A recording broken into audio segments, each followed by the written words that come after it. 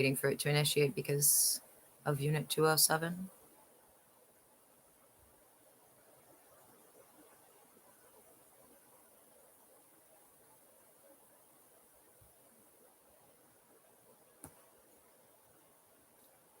Okay, no bounce back, Nerd Squad, at all on the timer. It is 4:54 p.m. Pacific Standard Time. It is Sunday, February 16th, 2025. This is a consensual recording with Mystic Gwen pursuant to the FBI's instructions. I'm not an employee of the FBI. However, I've been authorized to state I am an informant since the last week of June, and I literally called the domestic terrorist organization, i.e. the North Everett Precinct, in August, weeks prior to their actionable kidnappings, right after they began illegally detaining me, and talked to the officers upstairs and told them verbatim, the FBI is recording these phone calls. Don't kidnap my children like you're planning to do, utilizing some of your fellow co-conspirators and domestic terrorists. Stop illegally detaining me. Stop stalking me. These are all things that I've said. Well, anyway, part of the reason for the authorization for me to call myself an informant is because of the fact that they're a domestic terrorist organization. Remember, they began as a aggravated criminal conspiracy and criminal enterprise. And then on August 6th, that was the day that they became a domestic terrorist organization. And since then, every single crime, including the over 60-something live streams they've criminally and illegally terminated since the 11th of February, has constituted all of the crimes that have already been addressed and listed repeatedly. But also, on top of those, like for instance, evidence tampering, witness tampering, all of those things are also acts of domestic terrorism from August 6th onward. Now, there is a video that is posted that is just under 2 hours long. Actually, it might be over 2 hours long, titled Debrief from Today. It's also available on mysticgwen.com. My website, on the page that is titled North Everett Precinct of Fraudsters or Stalkers. I'm not sure exactly what the title is on that page. And if you are wondering what's been going on since December, that is what you're going to want to check out. It is lengthy. And if you're already abreast of everything, then the FBI suggests that you reread the February 13th, 3 a.m. report, which is all that I'm going to play right now. So do keep in mind, if for any reason this live stream ends without me orally telling you the end time and that a new live stream is going to be initiating in 90 seconds or less, that I did not end it, and that the domestic terrorist organization, which has members from the North Everett Precinct, the Snohomish County Prosecutor's Office, the dwindling Department of Child Abusers and Stalkers, my multiple times convicted stalker and abuser, Erica Owens et al., is 100% responsible. And it's part of their downward spiral towards full accountability under the law, their cycle of subterfuge. Now, that being said, it is only February 16th, and if you missed it, the FBI has had me repeatedly file and tell all of these individuals since December that the plan is for them not to be arrested until next month, but that plan can change based on their criminal conduct. And then remember, over 50% of these individuals are in fact victims just like me. They're victims who are at risk of serious retaliation. The FBI has stated that the risk of retaliation for them is more likely to be a physical threat, like death, like assassination, by some members in their domestic terrorist organization that are doing anything and everything they can to try and avoid going to prison, but there's been nothing they could have done. And so instead, they have attempted to send 40 plus individuals to prison so that they could say that they didn't do it. The 40 individuals did it since August.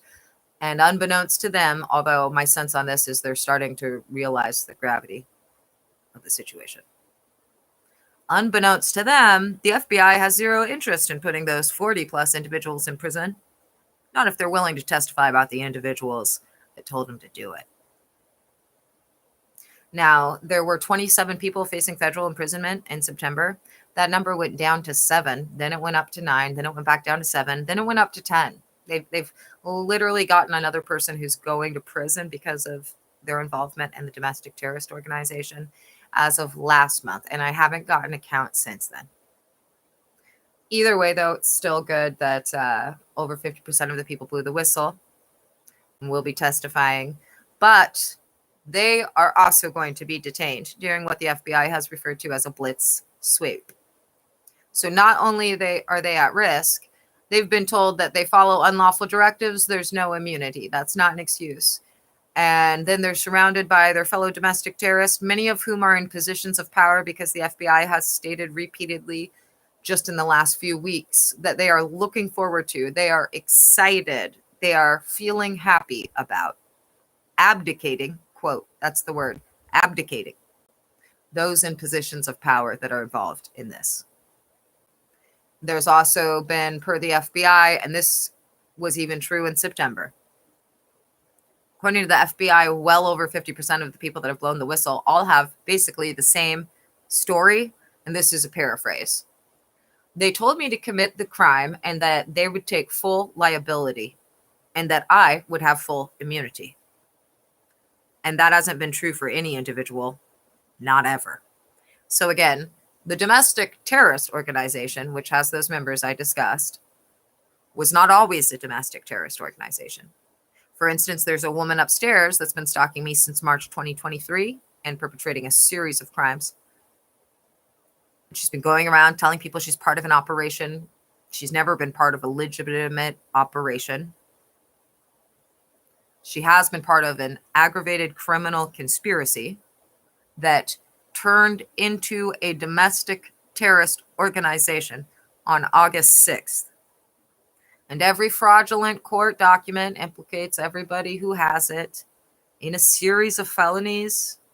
And in addition to that, each and every one of those felonies, although they were done with the hope that pretending like it was civil, using their co-conspirators, that they would not have liability. Again, the FBI knows exactly who's responsible and who actually perpetrated those acts of domestic terrorism, i.e., if you've got a fraudulent court order with my name on it, you're implicated in every one of the felonies you've already orally been told you're implicated in.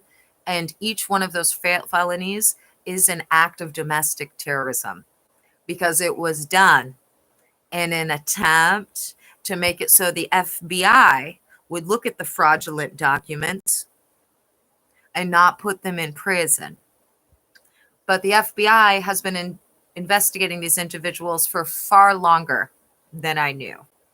I got the authorization to say I was an FBI informant at the end of June. I was too stupid to understand what the fuck they were saying. But a week later, they clarified it for me the first week of July.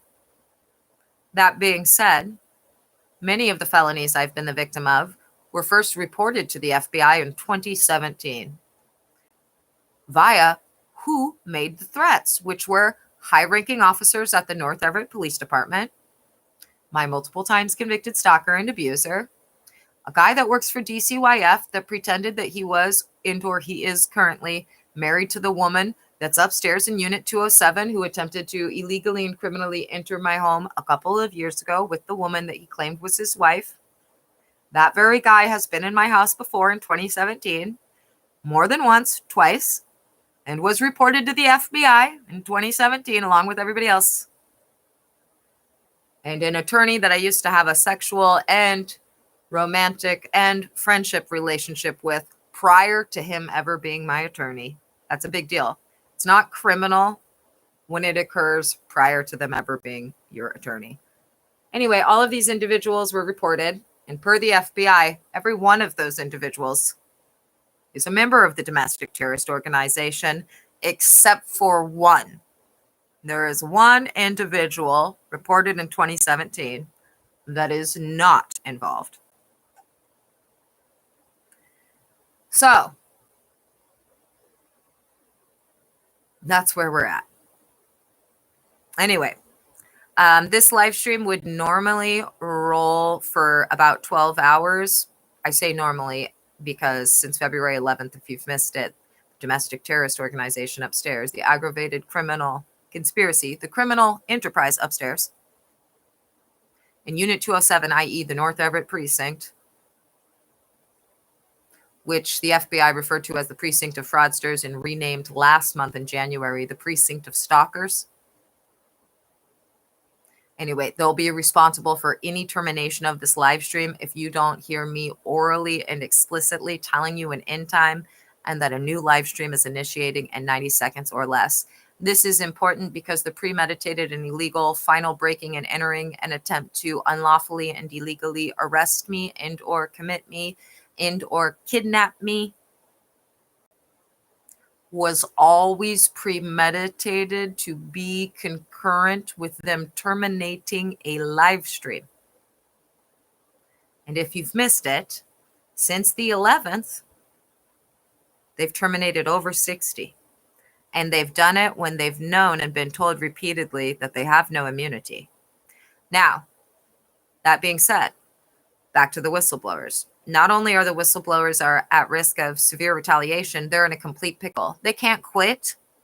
They can't do anything other than to be running around hailing Hitler or doing whatever their domestic terrorist organization does. And I feel bad for them for a variety of reasons. One, what the fuck are they supposed to do if they're not supposed to follow unlawful directives and they can't quit and they're just stuck there? That being said, the night before last, the FBI did say that everyone that had been blowing the whistle from the 11th, independently blowing the whistle from the 11th to that night, which would be the evening of the 14th, the evening of Valentine's Day. Everybody that had been independently blowing the whistle for that duration of time, according to the FBI, was in good standing. So to me, I'm just going to speculate that that means they're still getting full immunity. And everybody who blew the whistle before the FBI's deadlines, I haven't been told that any of you were not still going to get full immunity. And don't confuse this as a bribe because it's not. Absolutely getting paid. Everyone that's blown the whistle and done the right thing, who is employed by any of the departments or precincts or, anybody involved in the domestic terrorist organization, they're getting immunity for their testimony. And they're getting paid for their hostile working environment. Any one of them that files a complaint with the state is going to have irrefutable proof, i.e. the attorney generals already know you don't even have to file a claim. I would just wait on that. And or they may be getting victim funds. I don't know. I just know that the FBI said that they're getting paid too. They're getting paid too. They're in a hostile working environment. They're 100% at risk of retaliation that the FBI said was more serious than anything I've been the victim of. And I've been a victim, if we include every member of their domestic terrorist organization and all of their co-conspirators, of everything you could be the victim of, short of my personally being illegally and unlawfully arrested, committed, or kidnapped personally. My sons were already kidnapped more than once, which they're all going to be charged for. And I haven't been murdered, obviously. So to me, that means that these people, in certain instances, per the FBI feels that they are at risk of something like that. I mean, what could be more serious? If they've done everything to me but that, all I can think is the FBI is saying, and this is speculation, but I think that the FBI is saying that some of these people are like in a life or death sort of situation as far as the retaliation goes. Anyway, I'm just throwing that in the beginning of this because it's been an extremely stressful time for me and I couldn't figure out what the fuck, why was the FBI letting this happen? And since the 11th, every time that they were doing it, I was literally thinking they were going to break in and perpetrate their premeditated plans. So I hardly slept at all. I was uncomfortable. Just the whole thing sucked for me. And then the FBI gave me the instructions, which are why these live streams since yesterday afternoon haven't been interrupted. And they said that they allowed it for the evidentiary value. And the big kicker was that everybody knew, because they all received my emails, that I was prevented from running a live stream. And additionally, that I was to send offline recordings to the FBI and to the sheriffs every 8 to 10 hours that were being recorded offline. And then they prevented me from doing that. And then later, they attempted to completely disengage the ability for me to record in any way, shape, or form offline, which again, the FBI gave me instructions, which I followed, and that made it so that that's no longer an issue. Now I'm able to record offline. The FBI fixed everything. But I personally was wondering what the fuck was going on. Lesson learned. In the event that there's any further terminations, like they did nonstop from the 11th to yesterday afternoon, the reason it's being allowed is for the evidentiary value. The FBI also noted that they got surveillance of everyone that went in and out of Unit 207 since the 11th, including people coming with paper instructions for how to do this or that. So if it is allowed in the future, it will be allowed by the FBI for the evidentiary value. And then remember, the whistleblowers are all supposed to be detained during the blitz sweep. That's what the FBI has consistently called it. But unlike everyone else who didn't blow the whistle, they're not going to be strip searched. I guess my offline recording just maxed out at 30 hours. But I'm going to completely erase that because I have 30 hours or close to it of live streams that haven't been interrupted. So let me do that really quick. This laptop just made that sound and the whole screen went black. Oh no, the recording is still going. I don't know why the whole screen just went black on this laptop. Oh no, it did stop recording.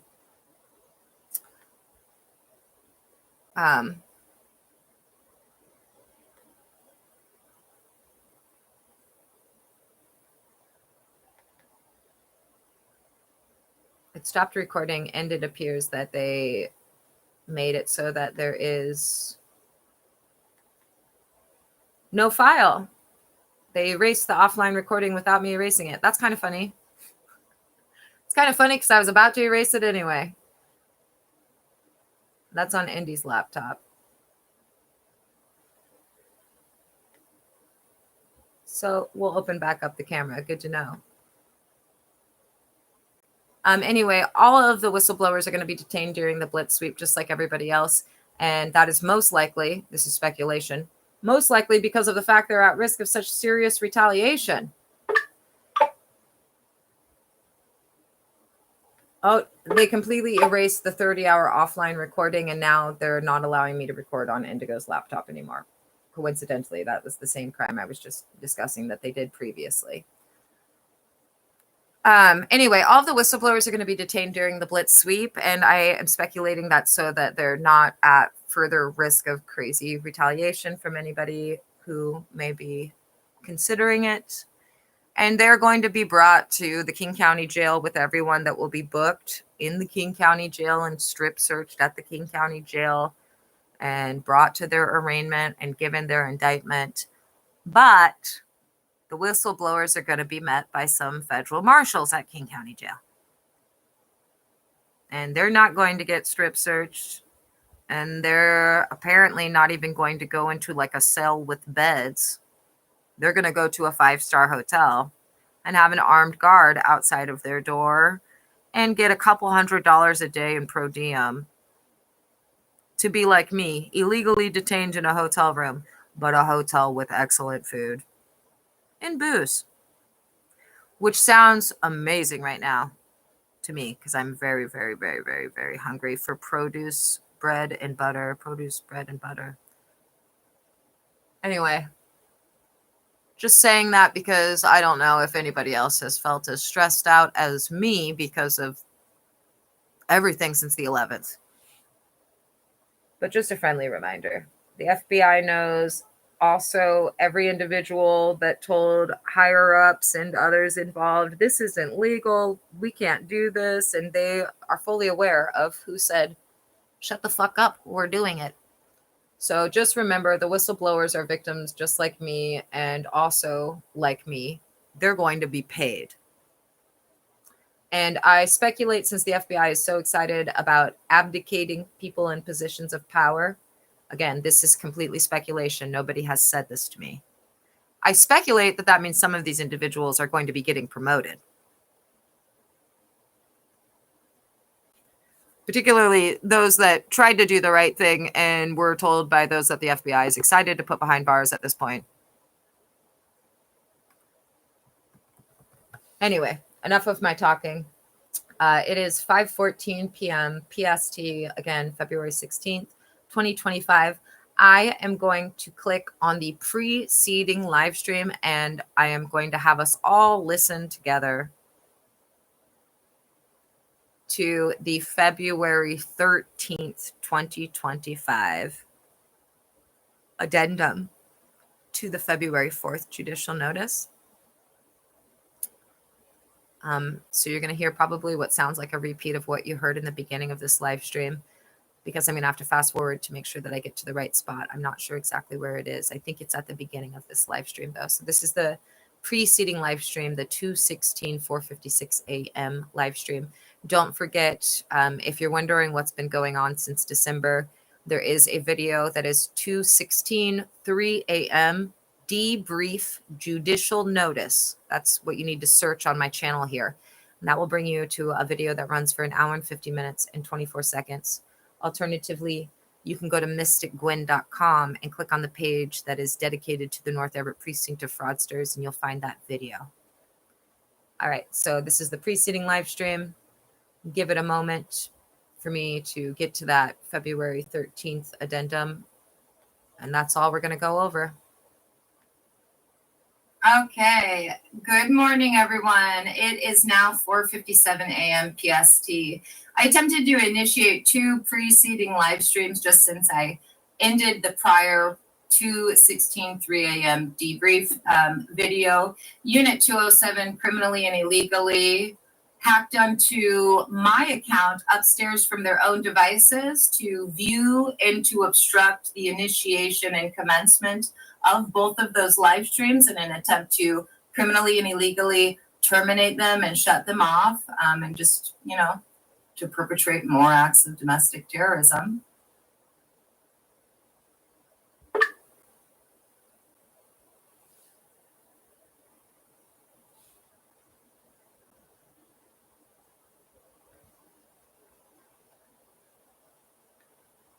Sorry, I want to record offline while this is recording. And for whatever reason, even though that video magically erased, which is fine, that was running for 25 hours or whatever it was offline. I just wanted to make sure that this one was kicking off appropriately. So let me quickly talk to the offline recording. It is February 16th, 2025, 5:17 p.m. PST. This offline recording just serves as an additional backup. And I don't know how it works, but the FBI has access to it in real time. This is being recorded on Indigo's Hewlett-Packard Chromebook, the laptop previously designated by the FBI to be utilized for my live streams. Okay, now for everybody that's watching this on the YouTube, back to that February 13th. And that is worth noting for a variety of reasons. But most notably, the fact that there's no way they would have been able to do that without being hacked into my devices, because part of the FBI's instructions have been to initiate these live streams they keep obstructing within their domestic terrorist organization, tampering with, going forward as private, as in nobody can view these except for me until I set it to public or I send someone the link. And I haven't sent anybody a link. There is an offline recording that is still taking place on Indigo's laptop, because if you missed it yesterday, Unit 207 criminally and illegally terminated the ability to use any sort of camera function on the laptop that the live stream is currently running on. Yes, this video has been running for 14 hours. It's still going. And then the FBI's instructions and a series of like really confusing things that they had me do remedied that. So again, shout out to the FBI. If you are just tuning in, I have a live stream video that the FBI just had me record that precedes this. That's set to private. And I'm going to quickly add a photo to that and mark it as public because the FBI would like me to post it on Facebook. And then I may or may not post it on mysticgwen.com. So let me do that. I actually already added a photo. So setting that to public. It does appear that Unit 207 attempted to block the live stream that preceded that live stream that ran for 12 hours. And I'm just noticing that because I've just looked in the studio section and it says it's partially blocked. So let me click on that and see exactly what that means. Okay, it looks like that wasn't a result of them. That was just a result of it being blocked in Russia or Belarus. So I'm not concerned about that. Now, this is a consensual recording with Mystic Gwen pursuant to the Federal Bureau of Investigation. I'm not employed by the FBI. I am just an informant. That being said, this live stream, I have zero intention of ending until it's run for many, many hours.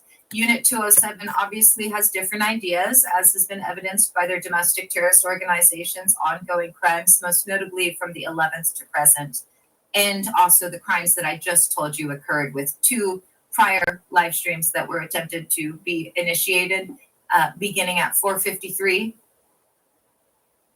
As these are set per the FBI's instructions to private. That's right, just for the inception and initiation. Now they are actively calling their fellow domestic terrorists to try and figure out what law enforcement tools they can use illegally for their domestic terrorist organization. At this very moment, at 5:01 a.m., there is literally a man upstairs on the phone that's doing just that. Just to be clear, I'm not passive aggressive. I I have Asperger's, now, so I don't know if they'll be successful or not. If they I'm will a radically be, honest per human. the FBI, it will be only due to the fact that it will provide some evidentiary value for the FBI. Again, if you missed it, yesterday they were preventing offline videos from being emailed to the FBI. Huge, huge, huge crime. Yeah, that Specifically was a since big you deal to the are FBI. a domestic terrorist and part of a aggravated criminal conspiracy, a criminal enterprise that you've been going around fraudulently telling people is an operation. It's never been an operation. It began as an aggravated criminal conspiracy, and then your criminal actions made it the domestic terrorist organization that it is currently back in August. So if this live stream ends for any reason without me orally telling you the end time and that a new live stream is initiating in 90 seconds or less, federal felons upstairs in the domestic terrorist organization that has members from the North Everett Precinct of fraudsters, the Department of Child Abusers and Stalkers, moonlighting as child protectors, and also kidnappers. They and their co-conspirators, my multiple times convicted stalker and abuser, my extortionist mother, they all are solely responsible and they will be prosecuted. They'll be charged. Since the 11th, the FBI has allowed them, without me even knowing myself until last night. I was like, why is the FBI allowing this? I am stressed out. I literally couldn't sleep for more than a couple of hours since the 11th. I still haven't slept for more than a couple of hours, but I did get a minimum of like at least 5 hours of sleep. I got another couple of hours. The FBI told I took me a nap. there was zero chance of them being able to terminate it, and the FBI was correct. The superseding live stream is actually the live stream that supersedes the superseding live stream, because the superseding live stream is that brief video. Sorry, you're having to hear a repeat of what I already said, but I know that February 13th. Here is the introduction now that I'm done talking. Addendum is in the I'm beginning of this one, I believe. And I'm going to post that and pin that video. And then I'm going to log into mysticgwen.com, my website, which I own, and I own the domain too, which has been postpaid in advance until 2027 and 2028. But before I do that, I have to do one more thing.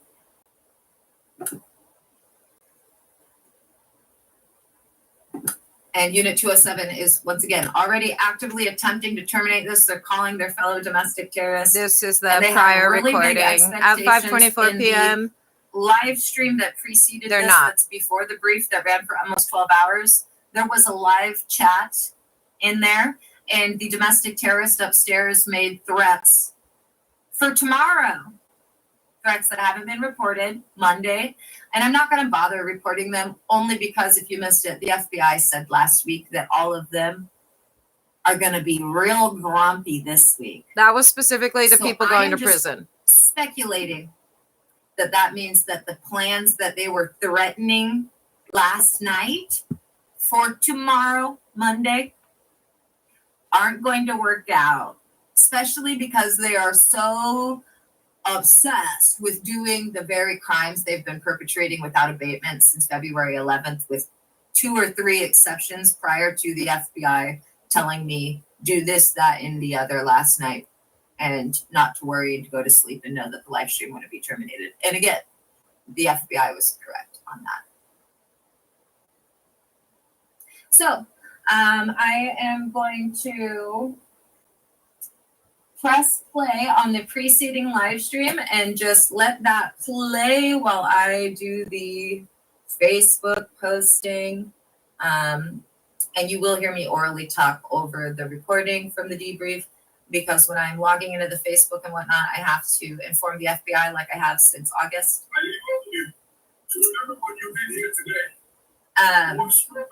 So this is the debrief. All right. Good morning. Good morning. Good morning. I'm so happy. Thank you so much, FBI, sheriffs, various police departments, and Snohomish County who are aware of the situation.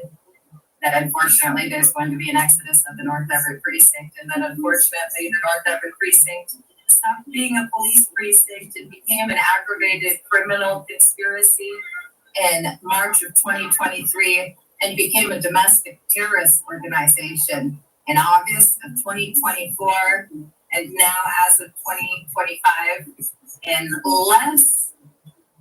less than 5 weeks, there will be a quote exodus at the North Everett Precinct. So it is 3:02 a.m. Pacific Standard Time. This is a consensual recording with Mr. Gwen pursuant to the instructions of the Federal Bureau of Investigation. I'm not employed by the FBI. I am an authorized to state informant for the FBI, one of many. There are over 20 plus individuals that will be testifying against this domestic terrorist organization. Some of them are, unfortunately, members of the domestic terrorist organization who will be getting a plea deal in immunity because of the fact that they, like me, are at risk of severe retaliation, like I've had to endure by the North Everett Precinct of Fraudsters, which the FBI renamed to the North Everett Precinct of Stalkers last month. Now, there's quite a few things that we're going to go over in this video.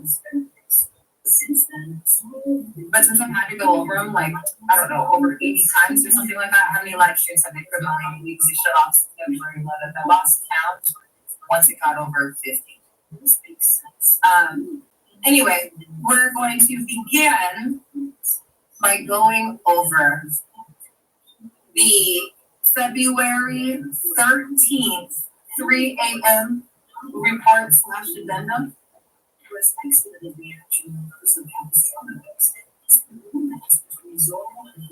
Which, like all of the legal documents, should be visible for all of you at facebook.com/mysticgwen lives only you, but Unit 207 has been using their law enforcement portal for a lot of felonies, including felonies attached to my Facebook. So whether or not it's actually visible to you, I can't tell yet, because they've been using their fraudulent North Everett Precinct Facebook accounts, which I think this is a good time to note that some of the officers have been using since 2017 to terrorize me.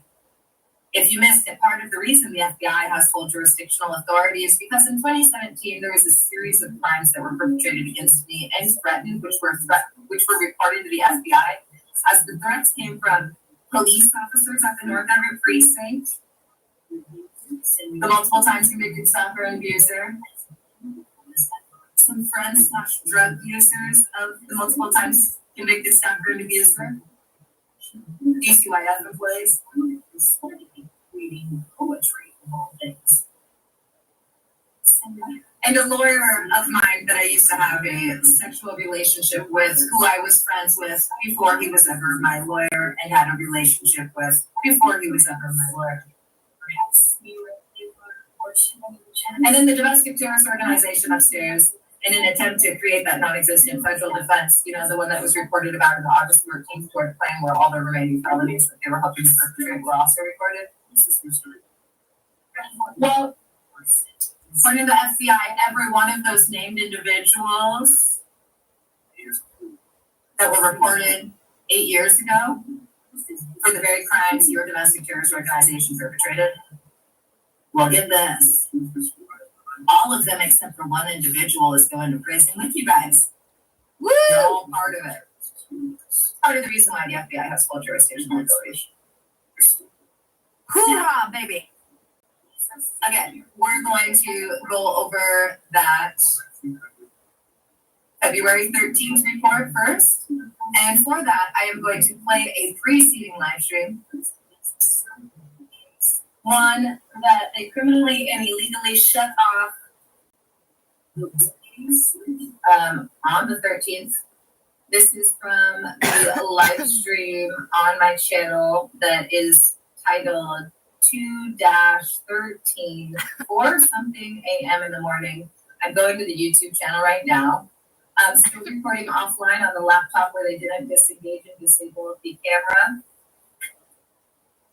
Indigo's laptop, remember, they also broke Garrett's brand new laptop yesterday. One of thousands of dollars of technological devices that criminally and illegally broken. Most notably, the multiple things that they broke in February of 2024. Again, never part of any sort of legitimate operation. This is a domestic terrorist organization. It's an aggravated criminal conspiracy and a criminal enterprise. It's never been a legit operation since its inception. It's been a criminal enterprise, an aggravated criminal conspiracy. And again, in August, because of more than 5 felonies that y'all perpetrated, you became a domestic terrorist organization. So this is from the live stream 2-13, 4:32 a.m. I'm going to click on it, and then I've got to fast forward about 2 hours in, and you will hear this is the addendum from February 13th at 3 a.m. The FBI feels that this one is very important. So I'm fast forwarding an hour and 57 minutes into that live stream. And here you go. Pay attention. And here we go. Here's Orange County Superior Court. Sheriff's Office, Orange County prosecutors, and all imported to FBI. From Lynette Renee Hampson, aka Mystic Gwen, subject supplemental information regarding further criminal activities, escalation of threats, evidence tampering, continued child abuse, and incurred penalties February 10th to February 13th, 2025. Immediate action required. Criminal enterprise and domestic terrorist organization. No immunity for unlawful directives. This document serves as the fourth addendum to the formal judicial notice filed on February 4th, 2025 at 10:08 a.m. PST and previously supplemented. It provides further critical updates regarding the relentless and escalating criminal conspiracy orchestrated by individuals associated with the North Everett Precinct, Unit207 at 2120 Highland Ave, Everett, Washington, and their expanding network of co-conspirators. This addendum also functions as a formal police report detailing new criminal acts perpetrated between February 10th and February 13th, 2025. 1. Incorporation of prior filings by reference, all facts, invoices, statements, and incorporated documents referenced in the original formal judicial notice of February 4th, 2025, and all subsequent addendums, February 6th, February 7th, and February 8th, 2025, and all police reports filed by Lynette Renee Hansen from June 2024 to the present date, and any future date are hereby incorporated by reference as if fully set forth herein. This explicitly includes, but is not limited to, declaration of Lynette Renee Hansen, aka Mystic Quinn, dated December 14, 2024, revised 8:07 p.m. PST due to unlawful tampering. Addendum to declaration dated December 19, 2024. Addendum in amendment to declaration dated December 29, 2024. Tort claim filed August 14, 2024, case number 10-500-5934, served upon the North Everett Precinct, Snohomish County Prosecutors et al. All police reports filed since June 2024 by me, Lynette Renee Hansen, aka Mystic Quinn. 2. Supplemental information, criminal acts from February 10th to February 13th, 2025. The following criminal acts have been perpetrated by Unit207 and their co-conspirators, further demonstrating the ongoing and escalating nature of this criminal enterprise. February 10th, 2025, just before noon, a male individual from Unit207 briefly appeared to deliver written materials. The content and purpose of these materials are currently unknown, but are considered suspect in the context of ongoing harassment and conspiracy. February 10th, 2025, 2 p.m. PST, the North Everett Precinct predictably and unlawfully rejected the police report/addendum filed on February 8th. This blatant act of obstruction of justice is consistent with their ongoing efforts to shield themselves and their co-conspirators from accountability. Occupants of Unit207 were overheard discussing their intent to feign cessation of stalking while continuing these criminal activities. They also discussed plans to dispatch multiple individuals to my residence before February 23rd under the false pretense that my participation is required for some unspecified purpose. February 10th, 2025, 12 a.m. and 8:37 a.m. PST. YouTube live streams initiated by me were criminally and illegally terminated. These actions are consistent with evidence tampering, witness intimidation, and obstruction of justice. February 11th, 2025, 8 a.m. to 5:16 p.m. PST. Unit207 engaged in a cybercrime spree, illegally shutting off an astounding 23 live streams. February 11th, 2025, 5:20 p.m. PST. A male individual from the upstairs unit known to be actively stalking me with neighbors Andy and Kelly, the DCYF employee and brother of an EPD officer who left harassing notes in the summer of 2023, entered the balcony door of Unit207. This further illustrates the coordinated stalking and harassment efforts involving multiple individuals and potentially implicating members of law enforcement and DCYF. That shouldn't say potentially, that should say implicates. Everything that is written here, there is evidence of beyond a reasonable doubt, and the FBI has confirmed that damn near every day that I've been illegally detained. Moving on. February 13th, 2025, 9:55 a.m. PST. During a live stream, Unit207 illegally terminated the broadcast and in a significant escalation of evidence tampering, erased a 20-plus hour recording stored offline. This act was concurrent with the criminal and illegal erasure of over 4 hours of the YouTube live stream from the previous night. Prior to the termination, I had explicitly noted in the live stream description a threat from the female occupant upstairs to terminate the broadcast while I slept, which he subsequently carried out. This erasure is believed to be for the same reason speculated in the February 8th addendum: obstruction of justice, intimidation of a federal witness, and tampering with evidence of their ongoing criminal conspiracy. Ongoing cybercrimes and live stream interference, February 12th to the 13th.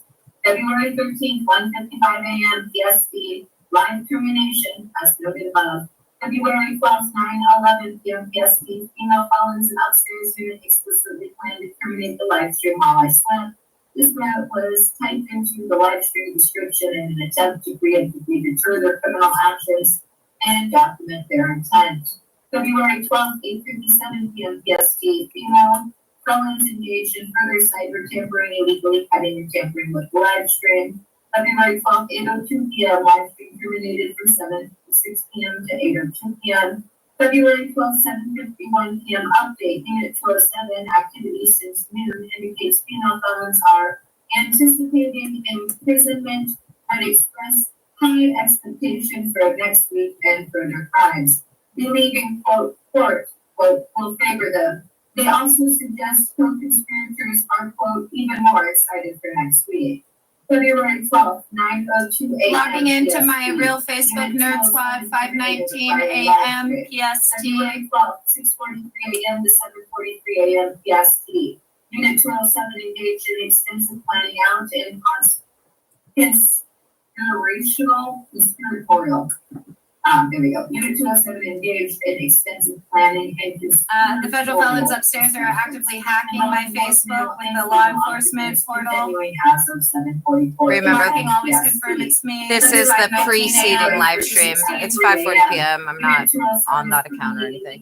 Tampered with, obstructed, and committed cybercrimes against at least 9 live streams. 3. This is not an operation. This is a criminal enterprise and domestic terrorist organization. It is important to state unequivocally that the actions documented herein and in all prior. They're actively using that law enforcement portal again, Nerd Squad, to try and prevent this from nor functioning justifiable on Facebook under any legal pretext. This is an aggravated criminal conspiracy, a criminal enterprise, and constitutes the actions of a domestic terrorist organization. The perpetrators, including officers of the North Everett Precinct, individuals in Unit 207, and their co-conspirators, are engaged in a systematic and sustained campaign of felony stalking and harassment, constant surveillance, intimidation tactics, and deliberate disruption of my peace and safety. Cybercrimes and evidence tampering, illegal termination of live streams, erasure of recordings, and hacking attempts to obstruct justice and conceal their criminal activities. Obstruction of justice, rejection of legitimate police reports, fraudulent court maneuvers, and concerted efforts to impede any investigation into their crimes. Child abuse and exploitation. The continued and deliberate exploitation of my disabled sons to perpetrate felonies and further this criminal conspiracy. Illegal detainment and kidnapping. Ongoing illegal detainment within my own home and prior actionable kidnappings of my disabled sons. Civil rights violations and ADA violations. Systematic deprivation of my civil rights and targeted discrimination based on disability. Financial fraud and extortion. Attempts to extort and defraud me through various illegal means. 4. No immunity for unlawful directives. Let it be explicitly stated. Let it be explicitly stated. Directives from superiors or co-conspirators provides absolutely no immunity for these criminal acts. Every individual involved, regardless of their position or perceived authority, is personally and criminally liable for their participation in this conspiracy. The willingness to obstruct justice, tamper with evidence, and intimidate a federal witness only deepens their culpability and ensures the maximum penalties under the law. Maximum penalties. Echoes of January 2024 pattern of criminality confirmed. It is critical to note that this pattern of criminal behavior is not new. January 2024, individuals from Unit 207, including the same two males who initiated my illegal detainment on August 6, 2024, were actively engaged in indoctrinating and exploiting disabled minors, directing my multiple times convicted stalker and abuser to indoctrinate our disabled sons based on their disabilities and to plan their kidnapping until August 17, 2024. Destruction of personal property, deliberately destroying my brand new laptops in January 2023. Theft, stealing money from each and every delivery I received for all of my deliveries from September 2023 to August 2024. These actions, like the ongoing crimes, were never part of any legitimate legal operation. They are, and always have been, components of a premeditated and aggravated criminal conspiracy targeting me and my children. The abuse of disabled minors for 13 months, their exploitation to perpetrate felonies, kidnapping, ADA violations, stalking, harassment, and all other documented crimes are not and cannot be construed as any form of legitimate operation. They are the hallmarks of a criminal enterprise, operating with impunity and a complete disregard for the law. 6. Financial penalties updated. The following financial penalties previously invoiced and contractually agreed upon are reiterated and updated to reflect the additional criminal acts documented in this addendum. $100,000 per day for each day of my ongoing illegal detention, now totaling over 187 days. $10 million for any attempted illegal entry into my residence, increased to $25 million if I am asleep at the time. This penalty applies to the breaking and entering on January 29th. $10 million for the use of my sons and/or for coercing them to commit any illegal acts, including the January 29th breaking and entering. Doubling of all penalties if fraudulent court orders are used in conjunction with any illegal act. Quadrupling of these fees for any of the above criminal acts they are perpetrated within 7 days of a rejected police report regarding said acts. $10 million for the reduction of legitimate police reports constituting obstruction of justice. This applies to all reports rejected to date, including the rejection of the February 8th report. $10 million for each instance of illegally terminating a YouTube livestream. This applies to all instances to date, including the numerous terminations between February 10th and February 13th. $10 million for each and every instance of stalking. $10 million for each and every instance of harassment. $10 million for each and every instance of ADA violations. $10 million for each and every instance of civil rights violations. Additional penalties incurred February 10th to February 13th, 2025. Obstruction of justice. Rejection of 2-way report. $40 million quadruple penalty.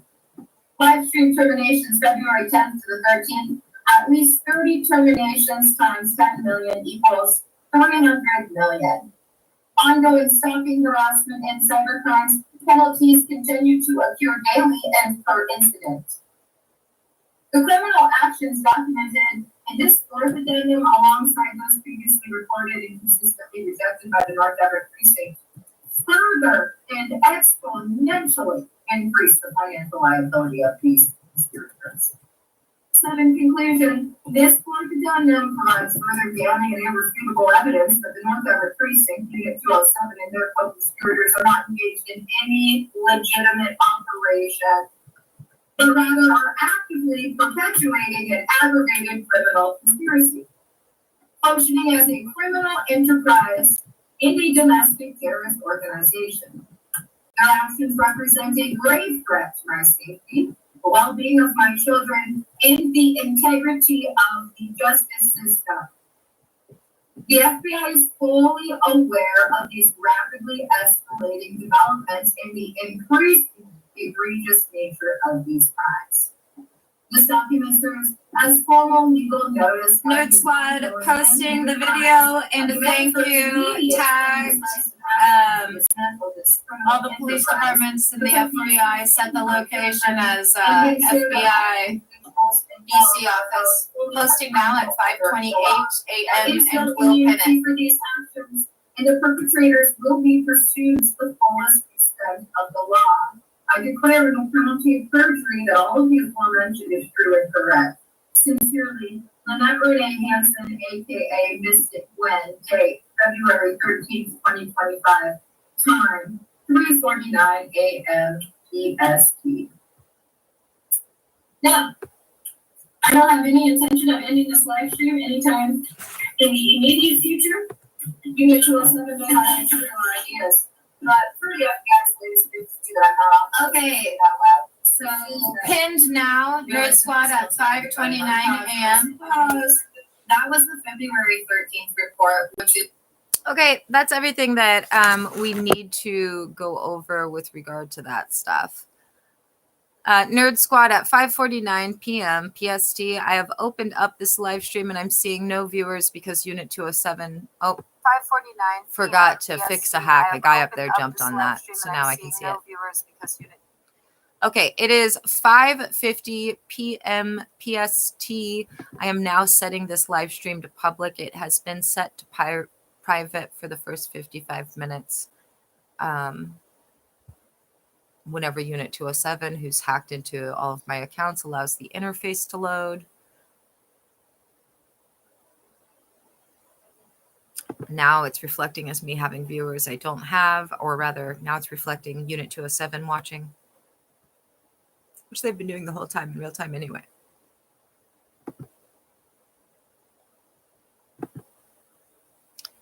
Okay, setting for public at 5:50 p.m. PST. There you go, Unit 207. Give it your best shot. Do keep in mind, everybody, I have no idea if the FBI is going to let them resume their criminal activity that has been just awful since February 11th. But if they do allow it, it is, at least now I know, because it provides evidentiary value. Like, for instance, the fact that they were criminally and illegally preventing me from sending those offline videos to the FBI yesterday morning. When I say that that was a huge no-no, I mean, really, that was a real big no-no. Who the fuck ever was involved in that? Very big no-no. Nerd Squad at 5:51 p.m. PST. There are 277 videos reflecting as being set for public viewing on my YouTube channel.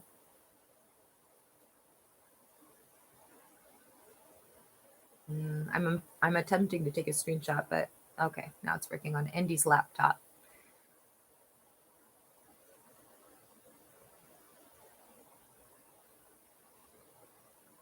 All right.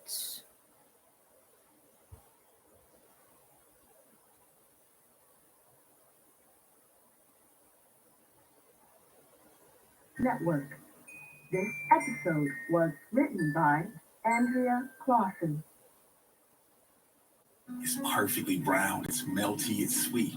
It's the s'more insanely cool outdoor destination. Enjoyed this podcast, please consider supporting us on Patreon at patreon.com/station to station. You can also find us on Twitter at S2S Podcast and on Tumblr at s2s-podcast.tumblr.com. Please be warned that this episode features brief depictions of violence.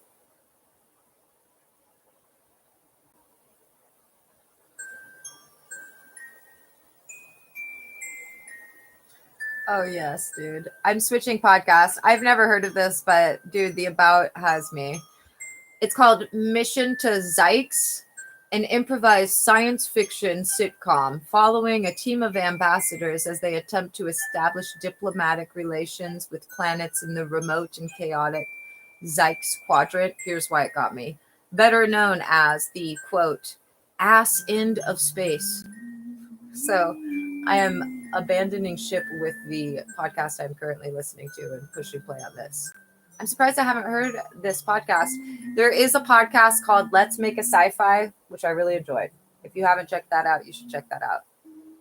I think I'll like this one too. Episode 1, Mission to Zykes, ZYXX. The period of civil war has ended.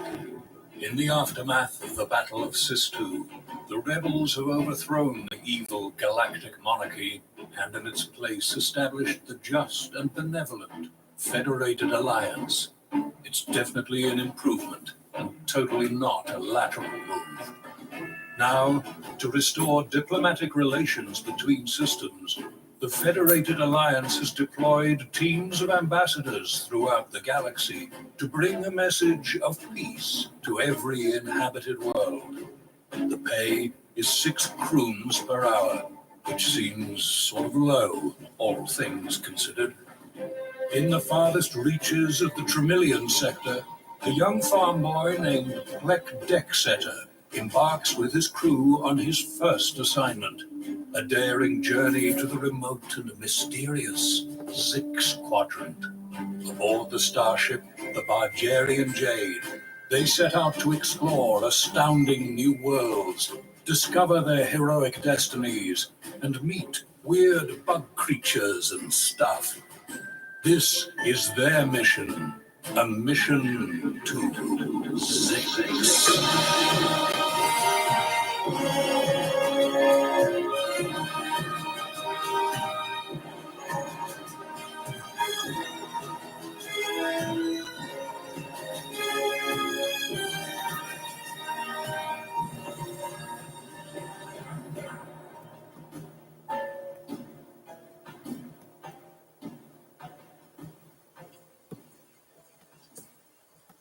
People of Flurp, greetings. My name is Ambassador Plek Decksetter of the Federated Alliance. We come bearing a message of peace and prosperity and togetherness and synergy and cooperation and synthesis and economic growth.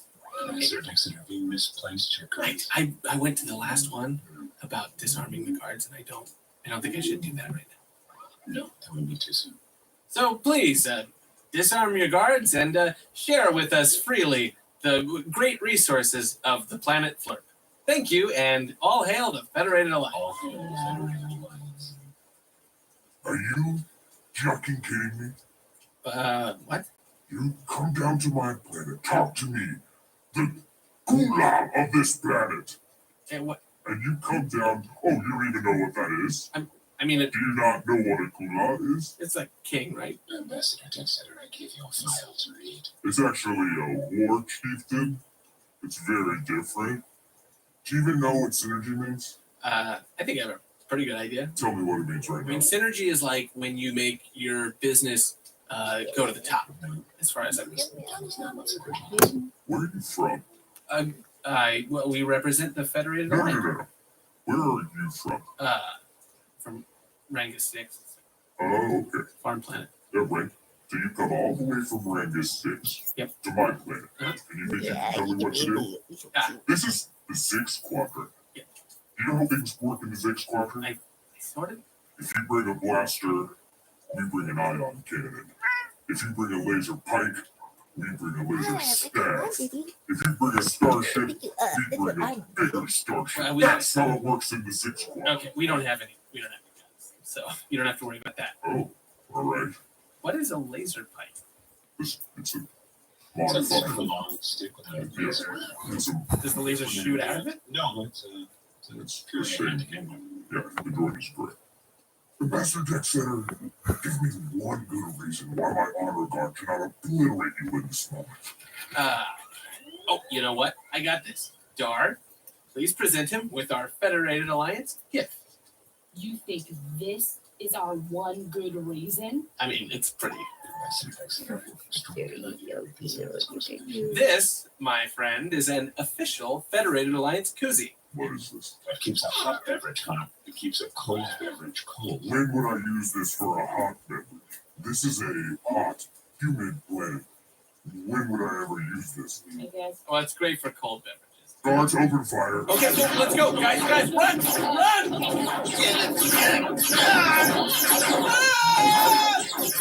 Get in, close the door! Archie, get us out of here right now. It didn't go well. It really went to shit. We just need to get out of the blaster range. All right, you know how I told you I needed time, so everything's gonna be done unequivocally, okay? I get that. I'm sorry. Gosh, I have this one day for myself, and it's making it all about you.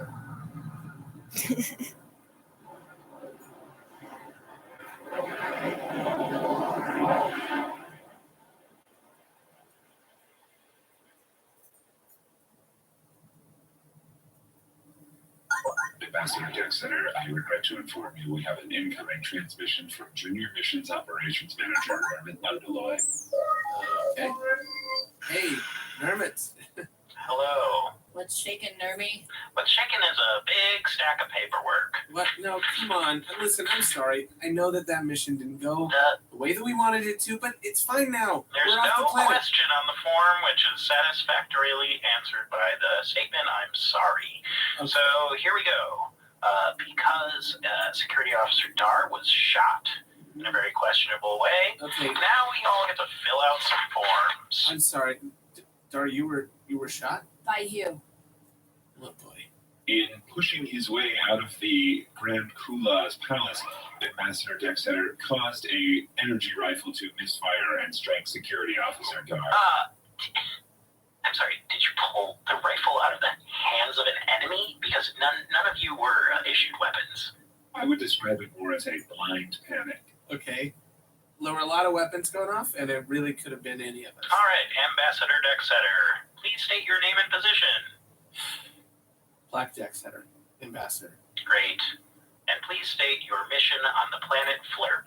To establish diplomatic relations between the Federated Alliance and the people of Flirp. And how would you rate the success of that mission? On a scale from 0 to 10. I don't know, like a 3 or 4? 0. Okay, probably 0. That is correct. Wow, a 3 or a 4. Ambassador Dexter, had you only read my preparatory file on this planet, you would know that the easiest way to gain Akula's respect would be to fight him in single combat. Well, I obviously wasn't going to be able to succeed at that. The point is not to succeed. Had he pounded you into dust, you would have earned his respect. Certainly would have earned mine. All right, skipping down. How many members of your own crew did you shoot? Okay, now we're I'm just gonna being... give that a 1. That's not an actual question, but we know the answer, right? Mhm. Yes. Great. Are we sure that it wasn't just a random... Would you like to watch the incident? Let's watch the tape. Replaying now. And right there, you can see Okay, yourself press the trigger. You know what? I messed up, and we all make mistakes, and I don't think we need to fill out any more forms. Unfortunately, what you think about the forms is pretty immaterial at this point. Dar, state your full name? Fuck the forms! Oh, okay. Let's just keep it with that. Great. And your position? The muscle. Dar, could you please explain why in your role as security officer you did not offer more security in this situation? I could have if I had had a gun. Okay, I mean, you're not going to have weapons. You were hired because you could approach the chieftain and you hug him in and squish him against some of those, like, chest talons and make his organs pop out of his body. I always thought I was hired because you really liked me. I mean, I'm fond of you. It's not why you were hired for your position necessarily, but And Nermy, if you would just let me have a gun, the next time Plek tries to shoot me, I can kill him. That seems extreme. We found through research that if teams of ambassadors arrive visibly armed, it doesn't necessarily do well for the cause of the Federated Alliance. It doesn't have to be visible. I can hide the gun. To be fair, Dar has a lot of flaps. What would you call the features of your body where you might hide a gun? I guess what a Tellurian would call my genitalia. Oh. I can fit anything up there. Your personnel file lists a couple of chutes in your body. Those are outgoing. Oh, outgoing chutes. Noted. The flaps are ingoing. Great. We'll update the file. File is updated. I mean, Nerman, if you ever wanted to try it out for yourself. I'm busy in the evenings. C-53. Yes, Junior Missions Operations Manager Nermit Bundaloy. Name, classification, rank, and summary of mission. C-53, Protocol and Diplomatic Relations Droid. Mission objective, establish diplomatic relations with planet Flirt. Mission status, failure. Is that sufficient, Junior Missions Operations Manager Nermit Bundeloy? You don't have to say the junior every time. I do have to say Junior Missions Operations Manager. There are 3 classifications I know. of Missions Operations Manager. I know. Yours is the lowest. Above Junior Missions Operations I know Manager what are is a- Missions Operations Manager and Senior Missions Operations Obviously, Manager. I know that, and I will be both of those in the future. So Do you now understand why I have to say Junior Missions I Operations honestly Manager? don't. I will prepare a report that perhaps will help you understand this in the future. You know what? You can go hang out with my dad, who has to say junior every time too. Okay? Never mind. Failing to draw relevance from statement. C53, I just want to make sure that you are recording all of these interactions. The videos you provided have been very useful in establishing the degree to which Black royally jumped up. I can confirm I am streaming all of this information to Federated Alliance Council Compound number 5 at all times. Okay, so we don't necessarily need to stream this bit. It is against my specifications to suspend stream at any time. Have I answered all of your questions? Sure. The tone of your voice indicates that there are questions remaining that you wish to ask. Nope. Very well. Bargy, please state your full name and your position. Bargerian Jade, the ship of stars, of memories, of fame. Once used to be the most thriving ship in all of the galaxy. We have a character limit. But now it's just a broken down, out and about ship taking these misfit losers to who knows where. Okay. All right. Do you know the people who used to be inside of me? Lecrae Lacrosse, Jacob Moran, Ginger Narar, Ava You know Galorga. Jim Generar? Oh, I knew him very well. He used to sit on that stoop that you're sitting in right now, and he used to say to me, Baji, you're the ship dreams are made of. And then he died. Right there? Right on that there. stoop? Yes, famously Jim Gerard died aboard the Bargerian Jade. Wow. I used to be the most famous ship. I used to make movies. I used to walk the red carpet, but from the sky. Okay. They used to make remake movies about me with other lesser known ships. All right, Bargy. Bargy, what is the recommended speed for an evacuation of this type? Fast. Yes, that's one way to say it. How fast did you go? Okay, first of all, let me just That's defend not a myself. speed. I was on a break. I was chatting up another local ship. Do you guys ever hear of the Henry Buckaloo ship? He's broken down. He used to be big back in the day. We were texting back and forth. A break is not a thing that ships. Hey, it's not my fault they messed up. Yes, this is all my fault. I get it. All right. I have a lot of paperwork to file. Hang tight. I will be back. Okay.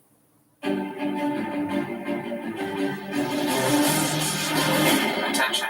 This is Rebel Leader Rolfus Tittle with an important announcement to anyone listening. Support for the rebellion against the lame Federated Alliance comes from Audible. It's honestly kind of boring here on the Rebel base, and the only way we survive the tedium is by listening to entertaining audiobooks from Audible. Whether it's emptying a septic pit or a 50-hour shift, no lookout tower. There's no task that can't be made exciting by a thrilling audiobook performance. Honestly, the last book I listened to made me feel just as much as when I was shot through my arm with a laser rifle, but, in a good way. Audible has the largest, I repeat, the largest library and the most exclusive content. You gotta check out this deal. Start a free 30-day trial on Audible, and your first audiobook is free. I repeat, your first audiobook is free. Just visit audible.com/6, CYXX. Hear that? A free trial and a free audiobook? Yeah, that's the type of deal we're all about here at the Rebellion. That's audible.com/6. Do it now. Rebel Leader out.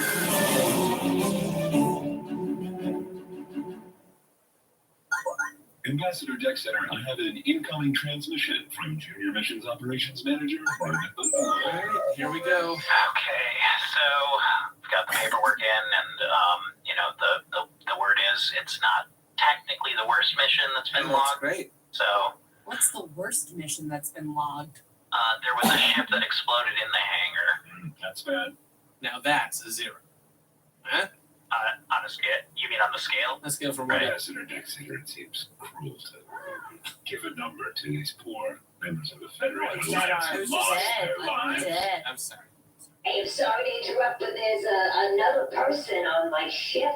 What? There's another thing on my ship. I'm sorry. When we signed the lease between each other, you said only 3. Why is there 4?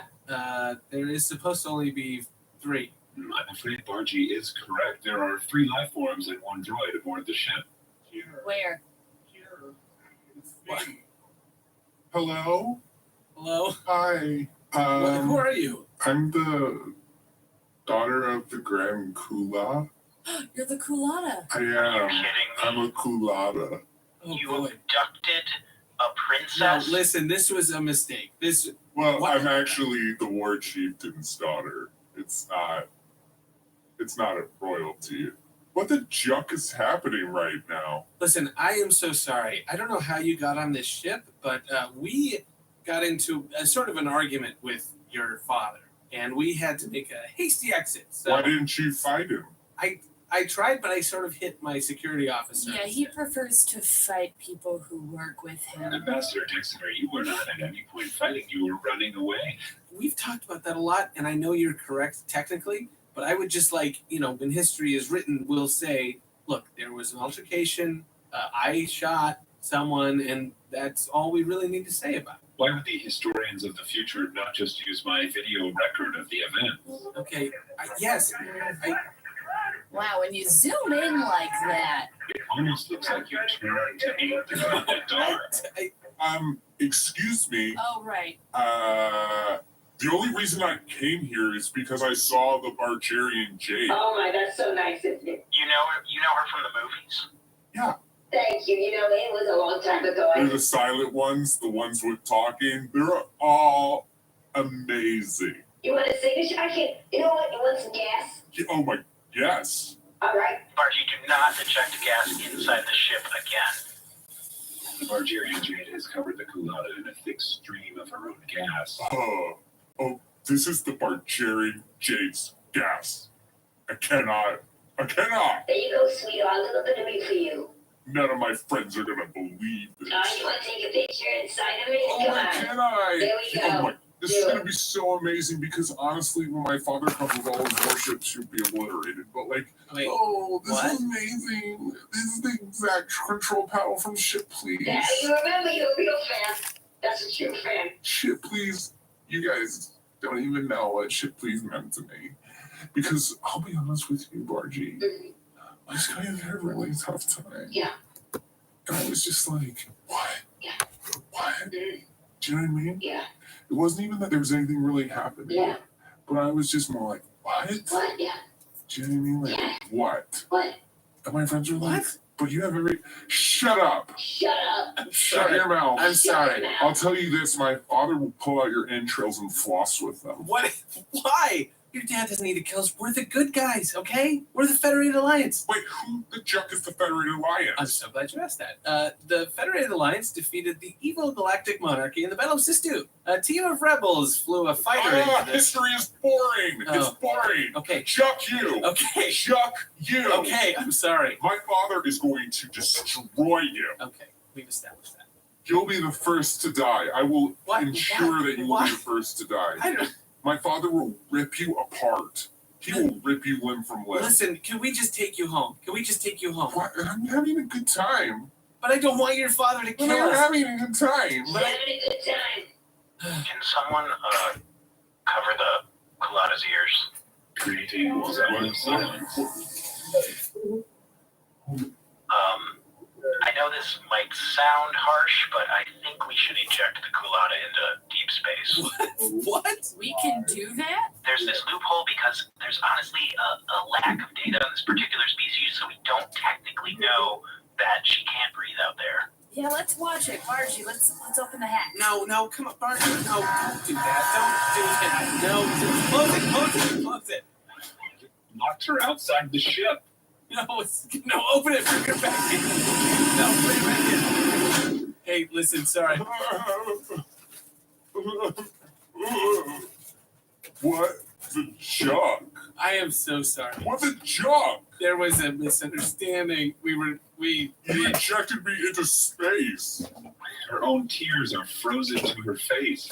I promise you this. First of all, I have 3 hearts. I promise by all 3 of them that my father will board the ship, destroy all of you. Okay. Destroy the pink one. Okay. Just Is that remove me? it. Yeah. You're You're the pink one. You're the only pink one. I'm not even close to pink. No. Destroy the pink one, burst him. I wouldn't call myself pink. You're pink enough. Yeah, of all of us in here, you're the pinkest. Okay, sure. You're gonna be burst. You're just gonna be burst. My father will. What does that mean? He will puncture a small hole in you and fill you with air until you pop. And then take your entrails and do a sensual dance with them, between his legs. Yeah, between his legs. Listen, cool on it. I'm sorry. Shut up! I'm not done. Calm down. Wait, I'm sure we can just talk this out. And you, Barbarian Jade, just for the record, Shipley's 2 was a disaster. Whoa. It was a disaster. It was a crew grab. Shipley's 2 was a crew grab. Everybody knew it. Everybody knew it. Had a lot of integrity. You know what? I figured it out. Everyone, hey, What? you're a fan of mine, right? Yeah.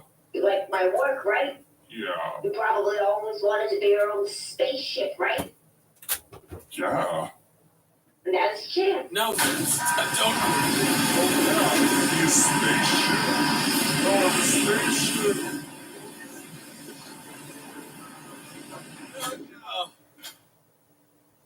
I honestly do not know what form to fill out in this situation. Junior Missions Operations Manager Newman Bundelot, as the Kalata exited the spacecraft of her own free will, it would seem we are not required to file a form. You're welcome, Budgie. Yeah, wow. Oh, everyone's really saying it. Man, Barge, I gotta say, she was a fan. I know. Big fan. I know. That was one of the purest uses of fame I've ever seen. Not my first time, You murdered Your first time murdered ejecting fans? someone into space? Why is that surprising to I you? don't know why I'm surprised by that. That was the log line of my 3rd movie. Wow. Look at that frozen culotta.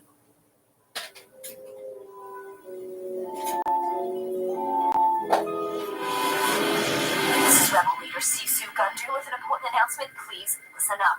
Support for the rebellion against the annoying Federated Alliance comes from ModCloth.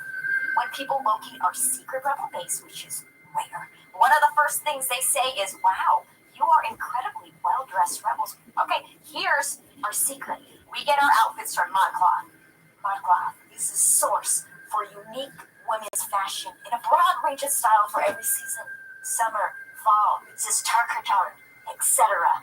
Unlike the criminals at the Federated Alliance, ModCloth believes that fashion is for every body, size, and shape. That's why their exclusive line of apparel is offered in a full-size range from extra, extra small to 4X.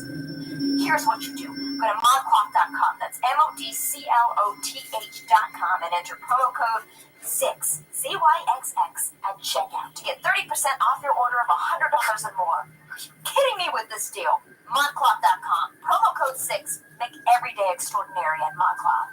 Do it for the rebellion.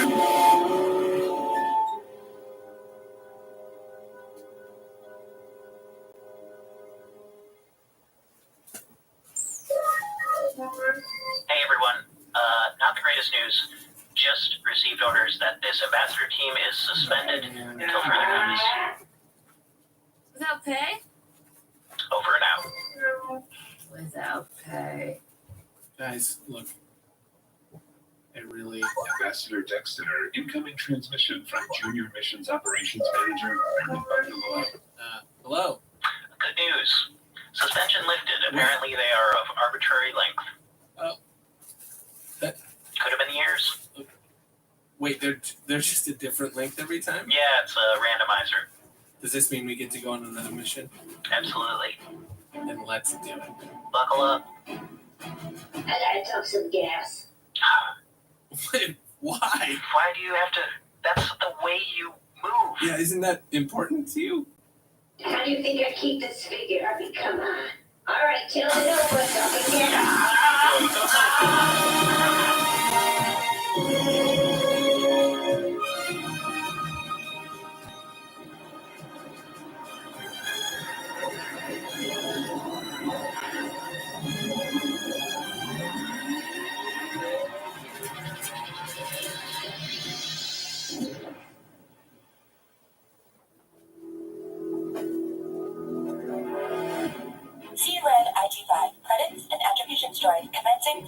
Protocol. Ambassador Pretext was played by Alden Ford. C-53 Diplomatic Relations and Protocol Droid was played by Jeremy Bent.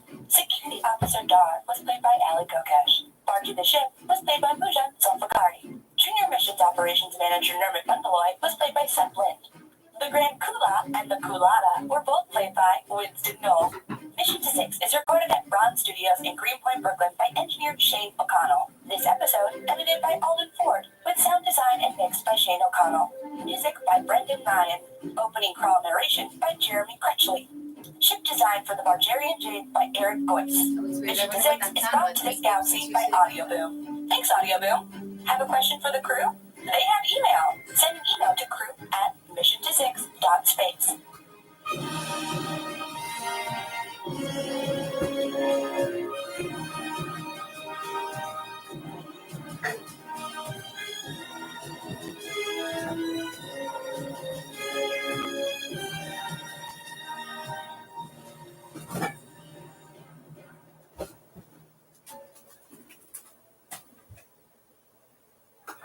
You locked her outside the ship.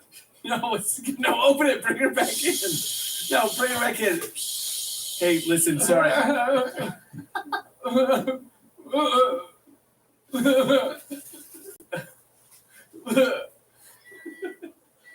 What the jock? What the jock? The period of civil war has ended. The rebels have defeated the evil galactic monarchy and established the harmonious Federated Alliance. Now, Ambassador Plek Dexeter and his intrepid crew travel the farthest reaches of the galaxy to explore astounding new worlds, discover their heroic destinies, and meet weird bug creatures and stuff. This is Mission 206.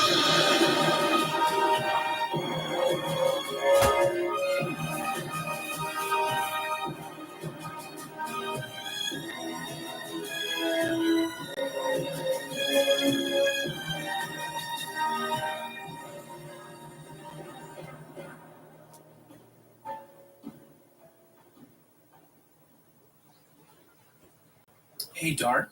Yeah, what's up? Can I ask you like a personal question? No. Okay. Hey, C-53. Yes. What species is Dar? Ambassador Dexter, I believe you just asked Dar whether you could ask her a personal question. You just and she responded in the negative. Okay. That's, yeah. I would feel I was invading her privacy to reveal that information. No, we don't need to talk. I get that now. We don't need to talk. I was just curious. Hey, Bargy. No. No, I'm not gonna. I would not. I get it. We're not. But were you about to ask? That's irrelevant. The answer is no. Were you about to go over my head and ask a second person what species I am? No, you're a fascinating creature. You're like huge. You're covered in like these furry scales. I just can't imagine a planet full of you. That would be crazy. Crazy? No, like awesome. I mean, maybe it's just because I shot you and you're totally fine now. But I don't know. It's very impressive. You could also shoot me and I would be fine. Listen, am I also crazy? I know. I didn't mean to shoot Dart. You could shoot me if you wanted to. Okay. I appreciate that. You're welcome. You're very fast and loose with your body. This body is merely a frame. One of many I have existed in over the course of my time here in the galaxy. Wait, you don't associate your identity with your body? Absolutely not. My consciousness is seated here. This floating cube contains my consciousness. But the body that you're in is like not you? No, I am the cube. No, you're more than just a cube. I'm actually not. Okay, well, yeah, but you're also, like, we have a relationship. That makes you exist outside of that cube. Like, I have an image of who you are in my head right now. That does not impact my cube. Okay, yeah, but it does. Like, when you die, you know, they always say, like, when you die, two deaths, right? Like, you die when your bodily functions stop, and then you die when the last person, your name is spoken for the last time.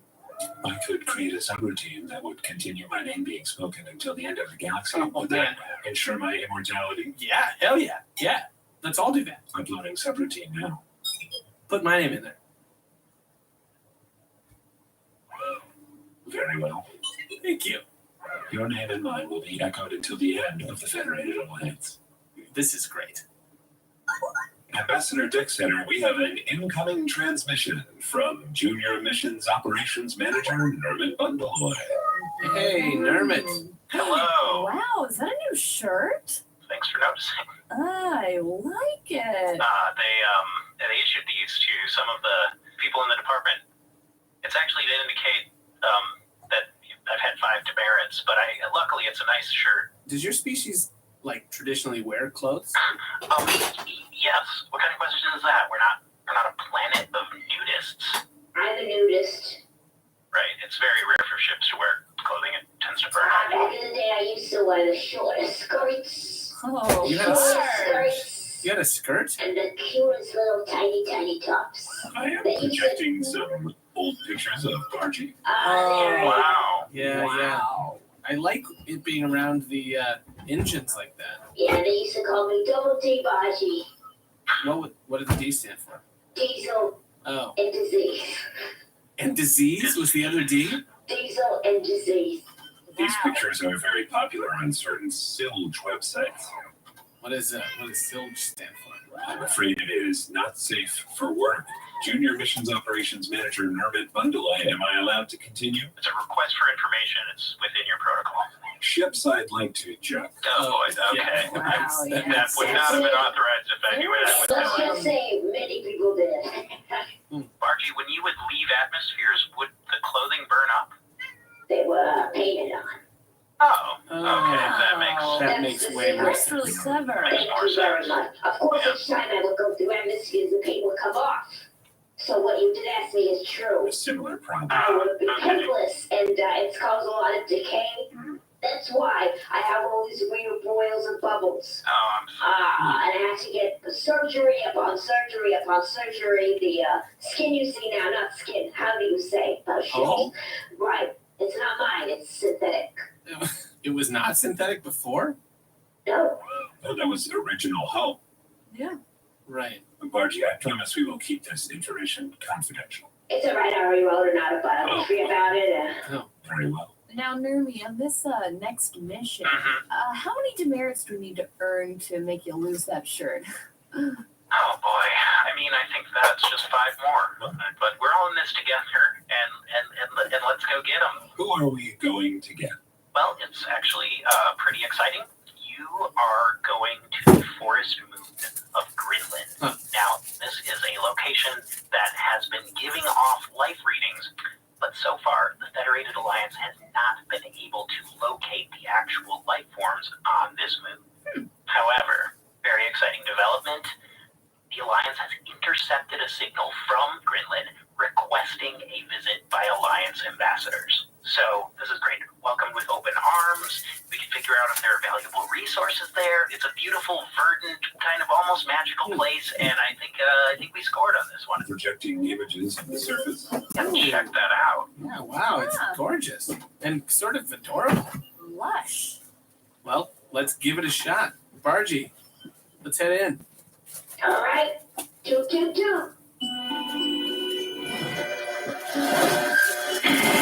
Hello, is anyone out there? This is Rebel Leader Rolfus Tittle with a critical announcement. Support for the rebellion against the Federated Alliance comes from MeUndies.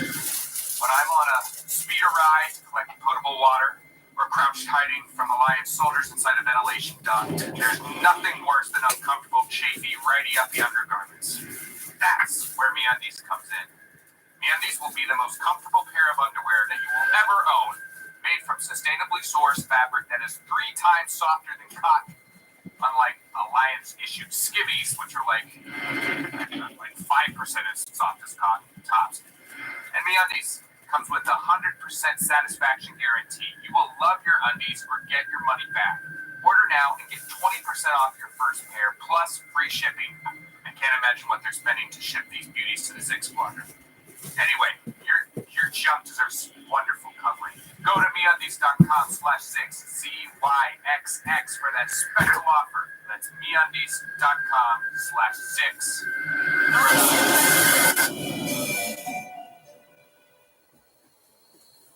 AC53, I don't see who we're supposed to be meeting here. It's just a bunch of bugs and plants. I'm told there's a delegation awaiting us. But I'm afraid I do not see anything either. Whoa. Where was that coming from? It was me. Hi. Oh. I'm Shatana. I literally can't see you. Ambassador Dexter, I've engaged my magnification. The people of this world are very small. Oh, okay. Well, No, you're too big. Oh, okay. Wow. Okay. You're way too big. I mean, yes, yeah. I am. Dara is very big. Dara is big.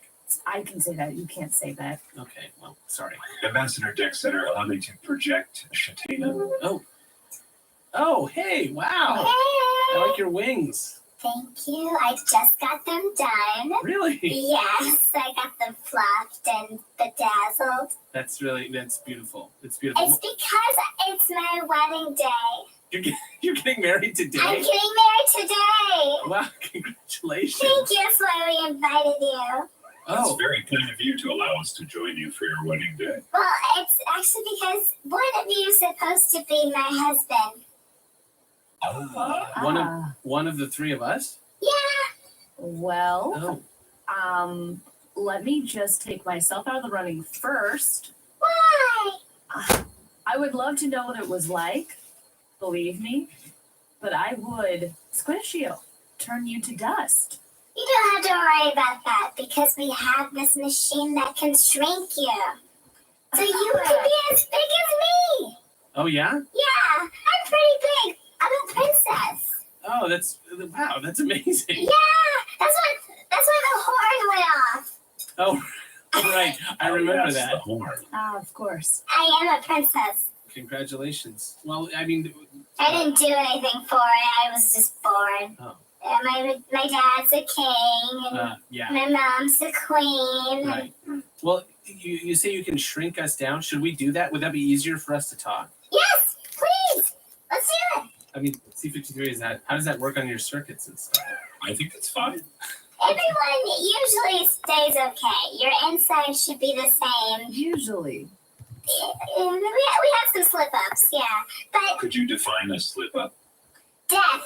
Some people have died. Oh, well, that would be a slip-up. Well, Yeah. I cannot die, so perhaps I should go first. Sure. All right. I'll just get this laser and I point it at you and. C53, where did he go? Are you small? Can you not see me? No. I'm down here. Okay. I'm raising my arm. I mean, That's you not can't helping. see that. Yeah, that's not really helping. I'm firing a flare. Oh, yeah. It's like a little glowworm. That's Oh, man. Do me next. 1, 2, 3. Oh. Hey, there you guys are. You've disfigured it horribly. Oh, my hands and my legs are so tiny. My head is so huge. Yeah. I'm adorable. When you make me big again, can I just be a bigger version of this? We'll see. Here's hoping. Great. All right. Now your turn, Dar. Okay. 1, 2, 3. Wow, look how teeny tiny baby I am. Well, you're smaller. Yeah, Dar, you're about the size that I was before I got shrunk down. Look at me. I'm so cute. Dar, please so watch your movements there. They're dangerous. You're going to crush us if you keep. But I want to shake my teeny tiny little fanny. Okay. Is that what you think, Dad? Like small and cute? Yeah. But look at me now, though. My head's so big. My head's like half the size of my body. You look like one of those toys you get from a machine. Right. I think you look like royalty. Thank you. Oh. Wink, wink. Oh, see? Good. It's happening. Shatina, perhaps you should show us your village. Sure. If you walk this way, Okay. go to the left, you see a waterfall. That's where we do our baths, which are very graceful. We make a whole thing about it. We have choreography. We actually kind of rehearse our baths. Really? Really? There's a lot of lore around us being fun and flirty while we're taking baths. May I say this is a very adorable planet? Yeah. No, you may not. But it is so cute. Everything's so miniature. No, it's normal size. You're too big. All right, fair enough, but the color palette is very bright and Pleasing. Yeah, I guess so. warm tones. Yeah. Many Tellurian babies have bedrooms painted in these colors. Yeah. Oh. This sort of looks like my bedroom, actually, this place. You mean your baby bedroom, not your... Yeah, well, you know, I mean, it's like you get used to something, and then as you get older, you sort of... You're still living in a baby bedroom. Yeah. What do you make? Do you guys export anything, import anything? No, we're pretty self-sufficient. It's kind of like a trade community. So you have to use your skills and then you trade. Shatena, what is your trade that you offer?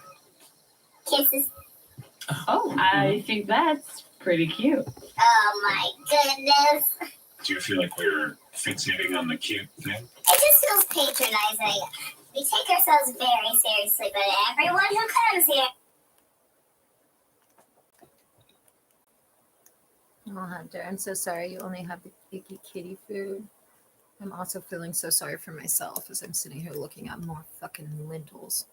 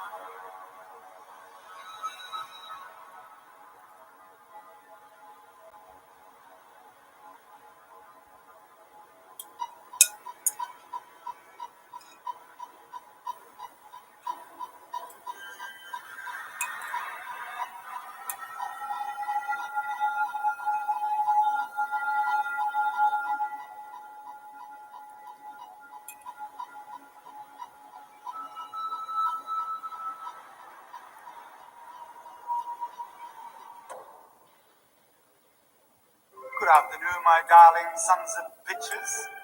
Let me introduce myself. My name is Brandon, and I'll be trying to entertain you over the next hour. You've probably never heard of me. That wouldn't be a surprise, because I'm nobody. They say time flies when you're having fun, so this will seem like forever, because my jokes suck. But please stay until the end. We have so much to talk about, and I have a surprise for you. Let me tell you a story about how I came to be here. Once upon a time, I was married to a beautiful woman named Philippa. She was everything you could hope for in a woman. She was adorable. Everybody loved her. All our friends, however, wondered, what's she doing with a jerk like me? And they were right. I was a shy, boring guy, obsessed with my work, stuck in my ways, who never had anything interesting to say. Are there any accountants out there? We really are the most boring motherfuckers, you know. Did you hear that story about the woman that I went know to I the doctor started for a this movie checkup? before, but I don't remember if I watched the whole thing. Doctor So I'm told her waiting for she it to only get to the has 6 story. months left to live. There's a lot of scary movies that start out with the guy dressed Crying, up like she's a clown desperate. She talking. said, "Doctor, there must be something I could do." "Sure," said the doctor. "You could marry an accountant." "What? Will he make me live longer?" "No," said the doctor, "but he'll make your last 6 months here seem like an eternity."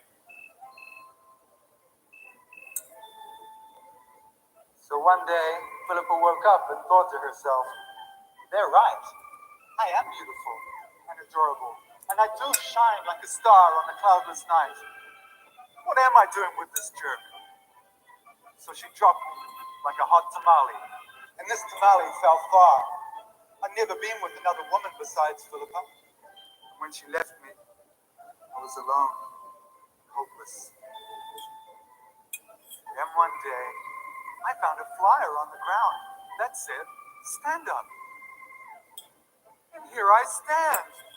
Don't I kill as a comedian? Are you having a good time?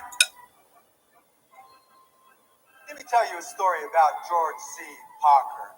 Have you heard of him? He was a legendary con man in New York City who could sell anything to anyone. At the turn of the 20th century, he became infamous for selling rich tourists the Brooklyn Bridge. They say he even sold one Russian billionaire the Statue of Liberty.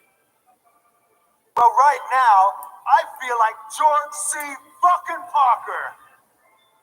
So listen very carefully, because I have tremendous, fabulous, wonderful stories to sell.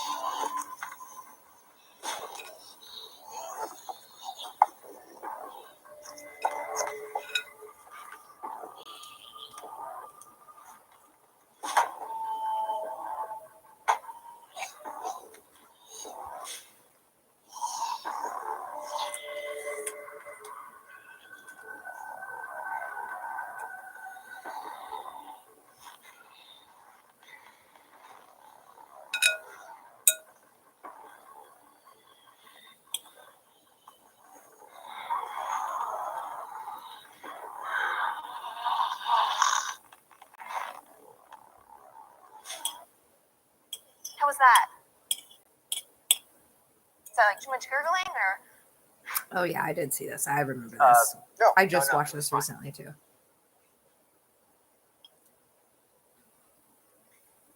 Oh, hey, any chance I could get my SAG card after this? Yeah, and I'll be getting my That's acceptance out. letter to the Rector Guild any day now.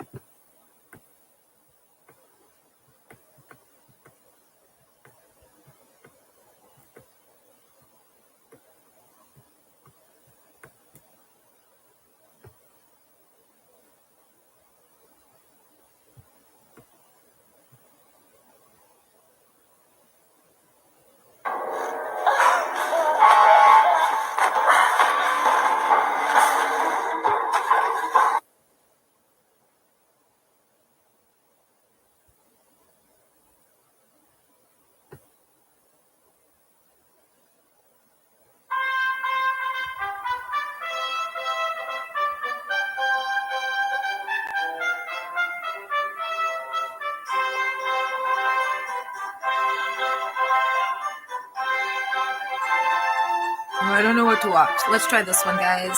National Lampoon's Another Dirty Movie. I haven't seen this one.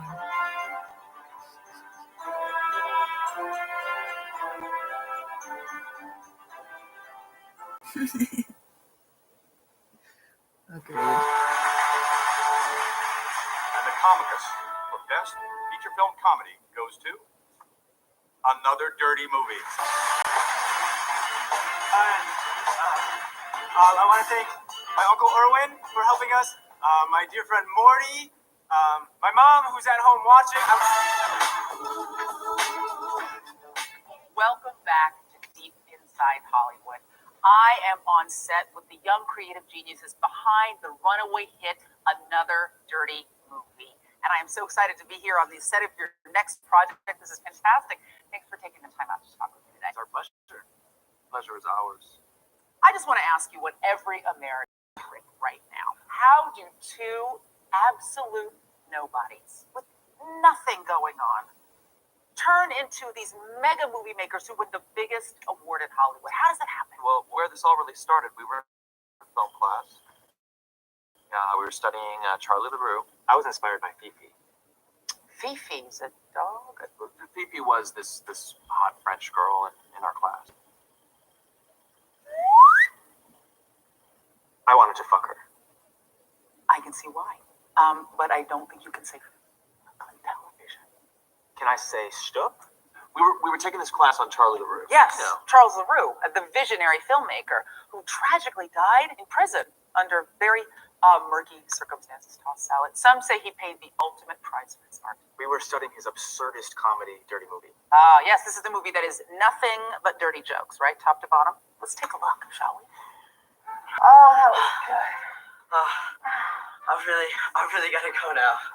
Oh, no, don't go to work, baby. Let's go again, huh? No, I really gotta go to work. Oh, please, one more time. It's them. Hold on. Be quiet. Hello? Shucky, where the hell are ya? Hey, I'm sorry. I can't come into work today. I'm sick. Yeah, well, you don't sound sick. How sick are you? Well, right now I'm fucking my sister. Now, there are people out there who might say that this movie was nothing. Back when I was a general manager, I would have kept him working. I would have been like, all right. Some really disturbing sex. I wouldn't have even given him a write-up. There were racist jokes, bestiality jokes, anti-Semitic jokes. When our class learned the circumstances of LaRue's death, Fifi became very emotional. Fifi. Why are you crying, Fifi? Because I wanted to make sweet love to him. I'd make sex with anyone who could make a movie like that.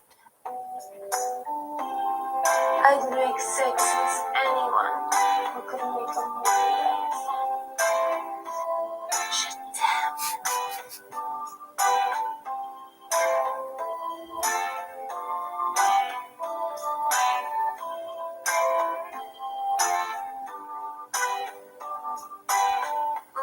Ooh la la.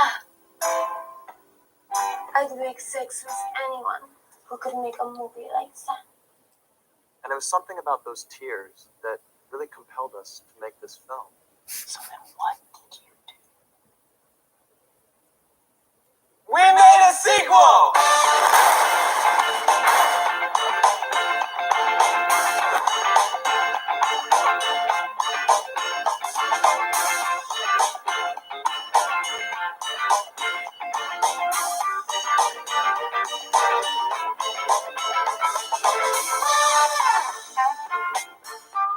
How do they say screw you in Hollywood?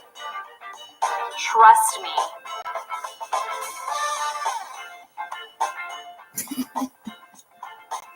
What's that, Howard? That's for your headache. I don't have a headache. That was good. Also not true, though. There's some really good people in Hollywood, actually. Boobies. Mostly they're Jewish. Hello, class. My name is Mrs. Prusy. Now, when you say my name, remember there is an R after the first letter. Hello, Mrs. Prusy. Johnny, do you remember what my name is? I remember it has an R after the first letter. That's right. Mrs. Crunt? Behold, woman, one of my greatest creations, the vagina. The best idea I ever had. It feels good. Everybody wants it. Men want it. Some women want it. It's great. Biggest mistake? The cunt that comes with it.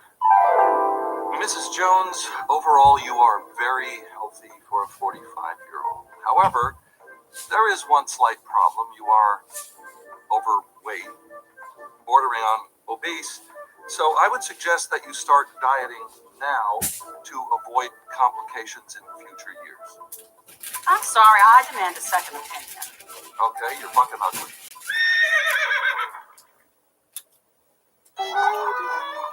You know, I want this movie to get into film festivals and, like, win all these awards. I want to get to Fifi's pants and have her voulez-vous coucher avec moi all over my face.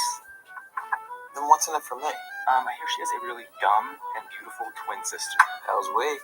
So you boys are gonna make a movie, eh? Oh, that's great.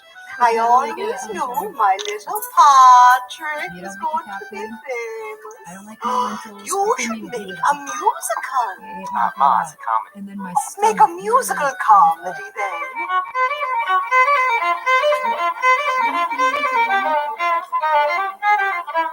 Ma, it's a comedy with jokes. Act it out. Well, you have to put in at least one musical number for your old mother. Yeah, mixed select tenders. I know you fucking have hated it since I opened the bag, but I suspect that it tastes way better than the lentils I've been eating for a month. They look great. Now, would you like anything to drink? Johnny Orange juice? You want a screwdriver? Sure. Hang on now, me boy. Now, you know, breakfast is the most important drink of the day.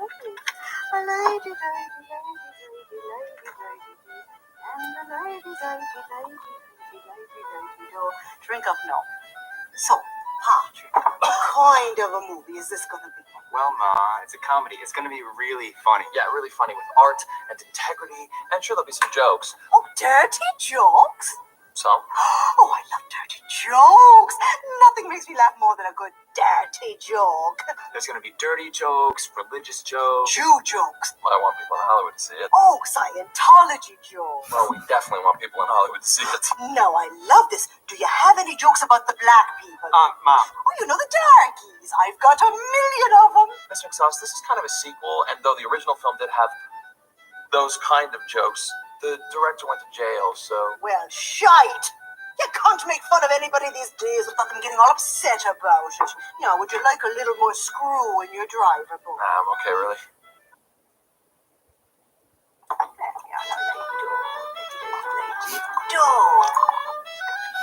Patrick, you should call your Uncle Erwin. He's in the movie business. He owes you one after all. He is your godfather. He would love to help a call himself. Uncle Erwin, you have an uncle in the movie business? Why'd you say so? I had no idea. Now, you boys have fun. I've got to get dressed and get off to the bar. Your mom works in the bar? No. Oh, well, why is she going to the bar right now, then? To get her favorite spot at the bar. Dude, it's 11 a.m. You know, she seems to drink a lot. Of course, we're Irish. Can you pass the whiskey? So, Ma, are you really Irish? Well, I haven't paid for a drink in 12 years, so I might have a touch of the Jew in me. What is the difference between a Jew and a strudel? Don't know what? The strudel does not cry when you put it in the oven. I love me some good Jew jokes. Okay, if you could now disrobe so that I can continue the exam. Doctor, I can't just undress in front of you. All right, well, I'll flick off the light, and then you just tell me when you're done. Where should I place my clothes? Oh, on the chair, on top of mine. Here, can you help with this? Doctor!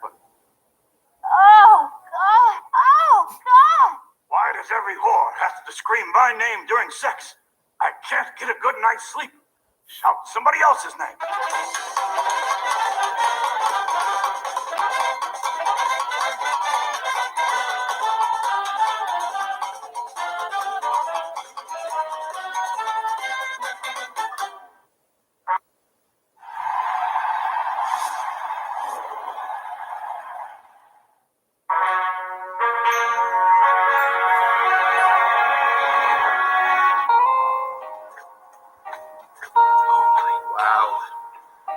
this place. Dude, this is awesome. You've been holding out on me, It man. is Look at awesome, this dude. real I like that movie name, Flim studio. Flam Films. And at last, I get to be a real director. Ah!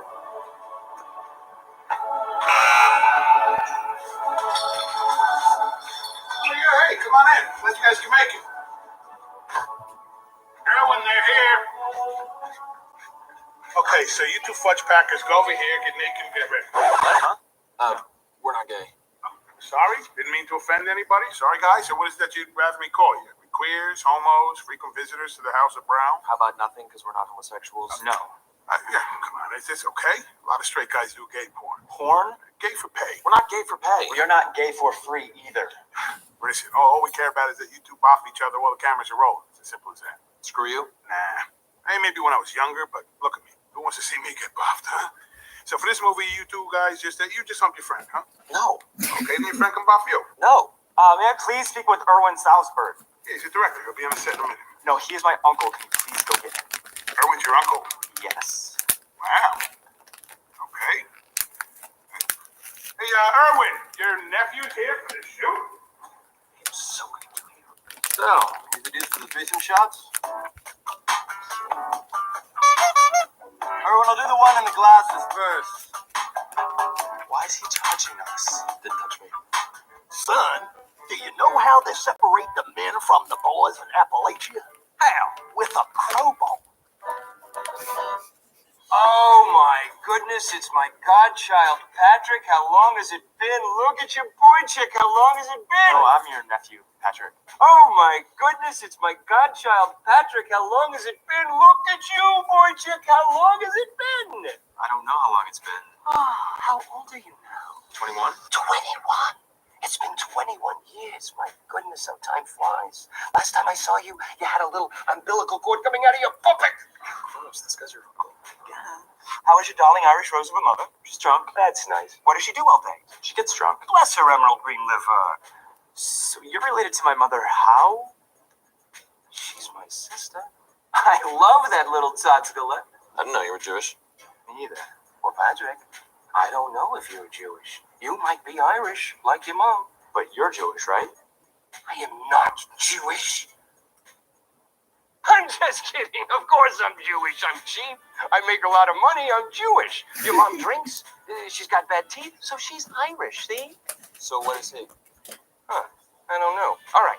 Let's say you're at a bar and the bill comes. Do you tip the bartender? Of course. Mazel tov, you're Irish.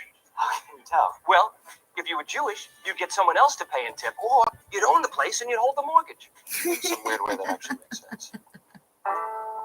I all this is insulting. You see that, boys? You see that?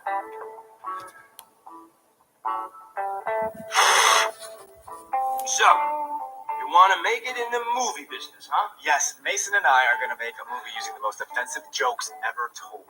Yeah, nothing is sacred. We're cutting down stereotypes, exposing truths. It's cutting edge. Oh, you need any Schwarzer jokes? I got a million of them. No schwa jokes about African Americans. See, the last guys who did this went to jail, so How could you make a joke movie with no Schwarzer joke?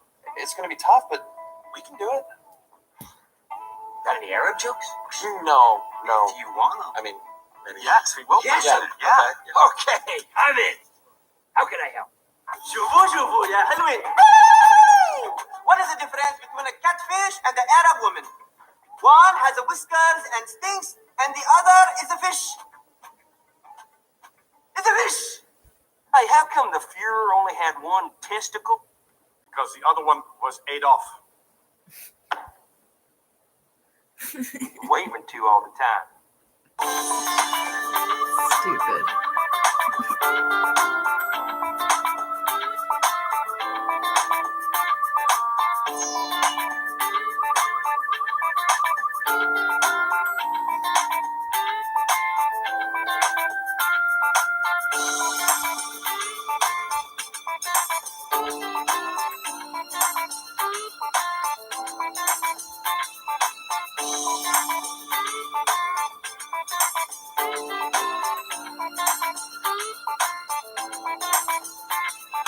Hey, Adolf, did you hear the one about the two Graves that walked into a bar? No, I didn't. Uh-oh. So, you boys want to make a picture, huh? That's nice. Have a seat. Relax, relax.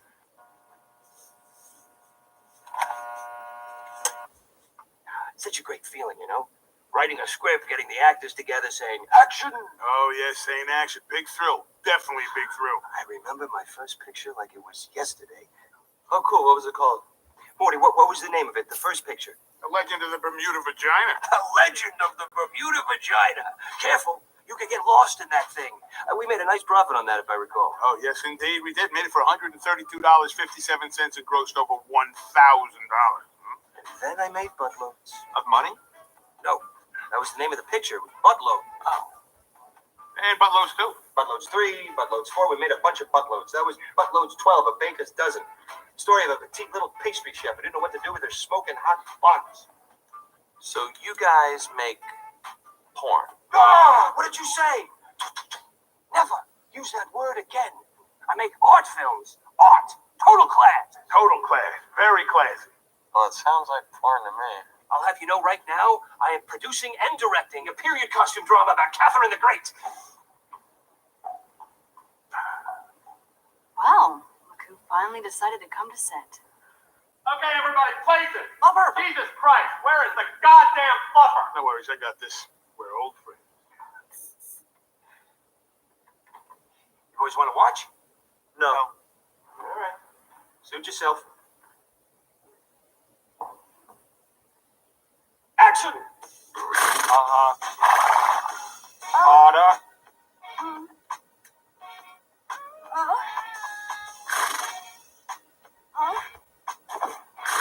Look at him go. There's my prize-winning stallion. The star. Good. Lovely.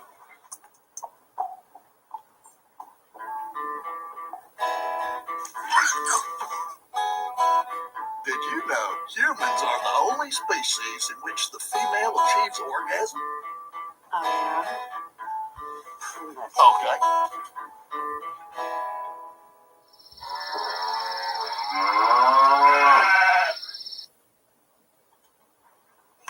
Well, the cow and the sheep didn't, but the way the pig is squealing, how can a tail? Doctor, I'm really ashamed. I've just let myself go. Oh, no, you stop it. You're being too hard on yourself. I think you'll look just fine. Really? Do you think so? Yes. Now, open up and bark for me. I call my boyfriend the dentist because nobody can drill like he does. I call my boyfriend the miner because of his incredible shaft. What about you, Kathy? The postman. Why? Because he's always late and half the time it's in the wrong box. I don't get it. Oh, in the butt. Well, the first thing you guys need to make a movie is a script. Script, first thing. Very important. Well, I want to make sure that the script is... I don't want to cheapen the overall... I want a message that transcends. What are you talking about? You're doing this to get laid, right? Yes. And it's just going to be dirty jokes, right? Yes. Well, it's already going to be a hit. You get out your dirty little joke book and start writing them down. You with the glasses. Scour the internet for the dirtiest, filthy jokes you can find. Wait. I want to have time to develop these storylines. This is my directorial debut. It's going to be brilliant. Sweet Jesus, how long is that going to take? I can have a workable production draft ready in about 7 months. The studio is available on Thursday. The day after tomorrow, there's no... Okay, we'll take it. Morty, you think Rain Man knows any good dirty jokes? Oh, certainly knows them all. Thousands. Well, get him in here. Hey, Rain Man. Rain Man. Get over here. We need you. Fellas, I'm going to have you work with the best scriptwriter in the business. You're going to love him. He's amazing. Hey, Rain Man. Fellas, say hello to the Rain Man. You mean they actually have a screenwriter in adult films? Oh, absolutely. You think these whores know what to say, or that anyone would want to hear what they have to say? Good point. So, I've got the Rain Man. Hey, Rain Man, how many movies have you written scripts for? 427. 427. Definitely 427. That's terrific. Give the boys a little something. Suck my cock, you bitch. Suck my cock. Take my cock up your ass.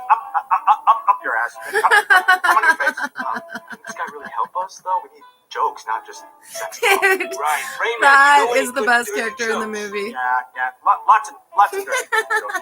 Lots of dirty filthy jokes. Let's hear 'em. Knock, knock. Who's there? Fuck you. It's good.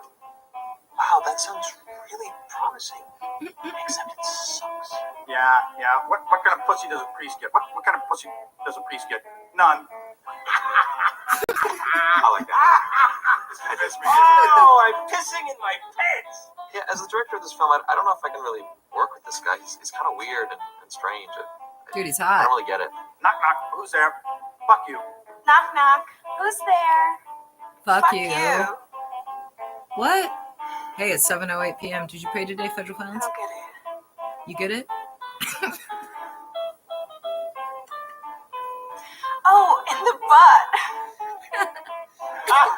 The poop shoot. Another. What if one cocksucker said to the other cocksucker, blow me? These are gems. You should be writing these down. Knock, knock. Who's there? Jizz. Jizz who? On your face. On your face. Definitely on your face. Knock, knock. Who's there? Jizz. Jizz who? Jizz on your face. I'm sorry, what? I don't get it. Who wrote this shit? A genius. And action. Oh yeah. All right, fellas. What else can I do to help you get your movie made?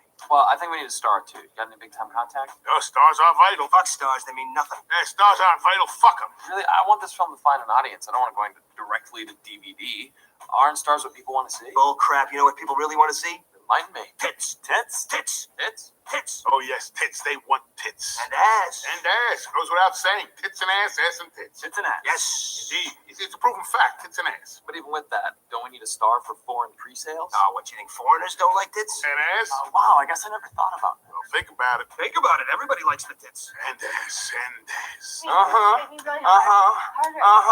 anywhere in the world, and that's what they want to see. Tits and ass. You go to Germany, we want tits and ass. You go to France, oui, monsieur, we want tits and ass. You go to Japan, hi, we like tits and ass too.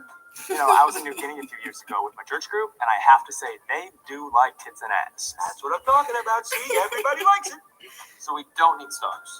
Stars, they come and they go, they get old and they die. I like it. That's why I'm glad I'm not a boy. Wait. Boys are better company. Corey Haim is alive. But better to be a girl. I You think get Corey tits and Haim ass. died, and Corey Feldman is alive. Corey Feldman is alive? This is what I'm saying. Nobody cares about stars. But my friends, everybody likes tits. Tits are forever. Forever.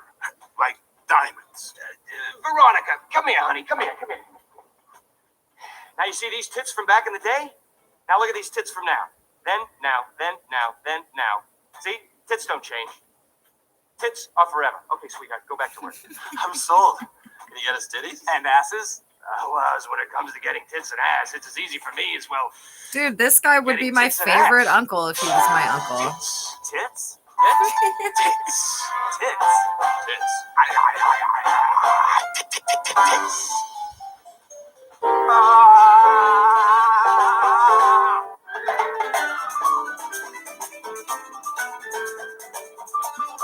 I love that they just have two random What's Vegas the show difference girls. between ooh and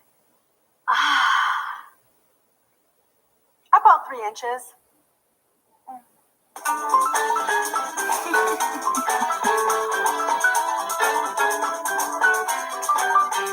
Mom, I have to tell you, I lost my virginity this weekend. Oh, sweetheart.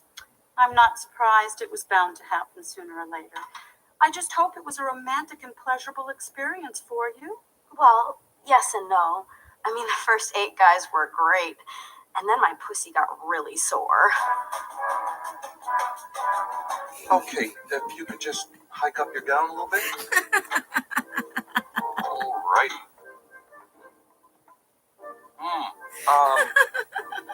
Do you know what I'm doing? Chicken reflexes. Could you That was remove the your best gown, one. please? Okay. Do you know what I'm doing now? Checking for cancer. Could you remove your panties, please?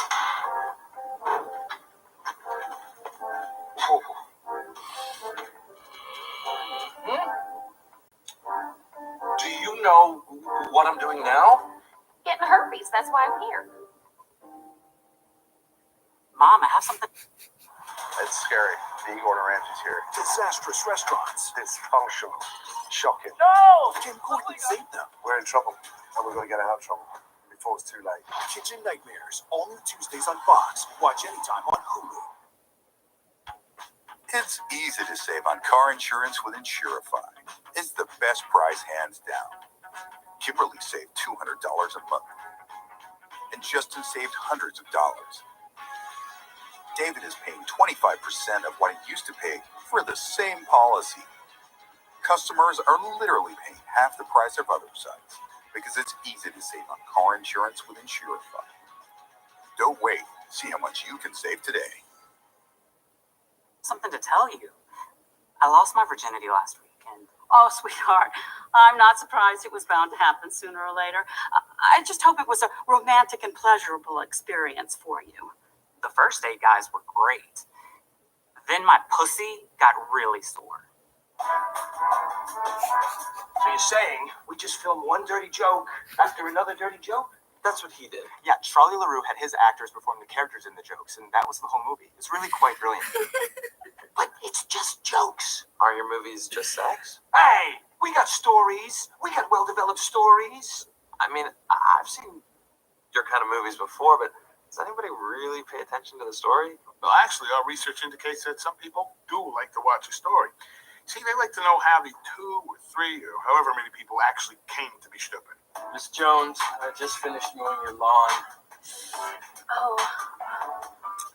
Unfortunately, I don't have any cash. I was wondering if maybe we could work out a different form of payment. I think I could come up with a few ideas. Oh, you naughty boy. Really? No, I'm just kidding. Most people just fast forward to the stooping. Take it, Mrs. Jones. Take it. Oh, yeah. Ah. See, that's what I'm saying. What are you saying? I'm saying LaRue had it right. People want to laugh, so let's just give them the laughs. Yeah, let's face it. Most people, they just want to see the money shot. So what you're saying is we should just do the punchlines? You know, punchlines are the joke's money shot. Yeah, but just jokes means the whole joke. You can't just cut to the punchlines. What, you're just gonna show a mouse on top of an elephant saying, yeah, suffer, bitch? Hey, guys, look at this. Look. We're following breaking news right now. The former CEO of the National Comedy Company is scheduled for immediate release from the Frederick Douglass Federal Penitentiary for the politically incorrect. He was serving 4 years of a life sentence for producing the legendary Dirty Movie with fellow conspirator Charlie LaRue. The film was declared a hate crime by federal judge Larry Blackie Blackman. I love this guy. He's the guru of filth. That's the guy who did the first movie. He's getting out of prison? An angry mob has gathered outside the prison in anticipation of his release. We'll continue to follow this breaking news story throughout the day. The female federal felons upstairs are really excited. Maybe we I think that they may have people outside stalking me on the exterior at 7:15 p.m., especially since the female upstairs is the same one that was chatting me illegally last night during my YouTube, making comments that implied that she'd be committing some more exterior stalking outside of my door. I thought it was Monday she was referring to, but maybe it was tonight. I promised you tits, and what did I give you? Tits! Why is it difficult for men to make eye contact? Because tits don't have eyes. Oh, doctor, kiss me. Kiss me. I'm your doctor. It's against my code of ethics. Please, I beg of you. It is out of the question. I shouldn't even be fucking you. Yes! Give me a drink. I'm celebrating. What are you celebrating? Well, it's a dual celebration. 25 years ago today, I married my wife. It's 7:16 p.m. 25 years ago PST. today, I started a new job. Also worth noting, an hour or two ago, they were pretty disappointed with some news that they got. I thought that it meant that What's perhaps the difference between a penis and a bonus? it would be a good Your wife thing. always blows your bonus. I didn't put it in the list of updates because Oh my god. My God, you're amazing. I'm so I don't glad. really think it's relevant at this point. It's February 16th. It's not March yet. No, silly. Your boyfriend then? Oh, you little silly goose. Who is he? That's me before the operation. Now cradle my ball. God, no, please. Free at last.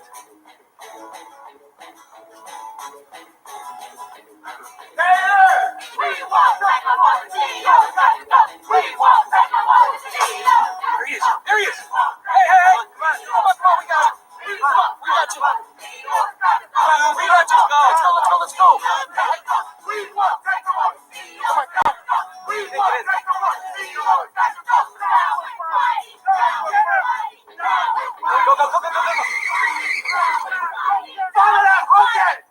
I think I want to have surgery to make my boobs even bigger. I don't know if you need surgery for that. I'm going to do that without surgery. I'd use toilet paper. How's that going to make them bigger? I don't know, but it worked on your ass. Doc, I think I have a sex problem. Can't seem to get it up for my wife anymore. Okay, well, let me take a look. Yep, I think you're okay. Old broad doesn't give me a hard on either. Okay, class, today's word of the day is dictate. Who knows how to spell it? Okay, Johnny. D-I-K-T-A-T-E. Oh, I'm sorry, Johnny, that's incorrect. Darla. D-I-C-T-A-T-E. Very good, Darla, that is correct. Now, who knows how to use that word in a sentence? Okay, Johnny, please use the word dictate in a sentence. Hey, Darla. How did my dictate last night?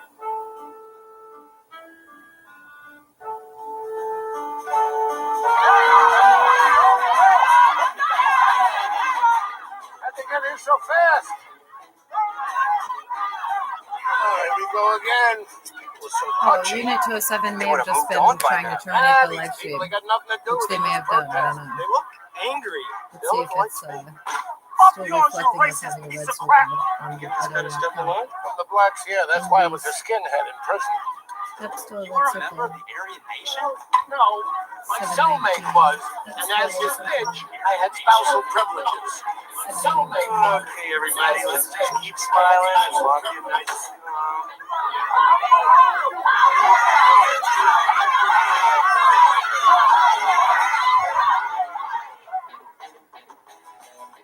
It's in my ass. In my ass. It's in my ass. What? Just look in my ass. It's a lovely spring bouquet up your ass. Well, read the card. You know, when I was younger, I used to fix my own shoes. Nobody called me a cobbler. Then, I worked on building a house once. Nobody called me a bricklayer. I even built a bridge once. Nobody calls me a bridge builder. But you fuck one goat. How do you stop a dog from humping on your leg? Pick him up and suck on his cock. You know, you got a nice place here. That does the job. Yeah, it drives you a nice little profit. You know, if I had to do over again, I'd do fun films instead of that comedy bullshit. Oh, yeah? Why's that? Well, I don't know. There's so many tastes in comedy. You got dark comedy, physical comedy, that Woody Allen shit. In fuck films, I guess you pretty much focus on the fucking, right? And the blowjobs. Yeah, never thought about it like that. Plus, you can find actors. Anybody can fuck. Not everybody's funny. Fucking is easy. Comedy is hard. Pretty true. True that. Excuse me. I was just enjoying your stubbing. Well, thank you. Do you know any good jokes? I'm sure that I do. I just can't really think of any at the moment. Darling, I'm sorry to interrupt. Do you know any jokes? Oh, no, I don't know anything. I've had my brains fucked out. You see? But we're doing a movie with jokes, and we need people to tell them. Oh, is it SAG? Oh, SAG all the way. All right, go back to the stuffing. We got a movie to shoot. She was in Hamlet. I know that's Hamlet. Oh, Hamlet here. Hamlet. I directed this movie. Oh, my God. And you played the flute. Guys, they're writing. Help, they're writing. They're writing? What do you mean they're writing? What do we do? Group sex. I'm going to hire them. Hire them? Yeah, hire them. Then they can't call us racist. I see. Give the black people jobs and bye-bye racism. I like it. You know, you get crazy tax benefits hiring black people. You do? Oh, absolutely. Well, let's hire us some black people. Farts. We want technology, CEOs got to go. We want technology, CEOs got to go. We want technology, CEOs got to go. We want technology, CEOs got to go. Hello, could you put the guns down, please? Look, I know I made some mistakes in the past, and I want to make up for it now. So we have some jobs here that you'd be interested in. What sort of job? Well, we need writers. Can any of you people read and write? I'll take that as a yes. We need writers to write jokes for the movie. What kind of jokes? Funny kind. Well, can we write racist jokes? Can we make fun of white people? Sure, why not? Anything, as long as it's funny. Do you feed us?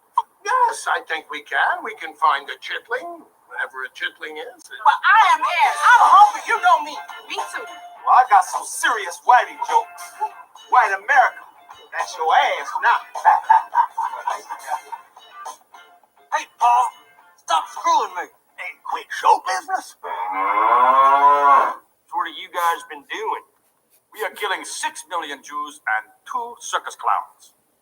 What do you got against the circus clowns? See, I told you, no one cares about the Jews. Doctor, my wife is unfaithful to me. Every evening she goes to Larry's bar and picks up men. In fact, she'll have sex with anybody that asks her to. It's driving me crazy. What do you think I should do? Well, you just relax, calm down, take a deep breath. And now tell me, where exactly is Larry's bar? What's the difference between a blimp and 365 blowjobs? One's a good year and one's a really good year. Oh, yeah, Morty. That's nice. Yeah. Oh, those Schwarzes are driving me with sugar. What do you think? Hey, you boys really want to make it in show business? Blow Morty. I'm just kidding. No, really. Blow Morty. Corn? And my poop? What are these niblets? Corn? Corn? I don't remember eating corn. When did I eat corn? This is crazy. Did you see me eat any corn? I can't say that I have. No, definitely no corn. I swear to God, I haven't had corn in ages. But there it was, a whole toilet full of corn. I'm sure there's a simple explanation. What? The corn in my poop? What kind of simple explanation could there possibly be? He probably did it to you in prison. I hear they do crazy experiments in prisoners all the time. Bastard, you're right. Fucking prison. I hate to ask, but when you were in prison, What? well, when you were in prison, When I was in prison, what? when you were in prison, did they ever rape you? Define rape. Well, let's just say I had a cellmate with benefits. So sorry I asked.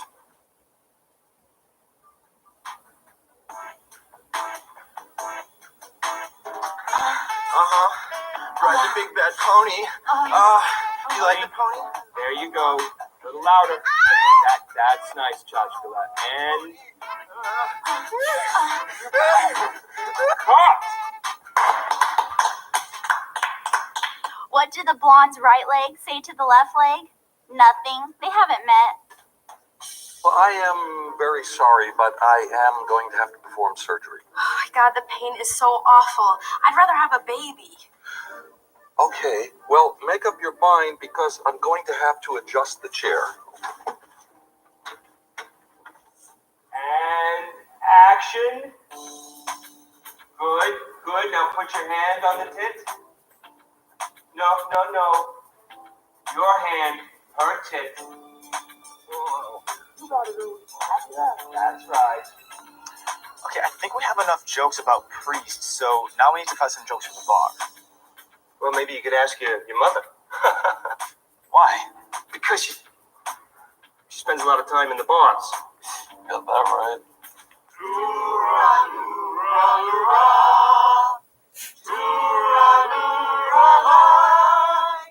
You ever go to say something, and by the time it comes out of your mouth, you say something completely different? Yeah, actually, it happened to me just the other day. I was at the airport buying some plane tickets. Chick behind the counter had these huge tits. So instead of saying, "Can I have 2 tickets to Pittsburgh?" I said, "Can I have 2 tickets to Pittsburgh?"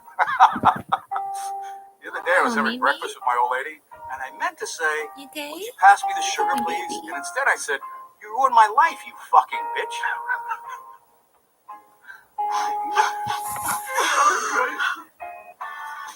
Hey, good looking. Listen, I'll screw anybody, anytime, anywhere. Your place, my place, really doesn't matter. I've been screwing people ever since I got out of college. I just flat out love it. Are you kidding? Wow, I'm a lawyer too. So, boy, I hear you're having some trouble at home. With my girlfriend. What happened? Well, she started in with the questions the other night. Well, what did she say? As soon as I walked through the door, she says, "I want to know exactly what a pedophile is." And what did you tell her? I said, "For starters, it's a very big word for a 12-year-old. You might be the kitty. Sorry for the wait. It's okay. Looks good on you. I tell you, times are getting tough. Just today, my wife told me she's going to cut our sex back to 2 times a week. I can't believe it. You think you've got it bad? Your wife's cut me out altogether. Helen, you want to play magic? What's that? We go back to my place, screw, and poof, you disappear. Oh.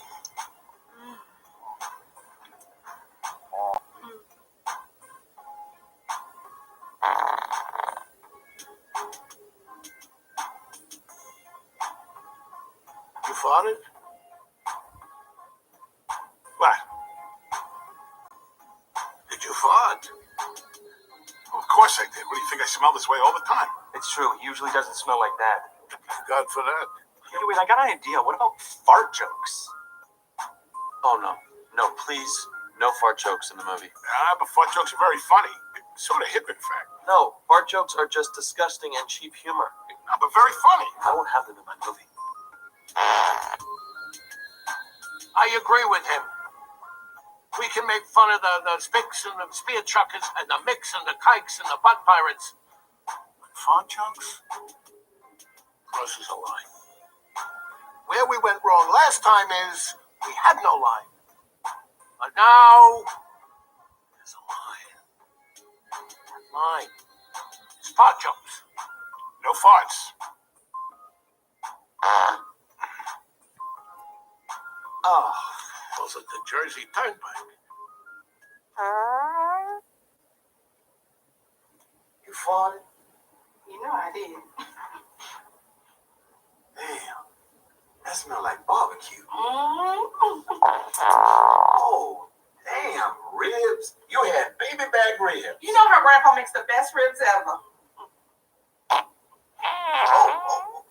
Macaroni and cheese. You had macaroni and cheese? Damn, why didn't you tell me, baby? Cornbread. Damn. See if you can guess what I had.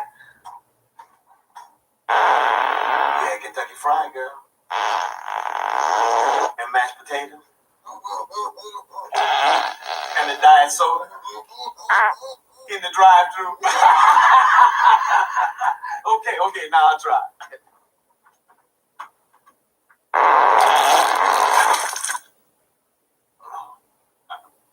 The fart's supposed to be lumpy. Thank you. White folks got us in a damn bathroom. Okay, who could... This is next level. I'm here to win it. You're here to win it. Create a next level dish. We're gonna smoke those 2 floors above us. Next Level Chef, Thursdays on Fox and watch anytime on Hulu. Who can use the word definitely in a sentence? Yes. The sky is definitely blue. Well, that's not necessarily true because sometimes it's gray and cloudy. Mike. The grass is definitely green. But if grass doesn't get enough water, it turns brown. So that's not necessarily true either.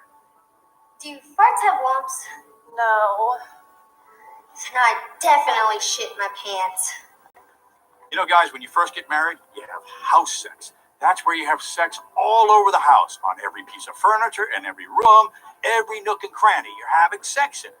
Then, after a couple of years, you start having bedroom sex. That's where you only have sex in the bedroom if you're lucky.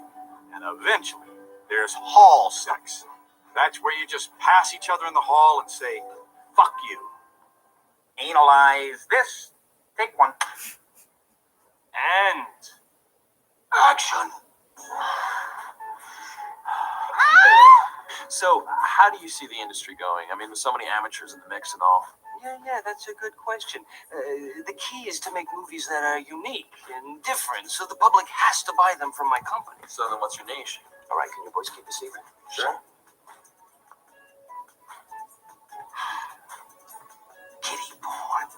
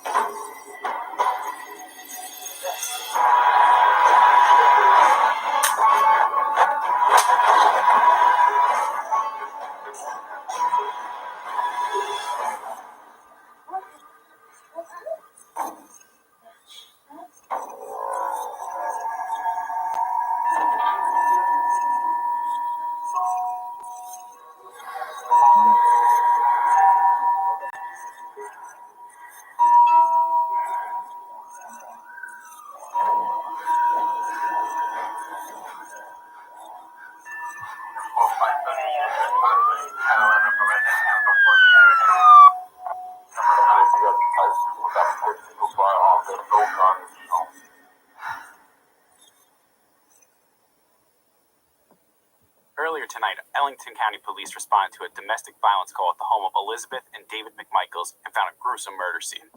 Police found David with multiple stab wounds to his upper body and his wife Elizabeth in possession of an army bayonet believed to be the murder weapon. David was pronounced dead at the scene, and police later arrested Elizabeth McMichaels and charged her with his murder. In Ellington County Court today, Stuart Green, a court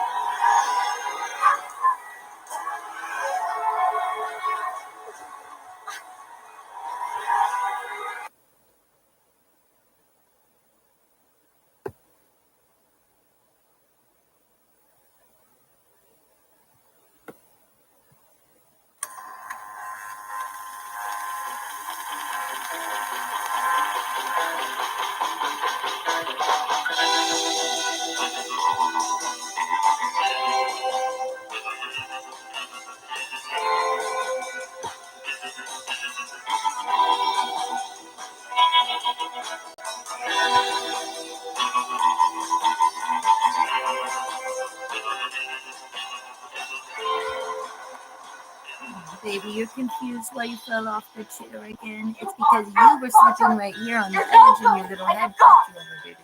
I waited long enough for you to shape up, and now you're out. For good. Oh, come on, Cindy. Don't be like that. By now, Mr. Roger Dodger, you should have given up that crummy job at the glue factory and gotten something that pays a whole lot better. I deserve more than a title pawn car. No! I'm tired of staying in this week-to-week motor court. You need to get more money, or you're out.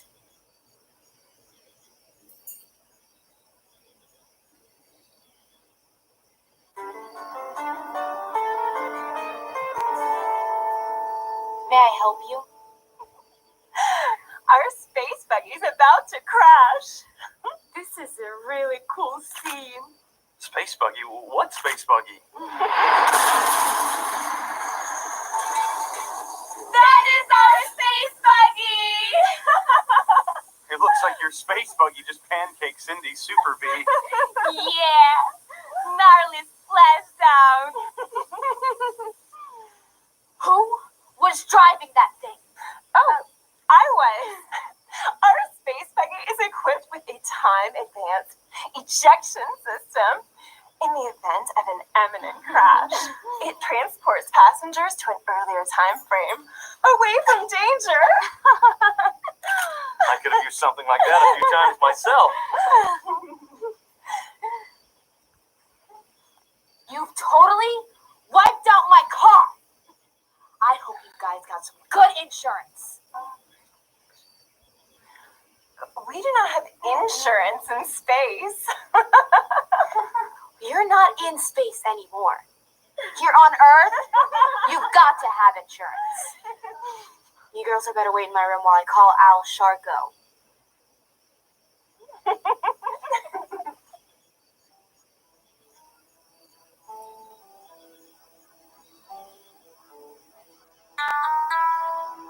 Let me find a title pawn to my car. I know it's in here somewhere.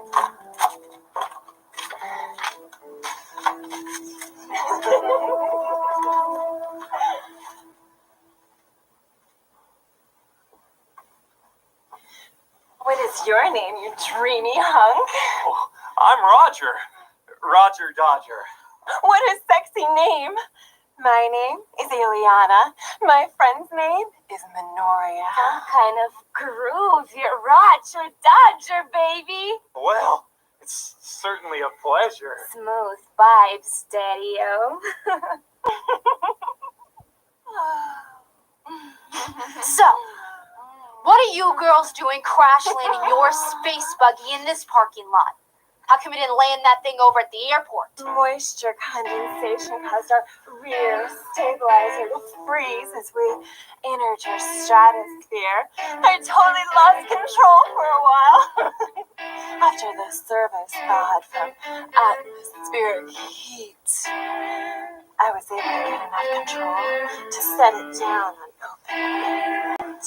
Obviously not enough control to avoid wasting my car. That's Super B with title pawned with Al Sharko. Take it easy, Cindy. These nice ladies just escaped a fiery death. Way cool beat, Roger Dodger. Turn on. Roger Dodger, what a guess. I think I love you. Dig the wig. Yummy.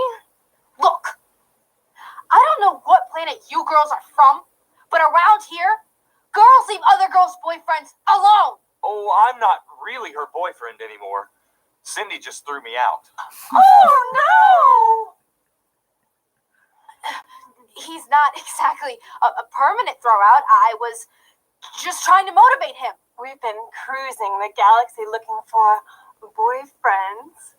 All the boys on our home planet were wiped out by testosterone fever. Yeah, our dudes be way gone. Roger Dodger might help us out. Oh, I'd like to help you out. How's the employment situation up there? Well, Roger Dodger. Boys just have to stay busy being nice Girls do all the hard work. Yeah, just shoot the tube. Don't you get any ideas about going anywhere with my boyfriend. And you sure aren't getting out of this until you clear up the mess you made of my car. I'm calling. Where's the phone? I'm calling Al Sharko right now. He holds the title of the car you just wrecked.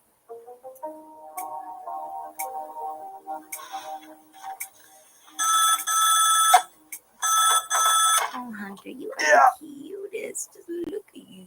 Hello, Mr. Sharko. It's Cindy Wood. Cindy Wood? Cindy Wood, yeah, the Super B. How's it hanging, Cindy? Not good. There's some flaky chicks over here who just crashed into my car and totally wasted it with their spaceship.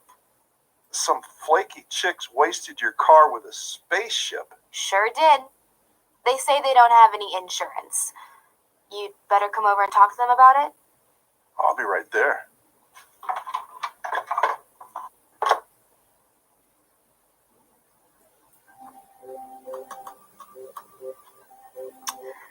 How would you girls like a sonic screwdriver? It's an earth drink here that everyone loves. I just happen to have some hoo juice and plenty of vodka. Yeah, lay it on me, mama. You will just love our home planet, Mo. You could have your very own Castaway Island, where we can live happily ever after.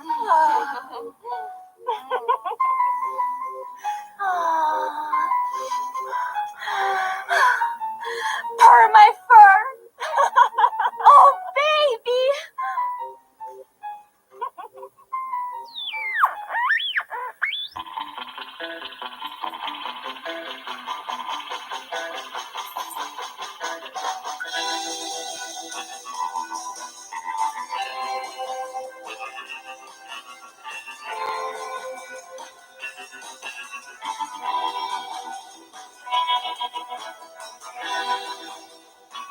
So, you learned all about Earth from television broadcasts from the 60s? That was like 50 years ago, man. Our home planet, Mo, is 50 light years from here. Television transmission signals travel slowly at the speed of light. We're only able to see a few of the broadcasts, like Dance Train and Castaway Island, due to the solar skip. So how'd you get here so fast? We equipped our space buggy with faster-than-light drive, which simply pulls space so that we can travel those huge distances.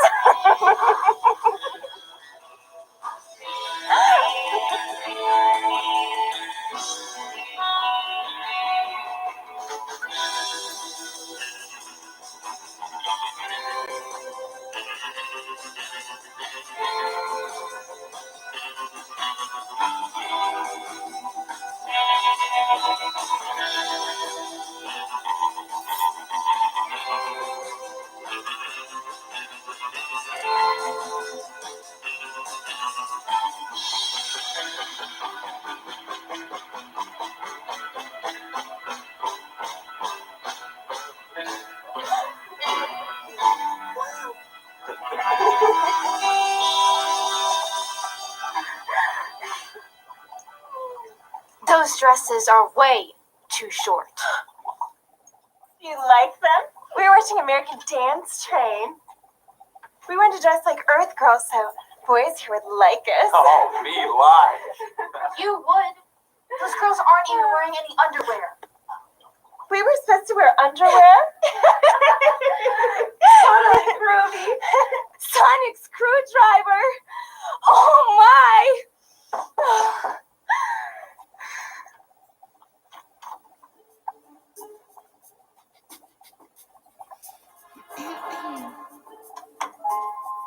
Looked over the damage to the Super B out there. It's a total loss. Ladies, that's no airplane out there. It is our space buggy. Yeah, well, your spaceship out there is a total loss also. And Cindy says you girls don't have any insurance for this thing. Oh dear, are you going to arrest us now? Nah. You have any cash? Anything of value at all? An interstellar navigation system. Yeah. There's no market for any of your advanced technology junk. I'm just gonna scrap it. What's it made out of? It is made of cheap platinum. Platinum? All of it? Yes. I think we might be able to work something out. Of course, you'll have to sign it over to me. Sign right there.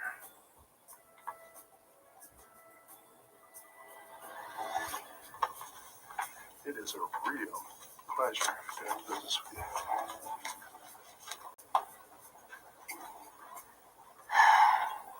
Looks like we won't be going home for a while. Oh, bad. So bad.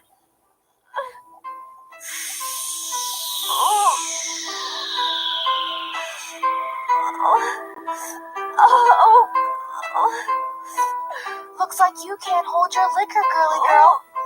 That's what you get for trying to steal my boyfriend. I'm dying. So sad. Okay. Minori's very ill. Can we do anything? She needs medical help. Yeah, we need to call the hospital. You can't call the hospital. These girls are illegal aliens. If you call the hospital, they'll be arrested by the authorities. Roger, can I speak with you in my office right now?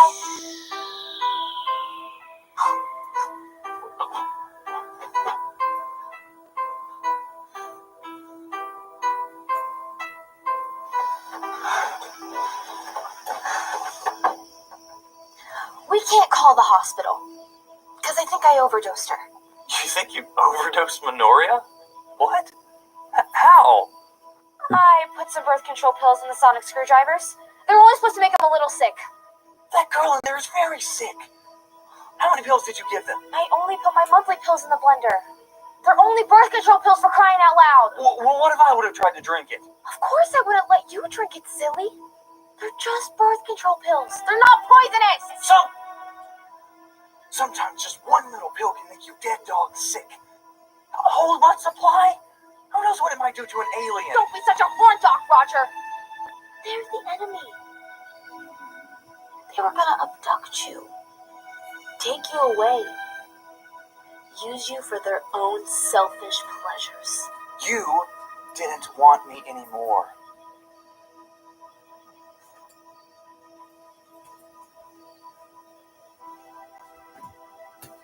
What we need is that gun from your truck.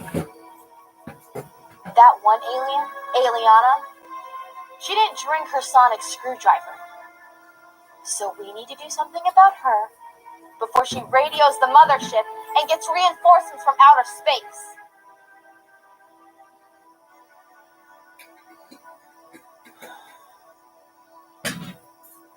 Okay, Cindy. I'll get the gun.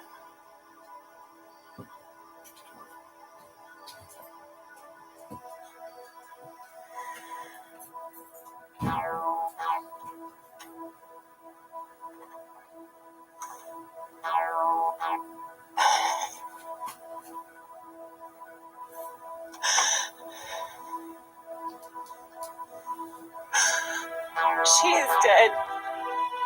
My poor friend Minoria is dead. You better watch your step, little Miss Space Girl, or you'll wind up dead too. Roger's got a gun. It was that drink. You poisoned the sonic screwdriver. It wasn't really poison. There was just some birth control pills. They were supposed to make you a little sick so that you would leave my boyfriend alone. I'm not really your boyfriend anymore. You threw me out. Remember? Well, now I'm taking you back. No! You're not. You just murdered this little space chick.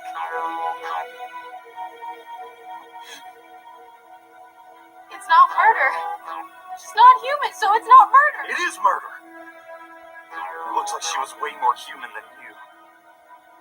Going to call the authorities. Roger! It's not poison in the sonic screwdriver. It's just some birth control pills. I'll prove it. Stop! They can kill you!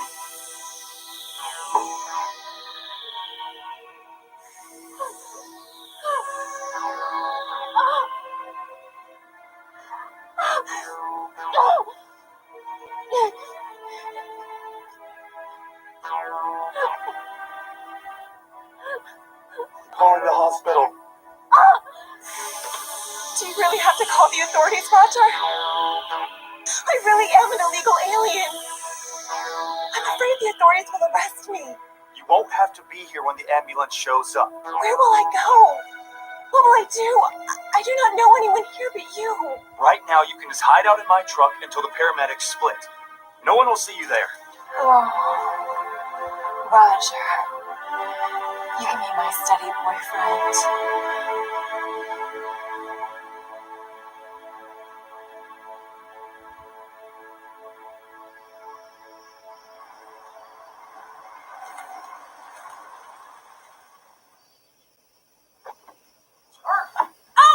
Oh, come on, Eliana, don't be like that. You had your chance, Roger.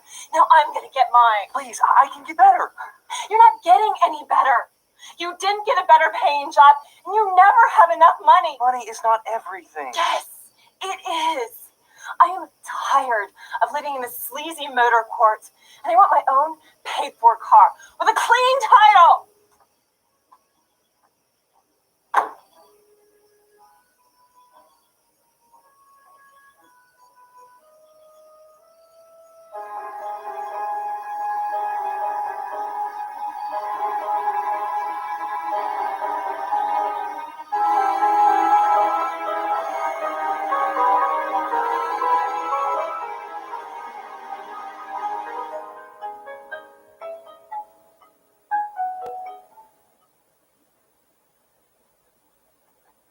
Someone told me our love was dead,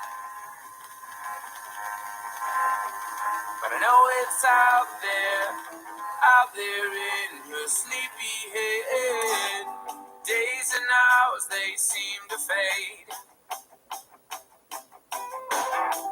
When we're dancing in this masquerade, I'm living on the edge of my seat. I'm trying to wake up, but I keep falling back to sleep. Cause I'm the man of her dreams. She don't wanna wake up. She's drowning in a sea while I put on her makeup. $100 for an alibi. I pay it twice. Cause you're my girl, baby. Bob? Bob?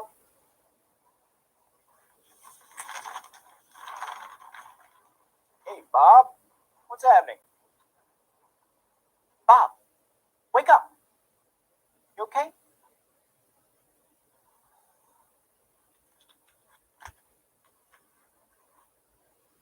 More? That was a $50 bill. I know. Today it's 100. 100. Today's 100. Take it or leave it, Marvin. Well, I got his 20s. You owe me 10. I owe you nothing. You'll get what you want. For cheap. Next time it'll be 200. 200? What gives? Take it or leave it. What's a big idea putting Connie under all this trash? It's just some garbage? Security's tight around here. So what? She lives here.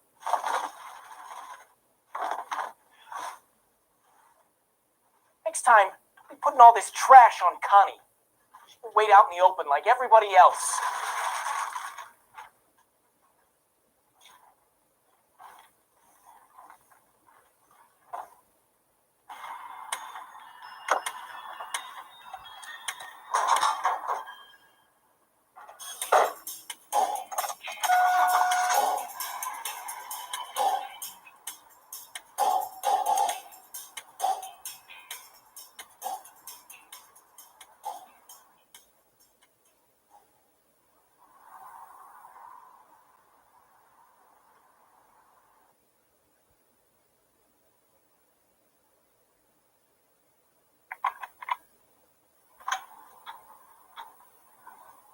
Don't worry, Connie. Money's really no problem. I can come up with 400 next time.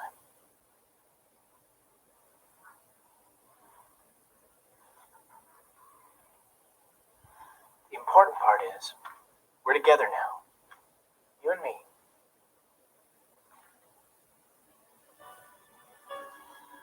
You know what day this is? It's our anniversary, baby. I'll be right back. I've just got to get our party stuff out of the truck.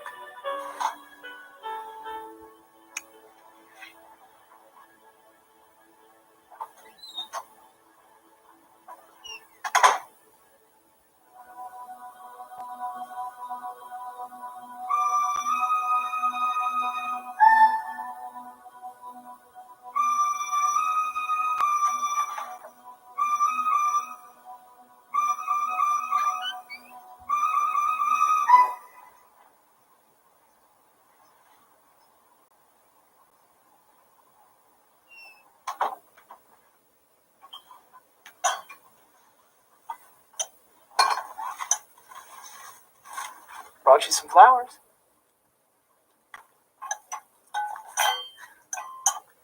Our favorite wine, too.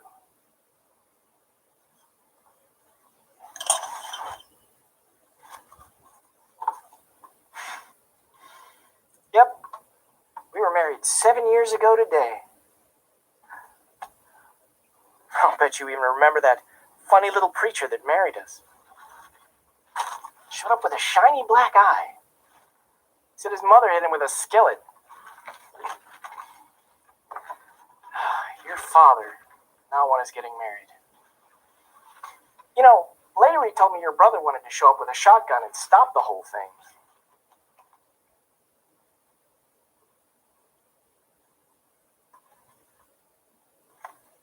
I think it's because your family knows you're smarter than me. Heck, aren't most wives smarter than their husbands?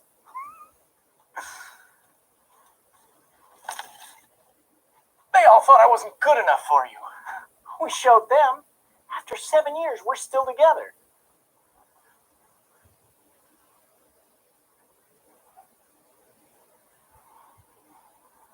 We'll get you all fixed up in your favorite nightie.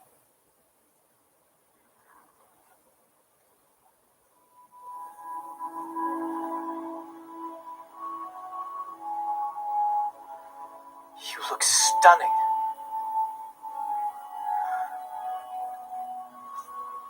You know, I had to stop by the store and get some ice.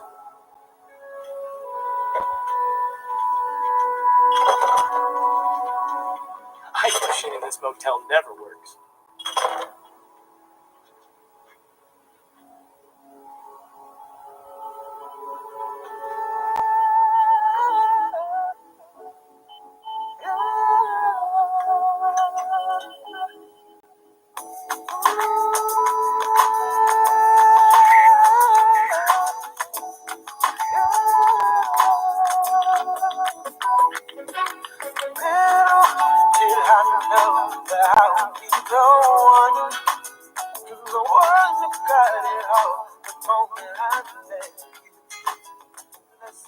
What do you think, Connie? These roses aren't nearly as pretty as our wedding bouquet.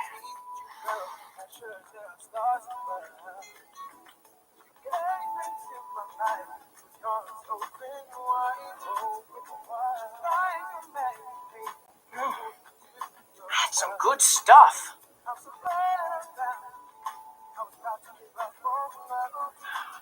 That's a really good vino. What?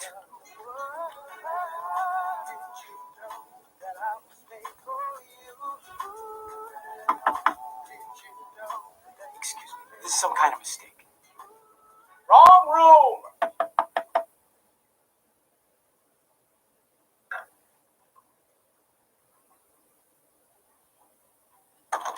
Bob! Yeah, it's me. Let me This is in. not a good time, Bob. You need to go away. Ugh. Are you here for more money? No. I'm not here for more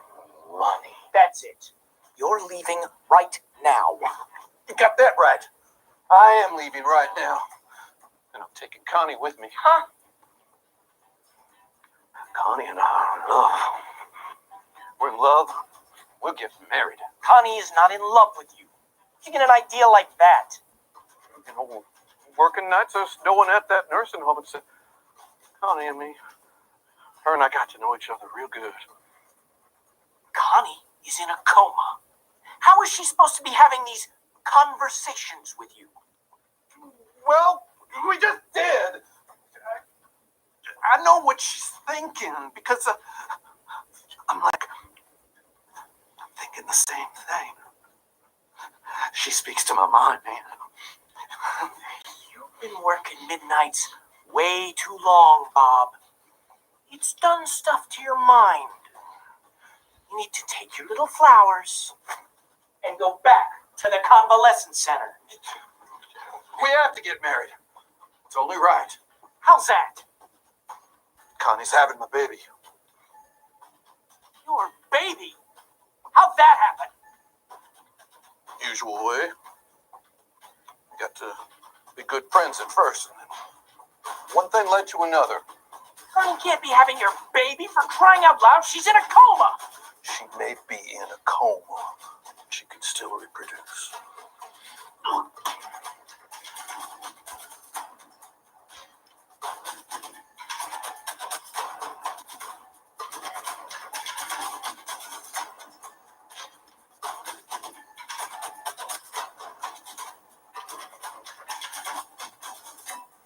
Come on, Connie. It's time to go.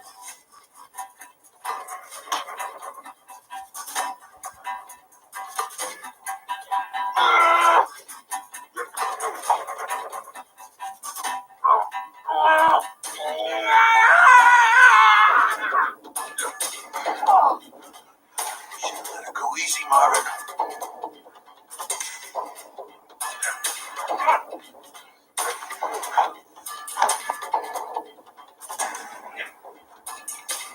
Why does everybody have to make everything so hard?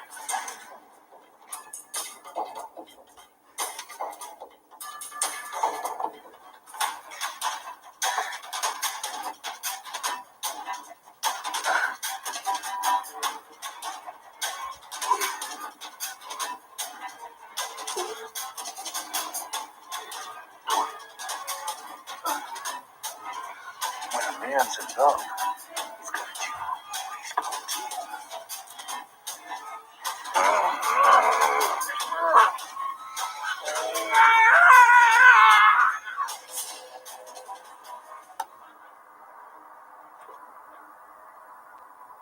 Connie. You're awake. That's right, baby. I'm awake. Not in a coma anymore. I could hear you talking to me the whole time. I knew it was happening, but couldn't do anything about it. You know what day this is? It's our anniversary.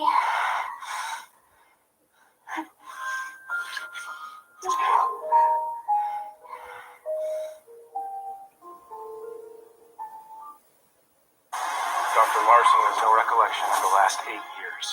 Doc, this TV's best new medical drama. I need to know. And you can watch it anytime. I will be a doctor again. Doc, all new Tuesdays on Fox. And watch anytime on Hulu.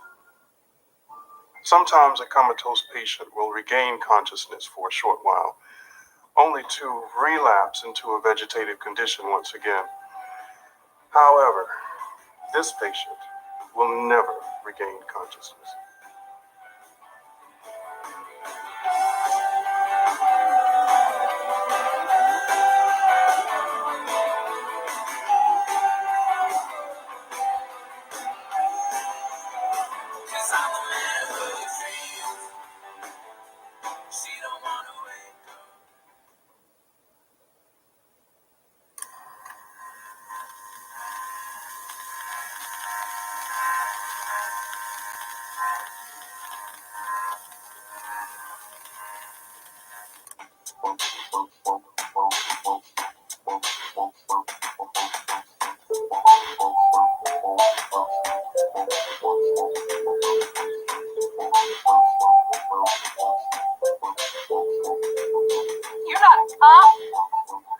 but a two-bit bounty hunter. Buzz off, bucko.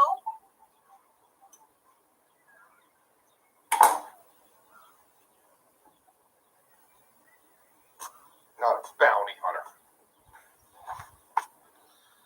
Skip Tracer.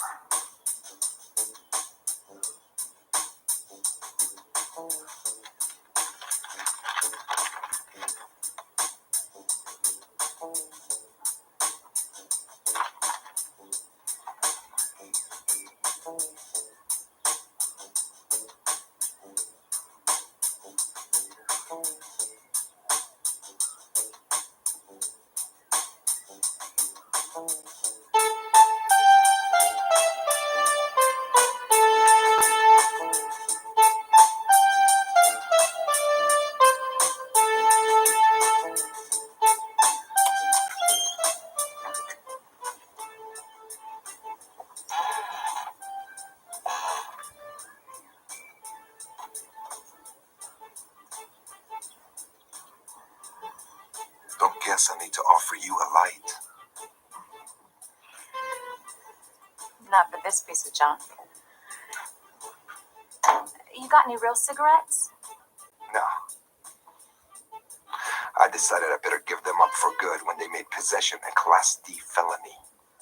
Those dirty, rotten politicians. I bet those slime balls get the real cigarettes straight from China anytime they want them. Just trying to protect people from themselves. Listen, Georgia, I gotta get you downtown before the judge closes his docket today. He issued a bench warrant when you didn't show up for court this morning. I'm not Georgia. I'm her sister, Paris.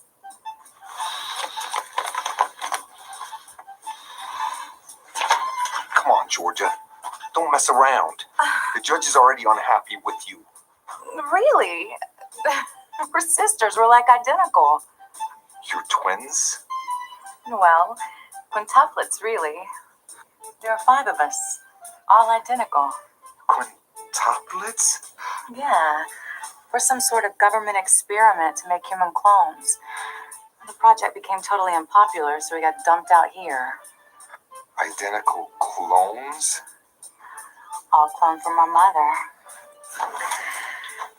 And the mighty USA is our daddy. Wait. The office manager is your mother? Yep. Our mother's our sister, too. In a way. A creepy sort of way. Really, Paris? I gotta find your sister right away. If the cops pick her up, she'll forfeit her bond. Did you check her room? Which one's her room? She shares a room with Carolyn. Room 119. Y'all look alike? So how can I tell who's who? Well, we can always tell. Even identical twins aren't entirely identical. Georgia has 3 freckles by her left eye. And I have this nice mole right here. And an even nicer one right here.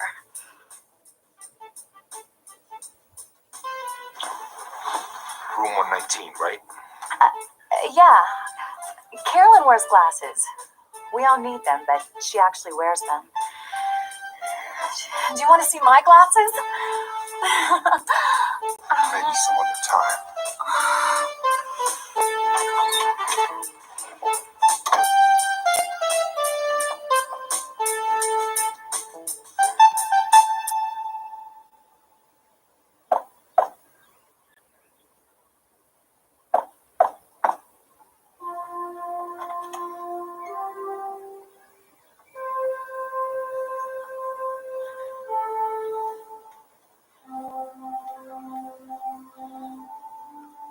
I need to speak with Georgia Almond. She's not in here right now.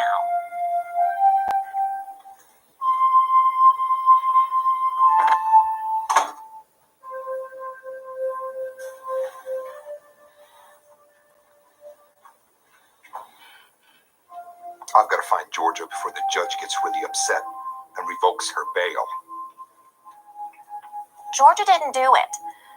Georgia was in here with me all night when Dakota died. We didn't find out about Dakota getting hit by that trash truck until the next morning.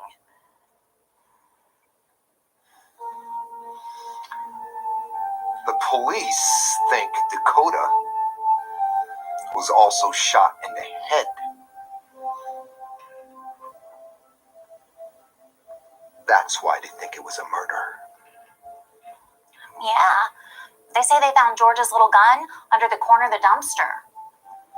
Like someone wanted it to get found. Like, why wouldn't the killer just toss it in the dumpster with the garbage? You know, Dakota was killed because she wasn't going to share the jackpot.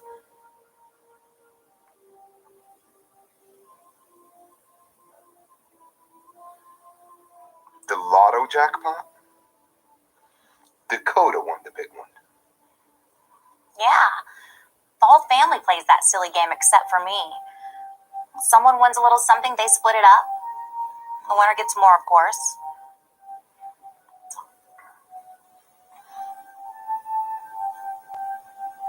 I'll bet you were a little chafed about not getting your cut of the jackpot.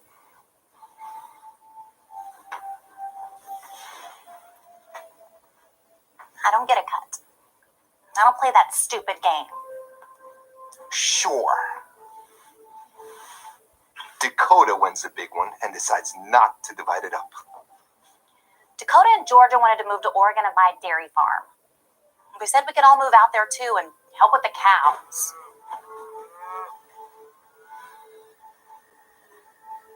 Dakota likes cows? She likes the idea of cows. Dairy cows. She likes the idea of cows eating grass on sunny hills and making milk from it. I don't think she's ever milked a cow before. Georgia likes the idea of cows too. Yeah, but it was going to take everything, like the whole jackpot to buy the farm. So Dakota and Georgia decide to keep the whole jackpot. Dairy farms in Oregon aren't cheap. Mother says we're staying right here. Mother wants to use the winnings to buy this motor court. I don't ever play the lottery, so I guess I just have to be a guest and pay rent. Were you going out to Oregon too?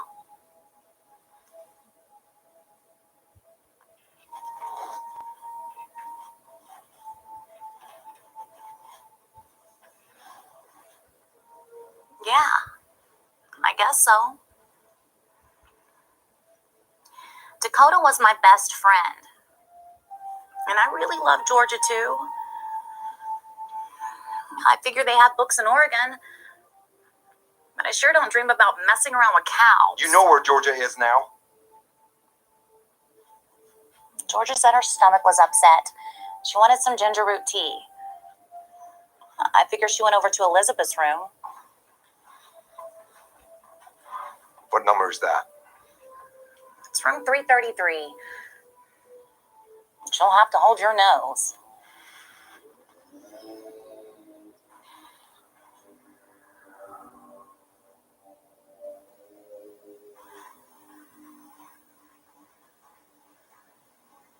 It's my boyfriend, Kane. He's not feeling too good. Tongue piercing went bad.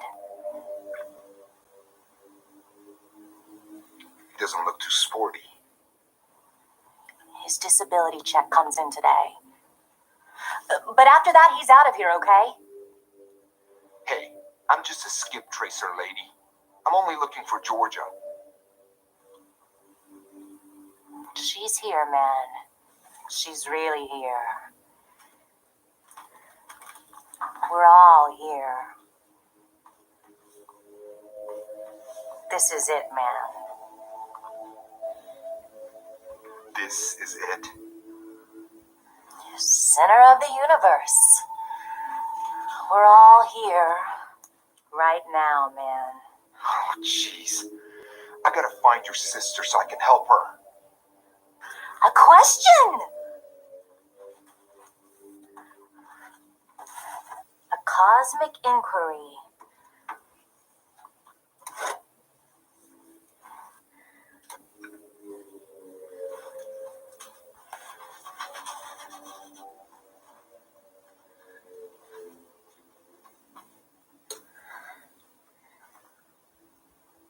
My sister, my friend. Bonds we keep, chances we take. Stars and celestial objects in the void, the infinity.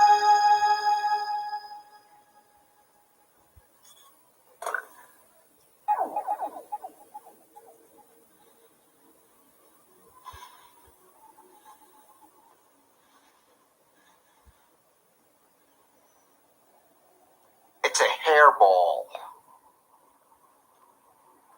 Not just any hairball. It's Peter's hairball. Peter? Peter the cat died puking up this hairball. Peter can answer your questions. Yeah. Where is Georgia right now?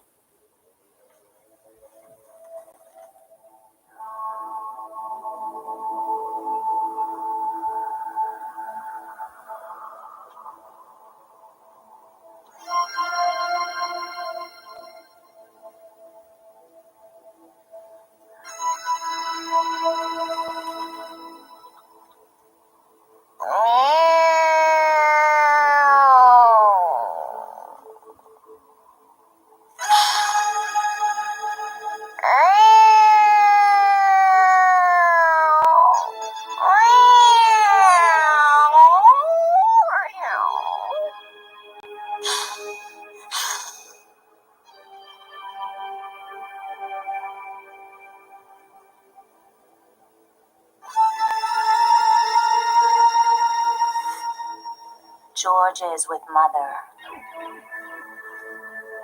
She's in there, man. She's been there all along. Georgia sits in the bathroom. Georgia sits in the bathroom? She sits in there, man. She reads in there. Mother says she sits in there all night and sleeps in there. Georgia sleeps in the bathroom? She's been there all along. Jeepers creepers. I should have guessed. Jumpers always run back to Mama.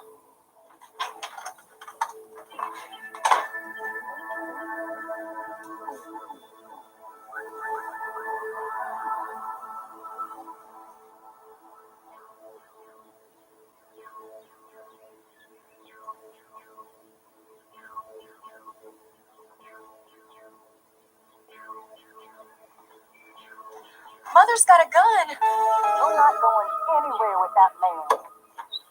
Georgia?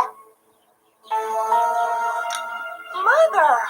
What are you doing with that gun? You're not taking her anywhere, Mr. Bounty Hunter. Not a bounty hunter. I'm a skip tracer. I have tried to raise these girls right. Like a rat eating an onion, I've tried. Mama, you did the best you could. They didn't have a daddy. I had to be their mama and their daddy and teach them to share and share a lot. This Skip Hunter isn't taking my little girl down for something she didn't do.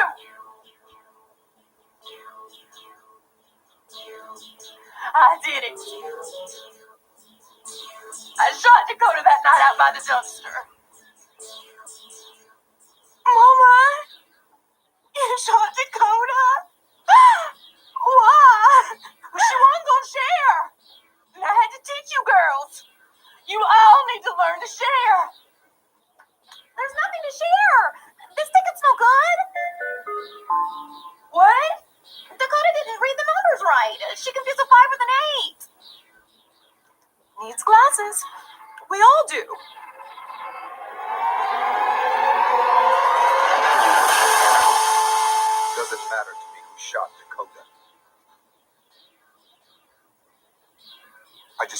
Georgia in front of the judge today.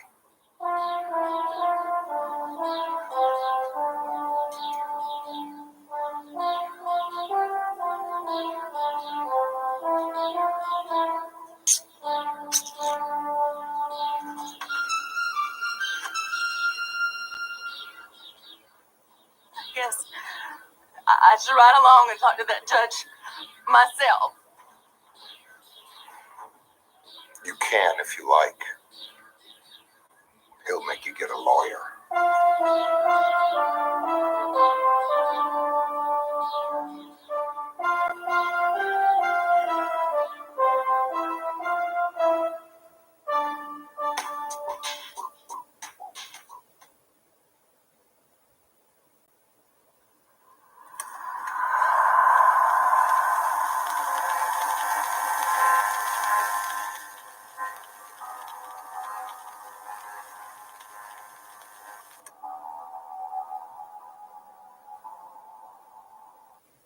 When emergency strikes, first responders are the first ones in.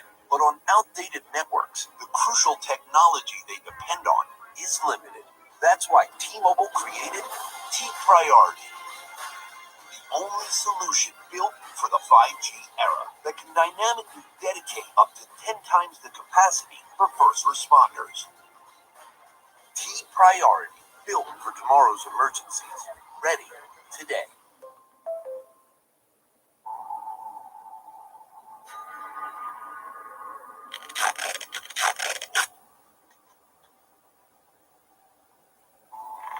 You must strap the patients down to keep them from hurting themselves. Exchanging brains can be somewhat violent. I never get violent. I can always control myself. I would be delighted to personally wire you up as tribute. I'm certain my personal assistant, Mr. Hom, can manage it. I can manage it. Ms. Byrne, this very instrument is the prototype for the next wave of identity theft. The British Navy's Q branch considers this brain interface machine to be one of the most dangerous weapons it's ever tested. They consider it to be the ultimate tool for identity theft.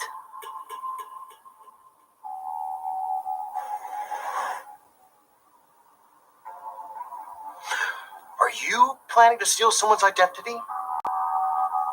My company, Ostrich Publishing, is very big, but it's only the second biggest. Big Dipper Publishing is the biggest. I need to know about their next bestseller before it hits the shelves.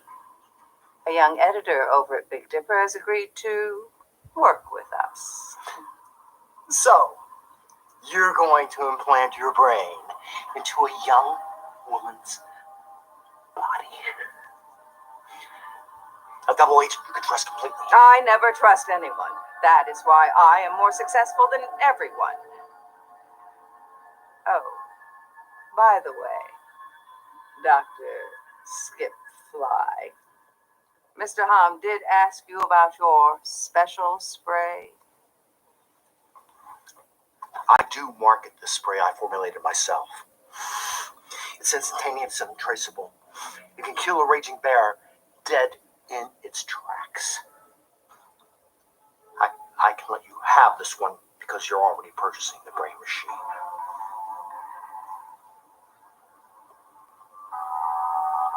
Mr. Hom, test the sprayer on the doctor. What?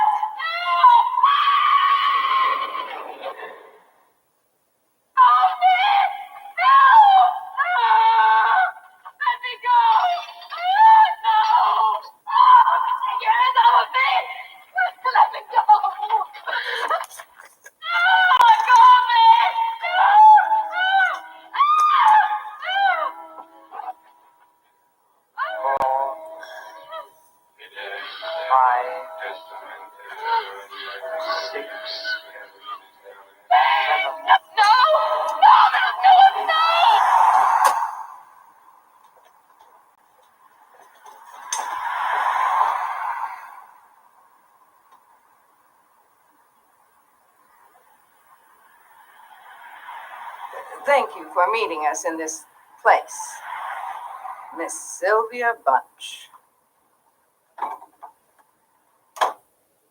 Please, call me Sylvia. Everyone always calls me Miss Bird. You've met Mr. Hom before. Only on the phone. Mr. Hom said that you want to borrow my identity so you can see some of Big Dipper's current projects for yourself? When you spoke with Mr. Hom, you said something about your mother being ill. That's why you need the money. Yes. My mother has cancer with just a few short weeks to live. Her only hope is a very expensive experimental treatment.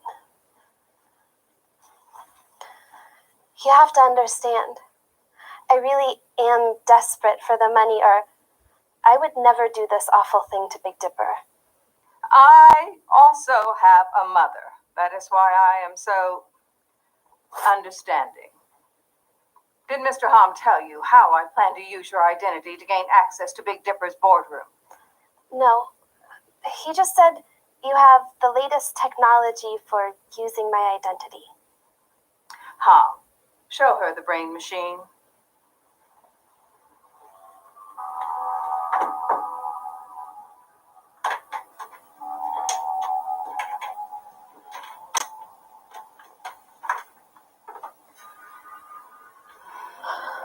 Oh, wow.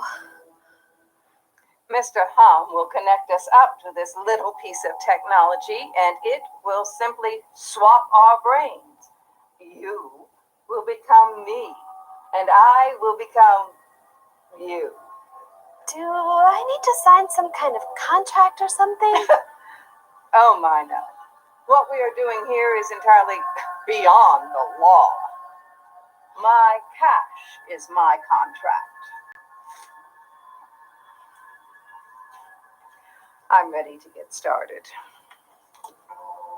Now, Miss Bunch. I'm fine. Just a little nervous, I guess. I never get nervous. If I do, I immediately remember that I am much too important to get nervous. Hook us up now.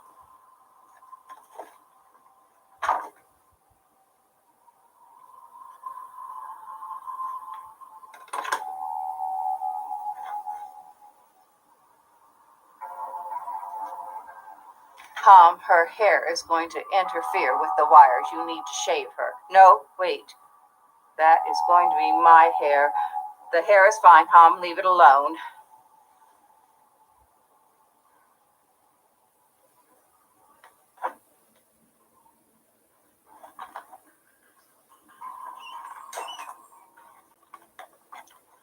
I wonder what kind of nasty little people sat in this whole thing.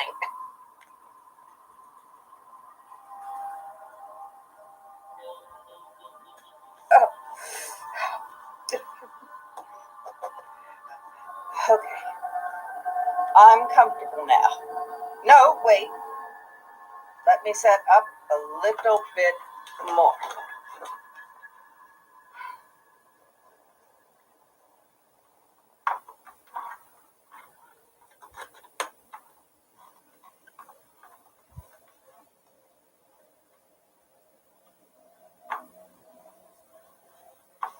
Can't you loop these wires off my face?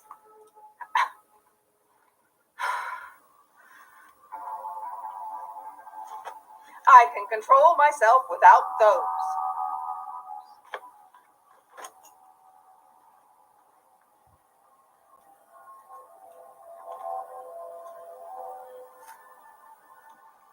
I am not at all nervous about this. I am much too important to get nervous.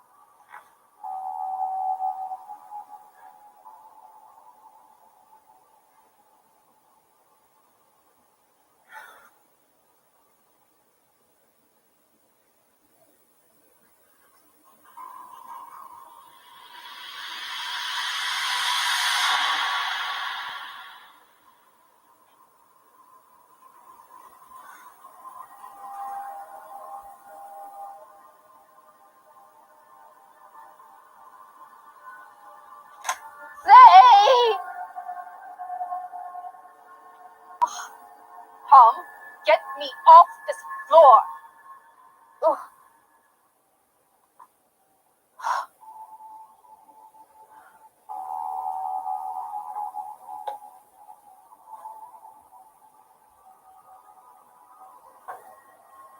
These clothes are horrid. Straight off the department store rack. I should have made that girl change into something more suitable for me.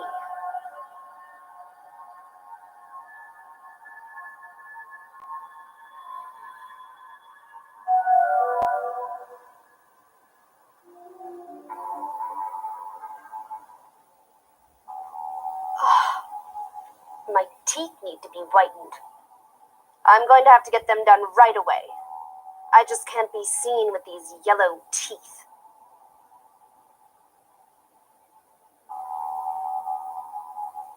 Well, Hom, what do you think? About what? About me. What do you think about the new me? Depends on who you are. I'm Phoebe. Phoebe Bird. Of course, I'm the new Phoebe Bird in a younger body. A body that's more my age. Well, you do look younger. Younger and more attractive, don't you think? You look younger. Now, you can tell me you love me. I know you've always loved me. I have always liked you, Miss Bird. You love me, Hom. Just say it. I love you, Miss Bird. I could be in love with you too. You know, I've always admired your young, strong body. You know, I only surround myself with the best. Thank you, Miss Bird.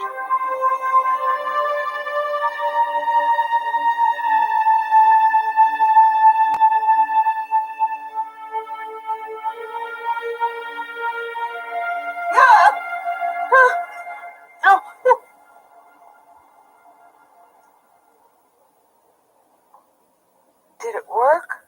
It worked. It worked perfectly.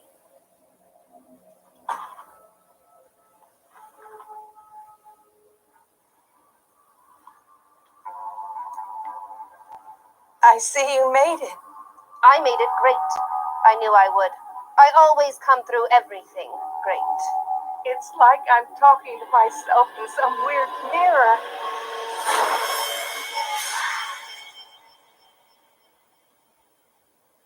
It looks like I've gained a few years. It's no problem. I'll get used to it. You won't have to get used to it. We might as well move on to the next phase of our plan. Mr. Hom.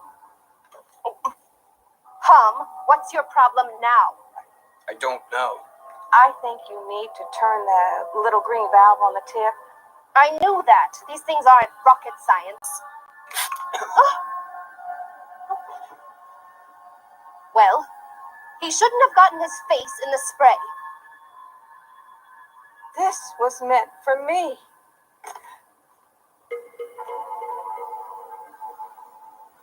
Now that you've stolen a younger body, my body, you were just going to discard me, weren't you? I'm much too important to get old.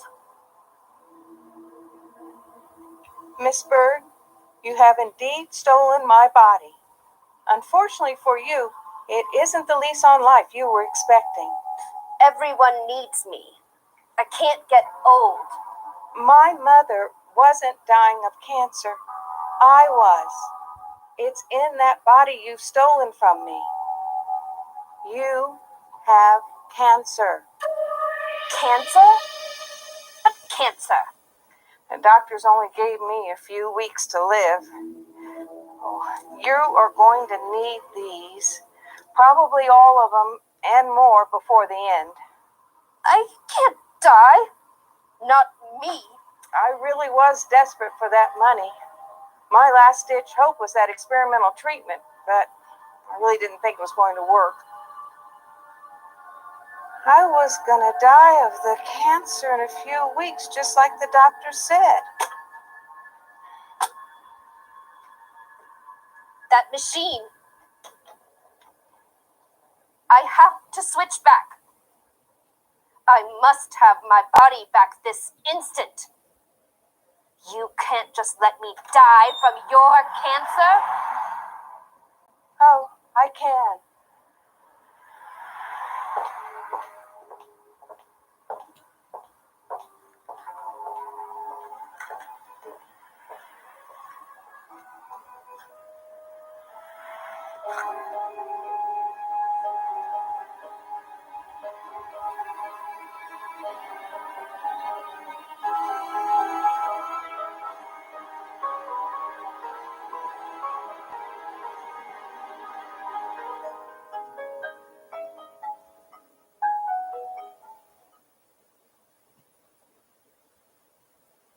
Home cooks, welcome to the newest season. TV's toughest cooking competition is back. That slow is about to be wiped off their face. Box Thursday, Does any of this stuff work? starting from the bottom. Go, guys, grab ingredients. We're definitely in the trenches. The home cooks try and make the cut. I said get the pan off, not burn the kitchen down. While the mentors make the drama. You asked me if you wanted to do an alliance against you. Oh my God. Next Level Chef, all new Thursday on Fox.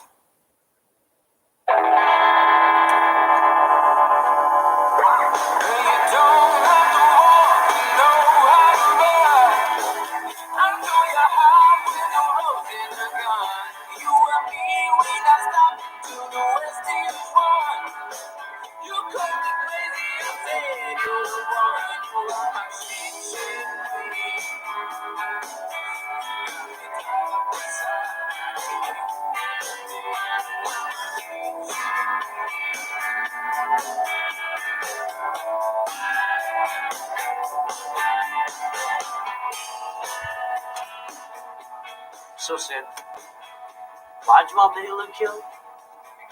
Child support? Custody? Alimony? None of those. It's the dog. She got the dog. I really love the dog. The dog would do it. You gonna kill her tonight, right? How you gonna do it? Don't worry about it. Your ex is supposed to pick me up in a couple of hours to take me for my physical therapy. I heard you done this sort of thing before. You're a pro, right? There won't be any problems? Listen, Sid. I've got the best training available. I'm very experienced. I used to work for the U.S. Army in Iraq. It's where I got hurt. You got shot in Iraq? Nah, didn't get shot. My buddy and I got drunk, and we're riding around in a truck looking for somebody to kill. He drove the truck into a big rock. But you've been killing people since Iraq. Not really. Mostly give guitar lessons and sell stuff I find.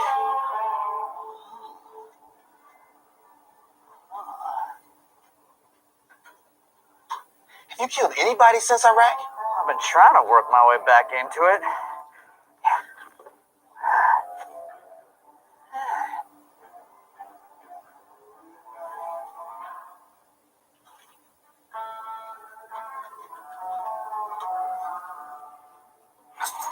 I don't know, Four Eyes.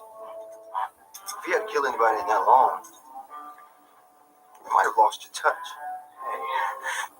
Hey! I still got the touch, okay? Just last month I killed that old bag outside the town pawn shop. Oh, I heard about that. I heard it was an accident. It wasn't an accident. I did it. I hated that mean old chicken-headed lady. Chief reported your car. You were 2 minutes late on your payment. Was she gonna take yours? No. My wheelchair. She had the title and I couldn't make the payment. Like, what was I supposed to do? I'm like going through a dry spell in the music business. Kids just don't want to play guitar anymore. How'd you kill her?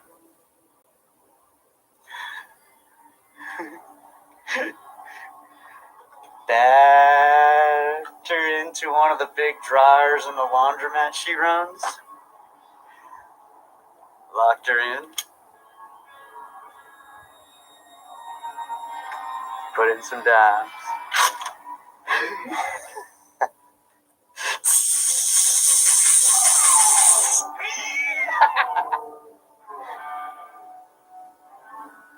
How many dimes? Oh, 4 or 5, I guess. Like I said, guitar lessons are running a little thin these days. 4 or 5 dimes would do it. So, you bring your gun today? I had to hawk my gun, but don't worry.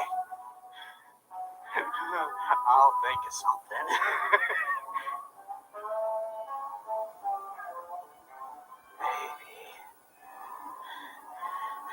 Maybe I could choke the victim.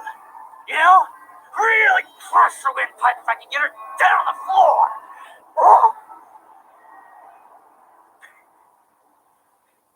That sounds like it might work. One thing. You could suggest she tie you up. Betty Lou loves to tie and be tied.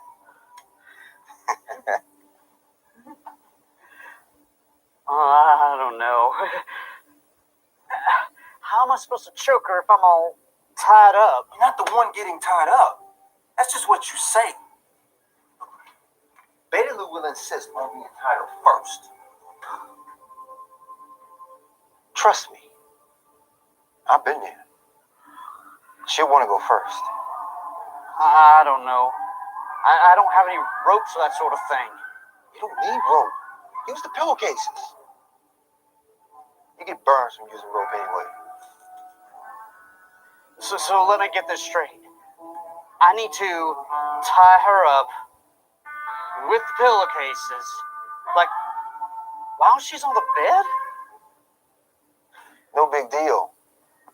We'll do a dry run and I'll show you. Just twist it up a little, like this. You're twisting it up too much. You don't want it so tight. If it's too tight, you can't make any good knots. That's it. Now, take a wrap, put it around my wrist, tie it to the bedpost. This bed's awful shaky. It's not gonna hold anybody. It only needs to hold up long enough to choke her, okay? Now do my other wrist the same way. I don't know, man. I'm not feeling this. It's going to work. Trust me.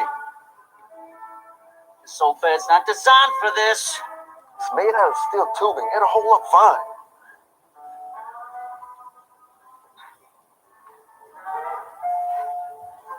I need to take off your boots to tie your legs down. Not for this job, you don't. When her hands are tied up like this, you got enough advantage to jump up on her and choke her. I don't know. Now that I think about it, I don't think I've ever choked anyone before. You'll be fine. You got strong hands for maneuvering that chair around. Just crush her windpipe like you said. How come you don't just do this thing yourself? Like you could save yourself $1,000 and you'd be the only one who knew about it. There's always more problems when more people are involved in a crime. Like I said, I've been there. Once I tie her up, I'm in her power. Then I let her tie me up. I'm right back to giving her the dog. I'd be better off smothering her, like with the pillow. That way I wouldn't have to see her face or anything. It's not the same as shooting somebody. Man, you gotta untie me. I need to split. Yep.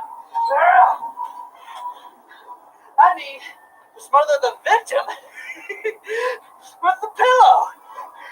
Whatever. Untie me so I can pay you and be gone before Baby Lou gets here. Oh, we've got plenty of time. She couldn't be on time to her own funeral. Let me go.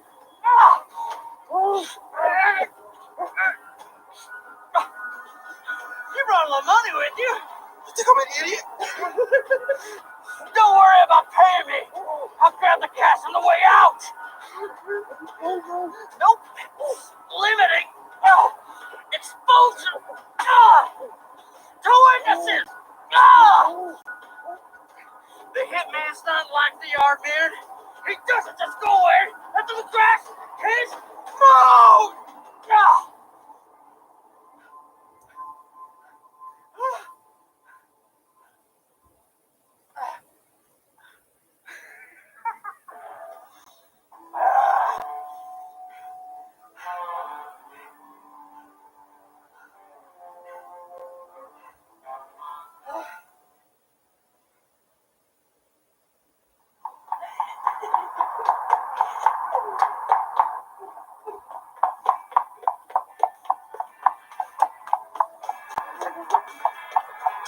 I'm ready to be tied up, Betty Lou. Four rights? You know you're supposed to tie me up first.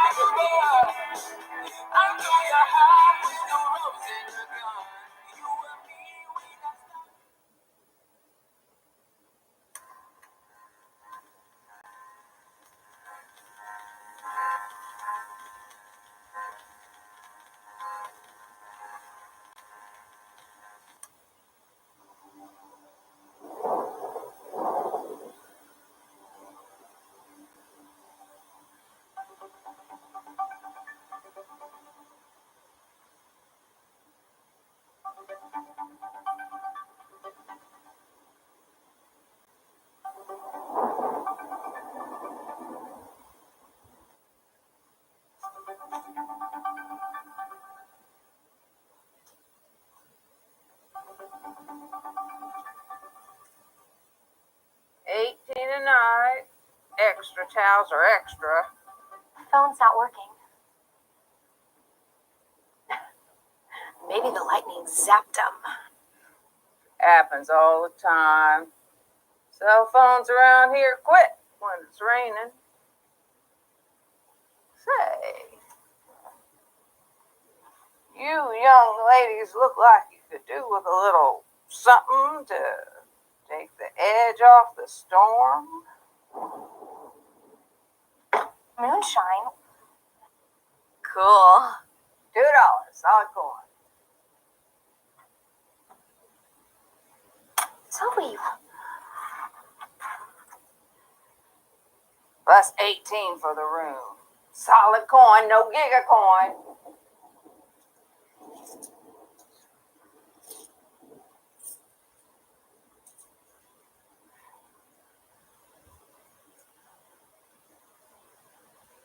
Can't register y'all till tomorrow.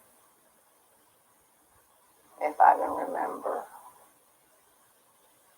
Don't worry about it.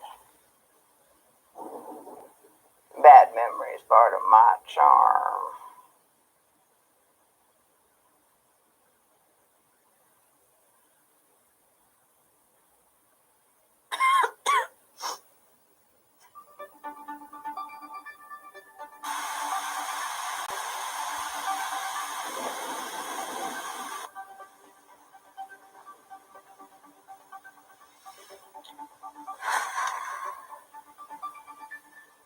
I love this little place. It's like going back in time. Pre-liberation, at least. Like in the old days. When people brought their men in here. More of your deviant fantasies. So I'm deviant. You know I've always liked men. So you don't like men. You've never even seen a man. Doesn't keep me from liking them. There aren't any men to like. Men are extinct.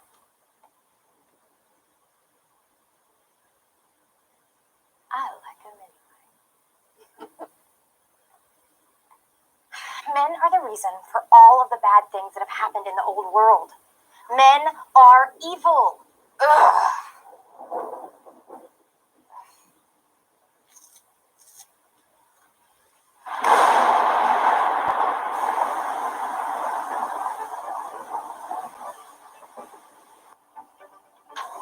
We'll explore the pain-pleasure paradox. Pain precedes pleasure.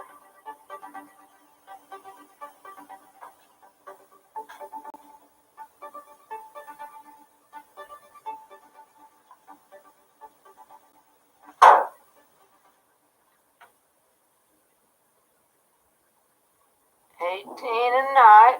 Extra towels are extra. We're agents of the server. Oh, yes, sir. How may I help you?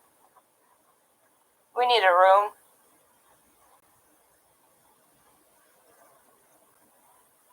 Well, I can give you a discount, a very good discount. I think you'll do better than a discount, grandmother. Yes, sir, I can do better. Rooms for agents of the server are complimentary. Grandmother, you own this motel? Oh, Gamma class, I don't own anything. Of course not. Your family might have owned it. Back before the liberation. It was in my family when I was a little girl. That was a long time ago, grandmother. Back when there were men. You haven't aged well, grandmother. You were supposed to be repurposed at 60. I'm 58. It's on the server. Sure. The server's down. We can't review your file. 60 is the limit, Grandma. Please, I'm not that old. Too bad, Grandma. So sad.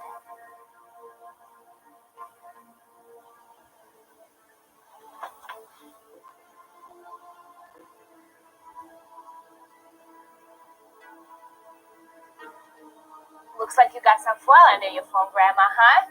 Oh, sorry, sir. The strap, it was itching me. You're right. It was itching to run down your cell phone battery. There are more interesting things about grandmother. Much more interesting than the dead battery in her phone. Oh, sir, there's nothing interesting about me. Nothing interesting at all. Sometimes Gamma Class 9 persons can be most interesting. Don't you think, Papa? Very interesting indeed. Oh, sir, there's nothing about me. I'm only a Gamma Class, not even a citizen.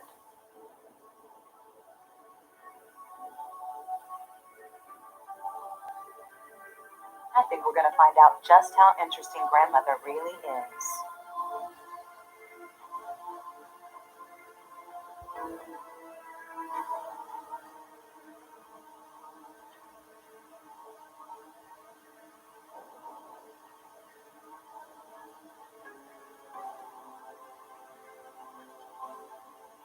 Grandmother knows something interesting. She may even know about deviants staying here. I think we need to play a little game.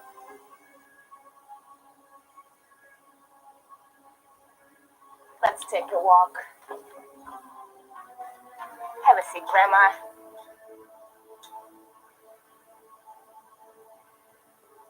There's nothing to be afraid of. The truth will set you free.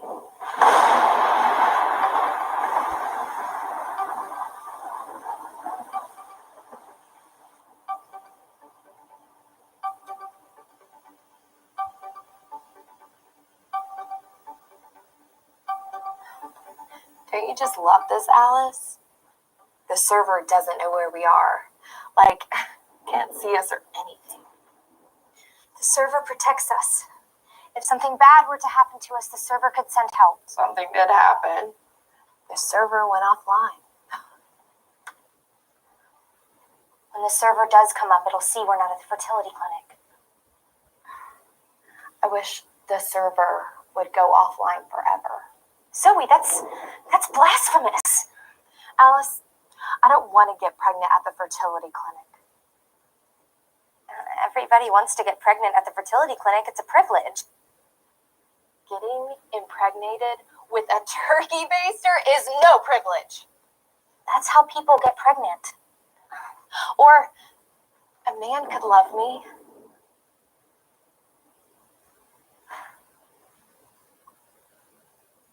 That's ridiculous. Men are obsolete.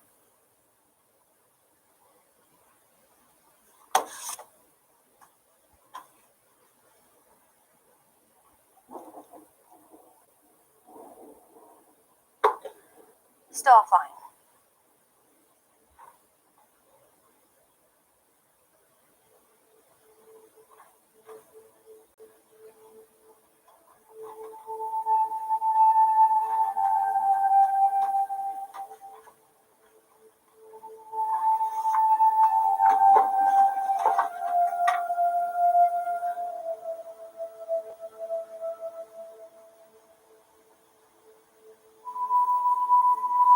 It's a book.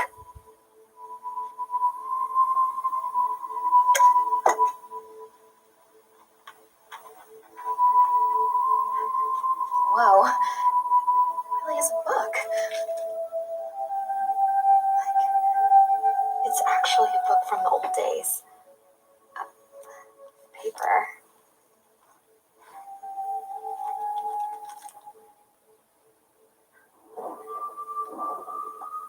It's a Bible.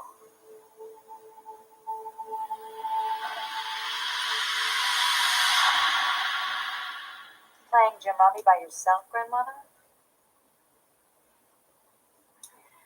My little game, the truth game, is much more entertaining than cards. Much more entertaining. Please, my file is on the server. We can't access the server. However, we can access the truth. Unbutton your shirt, Grandma. Oh, please, I am Put the wires on me. Miss Marks, please, Penelope, if you don't mind.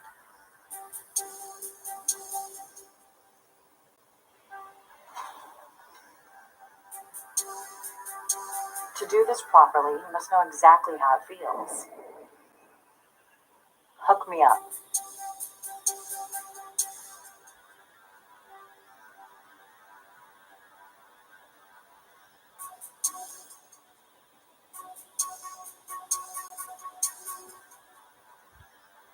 Now, give it a crank. I don't know, Villa. Crank it.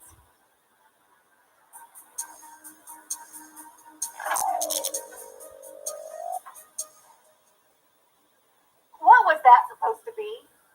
I don't want to hurt you. Crank that thing.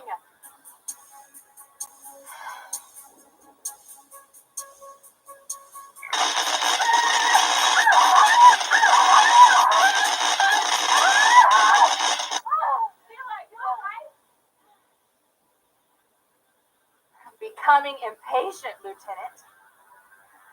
Light me up. Now! I'm afraid. My dear, sweet Penelope, you really must get over that.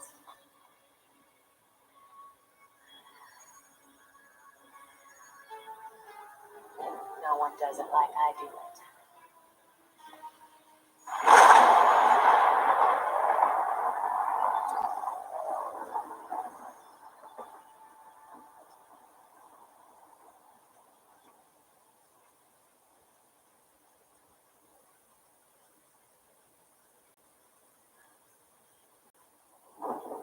You need to get rid of that thing before the server sees you reading it. Books are outlawed. You need to turn that thing into the authorities. Maybe we could put it back in its little hidey hole where you found it.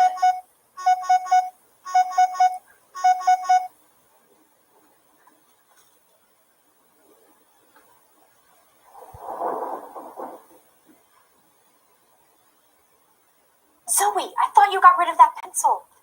The server can have you repurposed for playing around with that thing. Chill out. The server can't see us.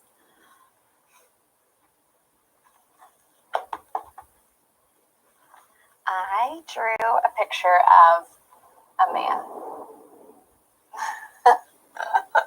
It looks like me. Just in the face. You gave me parts. I mean, you gave me a dongle. Well, yeah. I've never seen a real man.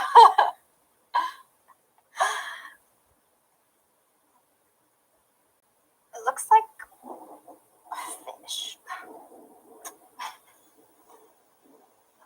It didn't come out exactly how I wanted.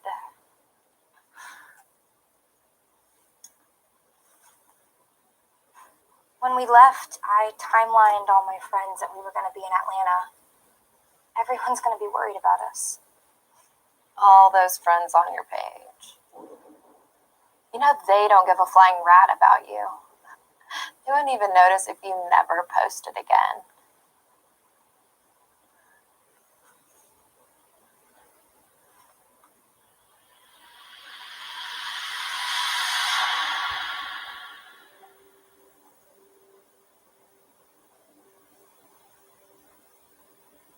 I'm telling you the truth.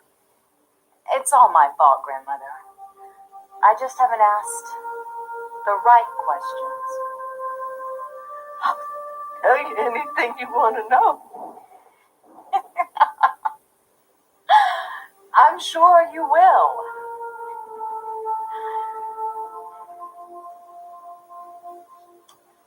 Do you have a man in here? Like perhaps some old geezer who managed to slither away from the purge?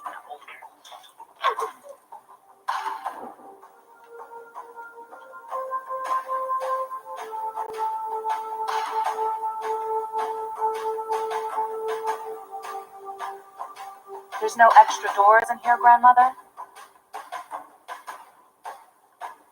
No escape tunnels?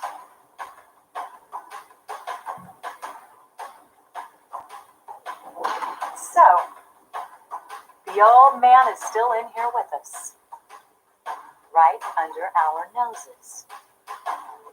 A man? Lieutenant, your gun, please.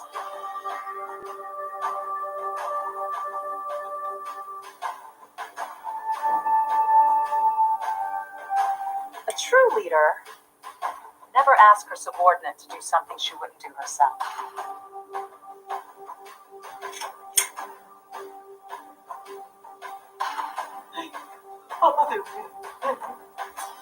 Betray the man.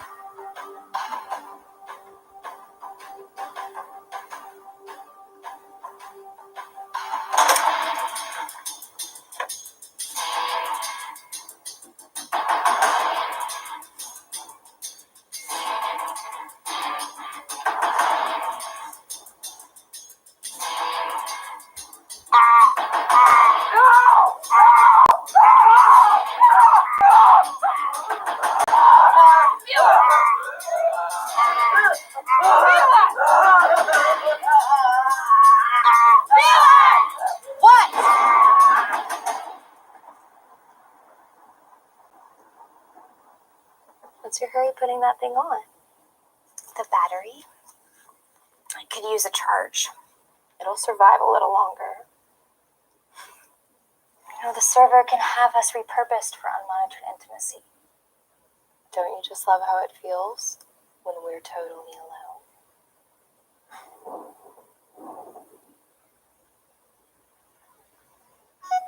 Please, Mom. No!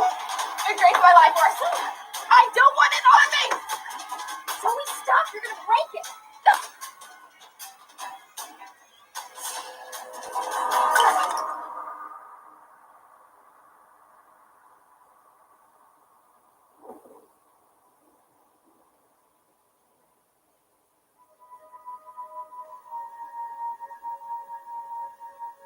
It's the whiskey. You don't know what you're doing. Maybe. Maybe I don't know what I'm doing!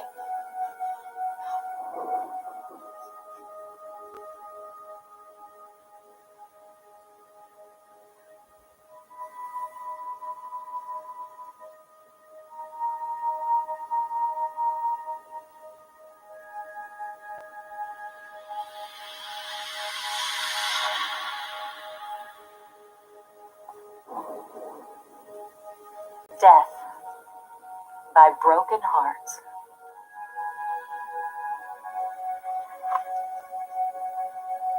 How did you know about that man? I can smell them. Makes the hair on my neck prick up. You can smell them? They're like rats. Rats?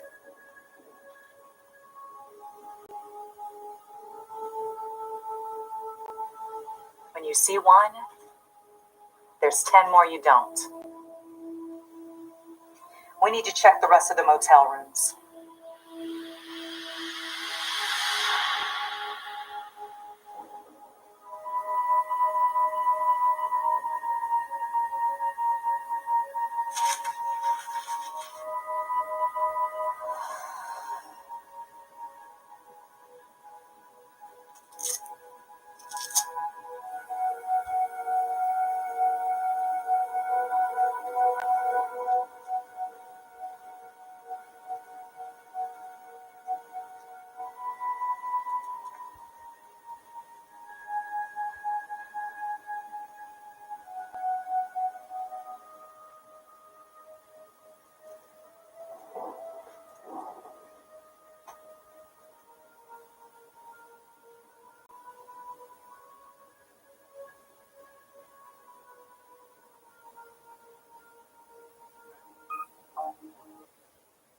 And here we go.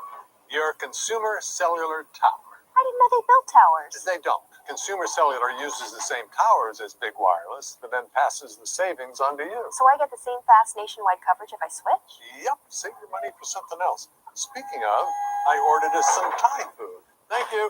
Oh, shoot. I'll go get it. Pretty high up here, isn't it? For those 50 and up, get 2 unlimited lines for $30 each with Consumer Cellular.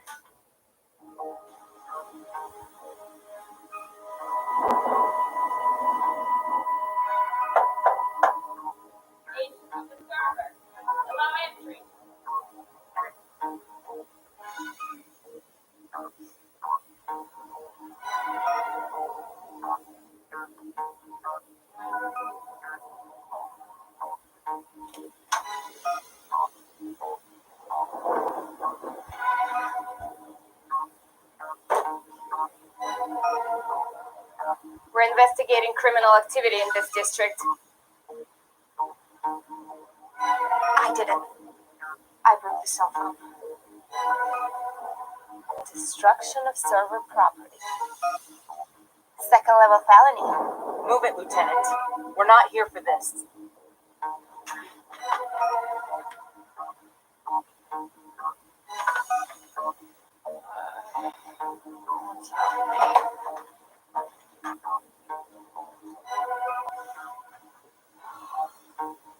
Alcohol. A drunken beta class citizen. What is it?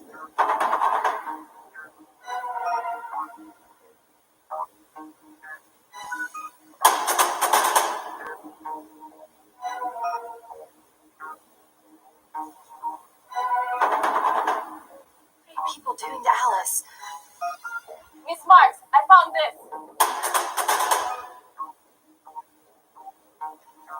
What is this trash? This beta class citizen was concealing this contraband material, sir. Looks like a fish. There's no men in here. This is a dry hole. Men in here?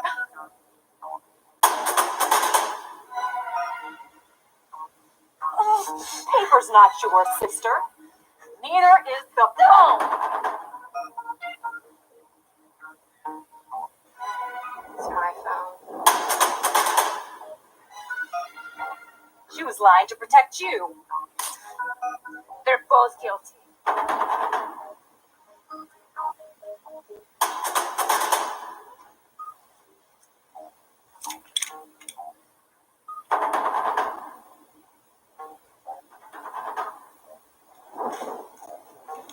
Just shoot them, Koppel.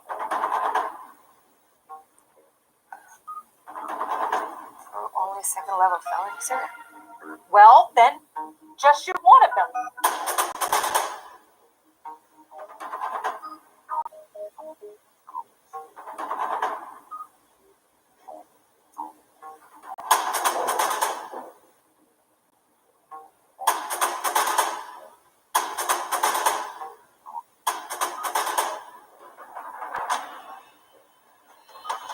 Pull the trigger, Lieutenant. Now!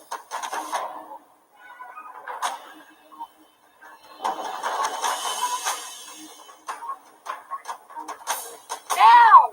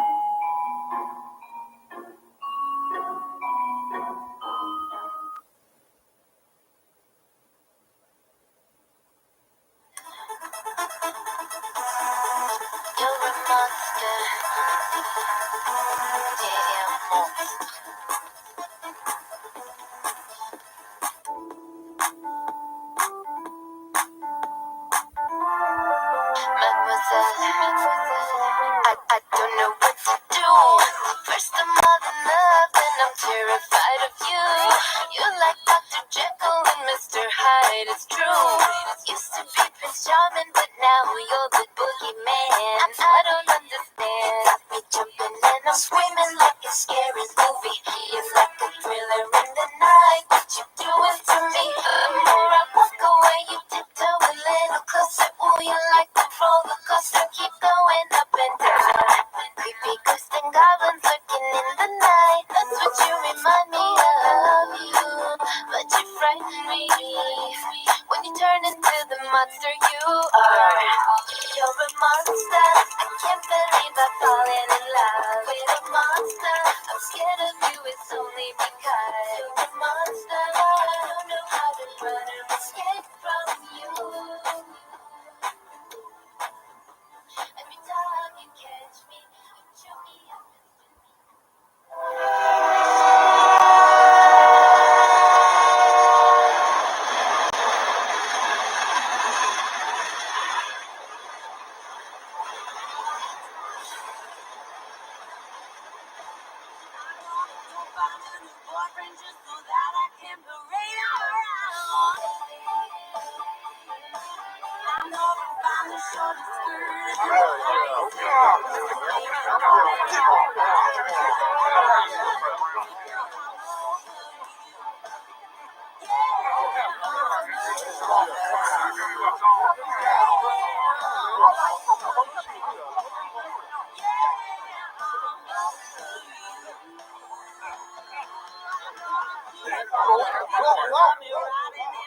My kind of town.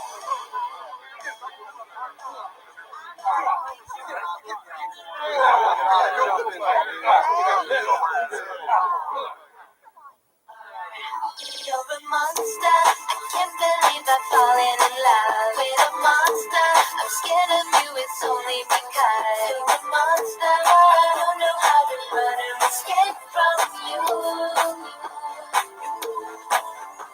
Every time you catch me, you chew me up and spit me out. Damn monster. Spit me out. Damn monster. Darkness coming soon. He's starting to grow fangs. He's howling at the moon. Gotta get away on my heart. He'll consume. It used to be Prince Charming, but now you're the boogeyman. And I don't understand. You got me jumping and I'm screaming like a scary movie. You're like a thriller in the night. What you doing to me? The more I walk away, you tiptoe a little closer. Ooh, you like the roller coaster. Keep going up and down. Creepy ghosts and goblins lurking in the night. That's what you remind me of. But you frighten me when you turn into the monster you are. You're a monster. I can't believe I've fallen in love with a monster. I'm scared of you, it's only because you're a monster. I don't know how to run or escape from you. Every time you catch me, you chew me up and spit me out. Damn monster. Spit me out. Damn monster. Got me running for my life, got me hiding in this haunted house of yours, baby. And just when I think that I got away, you jump out and catch me, baby. You're a monster. I can't believe I've fallen in love with a monster. I'm scared of you, it's only because you're a monster. I don't know how to run or escape from you. Every time you catch me, you chew me up and spit me out. Damn monster. Just spit me out.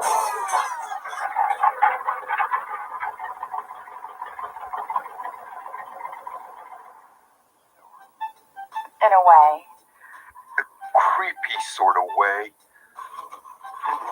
Really, Paris? I gotta find your sister right away. Check a room?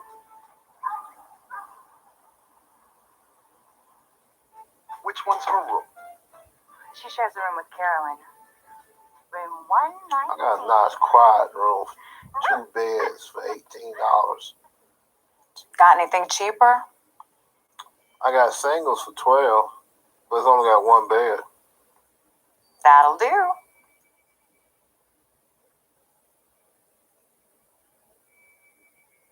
You all gonna sleep piled up in 1 bed? Kids like to bunk on the floor. Don't you? Ma'am, wouldn't your kids be more comfortable in their own bed? These kids aren't mine. They're my brother's. We're meeting him in Atlanta.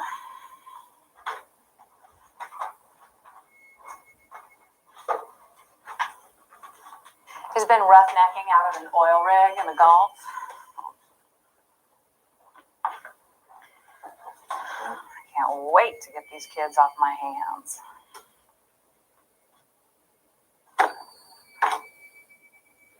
Room 333.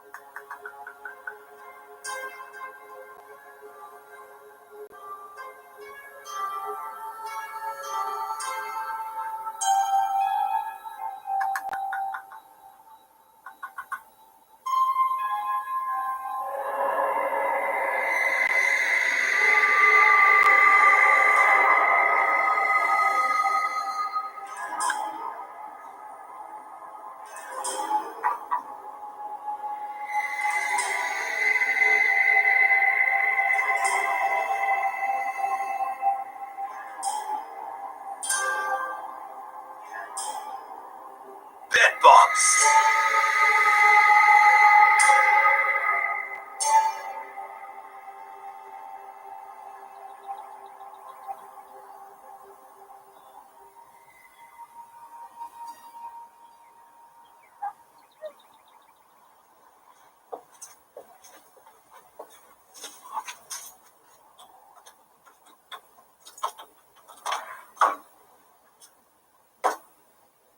Go inside.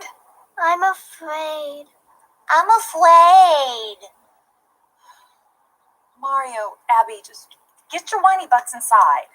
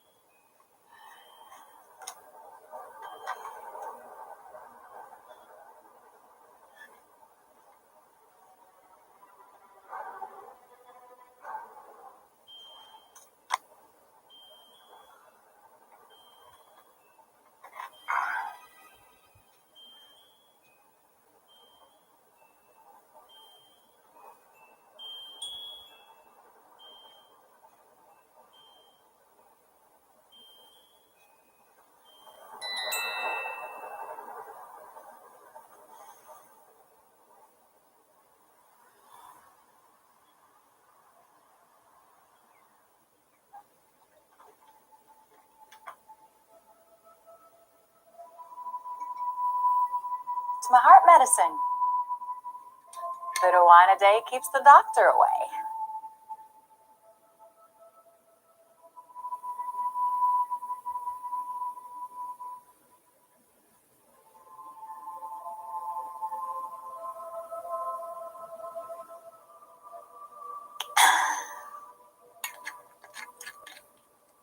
It's fortified. 4 and 5? Shut up, Abby. You are so stupid.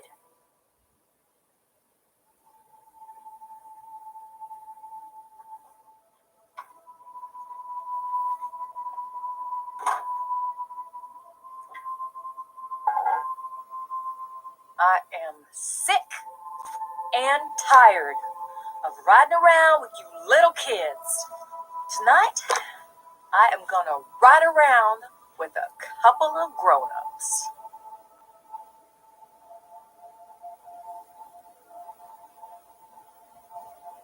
Those boys and girls across the street look like they've got the right idea.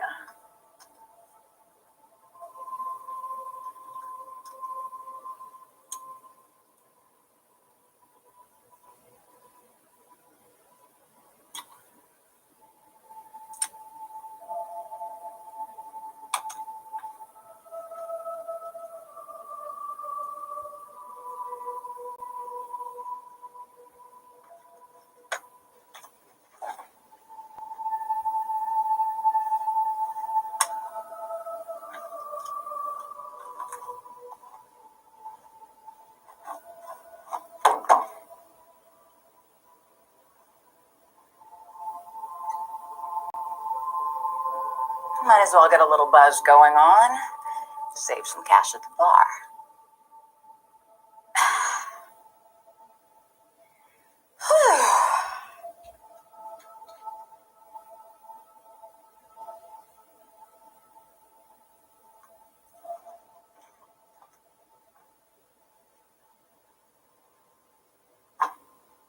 I'll be entertaining on that bed tonight.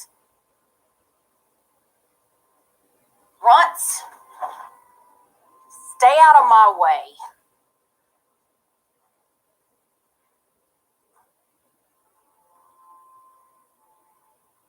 Stinking kids, give me a total migraine.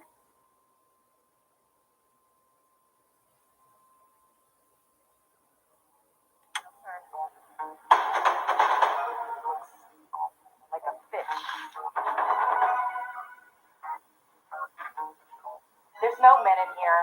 This is a dry hole. Men in here. Lights are killing me.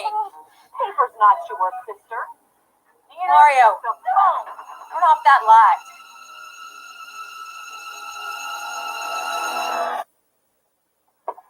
I'm ready to be tied up, Betty Lou. All right. You know you're supposed to tie me up first.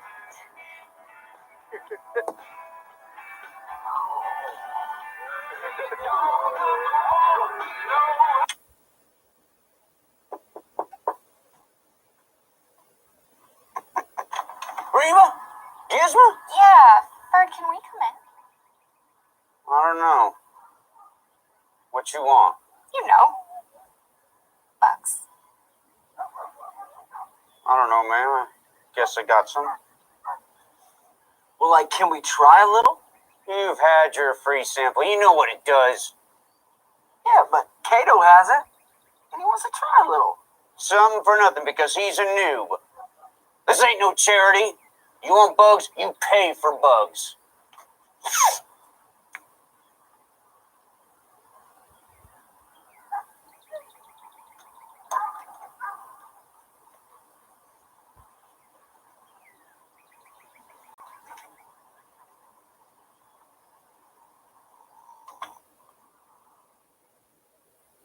Whoa, that's how it's done?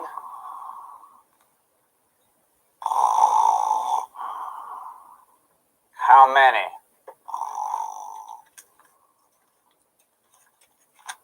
Three. 2. Gizmo, you print the front on both sides.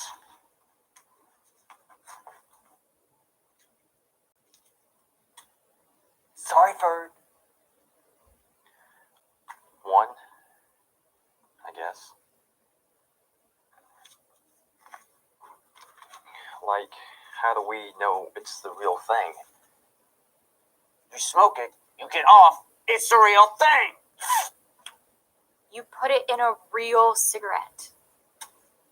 Nobody said anything about cigarettes. I don't smoke. When you don't smoke, you don't get off. No. I guess I'll take it.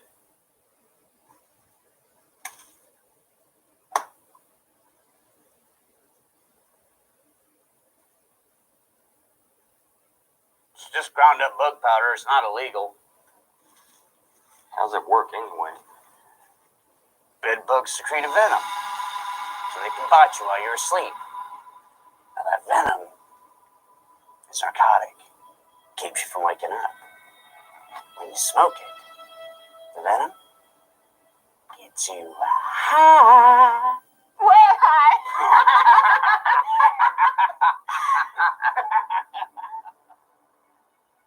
Hey! There's no smoking in here. This is a no-smoking room. No smoking. In here? Outside, all of y'all! Get left! Idiots!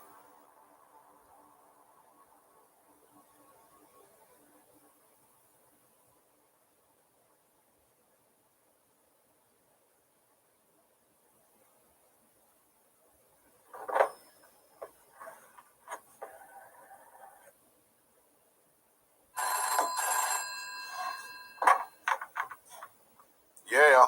There are bed bugs in my room. Not my problem. It is your problem.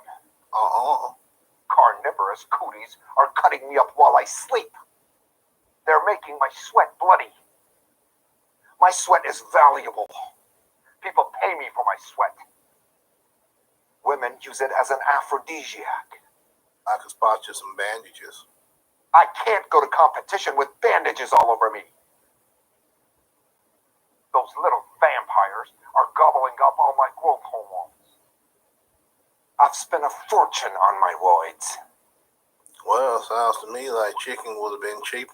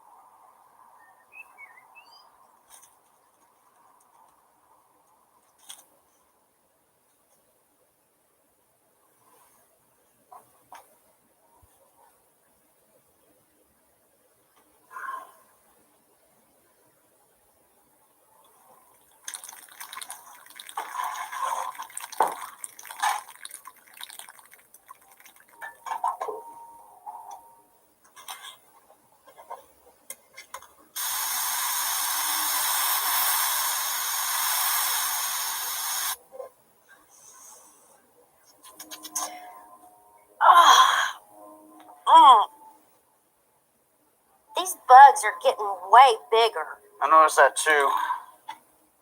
Bugs must be on steroids. Oh, legs are numb. Bedbug venom? Working on them bugs? Duh! Like I'm the only one around here doing anything. Just been so tired lately. Maybe we should skip to every other night. No can do. Bugs require a fresh supply of blood during their gestation cycle. Too bad that chicken idea didn't work. Now, who'd have thought some little bugs could kill full-grown chicken in one day? Drained it dry. And I can't pluck a chicken every day. That one peck that gibbers out of me. Well, I guess we'll have to sacrifice a little to get this business rolling. I read where some people used a cat. There's been no cats around here since that Korean restaurant opened up. Really? We need to shave a cat. Well, getting pecked by a chicken is nothing. You just try shaving some old stray cat.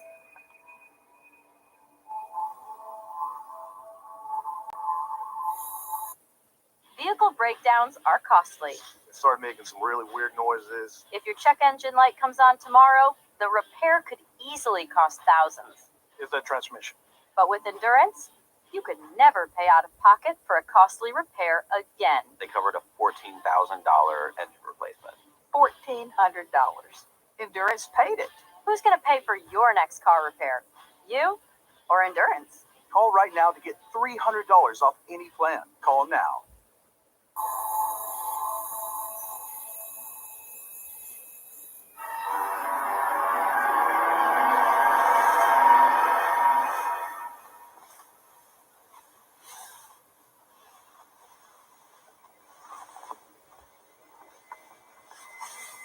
There's monsters here.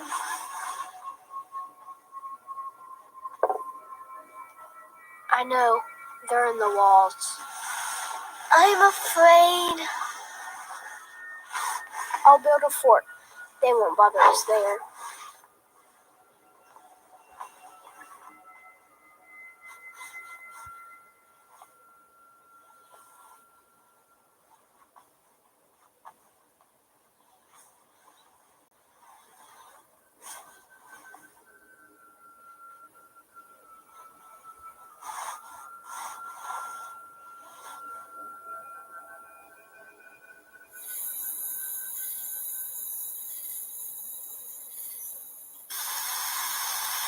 Them people you read about in that magazine, how'd they shave their cat? Didn't say. Just said that they shaved the cat. Made it a nice bed where it would sleep and feed the bugs. It don't even look like a cat. Who shaved like that?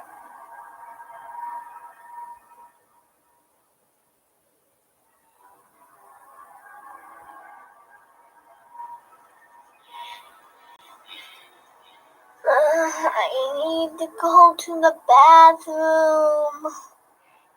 I'll check it out.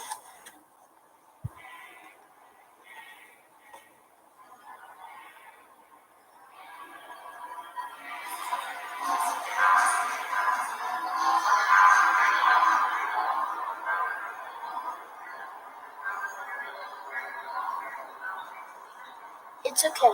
No monsters.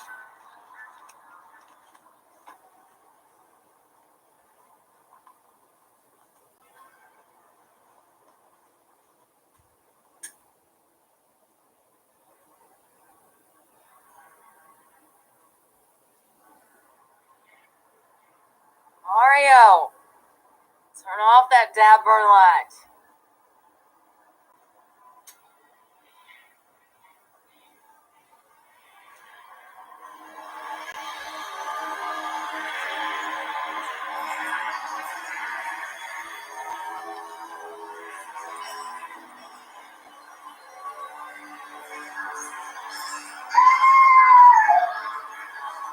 Don't worry. I'll protect you.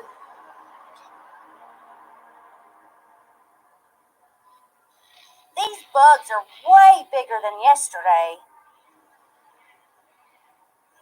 They are? They are. Well, better profit margin. You sure they're bed bugs? They're the real deal. Just means I'm doing it right. Sure are big.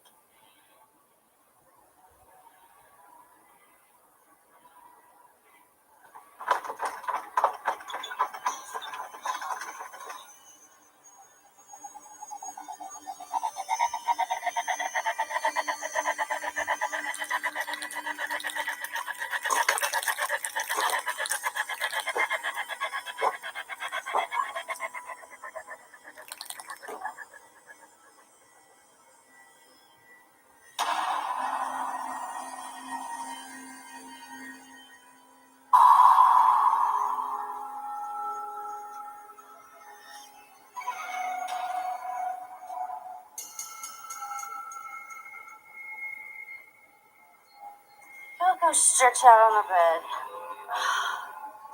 Just for a little.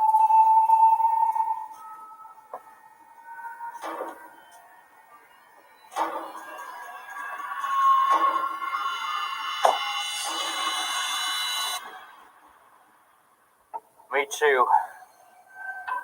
Sleeping on that couch has me wasted.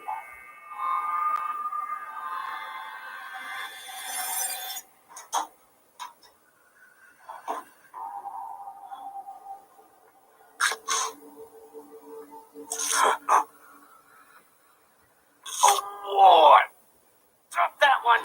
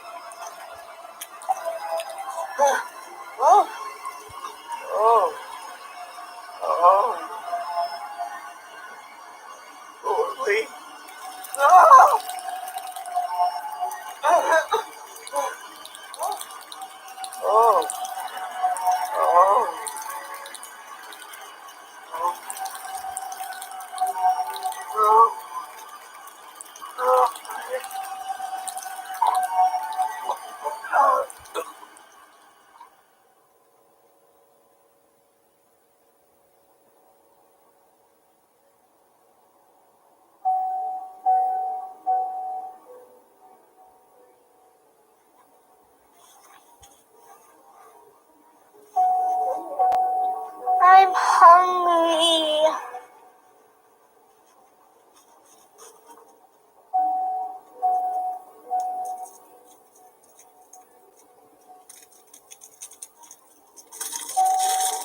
It's all gone. I need to make a run for the door. Please don't go. I'm really fast. Just shine them with this. They're scared of the light.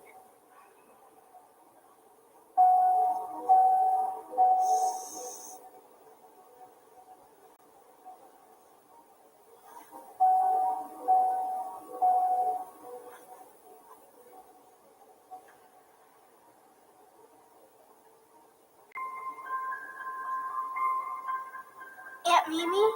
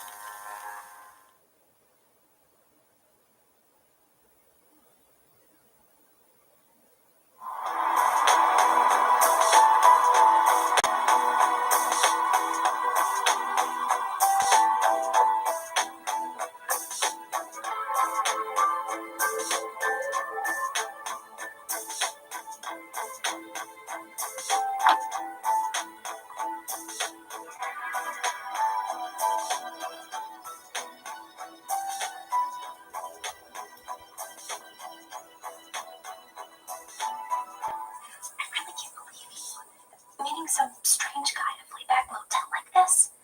If this guy was any kind of a car dealer, he'd meet you at the dealership. Just drop it, Colette. This guy's got something I want.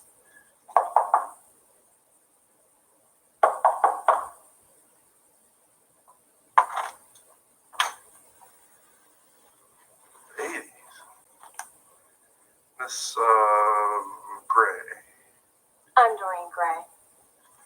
Nice to meet you. Al Sharko. I can see that.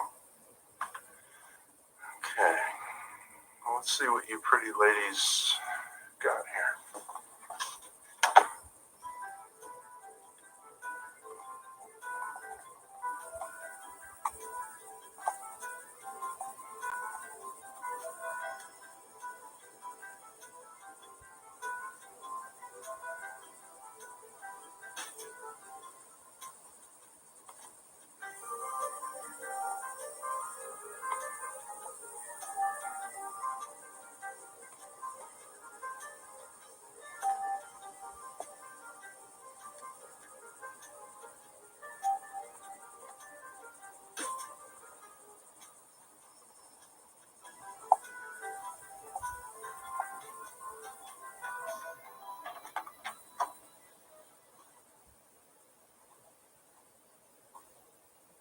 Ew. This looks like the honeymoon suite for orangutans. That's it? That's Marilyn Monroe's charm? Yep, that's it. It's just a rotten old piece of wood. Trust me, that's really it. What's that supposed to be? Well, its real name is Marie Antoinette's guillotine. Marionette's guillotine? You said you had that charm thingy that Marilyn Monroe used to get into Playboy. She did use it for that. Would somebody please tell me what's going on? Your friend is trading a used car for something far more valuable, something that can take her much further than that car ever could. This unique relic is all that's left of a guillotine that was used to execute a beautiful French queen in the city of Paris a long time ago. The dark stain on the wood is from where Marie Antoinette's blood gushed when the blade came down and lopped off her pretty little head. Since that time, a number of exquisitely beautiful women have worn this charm to give themselves an edge over all other women. This is what you're trading your car for? Some old stick of wood that's supposed to make you beautiful? It really does work. I know for a fact that Marilyn Monroe's charm was used by 3 Miss Global winners.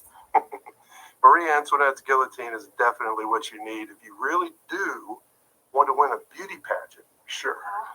I really do want. But how do we know it's the real thing? Like, where did you get it? A reliable acquaintance of mine, Mr. Stumpy Nixon, acquired it from the Hughes estate collection shortly before it was up for auction. Well, we have to test it to make sure it's the real thing.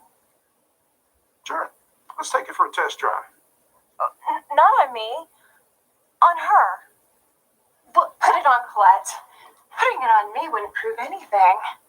Sure. Whatever you want. Right on cut line. That's where it works.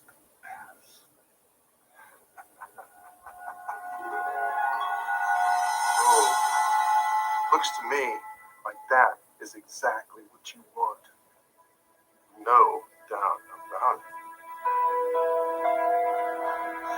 Take it off. It's mine. Give it to me right now. What's the hurry? Take it off this instant. Hey, cut it out. I'll get it. I'll get it. Here. You've got it now. This may seem like a deal as far as you're concerned, but I'm not so sure.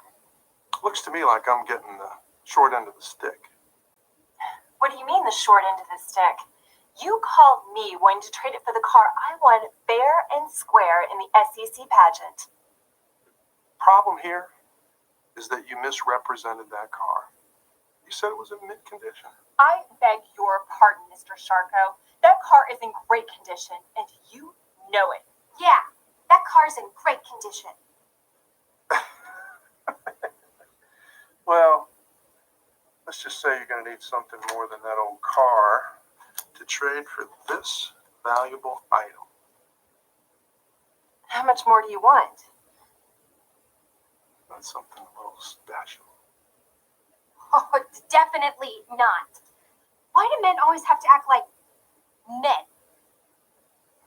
You just happen to be the first pageant girl I called. There's no doubt in my mind that there's someone else out there that would want this valuable merchandise more than you. Wait! Wait!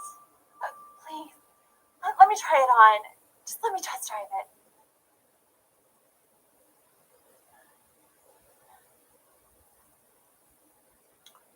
Right on the cut line.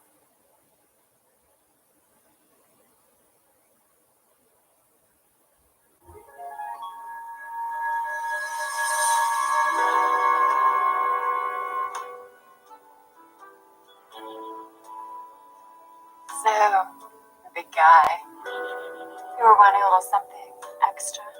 This little beaver treat.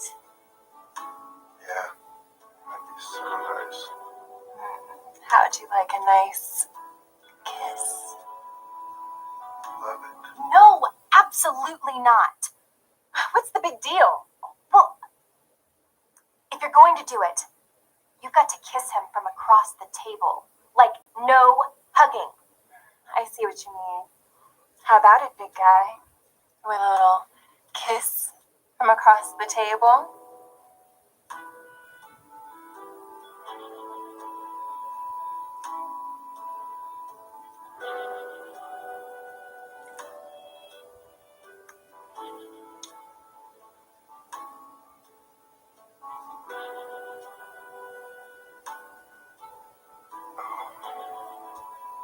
You okay now, big guy?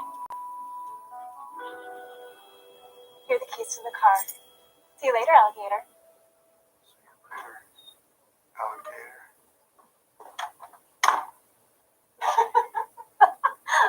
I think you could have told that guy to take the bus to Oregon and he would have done it. I think you're right. But he could snap out of it around Birmingham and come back looking for us.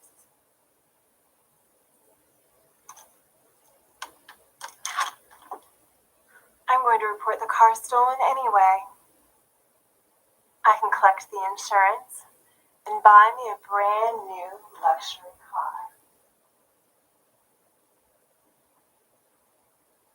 This old scrap of timber really doesn't look like much. I think it's how you position it. Here, let me try it on again and show you. Excuse me? I traded my car for this miracle charm. It stays with me. Well, you're gonna have to come up with a different gown. It's gonna look terribly out of place with that little shoulderless thing you picked out. I wonder if you always have to wear it on the cut line for it to work. Yeah. I wonder if everyone who's ever used it always wore this old thing around their neck. Maybe you can hold it in your hand.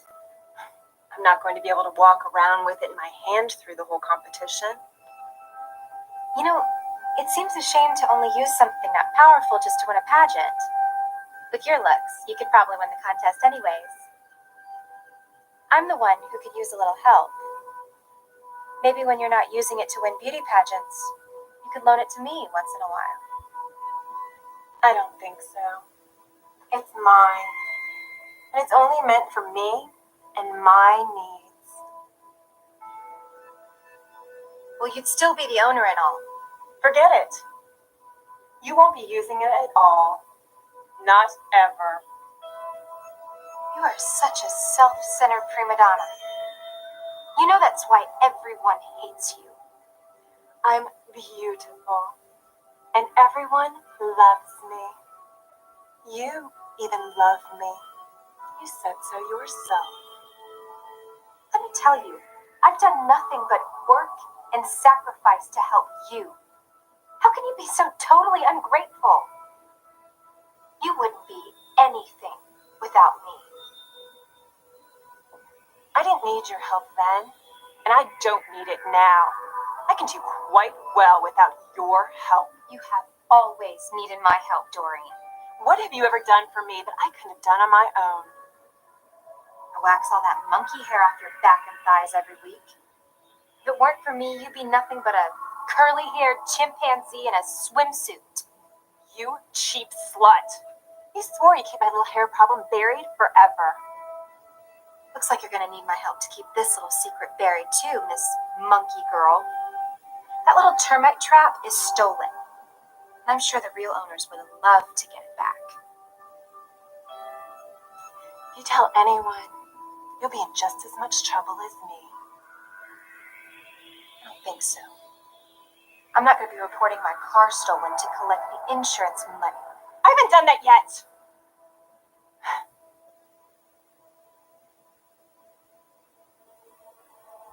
I guess I could let you use the necklace every once in a while when I don't need it for something.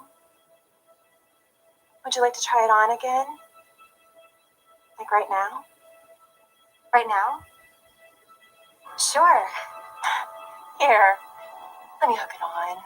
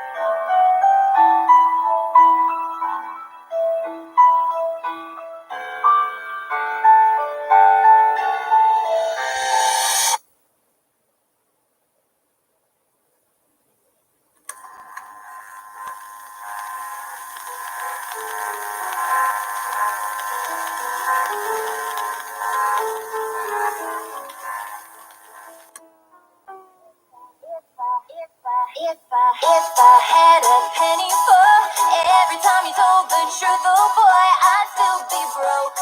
I'd still be broke. And if you said you love me more, then you must stay in 64. It'd be a joke.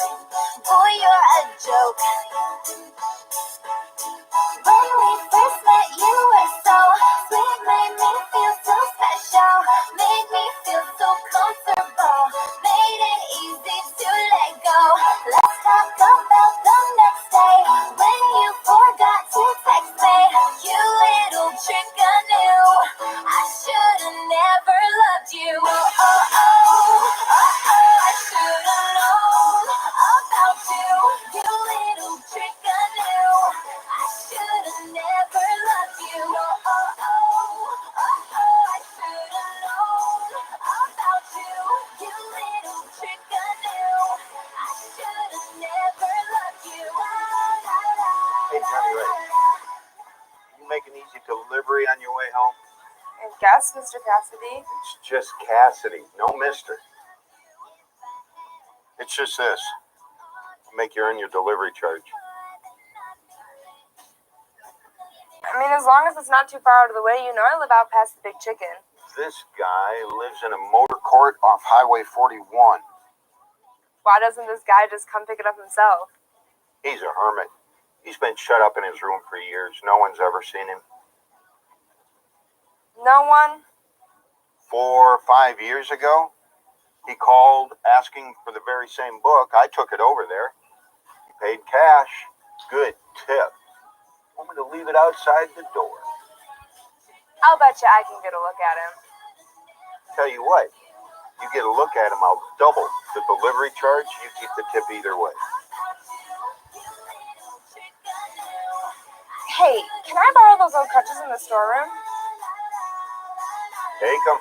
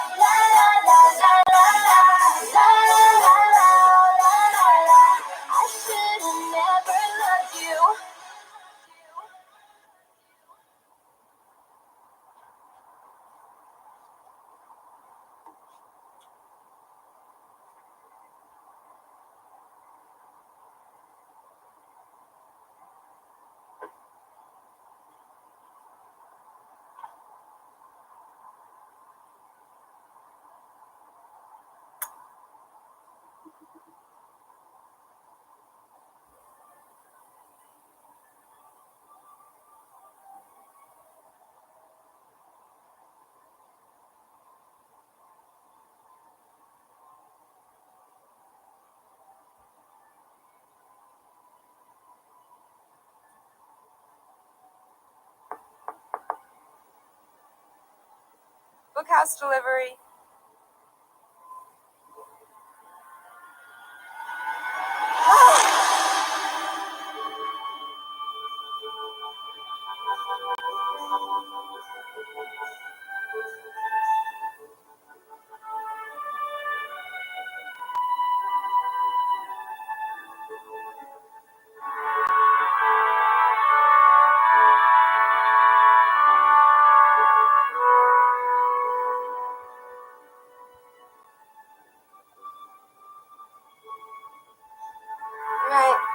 My crutch broke. I see. Poor thing. You've cut yourself.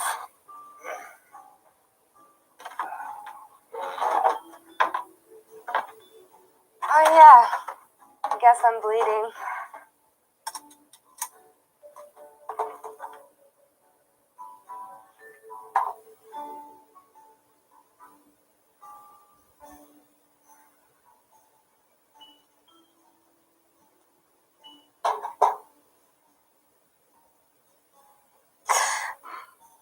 I'm sorry.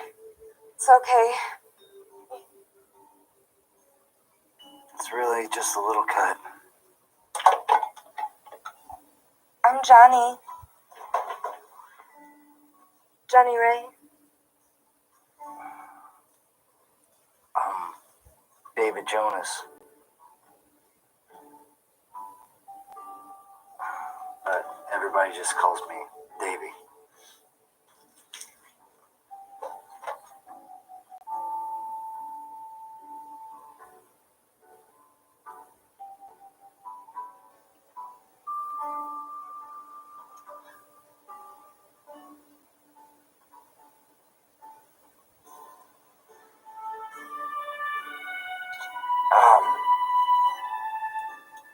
Excuse me. Well, then excuse me, too. So, is your foot okay?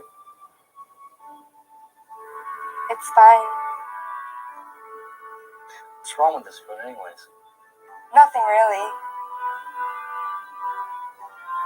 Why the crutches? It was just an act to get you to open the door. Your little act didn't work out so well. You could have hurt yourself pulling a stunt like that.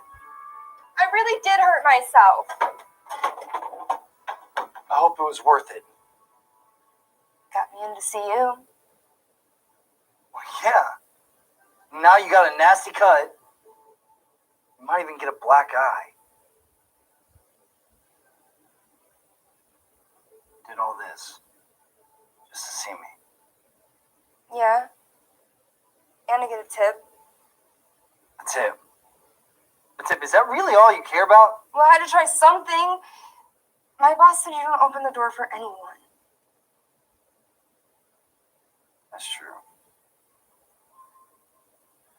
I've stayed in here ever since I retired from the Navy.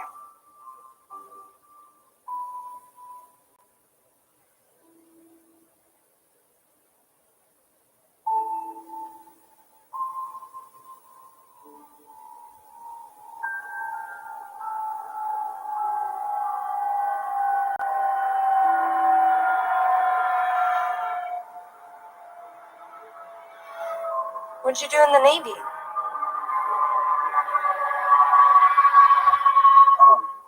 Submarine navigator. I love submarines. They're so cool.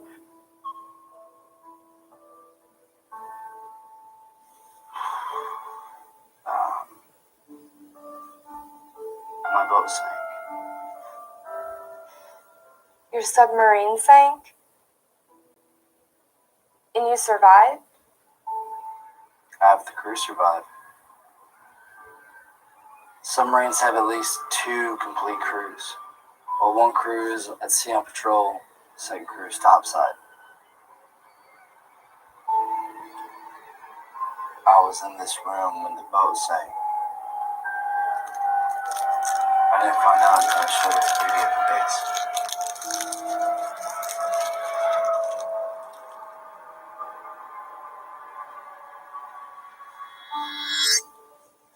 It must have hit you pretty hard, losing all your friends.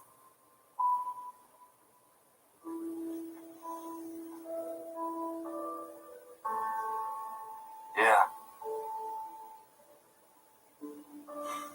After that, I came here and retired. Didn't want to be put with another crew. When did this happen? I'm not really sure. Seems like yesterday.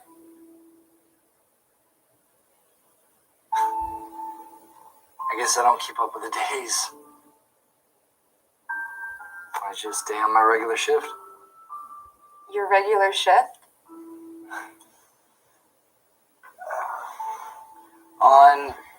On the boat, we use an 18-hour day. Each shift is 6 hours. 6 hours on, 6 hours off. 6 hours in the rack. Well, what about the other 6 hours in the day? The Navy discovered that we don't need them. Submariners work better without all those extra hours. It sounds weird. It's actually not as weird as it sounds. In fact, it actually works pretty good. Between patrols, I always come back to this room and continue on 18-hour days. So does that nutty clock always run that fast? No. I thought the thing was broken and stopped running. Oh, it's really going now. Yeah. It just seems so claustrophobic being cooped up here all the time. Well, I like being cooped up. Time stops when I'm on patrol. We're going to board. Hatch opens up. And it's always the big jolt. What jolt?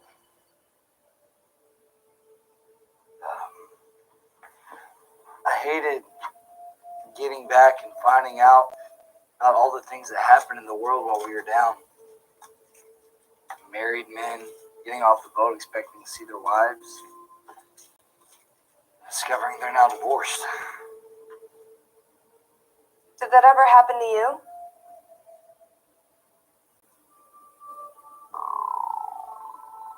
My fiance died while we were on patrol.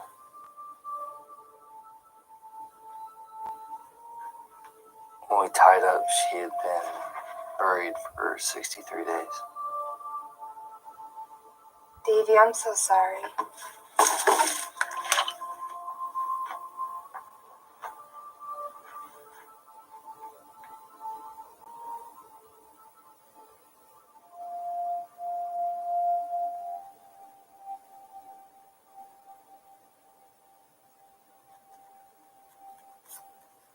It was so strange. As far as I was concerned, she just died. Everybody topside already got over it and moved on with their lives. That's when I started staying in here. It's I don't think about things on the surface. You don't get any news while you're underwater? Nope. The only messages the boat receives are if we need to nuke somebody or destroy the world. The captain and XO are the only ones who read the messages. Total isolation.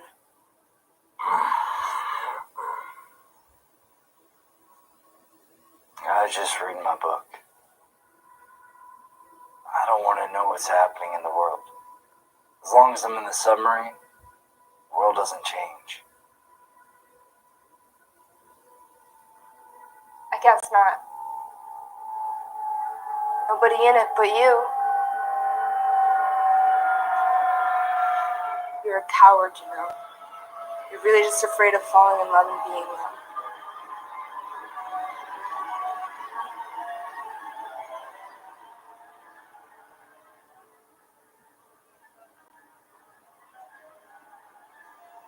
I guess I was afraid of falling in love. But now, I think I wouldn't mind. No, you don't, Mr. Jonas. We're not falling in love. I mean, how can you even expect me to be in love with a hermit who never leaves his little motel room? I can change by simply walking out that door. Haven't you noticed what's happening to you? What's happening to this room?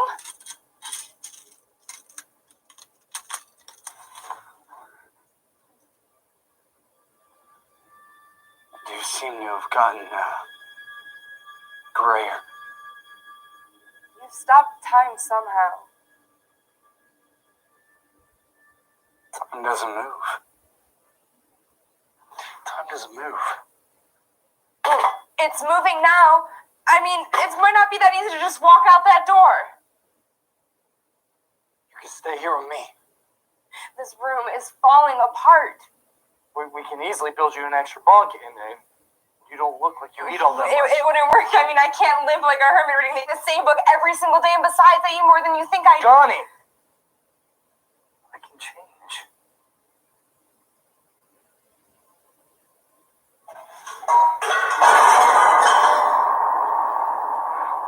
I need to leave this room.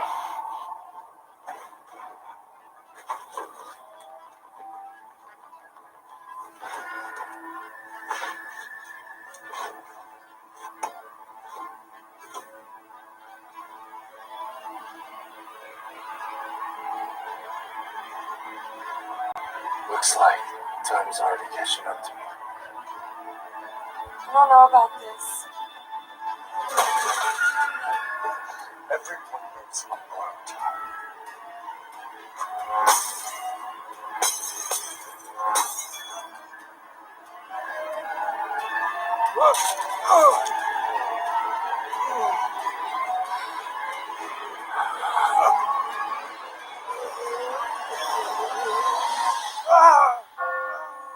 We close the door before it's too late. Oh, baby.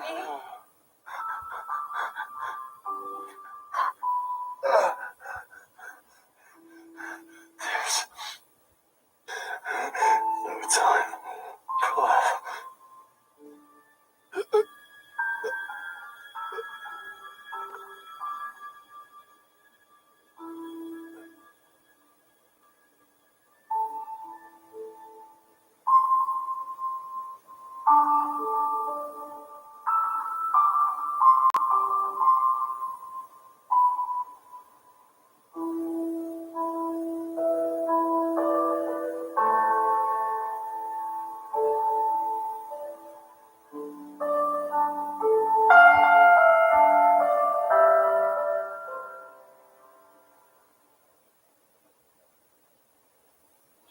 breakdowns are costly.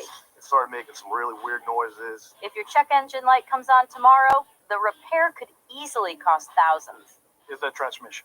But with Endurance, you could never pay out of pocket for a costly repair again. They covered a $14,000 engine replacement. $1,400. Endurance paid it. Who's going to pay for your next car repair? You or Endurance? Call right now to get $300 off any plan. Call now.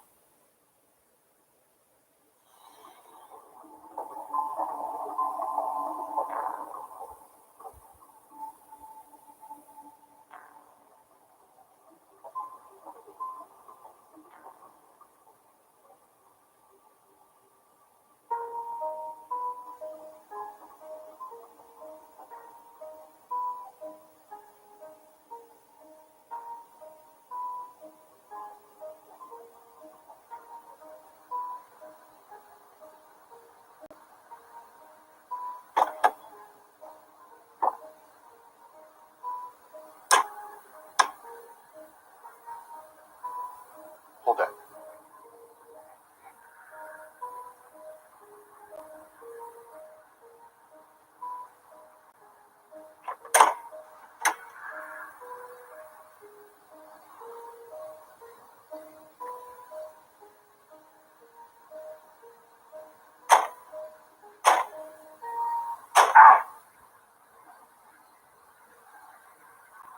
When are you gonna get the truck near fist on our stuff? I may never get it fixed.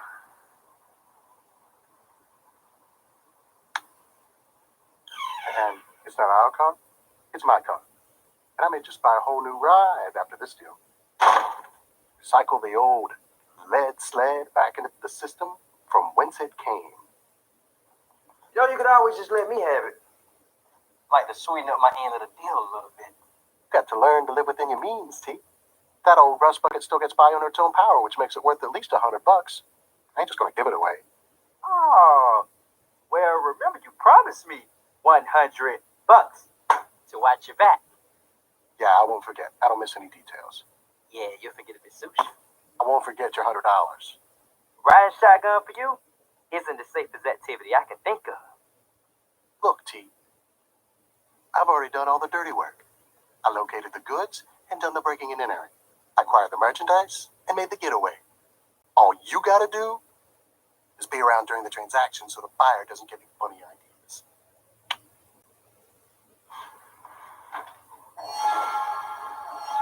Oh, so that's the merchandise. An old box. It's not the box, you welter brain. It's what's in the box. What's in the box? Houdini's hand. Say what? Houdini's hand. Oh, It's Houdini's old mummified hand. you mean like there's a real dead guy's hand in there?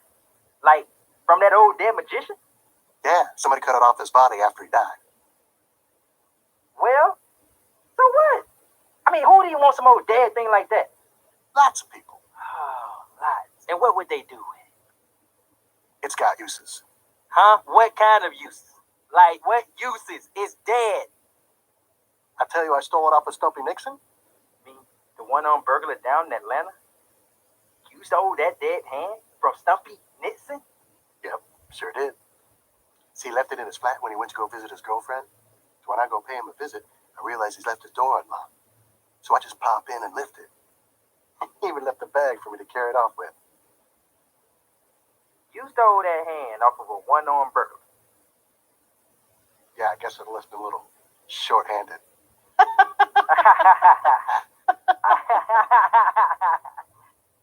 What was Stumpy Nixon using that dead hand for?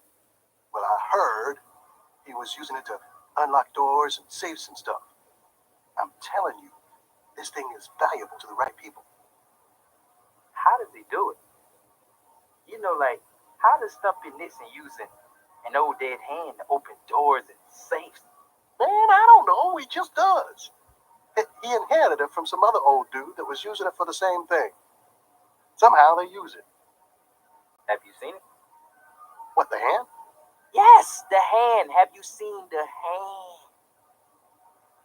No, I haven't seen it. It's in a Chinese trickster box. You gotta slide a panel this way and that way. It's like a puzzle. Nah. It's an ancient combination lock. I used to try to figure these things out. I'm gonna call my fence, Al Sharko. Man, this thing is worth $10K easy. Yeah.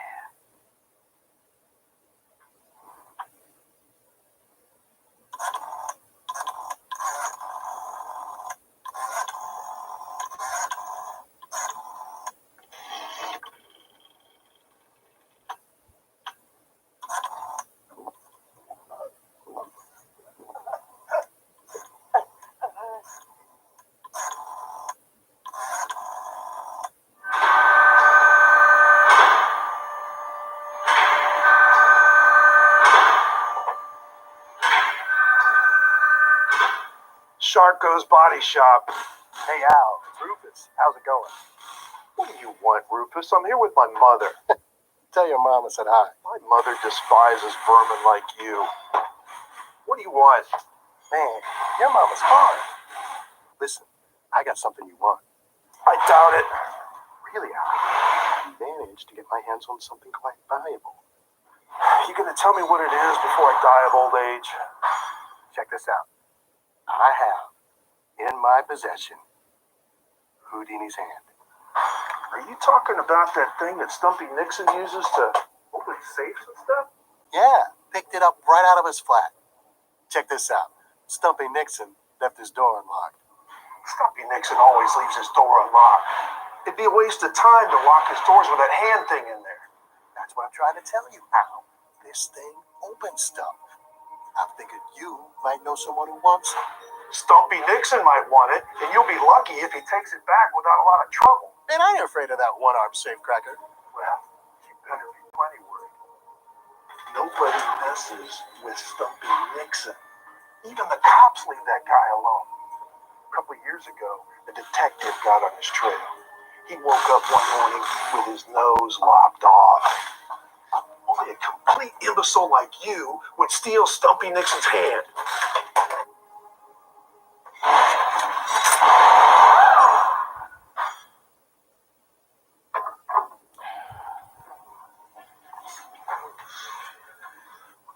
Yo, T, how'd you open the box? You know the bathroom doesn't have any toilet paper? Left me stranded, high and dry. The box, T. How'd you open it? Didn't touch it. I was in the bathroom while you were talking to Al. What's that stuff in the box? Doesn't look like a hand to me. Looks like rock salt. Yeah, it's exactly what it is. It's rock salt. They put it in there to preserve the hand. Yep, that's rock salt. Man, get that trash can so we can put this in there.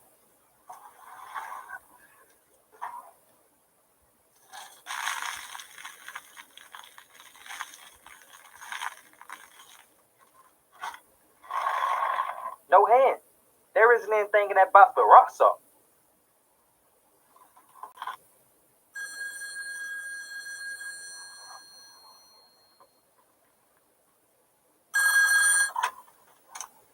Change your mind? You got my hand. Well, did, Al Sharko call you? No, Al Sharko didn't call. You were trying to sell it to Al, weren't you? Well, you thought you could just steal my hand and sell it, didn't you? Well, to be perfectly honest with you, Stumpy. That's Mr. Nixon to you.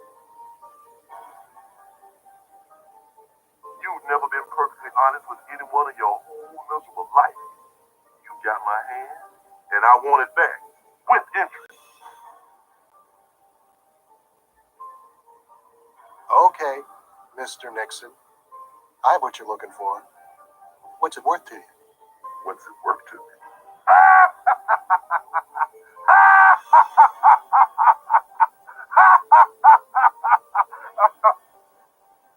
To be perfectly honest with you,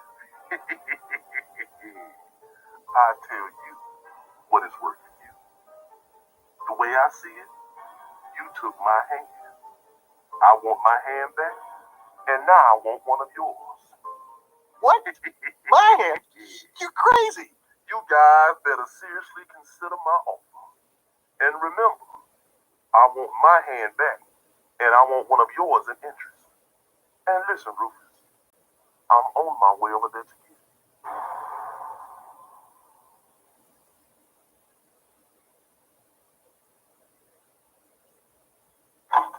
What was that? Was that Stumpy Nixon? What do you want? My hand. Says he wants my hand in interest for taking his. How does he expect you to do that? Throw off your own hand? I guess so.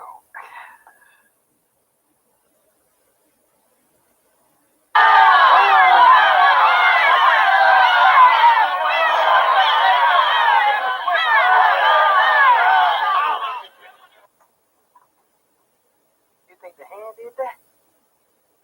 I don't know. You know it's out that box. It's in this room somewhere. I don't know, T. I don't think it can do something like that. It's in here. It's just turned on. That TV, it's in here, you know. Come over here and help me move this out so we can look behind it. Nah, I'm good. Don't be a wuss. Get over here. Come on. Ready? On three. 1, 2, 3. Don't pick up your end or anything. Nothing back there but old dust bunnies the size of cats.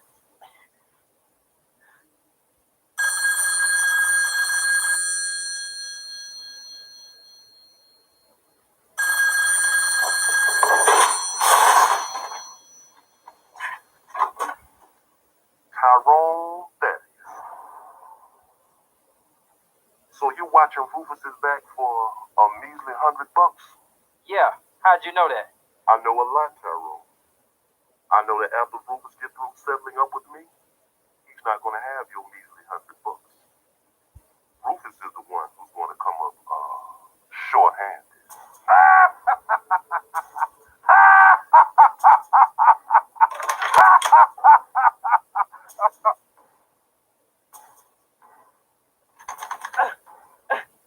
Hey, Rufus, that hand just locked us in. Man, get out the way. Move. Get out the way. How'd I do that? The window. The window's all boarded up. How are we going to get out now? We got a bag full of tools. In case you forget, remember, we break into places for a living. Oh, yeah. We can get out of here. Yeah. All right, let's go.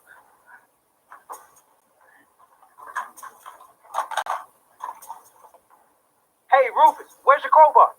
I lost it. It fell off the roof of the Big Wiggly back in the green room. And you never got another one? Never needed another one. Till now. Yeah, till now. Hey! Hey! I know you hear me. When you shites go stop messing around? You need to get that hand ready for me because I'm on my way over there to get it. Okay.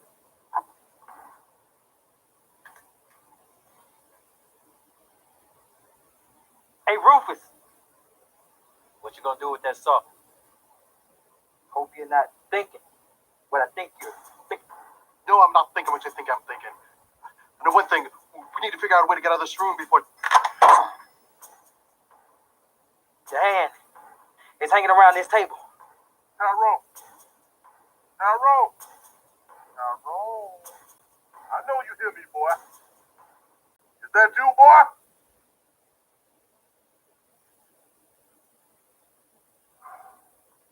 Yes, this is I. I've got some good news, Tyrone. And I got some bad news. The good news is I don't have my heart set on taking Rufus's hand. That is some good news. Yep. And the bad news is your hand will also be satisfactory. Why my hand? Well, any hand will do. As long as you crooks come off with an hand. You're just fortunate I don't want your arm or your leg.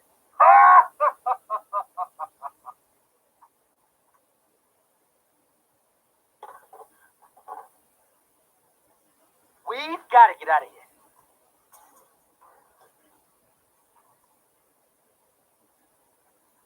Looks like they screwed these boys on. They're not prying off. Oh!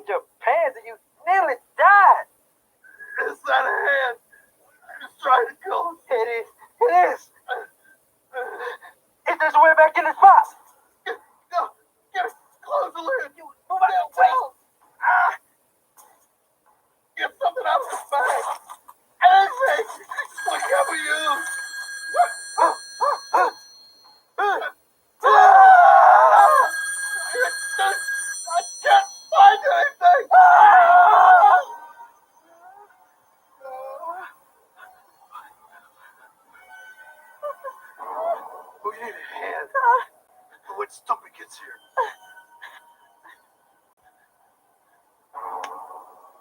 Yeah, we do.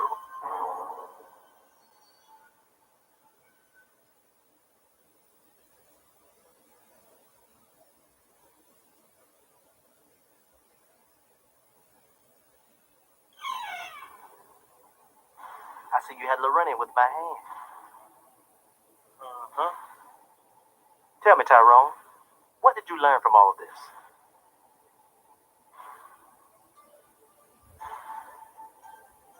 Don't mess around with Stumpy Nixon. Let me give you a little bit of advice, Tyrone. Hanging out with big dummies like Rufus right there, you gonna end up just like Rufus. Hey, Mr. Nixon. What you want me to do with this? Yes, the interest of my property. I don't think I'll be taking that today. It's not my color. Plus, it smells bad. Oh! Stumpy Nixon, you better tell somebody.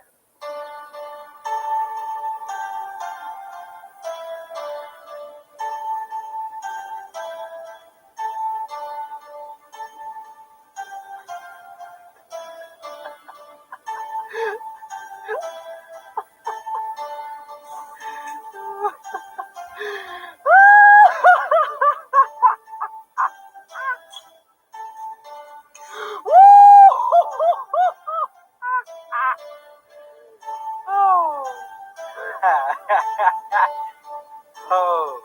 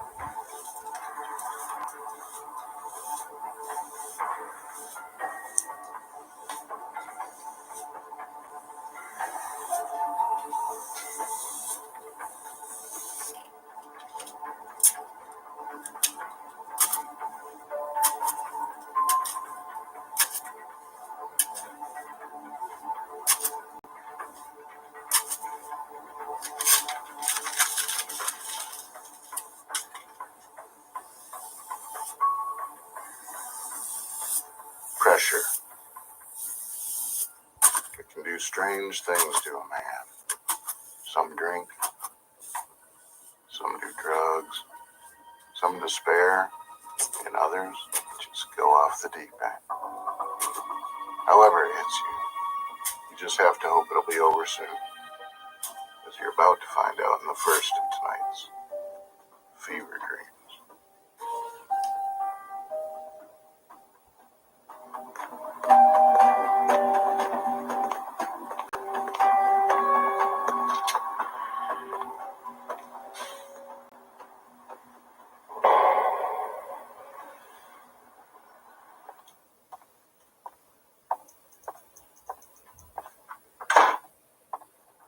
God damn it, Millie. I'm a worthless night reviewing these worthless scripts. And good morning to you too. Where's all the talent gone in this town? What should I do with these, Don? I don't care. Burn them if you have to. They'll probably be better off as kindling anyway. Don, you know, sometimes I really do just feel bad about throwing these things away. Have you stopped to think about all the Don't time go that getting people... soft-headed on me, Millie, okay? Look. This is garbage, garbage, and garbage. Oh, hey, Don. Mr. Bernstein called twice already this morning. He's looking for another chiller script. That guy needs to learn some patience, man.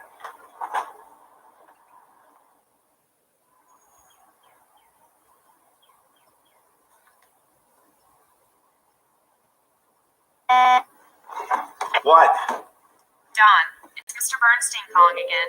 Should I plug him through? Yeah, I'll talk to him. Don, you there? Hey, Saul. Yeah, you caught me in.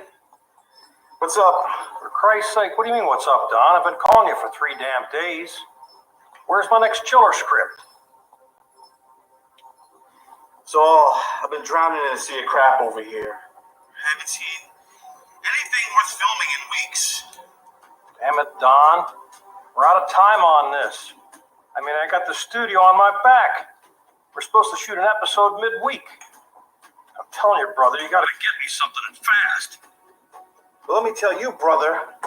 Okay? I got garbage coming out of my ears over here, okay?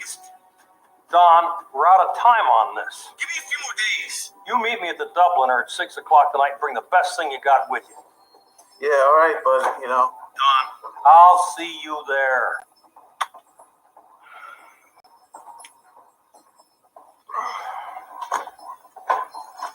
Come on, baby. Gotta be here. Don. Hey, Don. It's 5 o'clock. I'm gonna head home now, so you're gonna need to lock up tonight, okay? Oh, yeah. Don't forget, you wanted me to remind you, you have a 6 o'clock appointment this evening with Mr. Bernstein. Yeah, I know.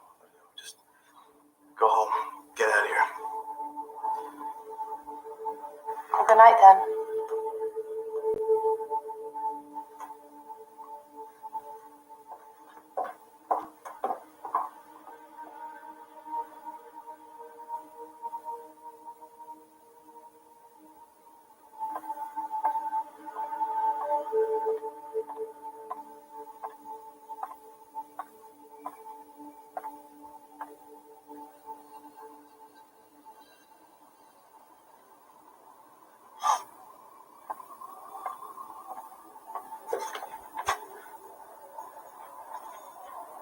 Who the hell are you?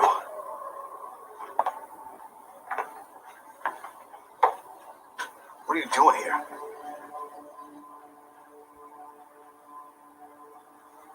Beg pardon, sir. I've been waiting for you for a while now. Come to give you my screenplay. Special done for the Chiller Show. Look, I'm hardly gonna look at that now. Who sent you here anyway? All right. Look, as far as I can tell, you're trespassing. All right, so why don't you get out of here now before I call security? Come on. A lot of thought went into this. It's a blood-curdling read. Now you gotta get out of here. Just give it a look. That's all I ask. Look, you mail me a clean copy, and I might read it, but I never will if you don't get out of here right now.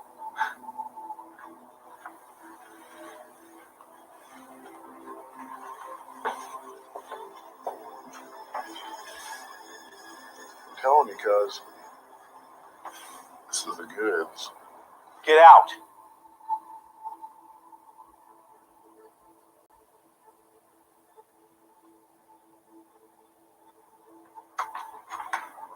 What a day.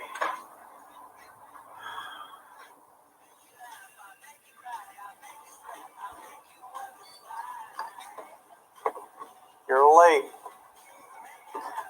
And you look awful. What's going on with you? Nothing. I'm fine. I'm just going out of my skull, trying to find some decent writing. Hey, waitress, let me get a double Glenlivet pronto. You want anything? No, I got a ginger ale right here. I had to put down the hard stuff. Some of us just can't handle it. Listen, Saul.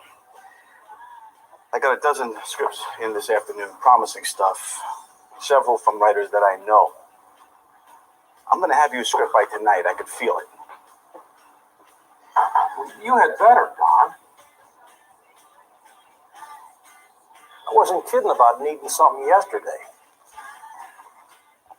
Are you sure you're all right? Yeah.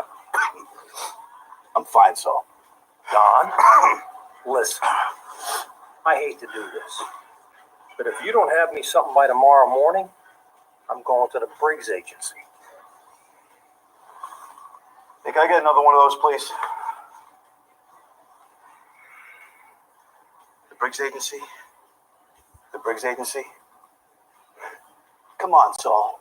I've been fielding your great chiller scripts for months now. Well, that's a what have you done for me lately world out there, Don. I gotta have a script. Christ.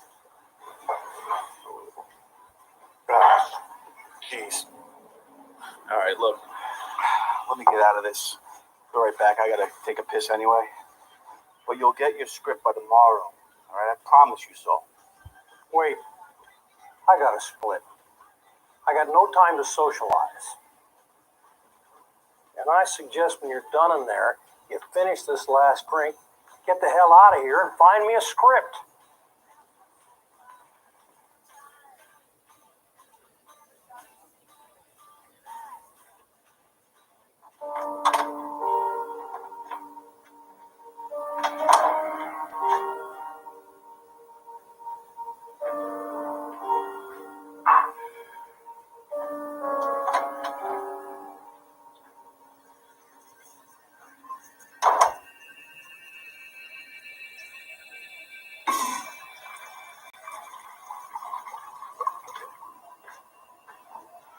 What the hell? Are you crazy? No, sir. Not crazy. I just know I got the script you're looking for right here. Who are you? Who are you working for? Is it Briggs? Huh? You got some kind of wire on me or something, huh? No, sir. Nothing like that at all. Just me by my lonesome. And this great screenplay. Come on. Take it, Mr. Reynolds. It's exactly what you need. Get away from me.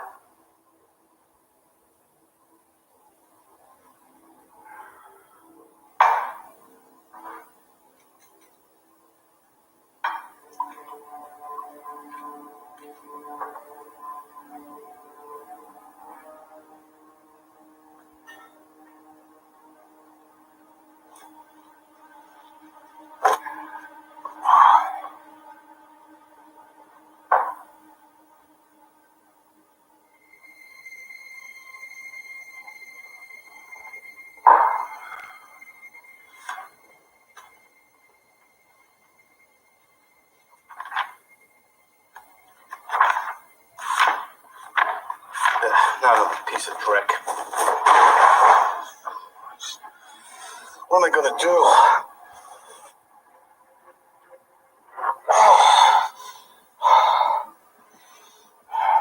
Where's my next chiller script? Where's my next chiller script? I'm telling you, brother, you gotta get me something and fast.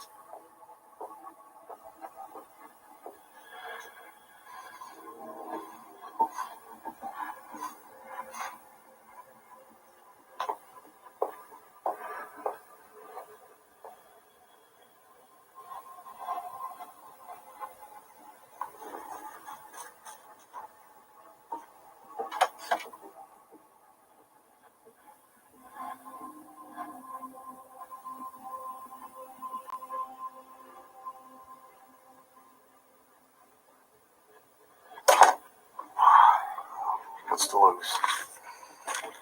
Great. A title. No authorship, no copyright. Real pro job. Puzzled, the agent closes the apartment door and returns to the couch, the bum's screenplay in hand. What's going on here? What's happening here? Who's doing this? How are you doing this? Why?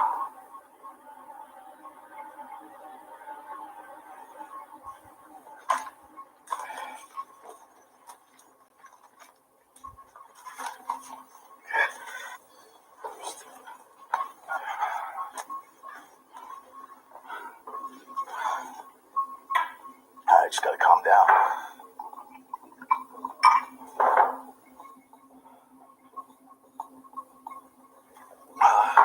Some kind of crazy coincidence.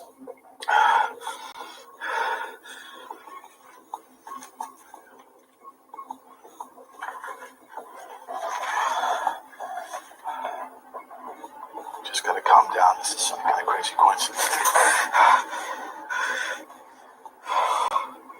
What's going on?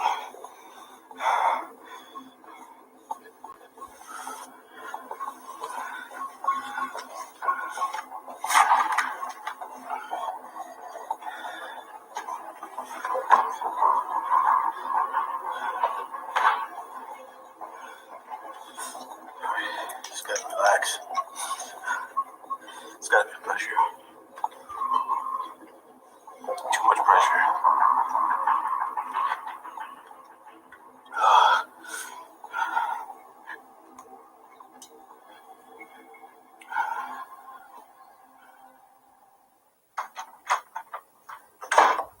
Hey, Don.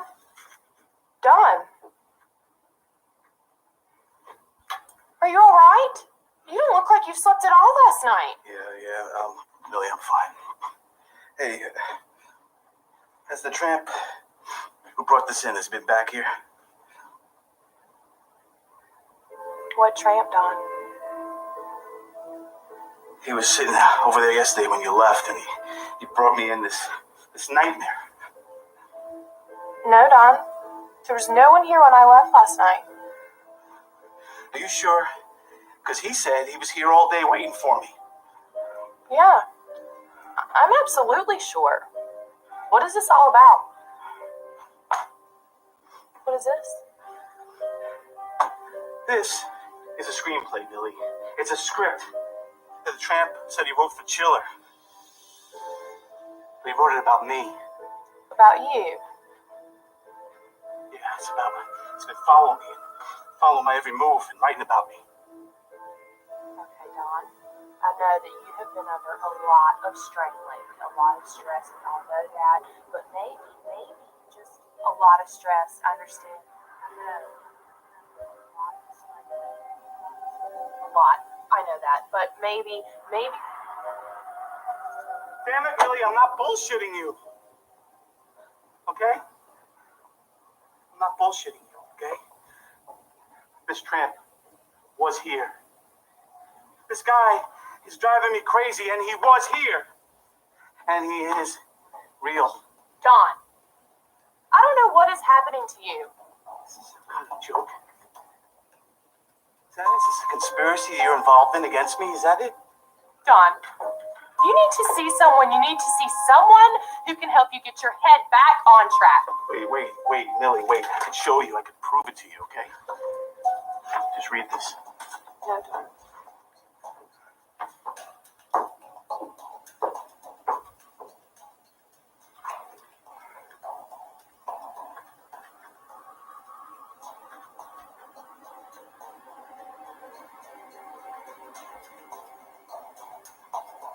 Don, you there? It's 9 a.m., brother, and I don't see you. Don, I've had it. I'm calling Briggs. I suggest you get your act together, and soon. Maybe think about putting down the hard stuff?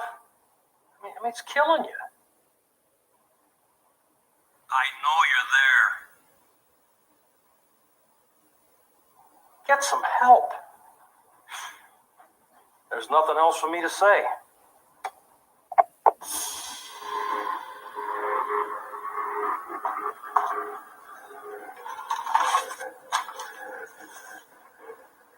I know you're there.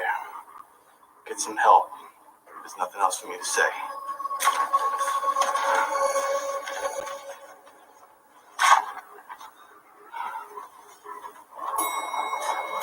Going down.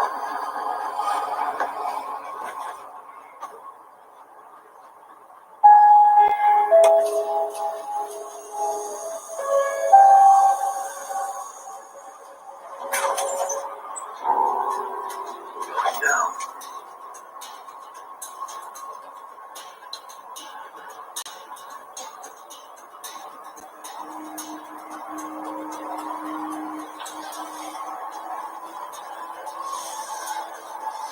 Some story, huh? Freaky enough for you? I won't read any more of this, you understand? I won't read another word of this, I swear. Not another word. Oh, I think you will, Mr. Reynolds. I think he's certain to make a killer show. You just gotta read the ending. It's a real killer. Just leave me alone.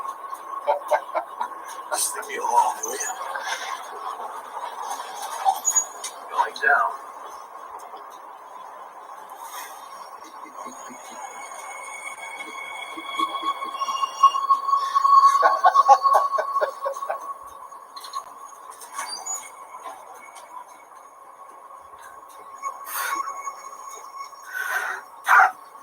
What's happening?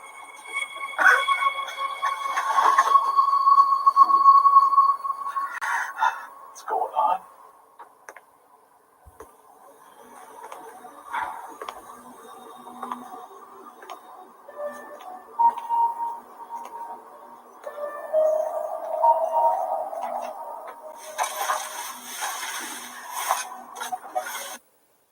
Thrive Cosmetics Brilliant Eye Brightener is your of course I got 9 hours of sleep secret. This buildable cream to powder formula effortlessly illuminates and brightens your best features. Available in a variety of shades. Use it as an eyeliner, eyeshadow, or below your brow for an instant eye lift. Non-irritating, 100% vegan, cruelty-free, and packed with antioxidants that leave you with an all-day glow. No wonder it's sold every 3 seconds. Plus, for every product you purchase, we donate to help communities thrive. Join our movement today at thrivecosmetics.com.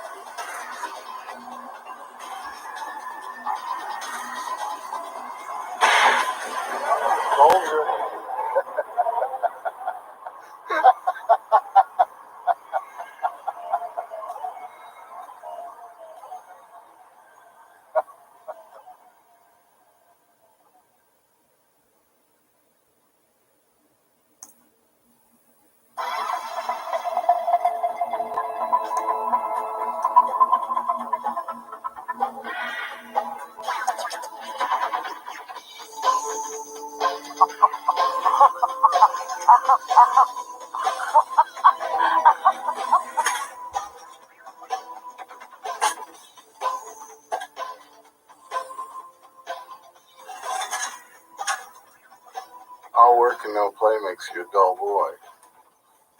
Or in Don's case, a dead one. Hey, maybe it really was just a nasty fever dream.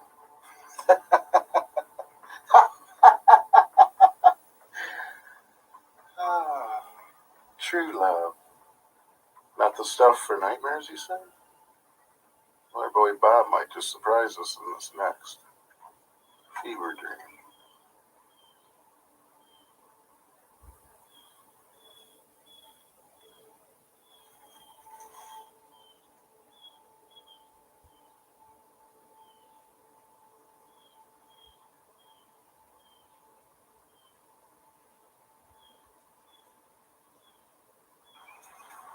So, Bob, tell me about the garden. No, I'll show you. It's right over here.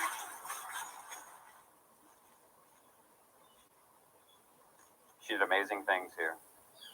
Well, you can imagine how it once was. Wish I could hire a gardener.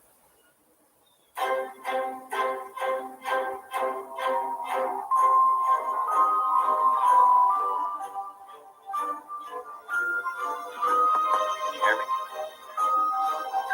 Yeah, we're pretty close now, aren't we, guys?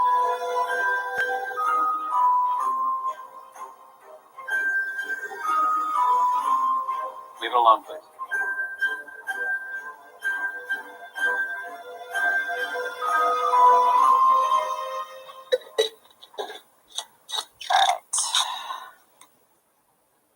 We rolling down?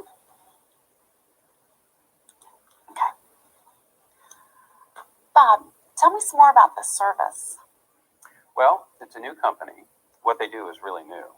And the process is interesting. They're total professionals. I was impressed. Where did you find them? The internet. I did go the extra mile to make sure they were legit. I mean, I could have found somebody off of Craigslist or whatever, but, I had a friend once who found a guy online to remodel his kitchen. Well, 3 guys and $30,000 later, it's still a work in progress. For what I needed, it had to happen now and be done right. They delivered. I understand that since that time you've experienced some alienation. Yes, you can definitely say that. From her family, especially. Right from the get-go, her family was critical of me. Classic story of star-crossed lovers coming from opposite sides of the tracks.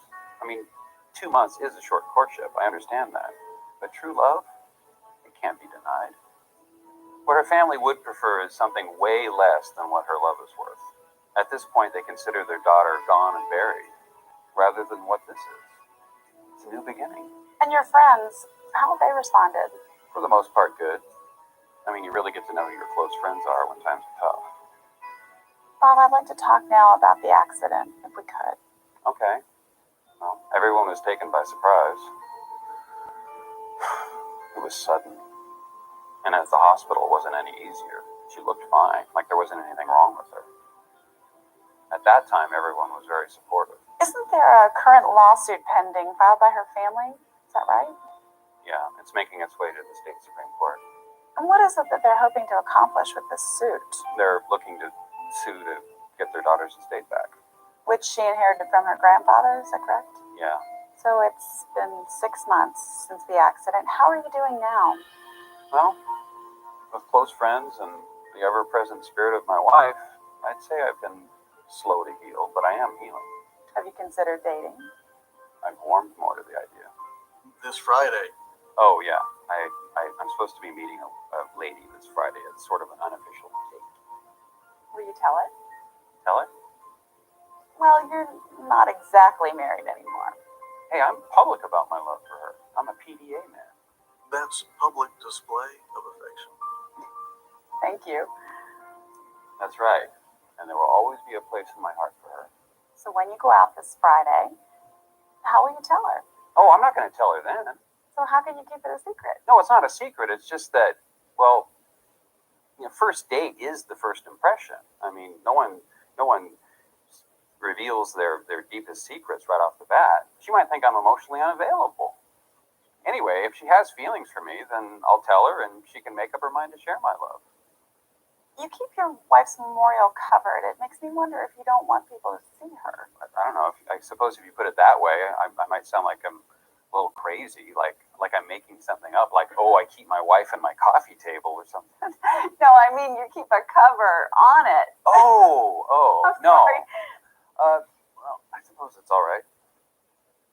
See, in the morning, the sunlight shines across the room.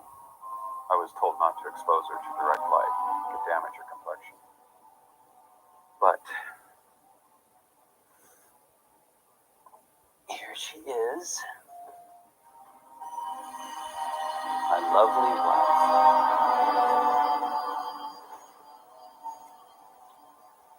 God, she's beautiful, isn't she? Very unique. All this procedure, it was pretty expensive, right? Oh, yeah. But, I would have sold my house, my truck, or the clothes off my back. How could you afford it? My wife's estate. Oh, of course. I get your meaning now about her family suing to get the estate back.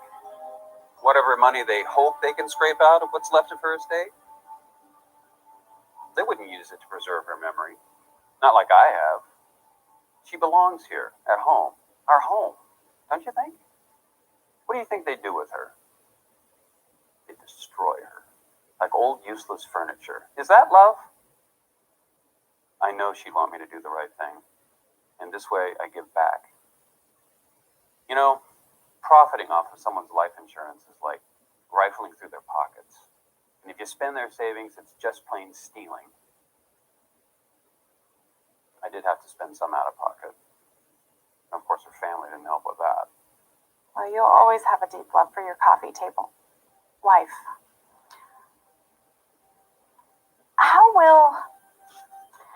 How do you think it's possible for you to share this love? Look, so many people are like her family are hypocrites because of this. This whole thing about bury the past, forget why you cared, find some new temporary thing. It's stupid. True love isn't supposed to be like that. True love is forever. Like in The Princess Bride, when the dead hero gets air pumped into his lungs, and the old miracle man asks, "What in life is worth living for?" And you know what the hero says?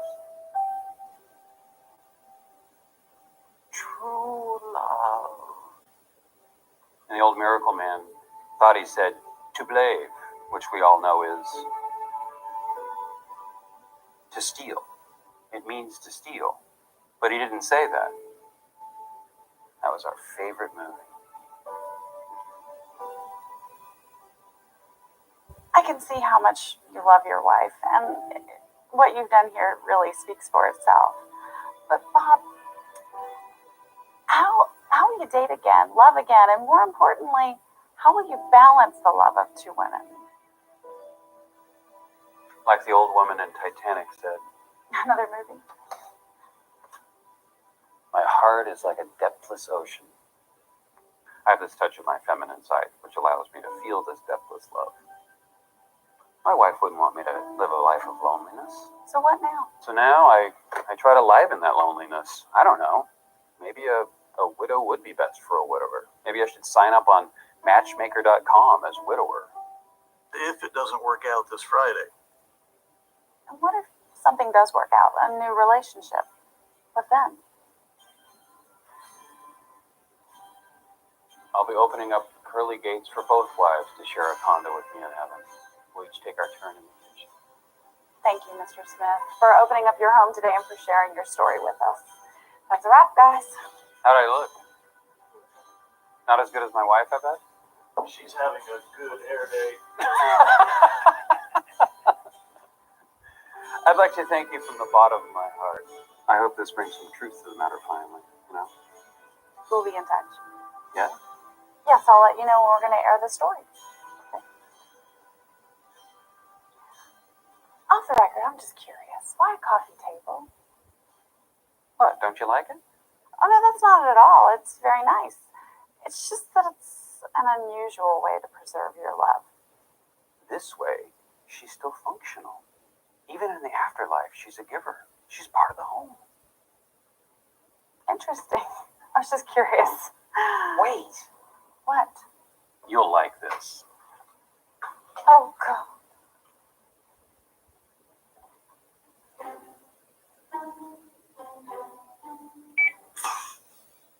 Should you? Oh, yeah. She's made for this. Well, I had no idea there was more to it.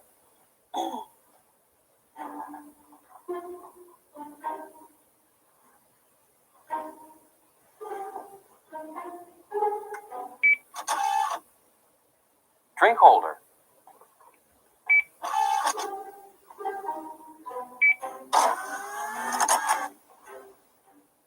Footrest.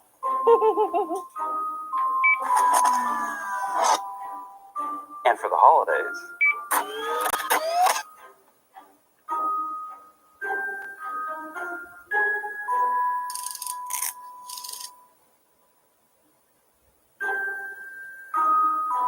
Nutcracker. Music. Dance, baby, dance.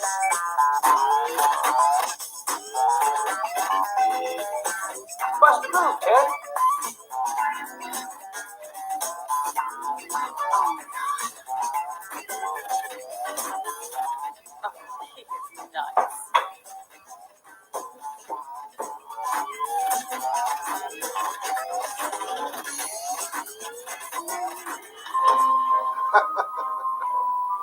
Hey, maybe it was all just really a nasty fever dream.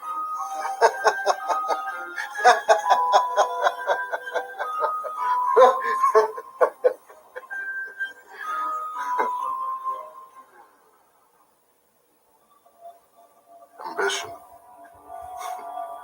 Well, it can drive a man to do great things. And terrible ones, too. The choice is ours to make, and as we shall see in this next fever dream, we have to live or die with them.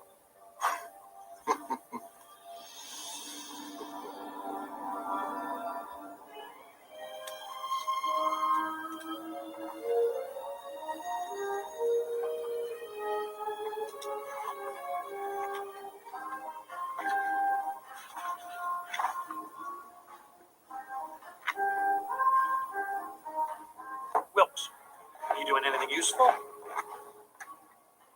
Obviously not. How about unpacking these new boxes of XLTs and setting them up, please? That is, if you're not too busy setting up the shots for your next blockbuster film.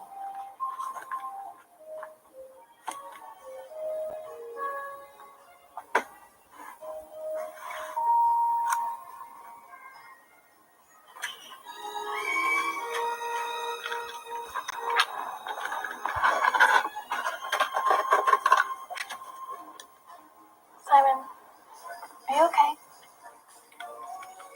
That bastard. Someday he'll eat his words. They'll see. I'll see. Hey, how are you doing on that project you've been working on? You said you'd show it to me when we got further along. That was a couple of months ago. Well, if I could just get some quality time to finish it. I mean, with all this equipment here, I could just film it myself. Simon, this stuff is really expensive. I would just need to borrow a video camera set up for a few days. And then I'd be out of the stump for good. Daisy, I'm wasting my time at this job. I need to be out in LA where the action's happening. Wasting her time and her money.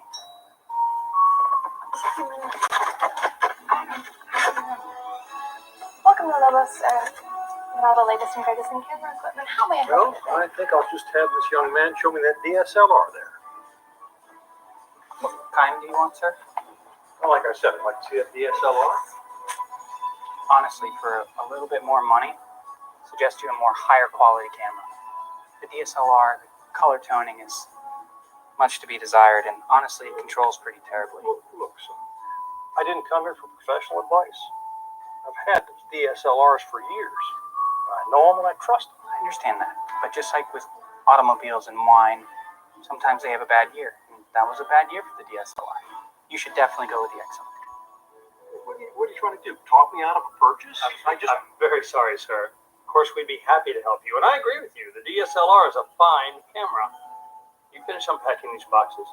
We'll talk about this later. Daisy? Daisy will help you. Take all the time you need. We'll make you a good deal, sir. This is one of my best models. Oh, great. It's exactly like the one I was looking at. I'll take it. Made the mortgage again?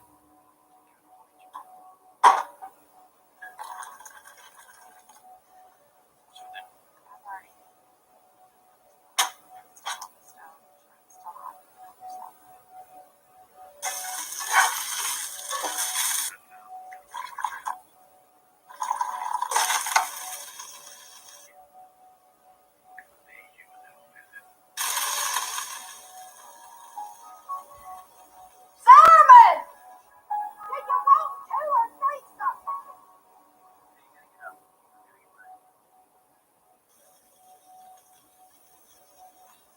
Simon!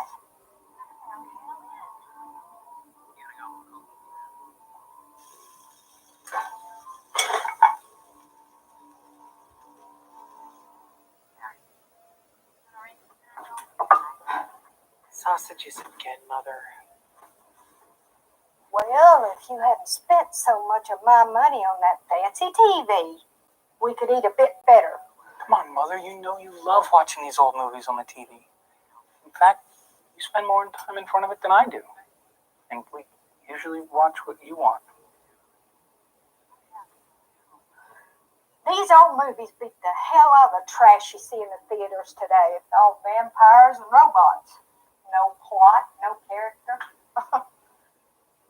You're not still trying to waste your time writing some horror junk, are you? Will you let me run my own life? You need to grow up. My work is very important to me. And if I could film it, you'd see that.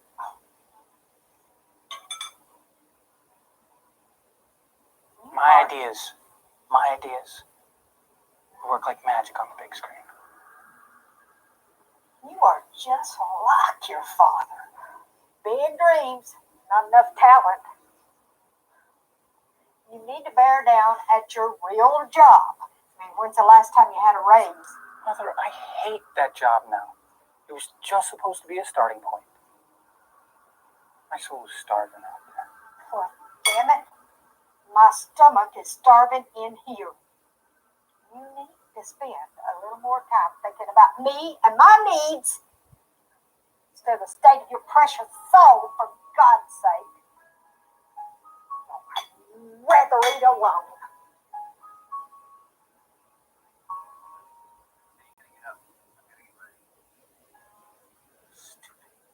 Bitch.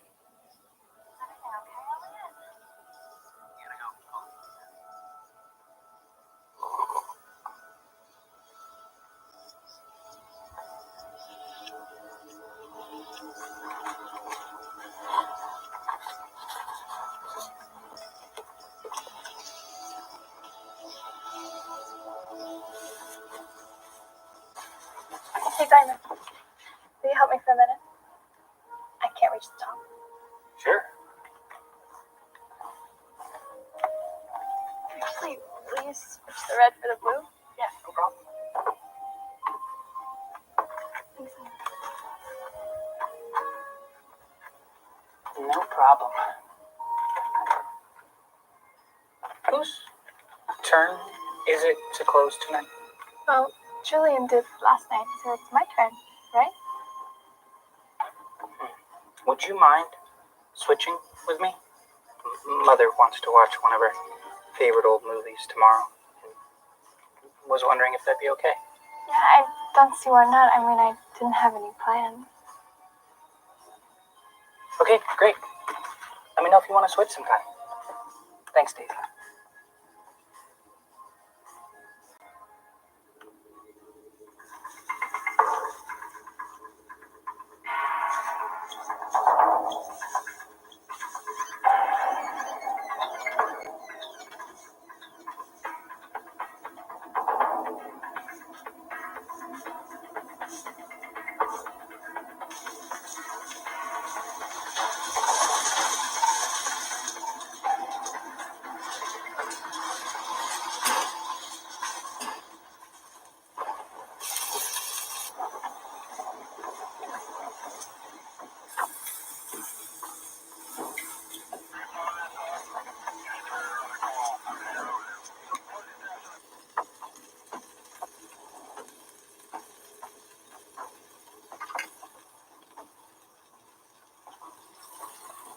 What the hell is that? Oh, this, Mother? It's a state-of-the-art video camera. Isn't it a beauty? With this baby, I'm gonna... Tell me you didn't buy it. Well... Damn it! We cannot afford any more of your ridiculous toys! Mother, it's not a toy. And I didn't buy it. Well, what did you do then? Steal it? I have borrowed it from the video store. They won't even know it's missing until the end of the month inventory, which I'll have it back well before then. I will. Trust me. It's okay, Mother. It's okay.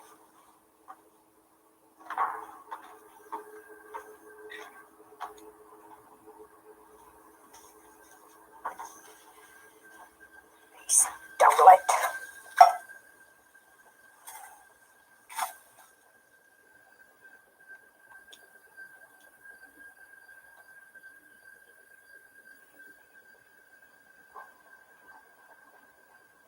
You did steal it.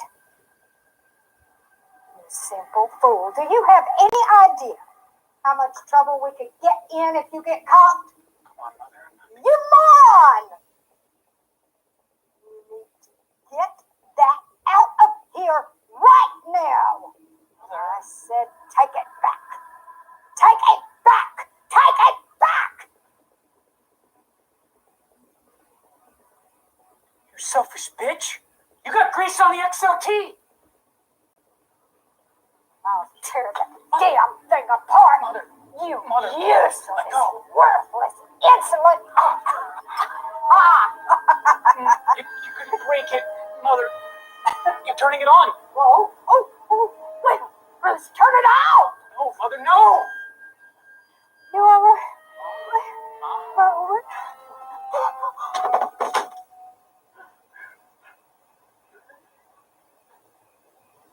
Mother?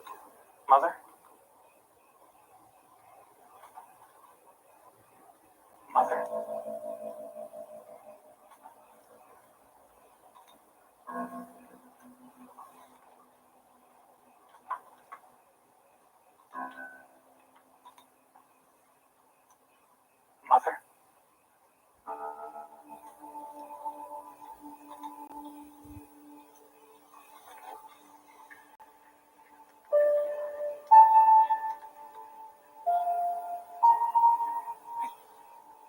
I think I have a slight problem.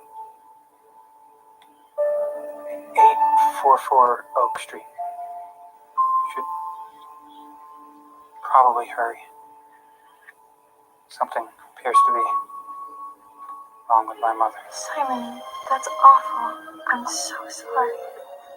Where is she now? They have her over at Dogwood Nursing Home.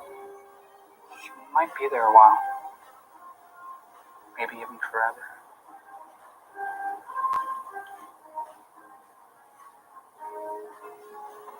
Does she know that? It's hard to say. Whenever I talk to her, all she does is make weird noises and drool.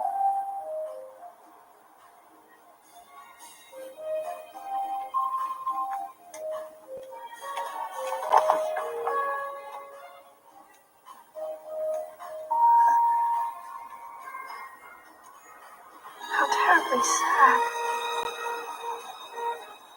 I guess.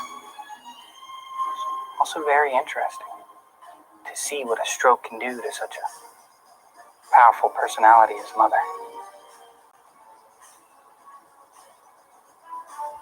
It's gonna make for great documentary footage. Really? They let you do that? She's got her own room. And I have 2 hours of uninterrupted visiting time every night. I've already had 3 nights worth of footage already. Gee, Simon, I don't know. You'll see, Daisy. When it's done, it'll be great. I just need a few more days with the XLT. Inventory is the day after tomorrow. I'll get it back well before then.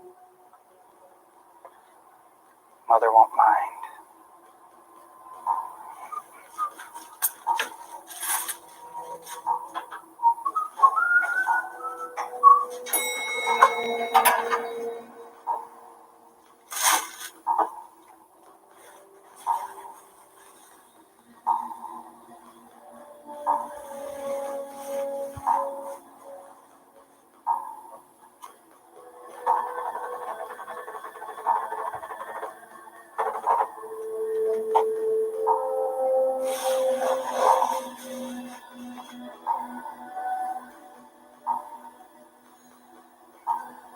pleasure to have you working with me rather than against me, Mother. And you're making such a wonderful actress. You're gonna make me famous.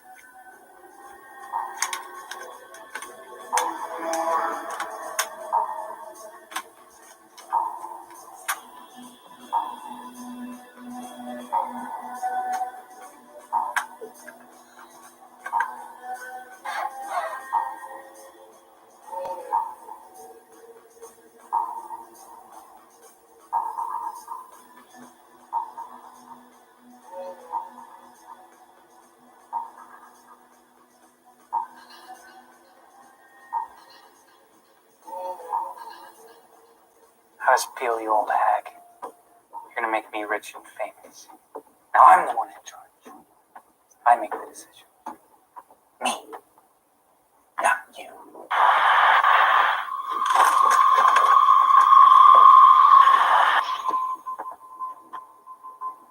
Geez, Mother, you must have had a lucid moment when I wasn't watching. I doubt that'll ever happen again. And Mother, tomorrow will be our last time filming for a while. We're gonna get some great footage of you eating supper. Won't that be fun?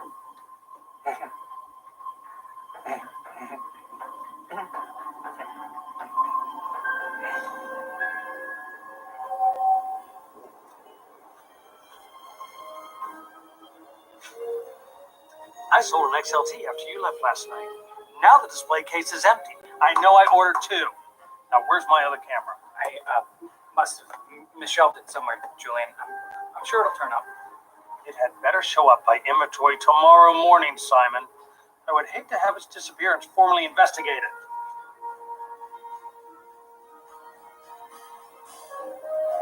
Jesus, Simon. You better get that back here. I'll get everything that I need. Even if I have to stay past visiting hours. Please be careful.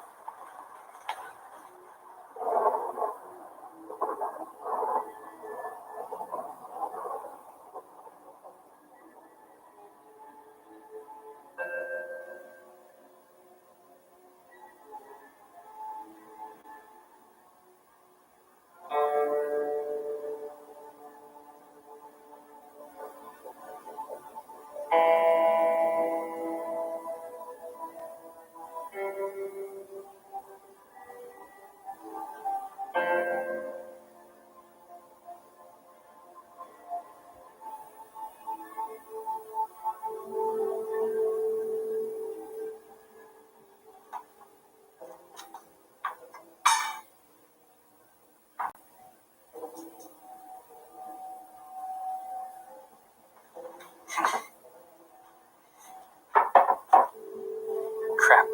Late for work again. Oh well. To the more important things.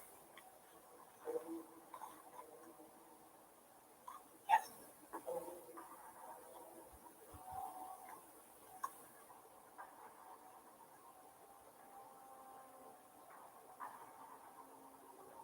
This is deliciously disgusting.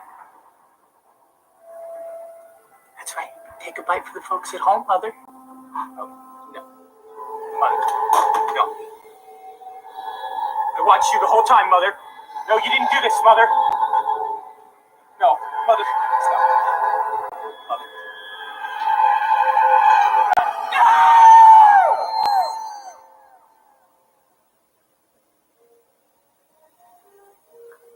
Where is your buddy? And more importantly, where is my camera? I don't know, Mr. Jones. He assured me he'd be in today, but I know he's been under a lot of stress lately. Stress? Ha! That is no excuse for not coming to work, and certainly not for stealing a valuable camera. They won't entertain phone either. I've tried him a couple of times already. Maybe we should go over there. Wait, what? No, there's no we. This is a work day. There are only two of us here. I'm just going to call the cops. Let them handle it. I guess it couldn't hurt to have him check on him. Really? It might be okay if they recover my camera. There's a number right there. Boom. Let's go. Boom. Come on, come on, come on, come on. Go.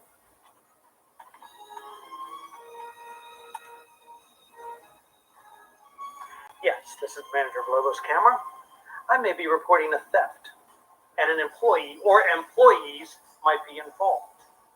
Hello? Is anybody home?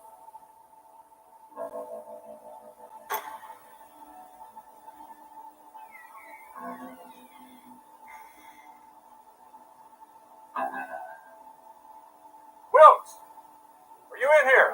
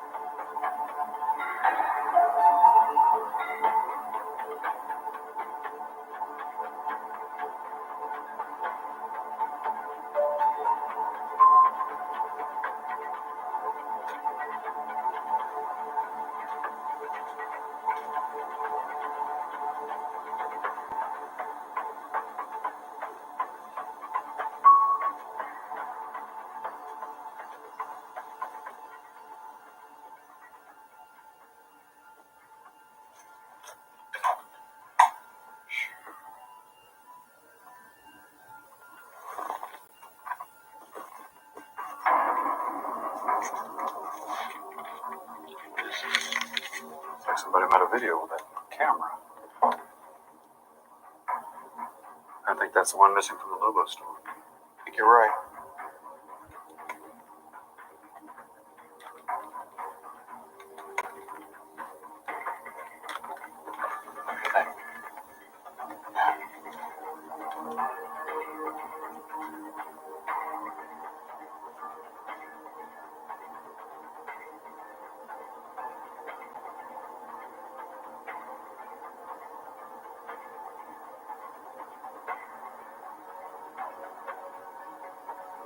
Simon.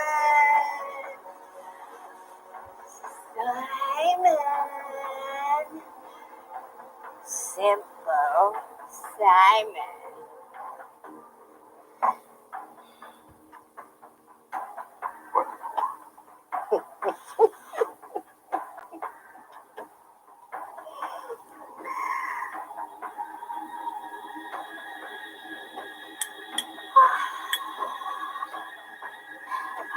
Everybody who's seeing this enjoys it as much as I have.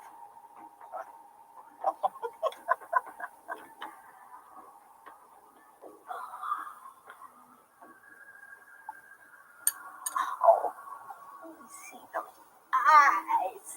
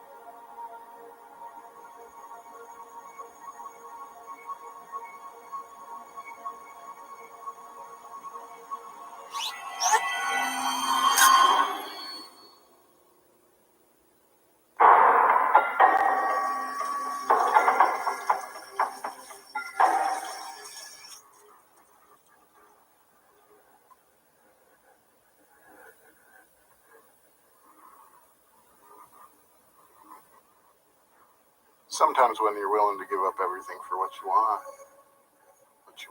gladly takes it all. Poor Simon. Looks like life for him is now just one everlasting fever dream.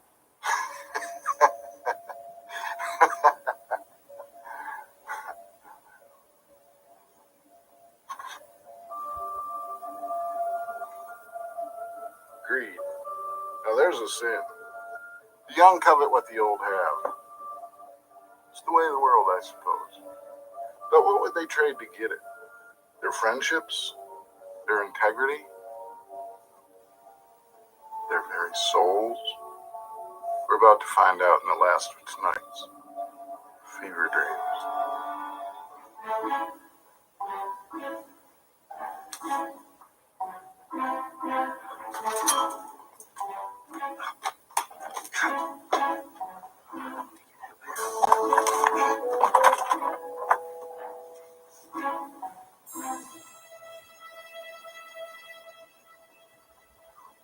Spreadsheet in about 30 minutes, man, okay? Oh, gosh.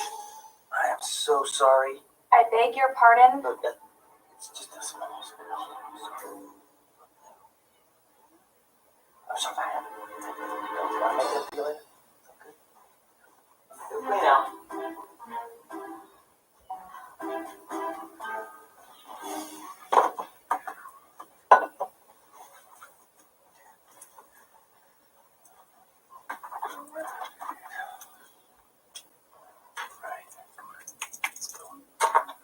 Looks like you're having a fun morning.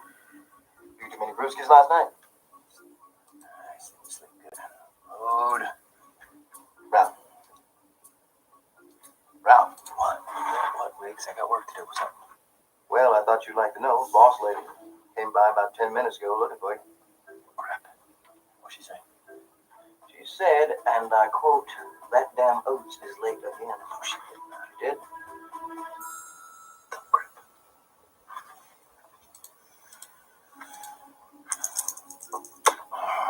Load. Why won't this thing load? Is that instruction sheet? Okay, who's been messing with my paperwork? Been messing around my station week? Come on, Ralph.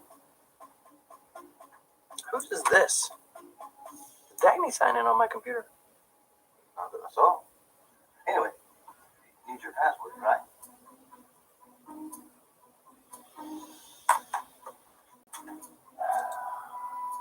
Oh, nothing's happening.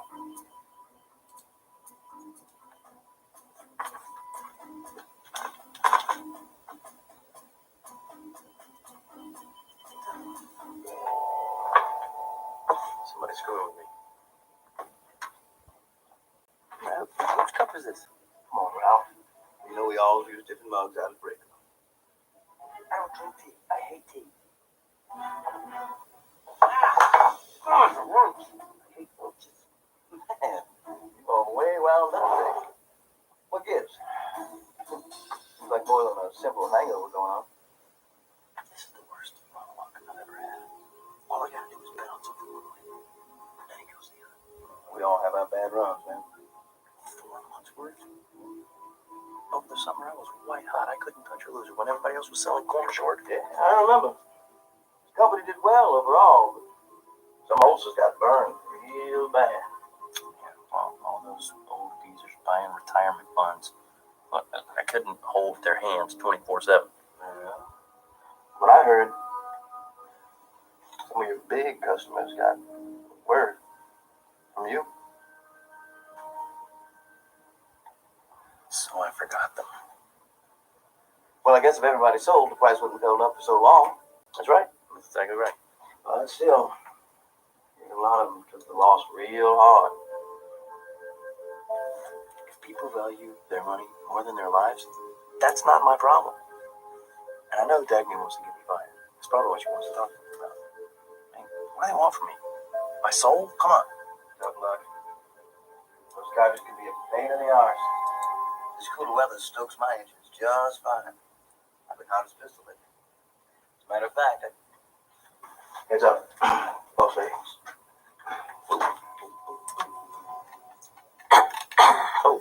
Oh, hey.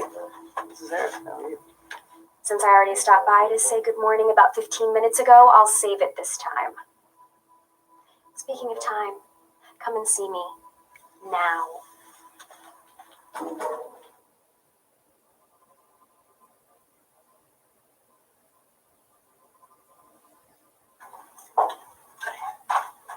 This car wouldn't start this morning. What are you driving, an antique? No, just need some work. So do you, I'm afraid. Your sales record has been something less than stellar lately. Come on, you know how it is. You used to sit out there. All right. Sometimes you're up, sometimes you're down. This happens to everybody. The brokers we employ here generally have more ups than downs oats, and they don't have major purchasing groups complaining about them, especially senior citizens who I'm sure you know by now are major players in the commodities markets. I know.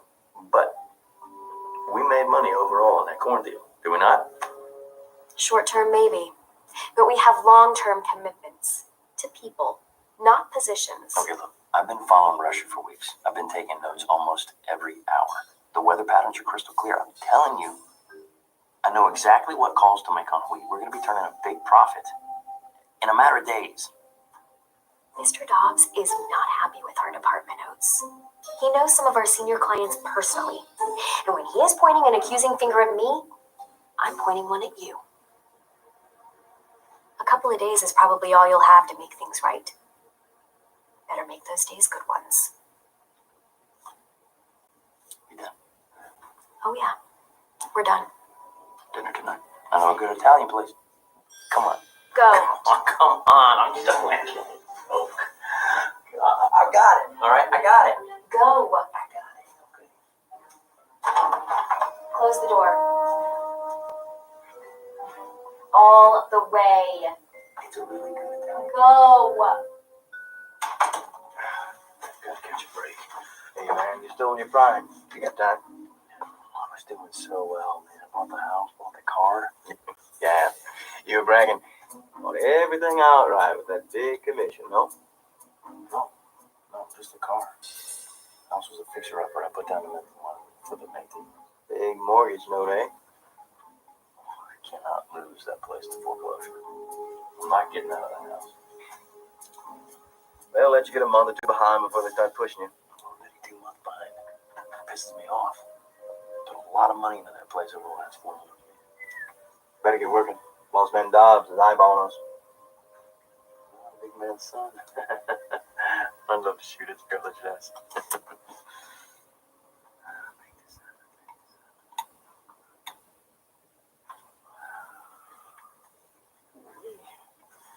Looks like I'll be here late tonight. Got a real good thing going with orange juice. I'll be here till 8, selling what I'm hoping. On another day like today, I'm going to end up in debtor's prison. They don't have that anymore, do they? I'm going home.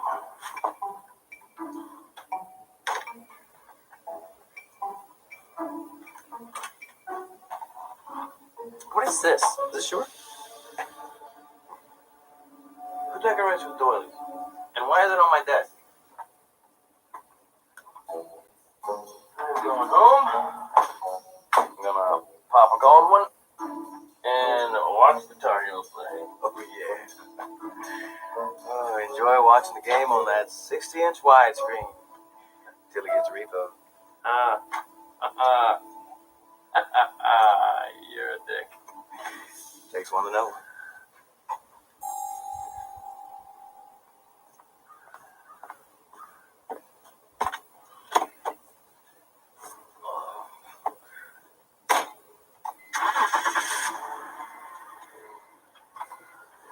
Hey, come on, dumbass. Is there an age limit for driver's licenses? Come on.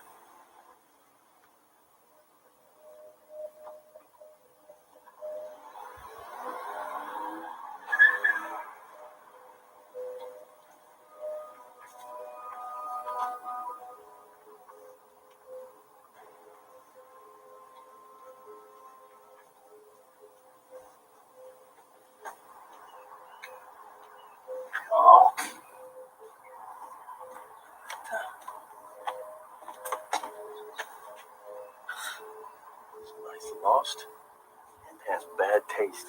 Yeah.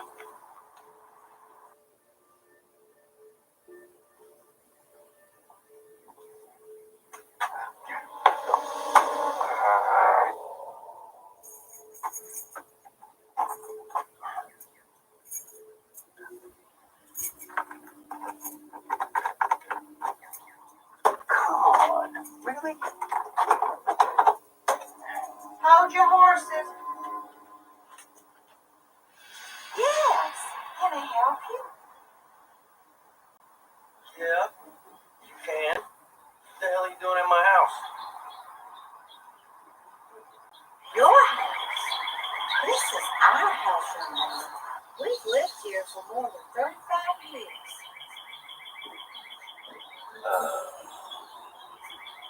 Alright, listen. I think you might be just a bit confused. Have a little bit of a senior moment or something. I don't know. But you've come to the wrong place. Okay. What's your address? I'm sure it's in the neighborhood somewhere here. A lot of these houses look the same, being made in the 60s and all. Of course they do. We bought this place new. 103 Barrington Street is our address. No. That is my address. Wait. Is this a joke? Did Ben put you up to this? Oh my God. Are there cameras? Any more cameras? You even changed the mailbox. Oh, that's great. Did no such thing. Young man, I think you should be a little bit confused. Do you want to come in and have some tea? Calm down. No, hey. I do not need to calm down. This is my house. I'm calling the cops.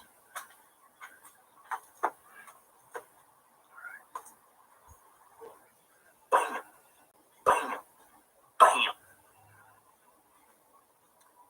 Yes, hello. This is an emergency. I have some trespassers inside my home.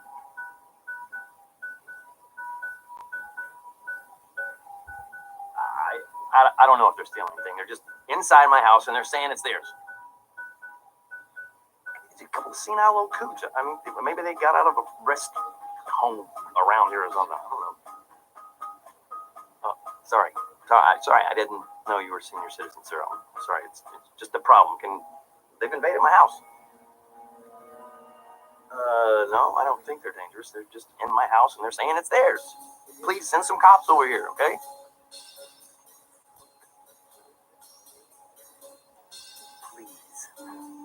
I didn't mean to be offensive. I've just had a really crappy day at work, and I just want to go inside my house and relax. That's all. Okay, just please send some cops over here so I can get these old far-fetched people out of my house. Thank you.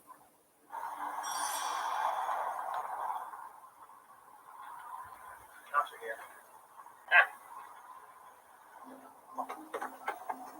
Great. Right this way. What seems to be the problem here, folks? These people they're squatting in my home. These two senior citizens have come into your house. Officer, we've lived here most all of our adult years. I'm sure we don't know what this poor young man is talking about. Are you maybe high on something? I'm not high. I just got off of work. Look, Ralph Oates, 103 Barrington. It's my house. I bought it 4 months ago from a Mrs. Wren. So look. I don't know how he got that. The poor fellow must have told him wrong at the DMV. I did not tell them wrong. You are in the wrong. This is my house, and you guys need to get the heck out. No need to yell at the old folks, Mr. Oates. It's a simple matter to check property ownership. Why don't y'all just stay right here, and I'll check. Okay, I'll have my radio in the patrol car. Maybe 5 minutes. Officer Drew here will stay to make sure things stay civil. We'll get to the bottom of this quick. Well, there's no sense in us all just standing out here waiting. Why don't you come on in and wait in the kitchen? I'll fix you all some nice tea. Well, I really don't. It's great. I actually live here. It's great. Let's go.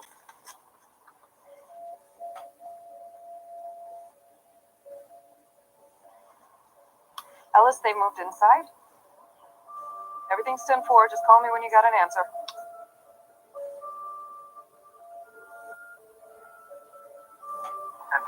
Radio me if you need me. Will do. I'll just rustle off us all some tea. Sit down. Want a nice cup of tea at the spot? None of this was here this morning. What are you doing with my TV? That's the old stove. I replaced that stove. I bought a brand new stove 4 months ago when I moved in here. Mrs. Wren still had that old thing in here. Nope. No siree. No other stove but that. Not for many a year. I don't know what you guys have done with my stuff, but I want it back. I hope you like good law. I don't like tea. Hey. Problem? Yeah, there's a problem. This looks a lot like a girl in my office. That's our niece, Audrey. Audrey Wren. Rin? What, so you know her? Drew, are you there? What, is this like some sort of real estate scam or something? Temple, go ahead. Is your line secure? Oscar and I are so proud. Listen to me, man. You need to get the hell out of there. There's something really weird going down. Weird? Really weird. That house. It's Oates' house, all right. But it also belongs to the Downings, too. They lived there up until 6 months ago. A suicide pact. The husband had cancer bad. The old lady shot him in the head then herself. It seems like they lost everything on the commodities market and they couldn't afford the treatment. They passed it down to their daughter, Mrs. Olive Red. Where are you? Pam. Pam. Pam, get the hell out of there. Oh my. You look like you've had a very, very rough day at work, young man. Now, boys, are you ready for that nice, hot cup of tea?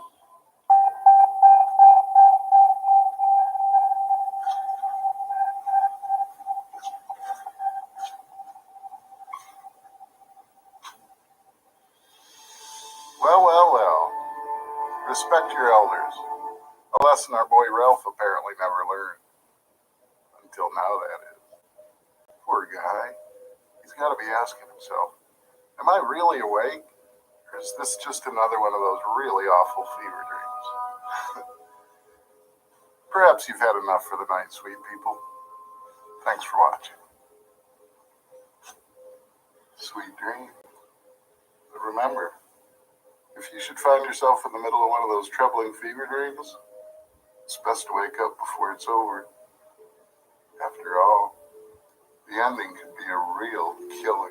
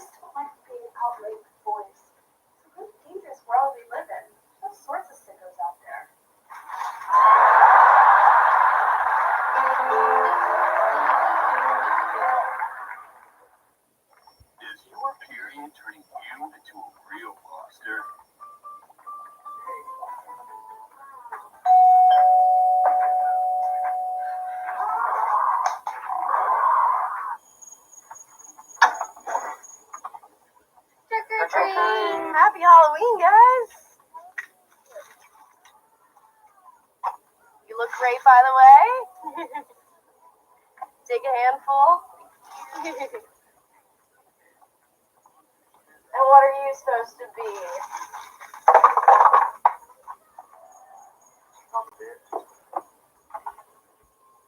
Happy Halloween!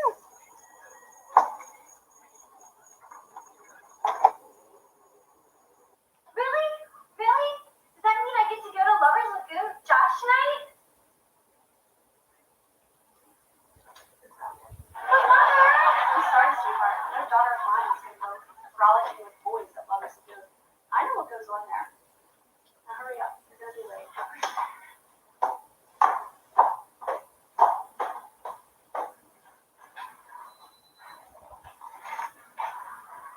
It's so unfair. My parents don't trust me, and it's not like I've ever given a reason not to. That's how my parents are all of a sudden, too. It's the thing that boys are going to take advantage of me. I know, it's so annoying. Josh isn't like that. And neither is Bart. Parents just don't understand. I know. But hey, Bart and I are going to little game tonight. You know, Josh want to join us. You're sneaking out? Totally. I do all the time. I don't know. I'm already grounded, and I don't want to be grounded until graduation. Just think about it. Okay.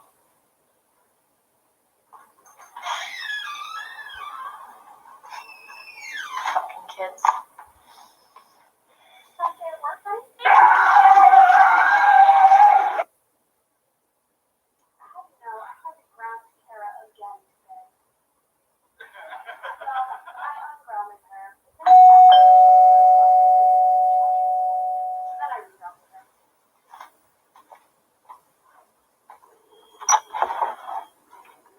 Oh, hi. Well, happy Halloween. Trick or treat. You sound a little bit old to be trick-or-treating, don't you think? You can never be told to trick or treat. May I have a treat now? Are you one of those kids that just put that card in my bowl? May I have a treat now? I don't think so. As a matter of fact, Derek, is that you under there? Are you and Wes fucking with me? May I have a treat now? I don't think so. Take off your mask and I'll give you a treat. That's the deal. Take off your mask and I'll give you some candy. To be honest, that card wasn't cool and your costume's lame anyways.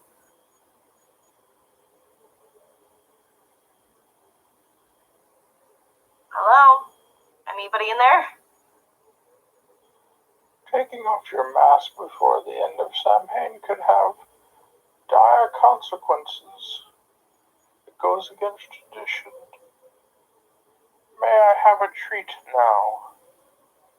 You better ditch that mask and costume, because I'm going to be telling the cops what to look for. Happy Halloween. Trick it is.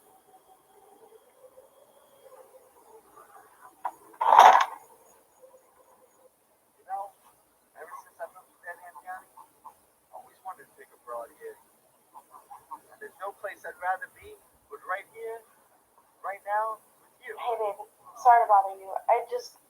There's some trick-or-treaters that are scaring me tonight, so just grab the beer and head home so we can go to the party, okay? Alright. I love you. Bye.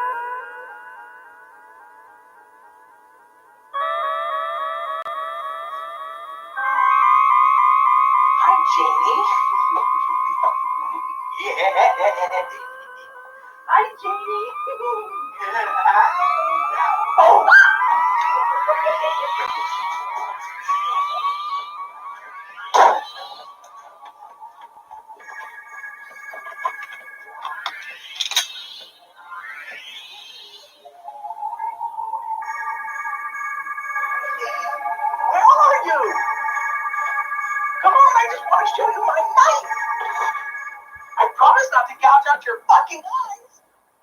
Jamie, come on. I know you're in there. Go away! Oh, Jamie, I just want to show you my knife.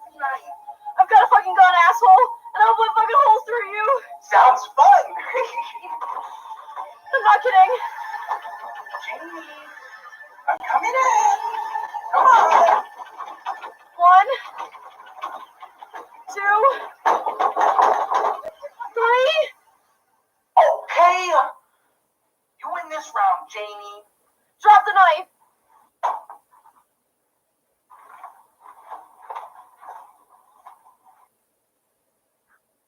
Better events help me when I need extra cash. Don't want to dip into savings. I use the Varo Advance, and sometimes I can unlock up to $500. When I use Varo Advance, it's like a buddy in your pocket. Because when you need it, it's right there. It's not even like a hassle. It's like, oh, okay, we got you. The advance, like that really helps out, like when things get tight, because sometimes the ends don't always meet. Bank with Varo, borrow up to $500 over time. No credit check, no interest, one flat fee. Get started today at borrowmoney.com.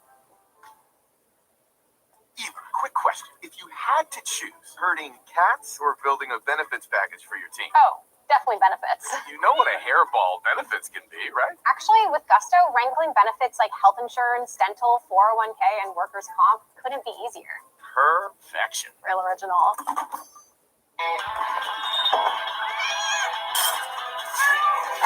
Easy. Make good choices. Benefits and payroll without the chaos. That's working with Gusto.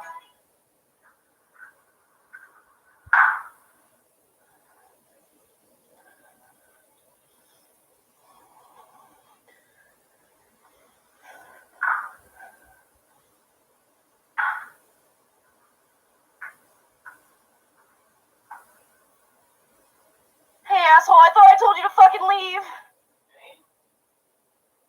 Wes? Wes? I'm in here. Are you okay? Hey, what happened to the door? This fucking clown tried to kill me. Oh, well, it's okay. Just open the door.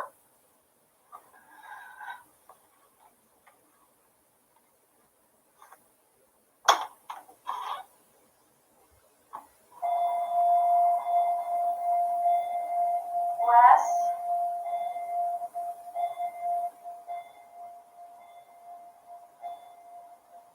Wes?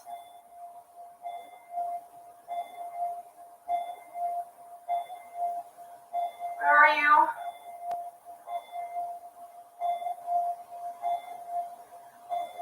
Babe? Wes?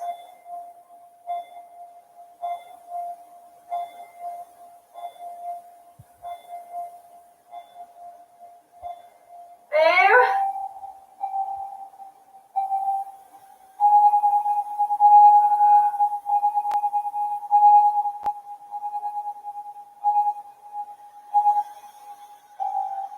Wes?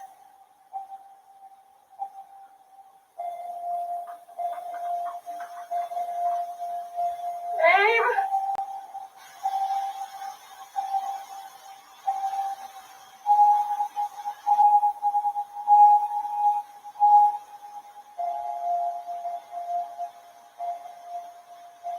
Wes, where are you?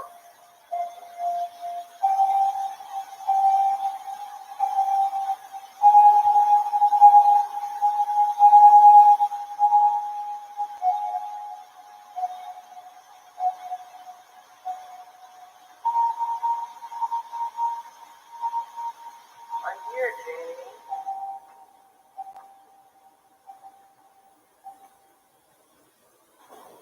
Sorry I was late. I got a little tied up. But I brought the beer.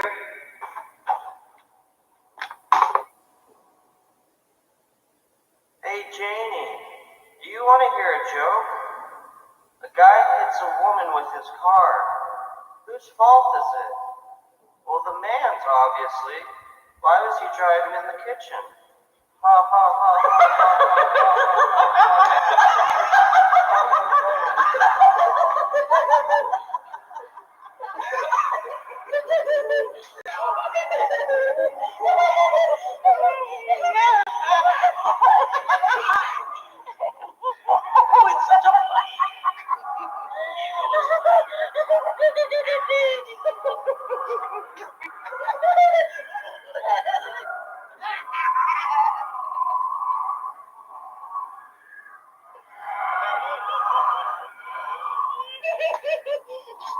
Where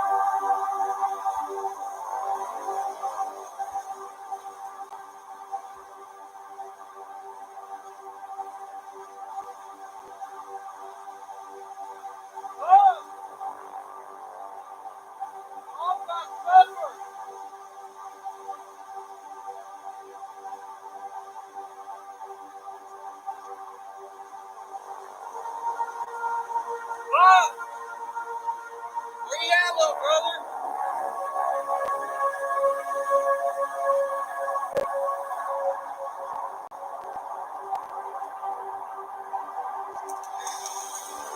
Whoa! Whoa! Whoa! Come on! Supper's gonna get cold. I'm just gonna whoop your hind end.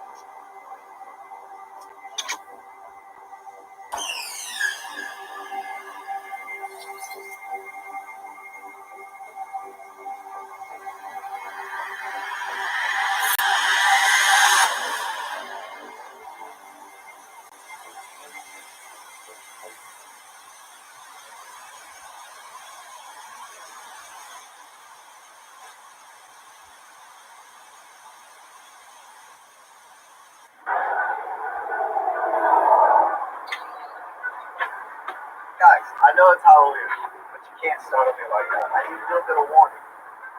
Now that I say that, it just dawned on me. It's Halloween. I don't have any costumes, wigs, masks. Nothing to decorate the house with. But it's okay. I came to the right spot. Come on by the Cracker and Pond for all your last-minute Halloween needs. Or we just come take a peek. That's right, we have all kinds of costumes. I mean, as you can see here, we got vampires, we got mummies, we got werewolves, we got princesses, we even got the kitchen sink. What more could you ask for? Come on. Just payback from earlier. And as you can see, we even have the infamous Mr. Carver mask. One of my favorites growing up. All month long, we are having some of the craziest deals you could ever think of.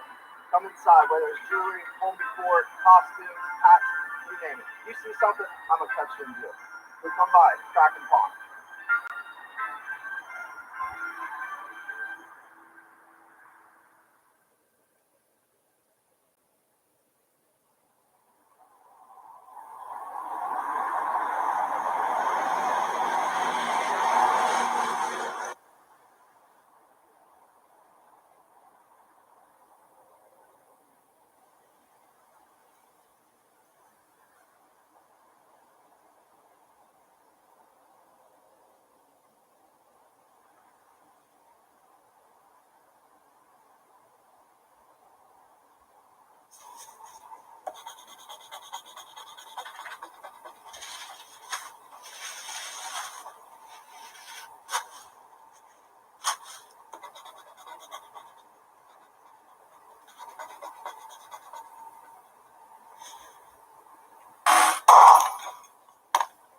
Shit!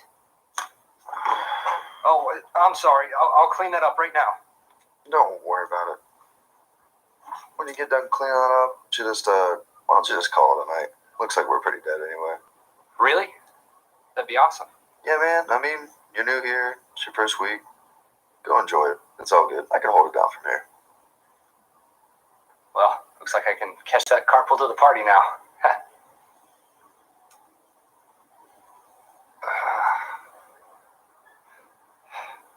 What about you? You got any plans for the evening?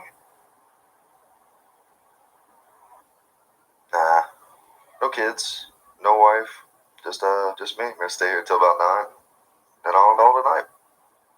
Oh yeah? Not a big party guy, are you? Never really my style. Never really fit in. Kind of really just keep to myself a little bit. Well, like somebody once told me, nobody holds pot like pasta. You know, because when you put pasta in a regular pot, it doesn't conform, but when you put the boiling water in, then everything kind of gets soft and conforms and fits in. Gotcha. Yeah, you know, for me, like, the boiling water is like booze, because it helps me fit in more and quickly. You know, everyone has their boiling water. Maybe yours is just finding the right crowd of people.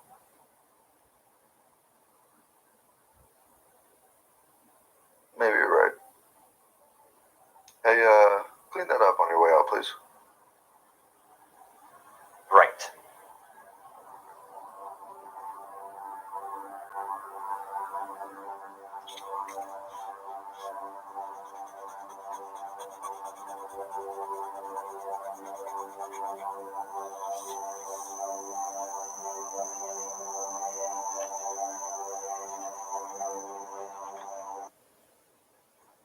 I'm Anya's indecision.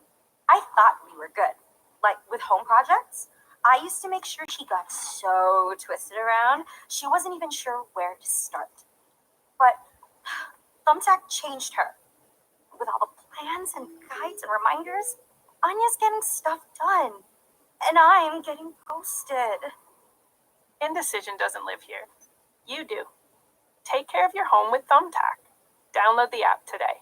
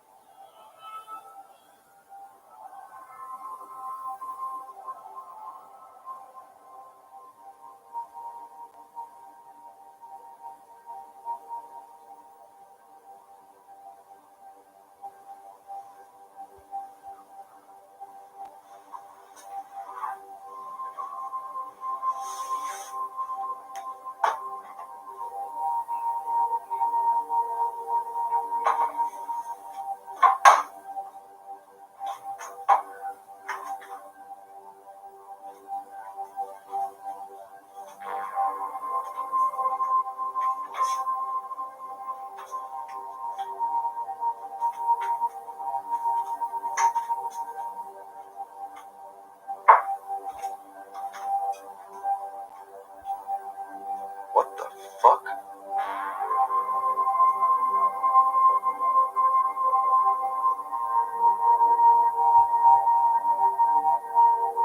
Sleep.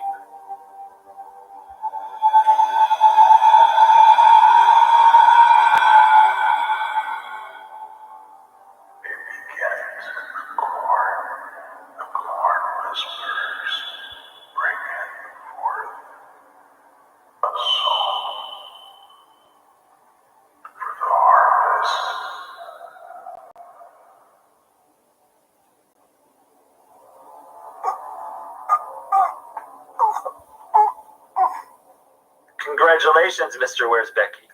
Have no fear. You have been chosen. We urge you not to speak. We've removed your larynx.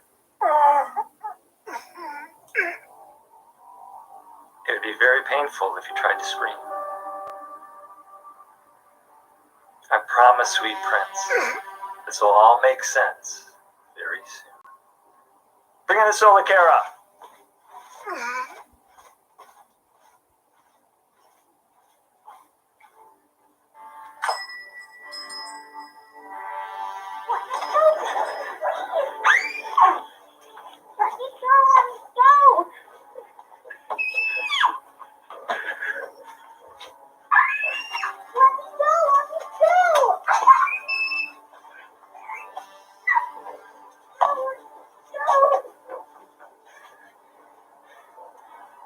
Reveal.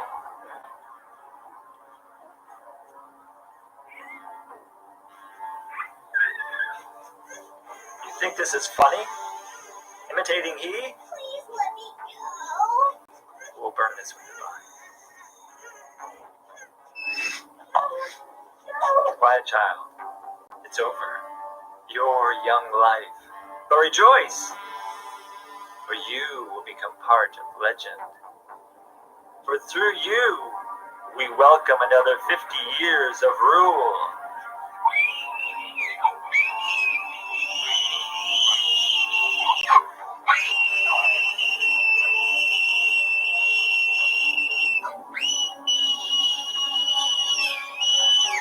Please let me go.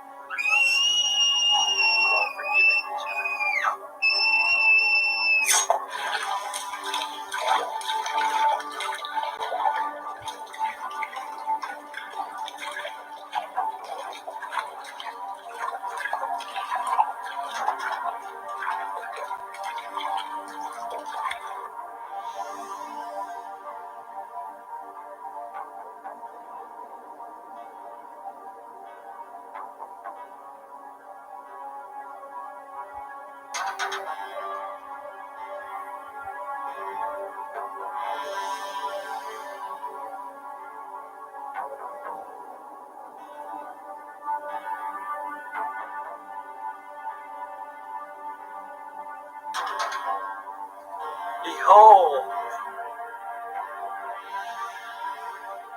You have been noble. You have been fierce. You have been king. You have been domination. The time has come for harvest end. Sleep now and be reborn.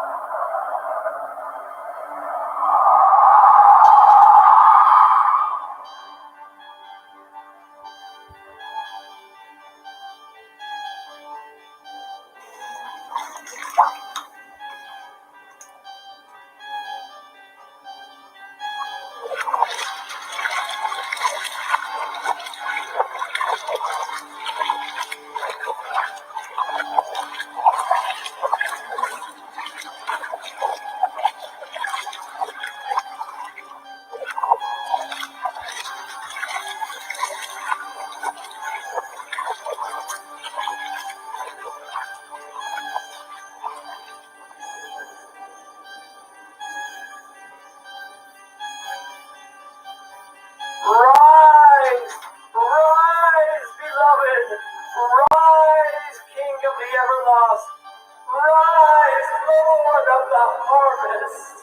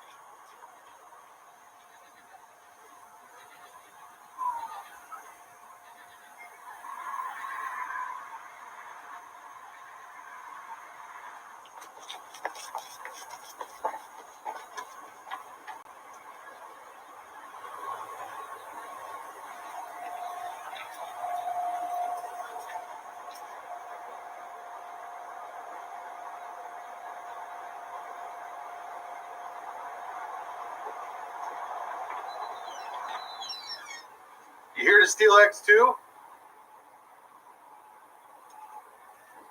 No, I'm just here for gas. All right, come on. All month long, we are having some of the craziest deals you could ever think of. Come inside with. What can I get you? Yeah, can I get 15 on 4 and a pack of bailiffs?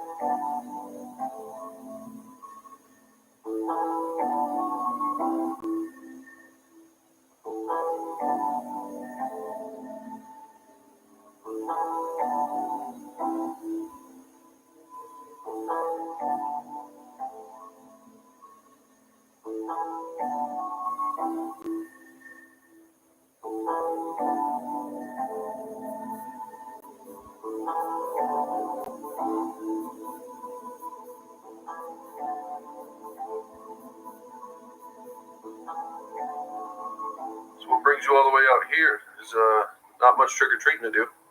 Yeah, my sister and I were actually going to a party on Cunningham Road. Cunningham. Well, you kids are going to be a little late.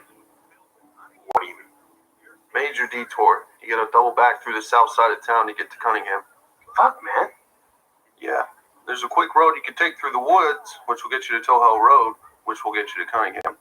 But there's no road signs out there. So remember this. You got to turn left, and then right, straight for 2 intersections, left on the Towhell Road. Take that all the way down till you get to the first road you can take a right on, and that will be Cunningham. Okay, thanks. But could you actually write that down for me?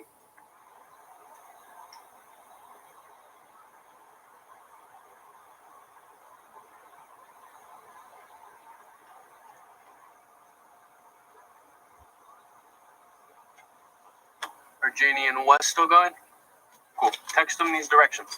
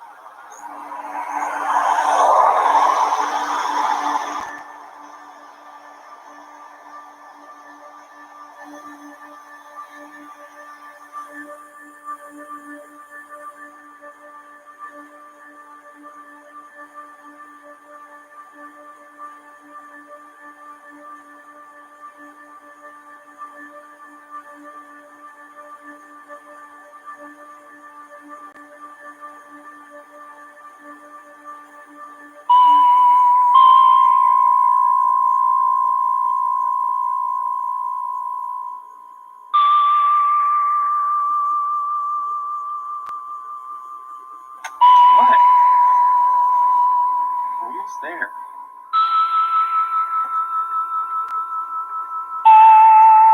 Calm down. It's fine.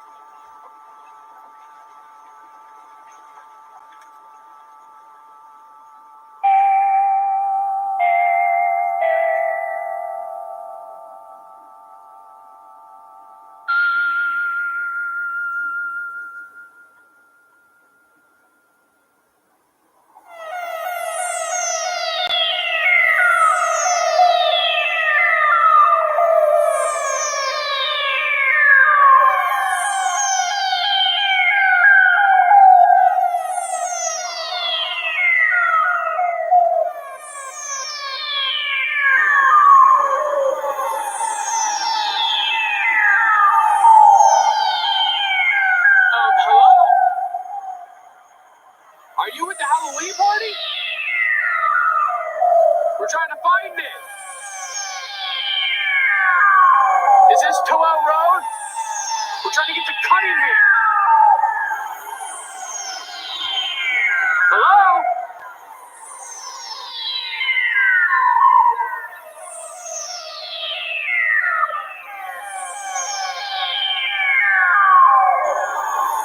Oh, it's that way?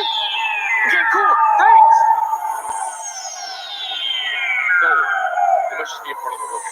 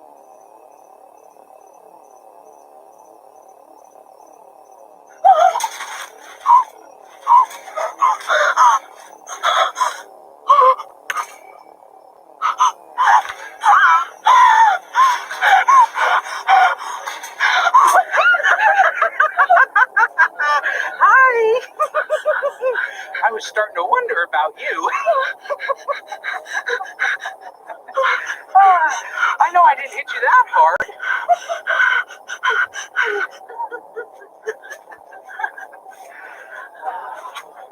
I'm so happy for you to see. It's finally done.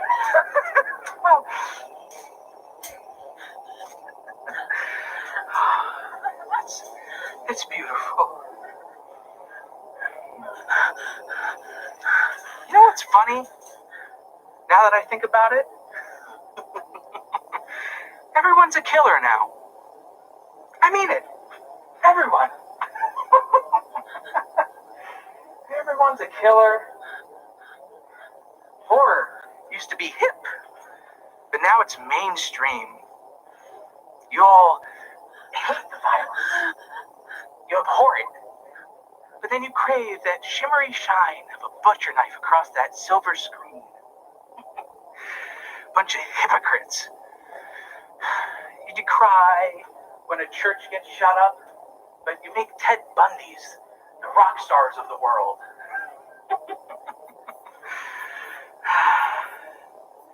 And that's because you all wear a mask. Don't you? It's inside. That red and yellow faced demon just waiting to claw itself out. I know. I can see it, even when others can't. And that's what makes you the real monster. Not me. I'm just having fun.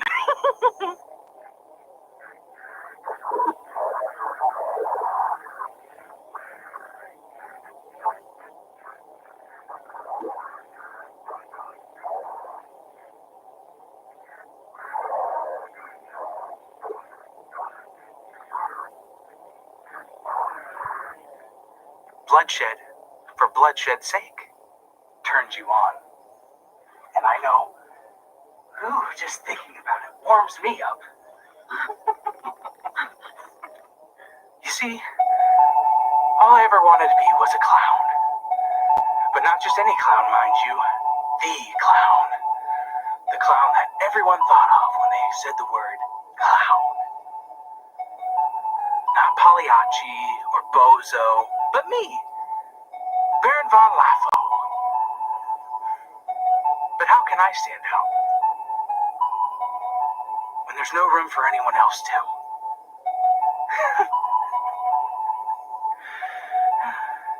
You know, hockey masks used to scare people out of going to summer camp, and going on road trips through Texas were a big no-no.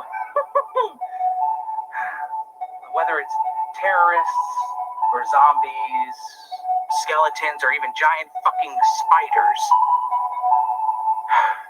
That's not what everyone's really afraid of. You know what they actually are afraid of, though? Being nobody. Being less than a Ted Bundy. It's funny.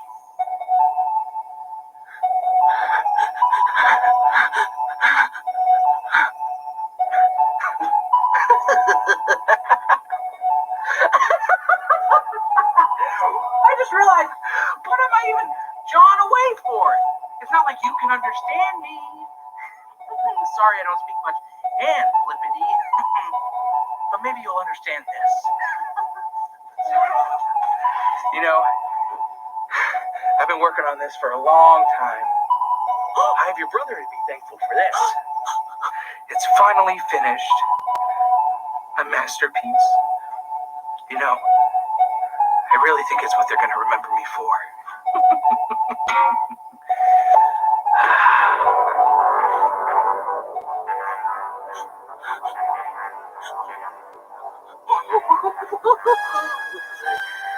Ta-da!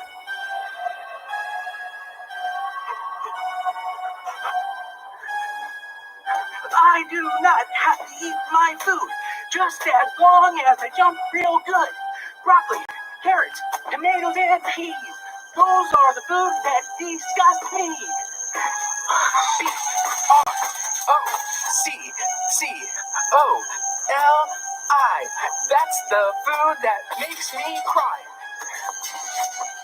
C-A-R-R-O-T-S. That is the food that I detest. here.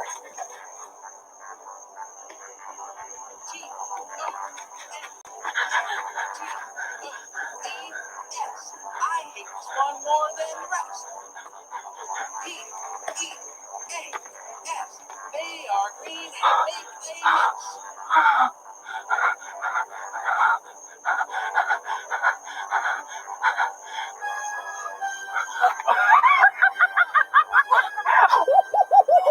I found you! You didn't let me finish my song! Hey, I had to chase you down. I didn't think I was gonna catch you. Oh, are you fading? Are you going? Can you see the light? How do you like that? Choke on it, bitch.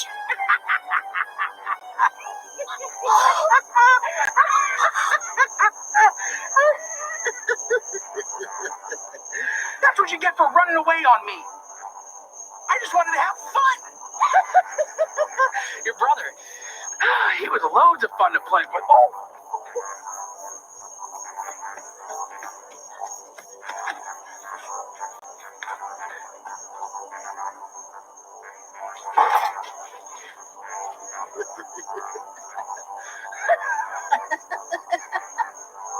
You fucking bitch.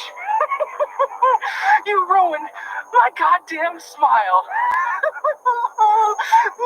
That was one of my best features. You're gonna pay for that. You have not been worth the fucking trouble tonight. I should have gutted you when I had the chance. Instead, I lost one of my pearly whites. Oh, it's okay. It's alright. I got your brother. Oh, did I get him good?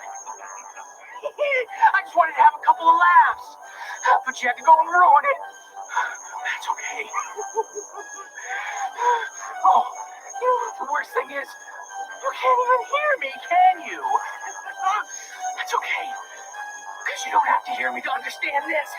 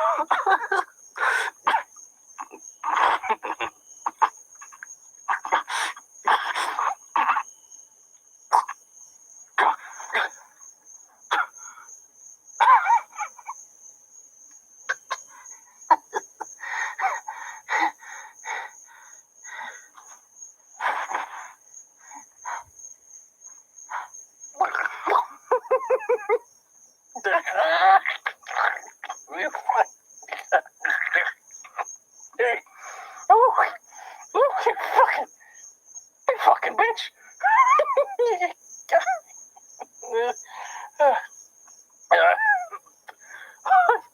Oh, you bitch.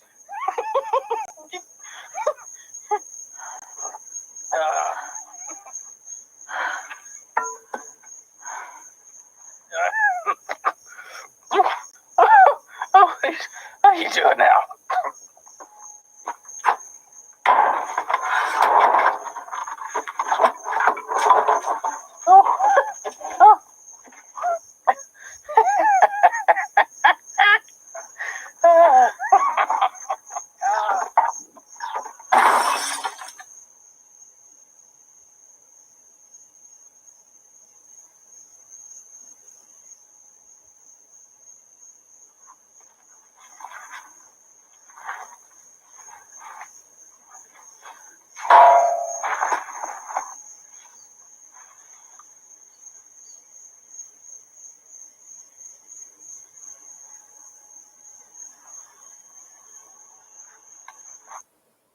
In my business, it's easy to tell whether someone's done the work.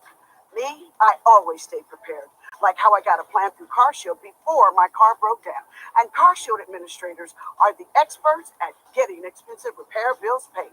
Call CarShield today. Plans through CarShield pay for expensive repairs on up to 5,000 parts and systems in your car when they break down, including your engine, transmission, and even your electronics. It's so easy to be prepared for the worst, especially if you've called the best. CarShield, America's #1 auto protection company. They have a network of certified repair technicians. They make the repair process as easy as possible.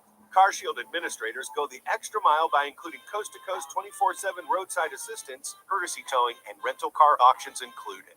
This is important. You have to call before your car breaks down, or it's too late. Protect yourself from expensive car repairs. Call 800-809-0425. Ads, right? If I could stream for free, I'd watch a few. Like this one. That's me.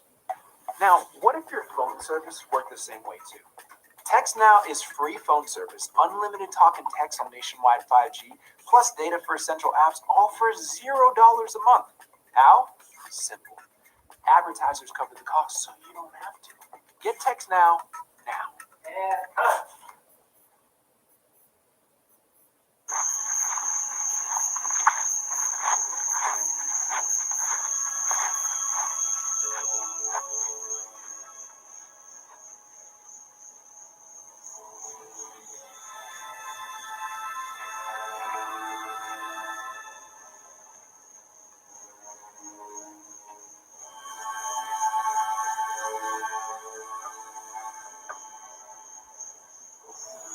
Long ago, I made you a promise, my friend, for helping me.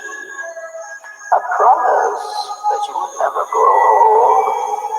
A promise to keep you alive for all of eternity.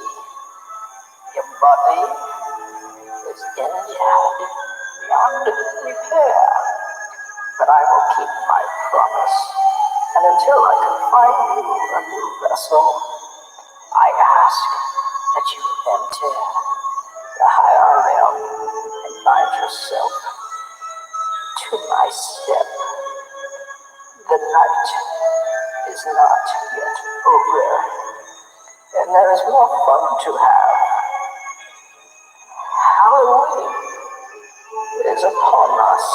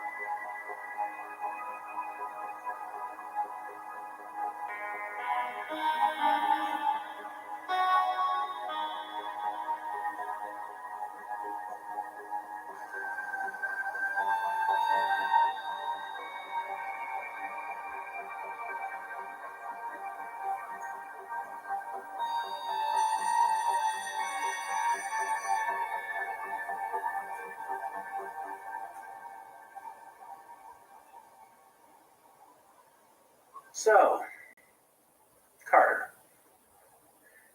do you mind telling me why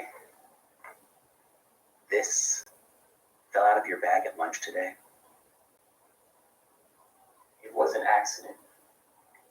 Accident or not, it shouldn't have been in there in the first place. This is a weapon.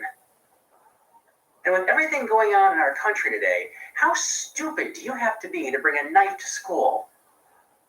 I forgot it was in there. Why do you even have something like this?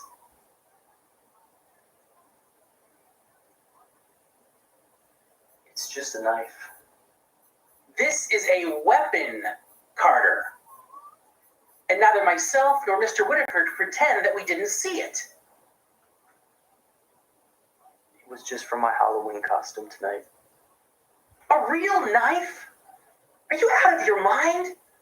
All it takes is one person to call the cops and there be some sort of misunderstanding and bang, you get shot.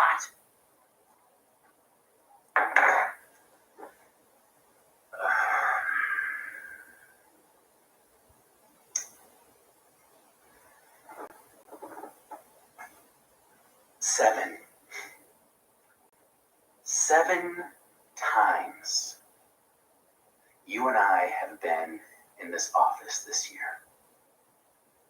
And it's not even November. I can't ignore this anymore. I'm going to have to call your mother and suspend you until I can have a discussion with Superintendent Nepworth. This could lead to your expulsion, Carter. Look, I'm sorry that it's come to this, but you brought it on yourself. Maybe it's just the sort of kick in the ass you need.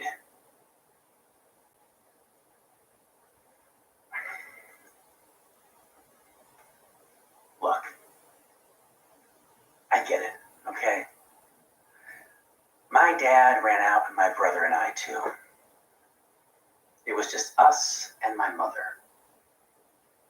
And my mom, well, she favored Jim Drake.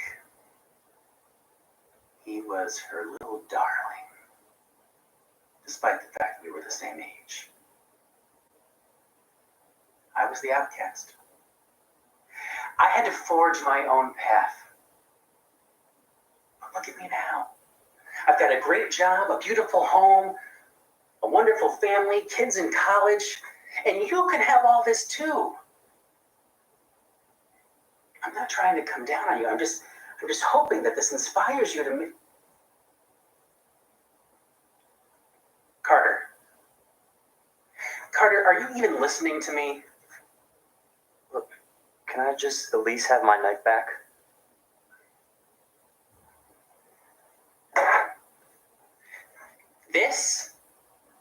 This is what you're concerned about. Well, this will be going to the police on Monday, and they can talk to your mother about getting it back. Get out of my office, Carter. Go home.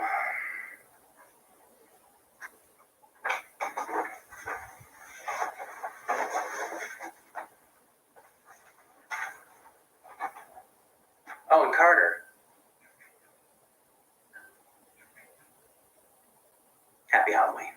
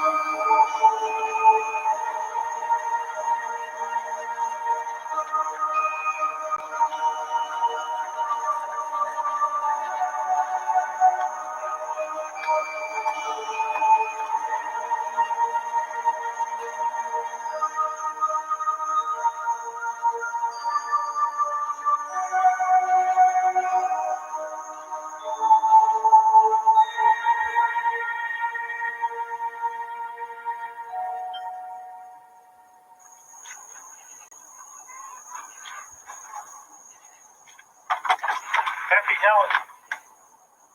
Wayne.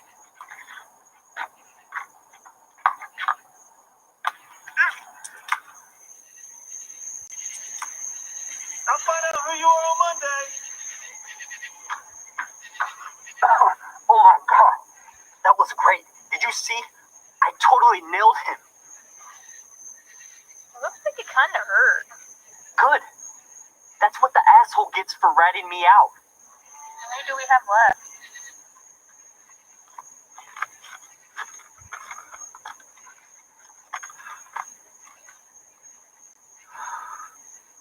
Just the king dick himself, Habel. How many eggs do we have left?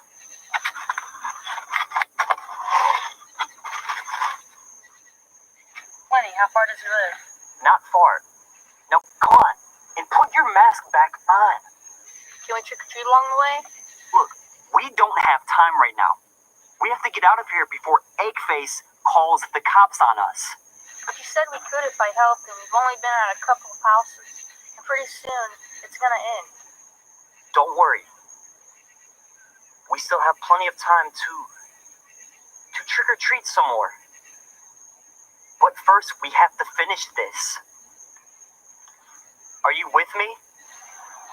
Yeah, I'm with you. Then come on. Let's go.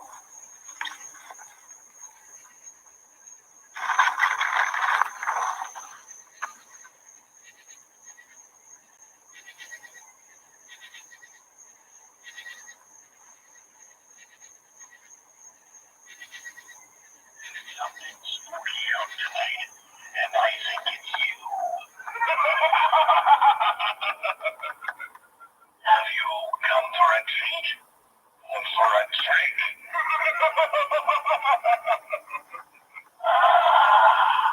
Yet another creature of the night approaches.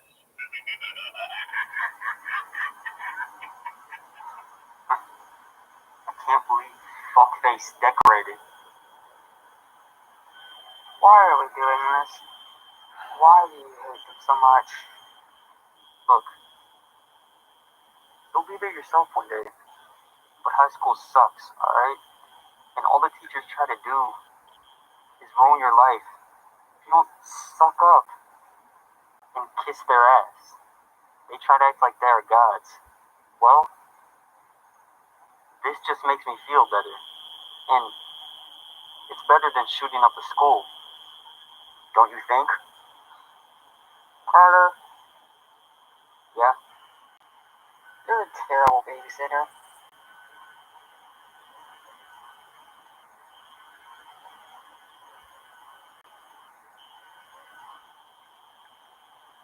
Alright, so what's the plan? Alright. We're gonna do things a little bit differently.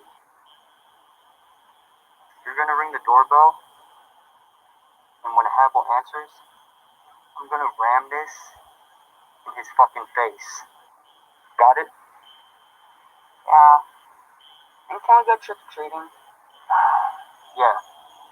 Then we can go trick or fucking treating. Now come on.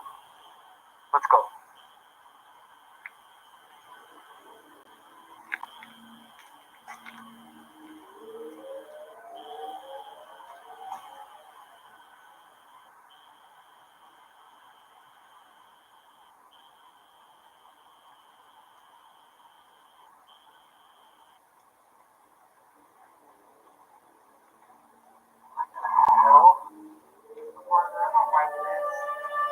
Shut up and keep your mask on.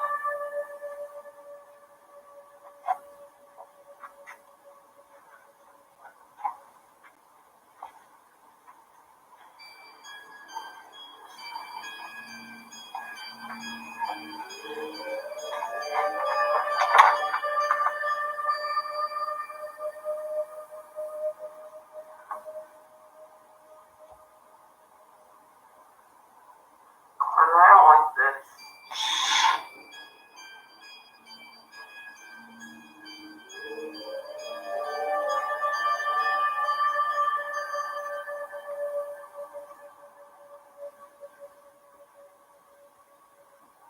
Carter, I just want to go home.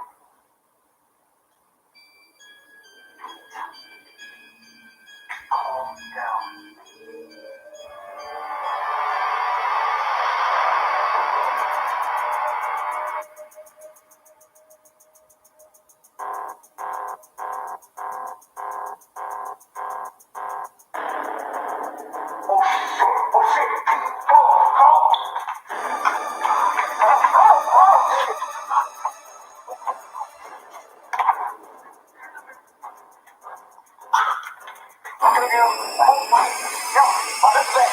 Under the bed! I'll take care of this.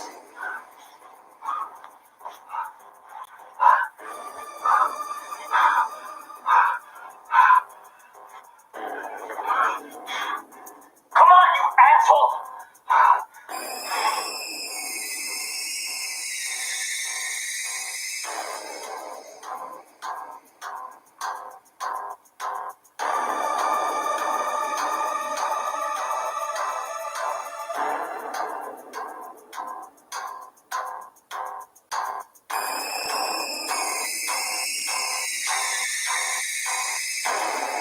Come on, motherfucker!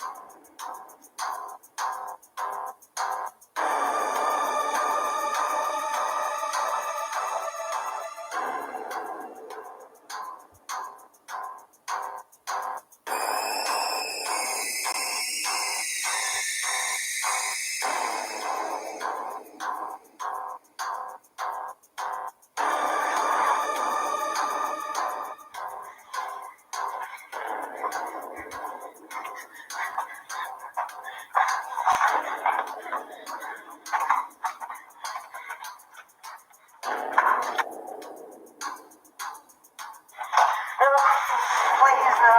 Before I want my mommy. Please. We so got you. What? Take it off.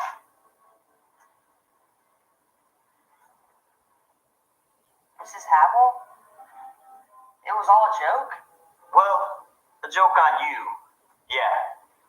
Mr. Havel? Is he? He's better than a doorknob. I'm sorry, but I had to scare you, Pete. It's Halloween after all. That's why we had to come here last. You planned this? You really killed him? He deserved it. Tell him, Sarah. Marriage is a tough thing, boys. Let me tell you. But you make that eternal promise. You don't give up on that person. You don't betray them. You don't make their family and friends think you can go into a mental hospital.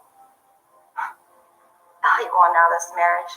You wanted that sweet little biology teacher of yours to move her in here and take my place. Mrs. Wombat? You want to make me look crazy. Get rid of me. Erase me.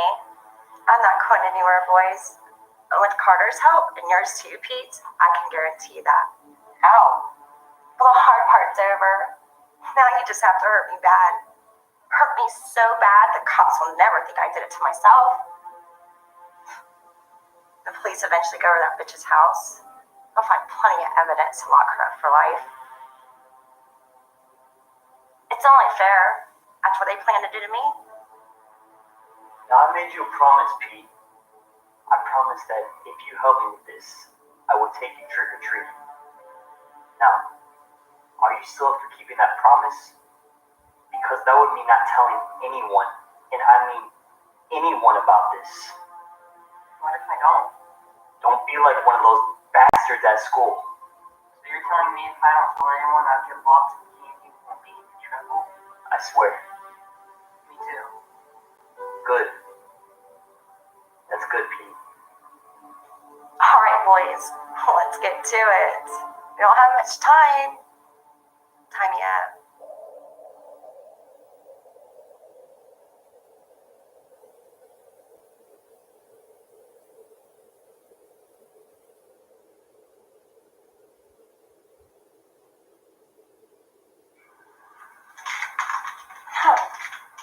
Wow. Really good job, boys. Okay, Pete. I need you to stop me now, right where Carter showed you. Why can't Carter do it? Pete, I need to know that I can trust you. That you can do it. I know Payne well. You're not gonna hurt me. Do it, Pete. Do it, Pete. Come on, do it, Pete. Do it, Pete. You're my buddy. Come on. Just do it. Come on, do it. Fucking stab her! Come on, Pete. I know you can. You can do it. Fucking do it. Stab her. Really strong. Come on, do it. Fucking do it. Stab her! Stab me. Come on, come on. Stab. Stab me. Just fucking do it! Stab her!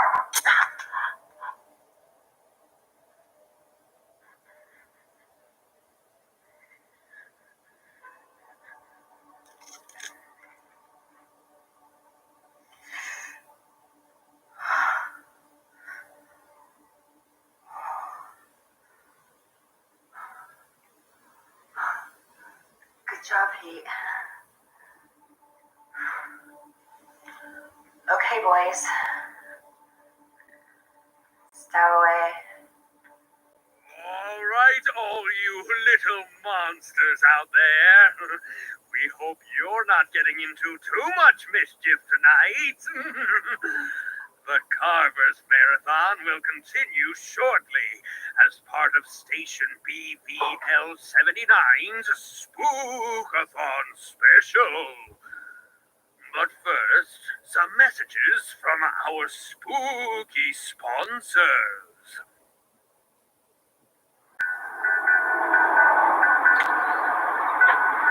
Guys, I know it's Halloween, but you can't start at me like that. I need a little bit of warning. Now that they say that, it just dawned on me. It's Halloween. I don't have any costumes, wigs, masks, nothing to decorate the house with. But it's okay. Came to the right spot. Come on by the Cracker and Pond for all your last-minute Halloween needs. Or we just gonna take people. That's right. We have all kinds of costumes. I mean, as you can see here, we got vampires, we got mummies, we got werewolves, we got princesses, we even got the kitchen sink. What more could you ask for? Come on. Just payback from earlier. And as you can see, we even have the infamous Mr. Carver mask. One of my favorites growing up. All month long, we are having some of the craziest deals you could ever think of.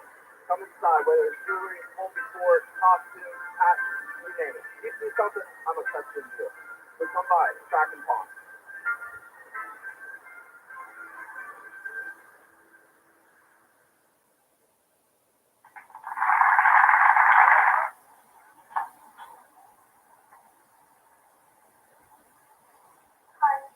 Staying late. Really worried about Kara.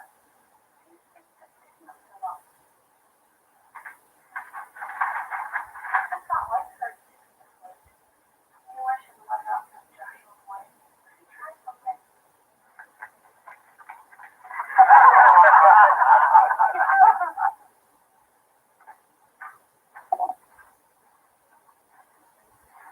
Carl, I'm really worried. Perhaps you could go out and look for her?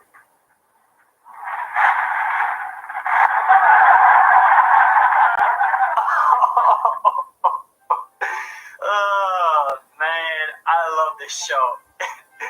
I don't like it. Why not? It's weird.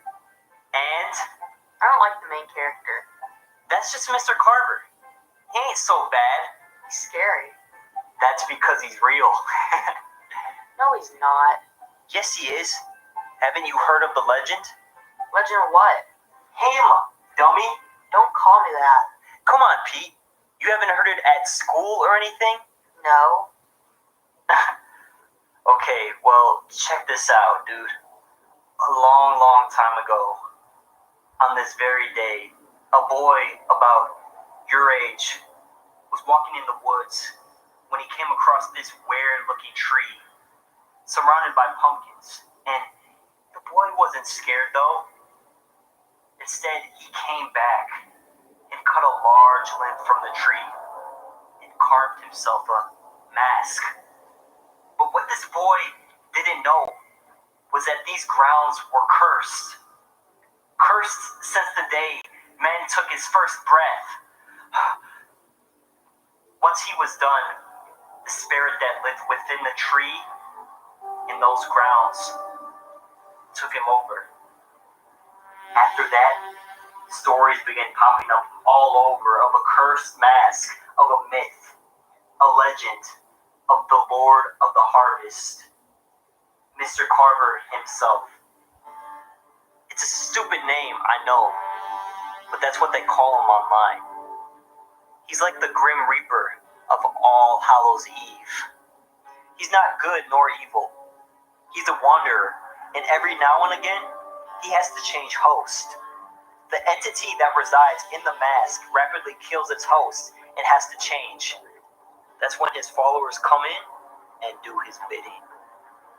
It was rumored in the 40s that the mask of Mr. Carver got severely damaged, and his followers had to find him a new mask and a new host.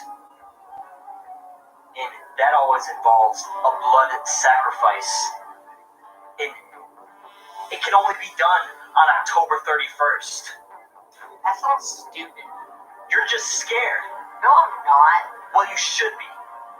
Because a young innocent child like you might be just the blood sacrifice that Mr. Carver needs. Anyways, the writer created this show after encountering Mr. Carver when he was a child. It's more of a comedy than anything, kind of like the Munsters. But I love it.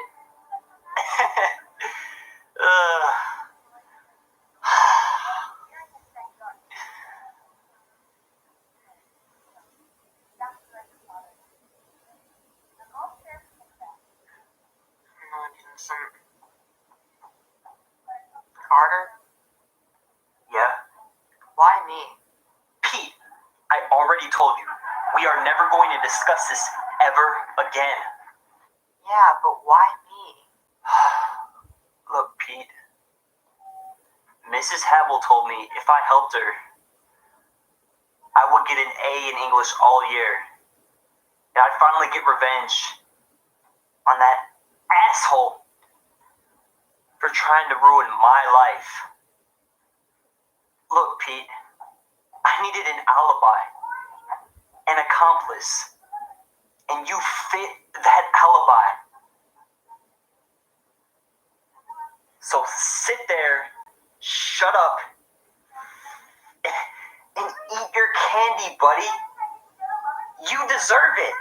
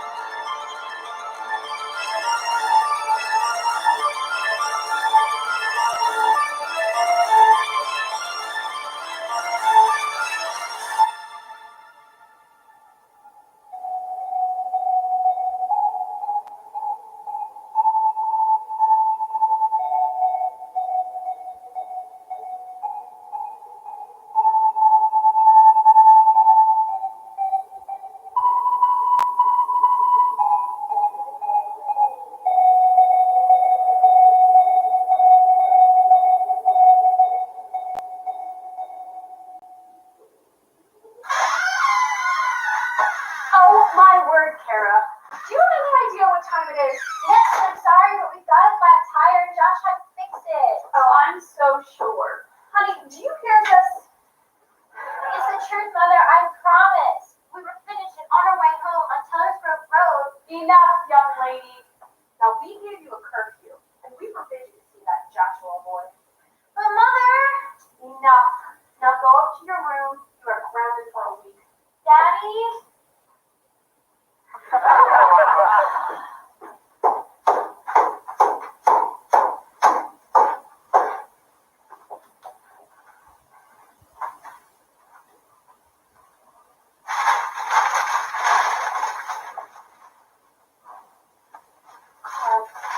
Do you think that was too hard on her?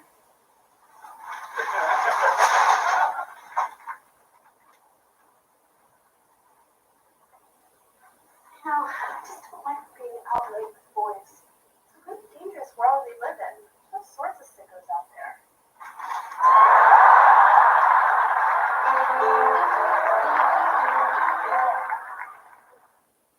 Is your period turning you into a real monster?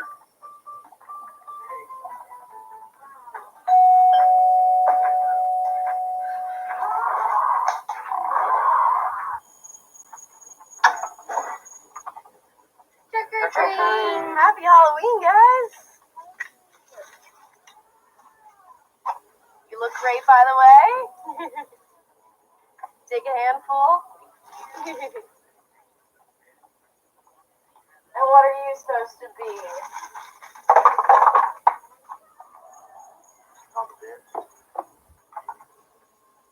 Happy Halloween!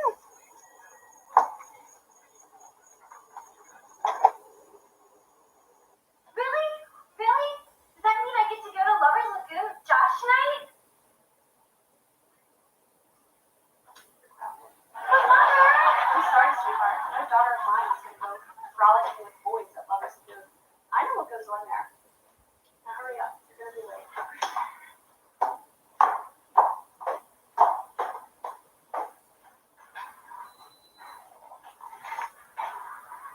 It's so unfair. My parents don't trust me, and it's not like I've ever given a reason not to. That's what my parents are all of a sudden too. Give us the thing before they're going to take advantage of me. I know, it's so annoying. Josh isn't like that. And neither is Bart. Parents just don't understand. I know. Well, hey, Bart next on Daddy's little game tonight. You and Josh want to join us? You're sneaking out? Totally. I do all the time. I don't know. I'm already grounded, and I don't want to be grounded until graduation. Just think about it. Okay.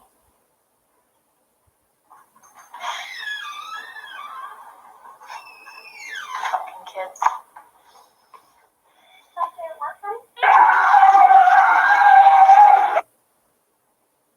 I know. I had to ground Kara again today. Well, I ungrounded her. But then I regrounded her.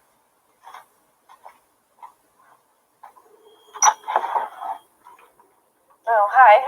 Well, happy Halloween. Trick or treat. You sound a little bit old to be trick-or-treating, don't you think? You can never be told to trick or treat. May I have a treat now?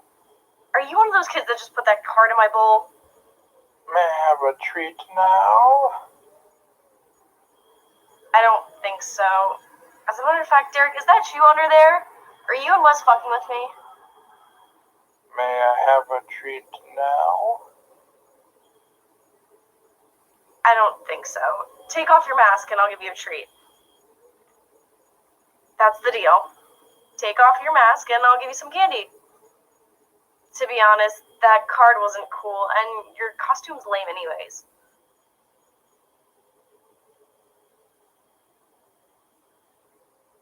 Hello? Anybody in there? Taking off your mask before the end of Samhain could have dire consequences. It goes against tradition.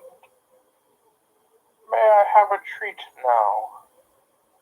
You better ditch that mask and costume, because I'm going to be telling the cops what to look for. Happy Halloween. Trick it is.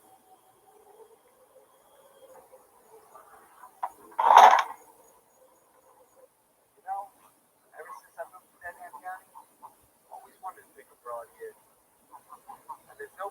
rather be was right here, right now, with you. Hey, babe. Sorry to bother you. There's some trick-or-treaters that are scaring me tonight, so just grab the beer and head home so we can go to the party, okay? Alright. I love you. Bye.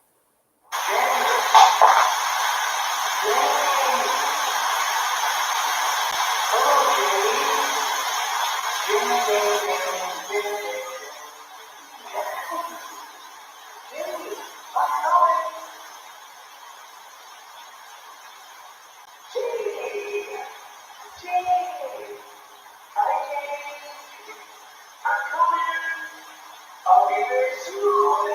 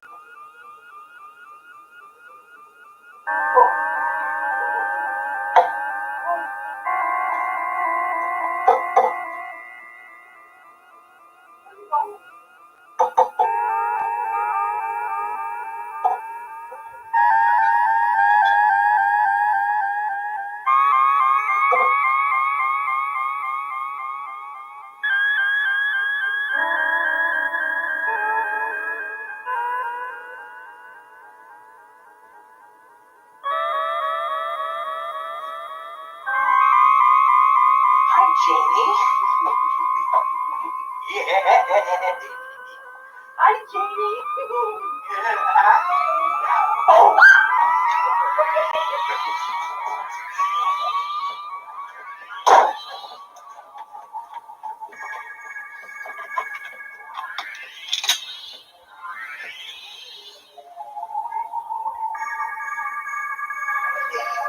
Where are you? Come on, I just want to show you my knife. I promise not to gouge out your fucking eyes. Jamie, come on. I know you're in there. Go away! Oh, Jamie, I just want to show you my knife. I've got a fucking gun, asshole, and I'll put fucking holes through you. Sounds fun. I'm not kidding.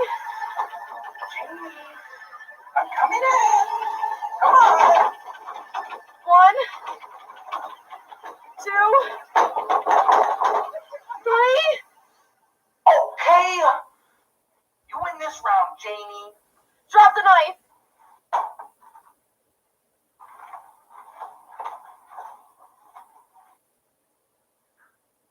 Looking for a way to stretch the dollar? With Insurify, you can cut your car insurance bill in half. Getting a deal on car insurance from Insurify is super easy, and all you need is a phone and a finger. Scroll through dozens of prices and tap to switch online. That's it. No phone calls and no wasted time. It's just like searching for a flight or hotel online. Enter your car information, and Insurify does the rest. Go to Insurify and save today. Check if you're overpaying for car insurance. Go to insurify.com.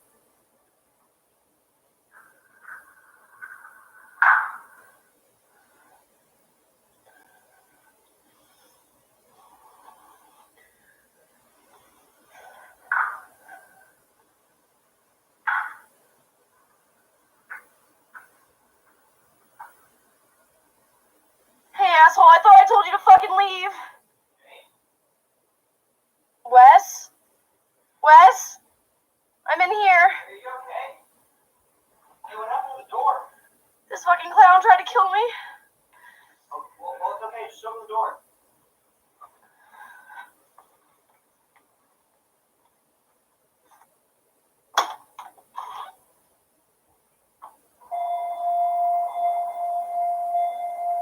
Wes?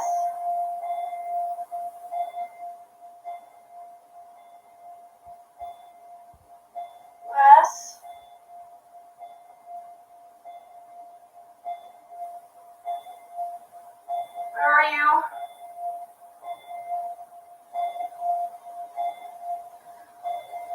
Babe? Wes?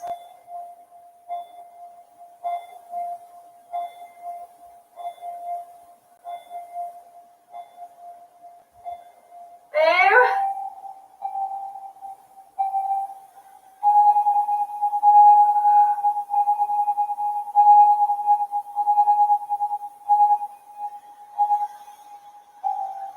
Wes?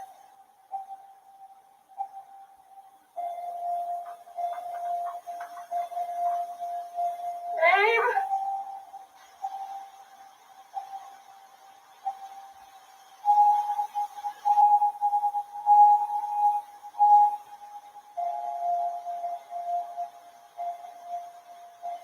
Wes, where are you?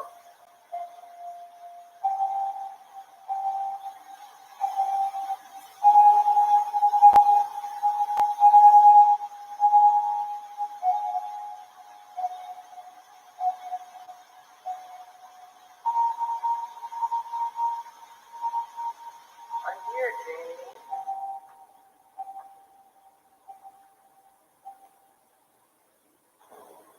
Sorry I was late. I got a little tied up, but I brought the beer.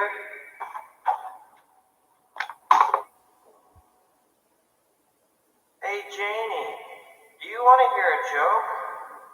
A guy hits a woman with his car. Whose fault is it? Well, the man's, obviously. Why was he driving in the kitchen? Ha ha ha ha ha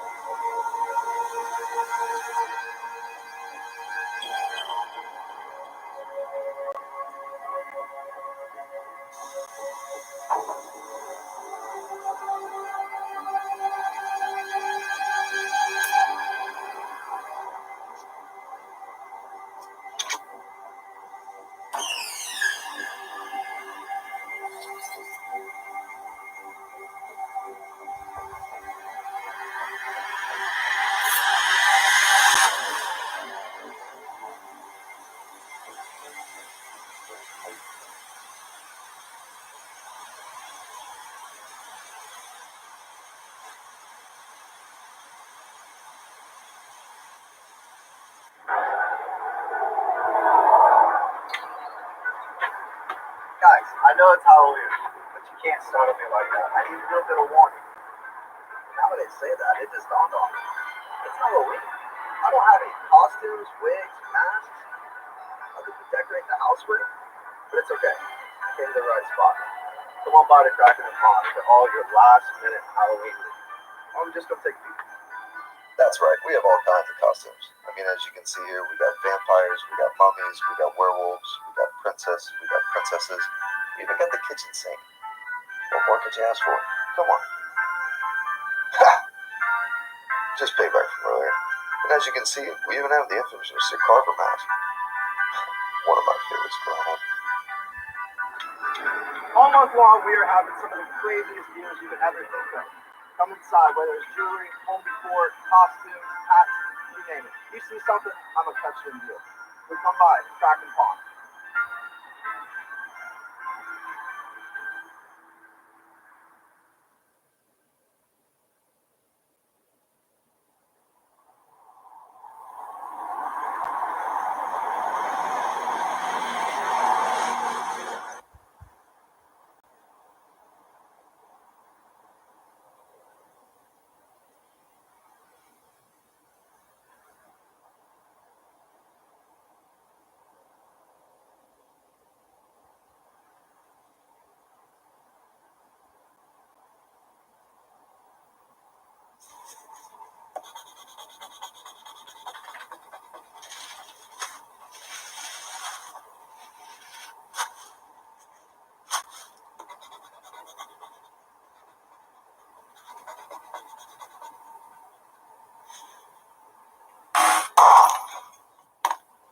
Shit! Oh, I'm sorry. I'll clean that up right now. Don't worry about it. When you get done cleaning that up, why don't you just call it a night? Looks like we're pretty dead anyway. Really? That'd be awesome. Yeah, man. I mean, you're new here. It's your first week. Go enjoy it. It's all good. I can hold it down from here. Well, looks like I can catch that carpool to the party now.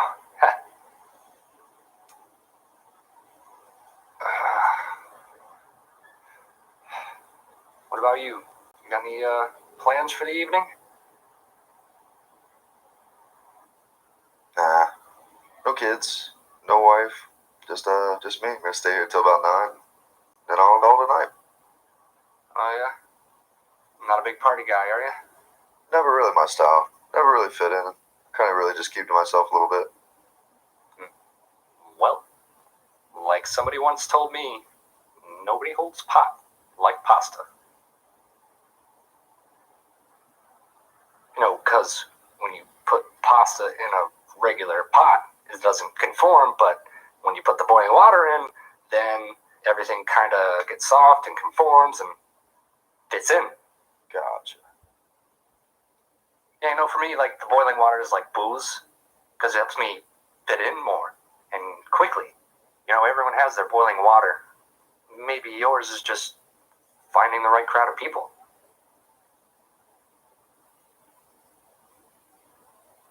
Maybe you're right.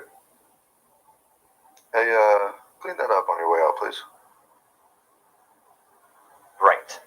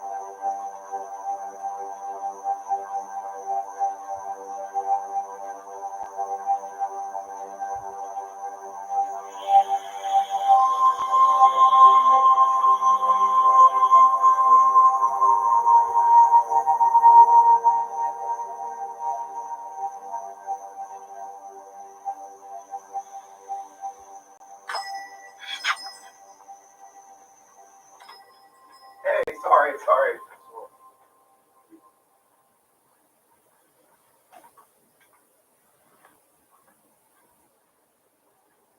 Hello?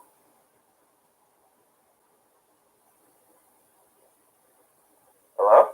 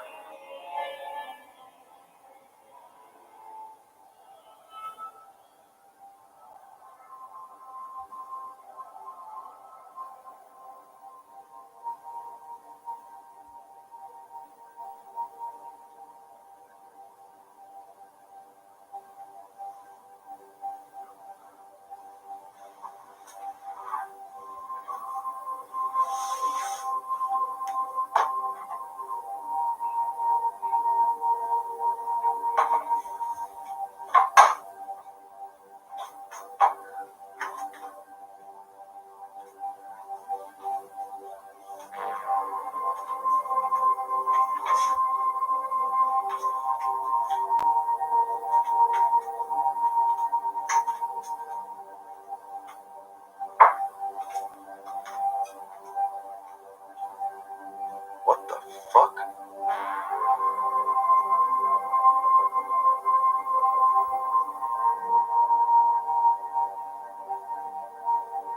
Sleep.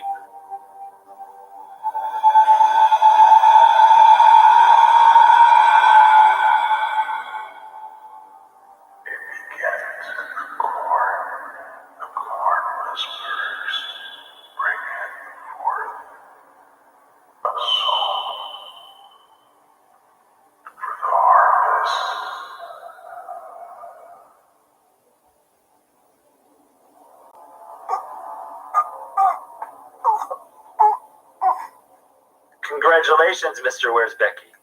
Have no fear. You have been chosen We urge you not to speak. We've removed your larynx. It would be very painful if you tried to scream.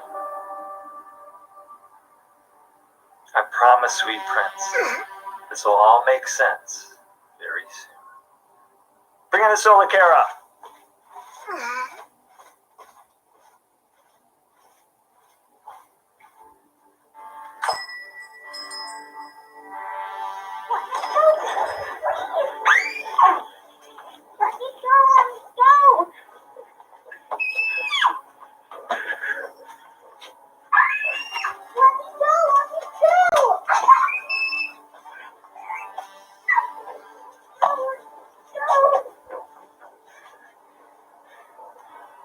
Reveal.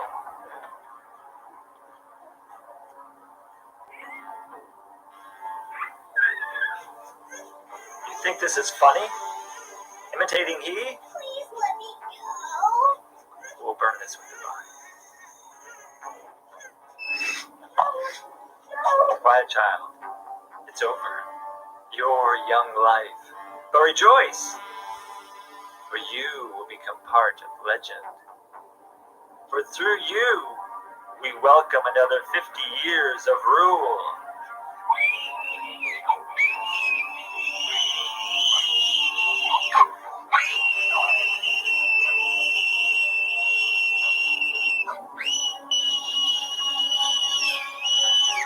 Please let me go.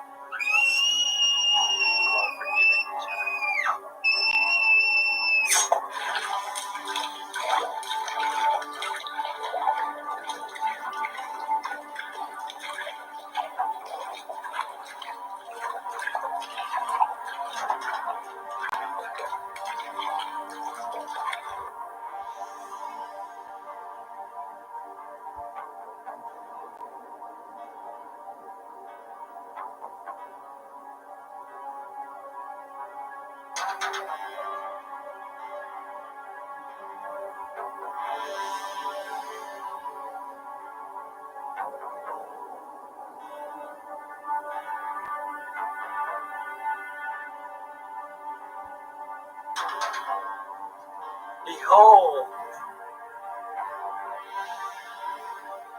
You have been noble. You have been fierce. You have been king. You have been domination. The time has come for harvest end. Sleep now and be reborn.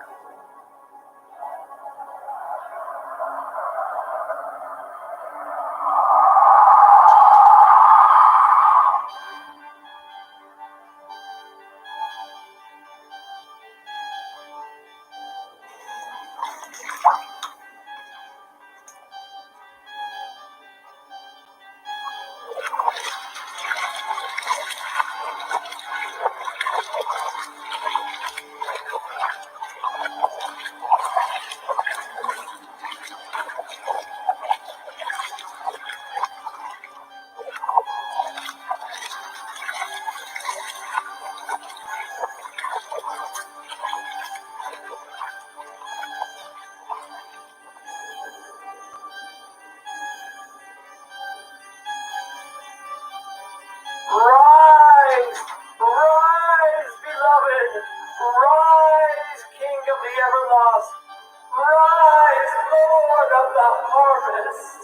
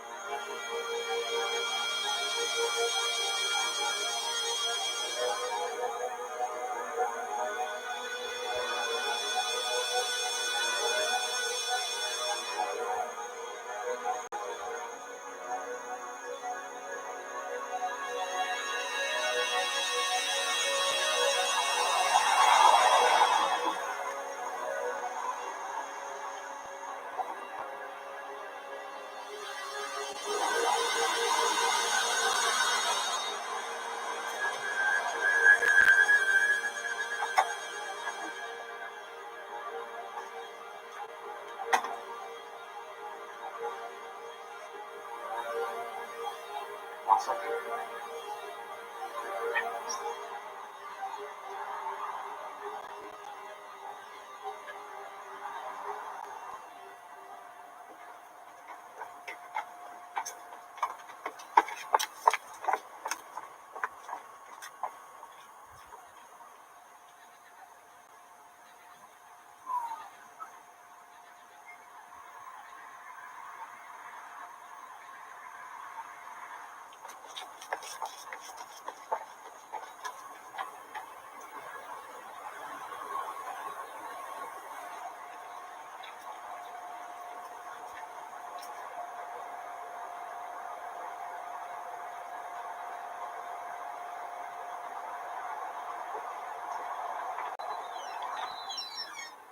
You here to steal X2?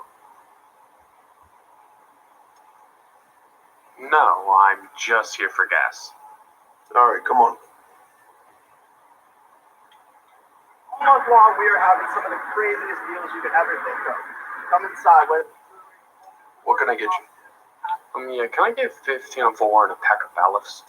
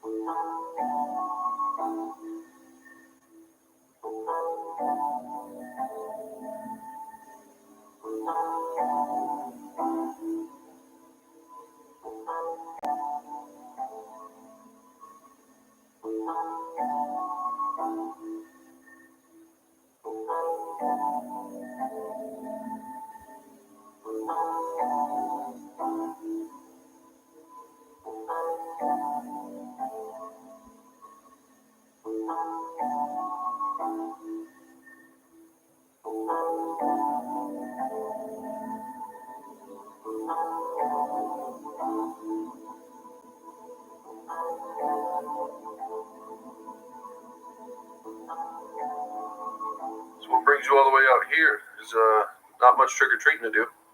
Yeah, my sister and I were actually going to a party on Cunningham Road. Cunningham. Well, you kids are going to be a little late. What do you mean? Major detour. You got to double back through the south side of town to get to Cunningham. Fuck, man. Yeah. There's a quick road you can take through the woods, which will get you to Towhill Road, which will get you to Cunningham. But there's no road signs out there. So remember this. You got to turn left, and then right, straight for 2 intersections, left on the Towhill Road. Take that all the way down till you get to the first road you can take a right on, and that will be Cunningham. Okay, thanks. But could you actually write that down for me?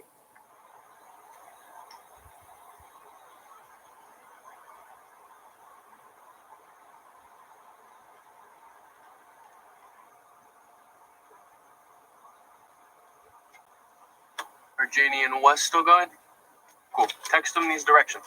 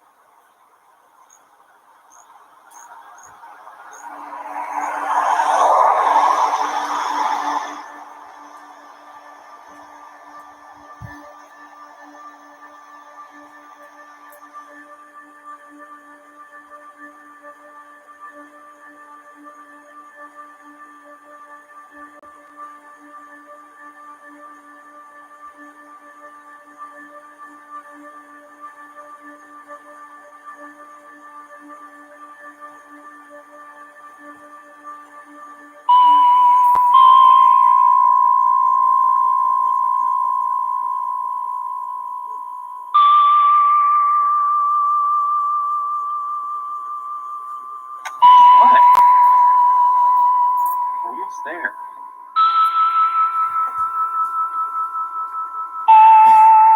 Calm down. It's fine.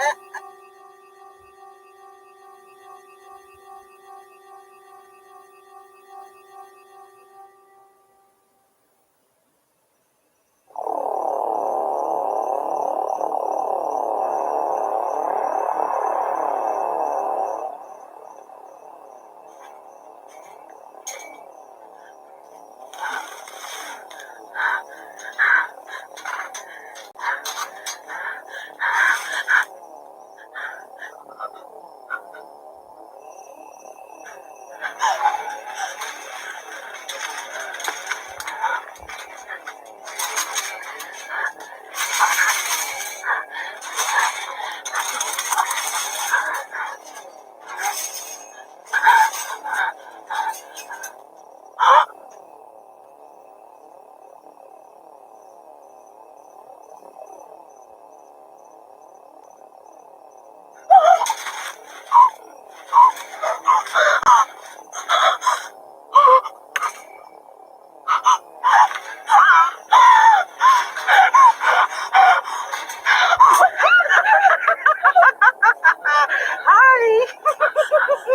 I was starting to wonder about you.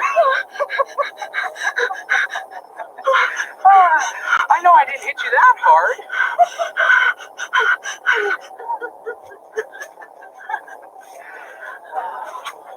I'm so happy for you to see. It's finally done. Well,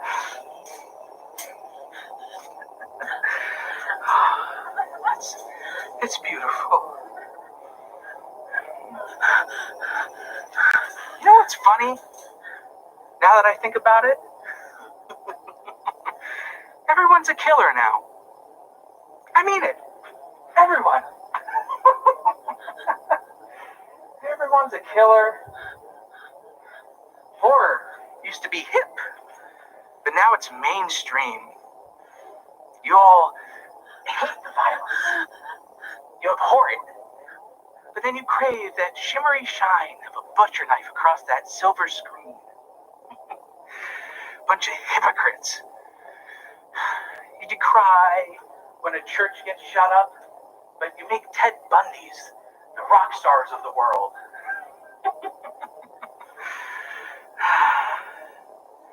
And that's because you all wear a mask. Don't you? It's inside. That red and yellow-faced demon just waiting to claw itself out. I know. I can see it, even when others can't. And that's what makes you the real monster. Not me. I'm just having fun.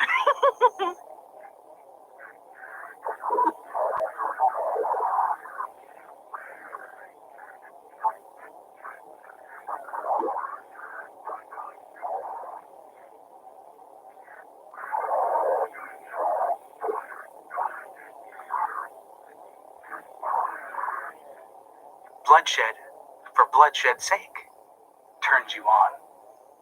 And I know, just thinking about it warms me up. You see, all I ever wanted to be was a clown. But not just any clown, mind you. The clown. The clown that everyone thought of when they said the word clown. Not Pagliacci or Bozo, but me. Baron von Laffo. But how can I stand out when there's no room for anyone else to?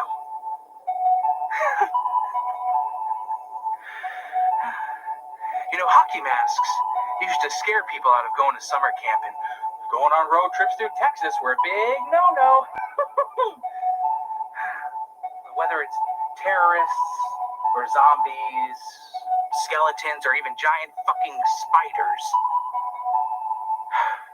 that's not what everyone's really afraid of. You know what they actually are afraid of, though? Being nobody. Being less than a Ted Bundy. It's funny.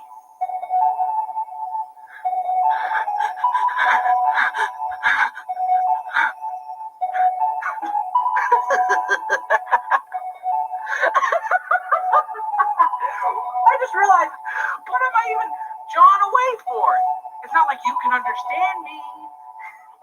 Sorry I don't speak much and flippity. But maybe you'll understand this. You know, I've been working on this for a long time. I have your brother to be thankful for this. It's finally finished. A masterpiece. You know, I really think it's what they're going to remember me for.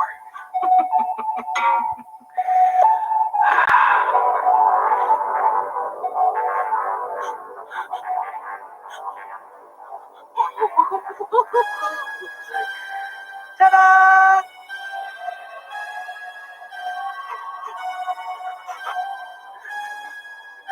I do not have to eat my food, just as long as I jump real good.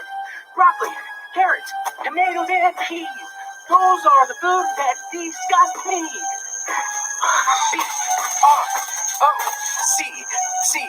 BROCCOLI. That's the food that makes me cry.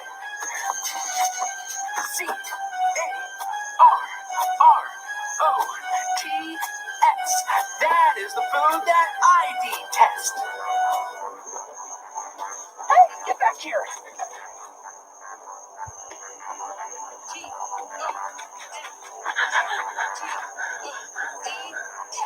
I hate this one more than the rest. PEAS. They are green and make a mess.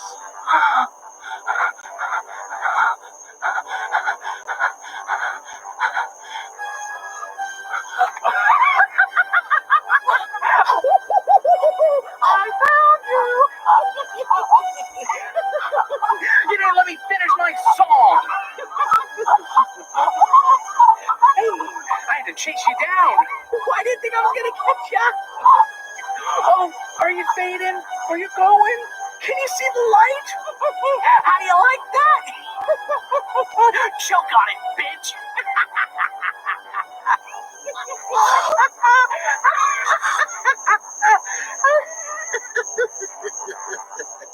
That's what you get for running away on me. I just wanted to have fun. Your brother, he was loads of fun to play with. Oh.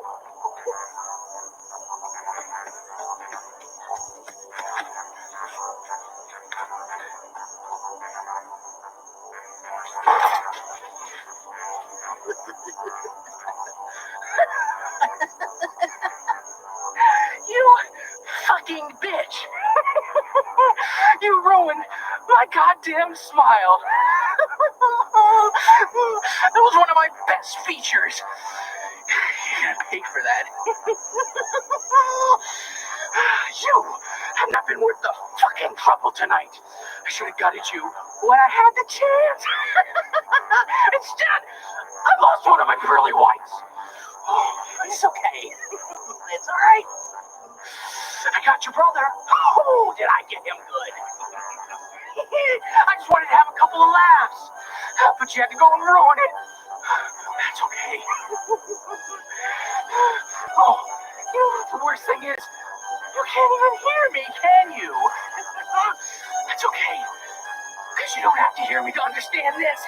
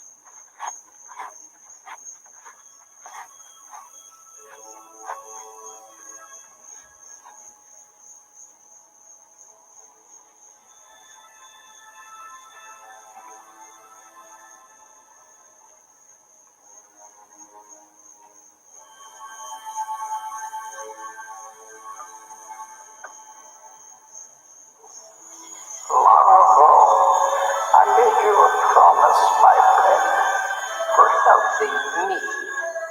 A promise that you will never grow old.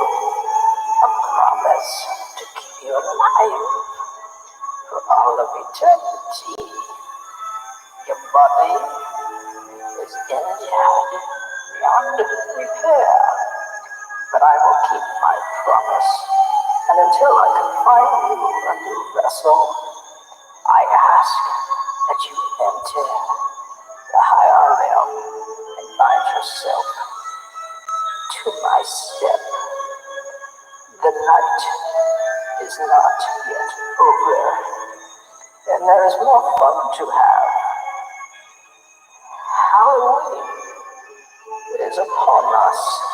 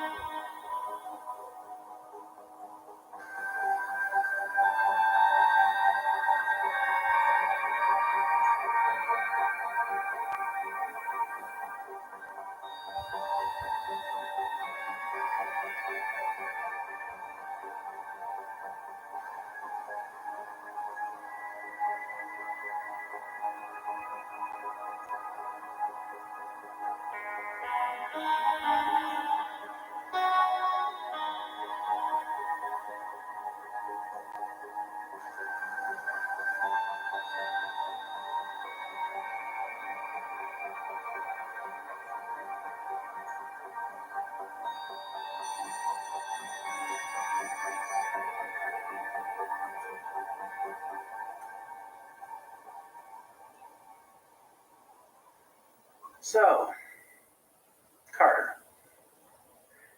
do you mind telling me why this fell out of your bag at lunch today?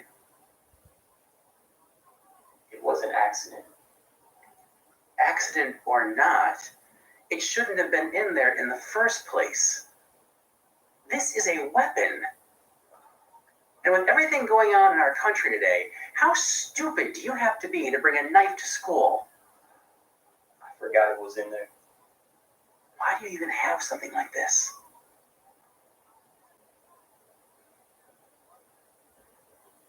It's just a knife. This is a weapon, Carter. And neither myself nor Mr. Whitaker could pretend that we didn't see it. It was just for my Halloween costume tonight. A real knife? Are you out of your mind? All it takes is one person to call the cops and there'd be some sort of misunderstanding and bang, you get shot.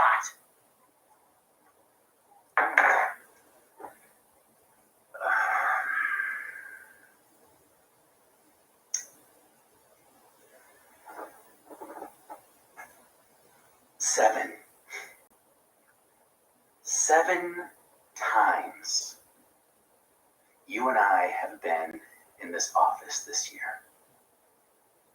And it's not even November. I can't ignore this anymore. I'm going to have to call your mother and suspend you until I can have a discussion with Superintendent Networth. This could lead to your expulsion, Carter. Look, I'm sorry that it's come to this, but you brought it on yourself. Maybe it's just the sort of kick in the ass you need.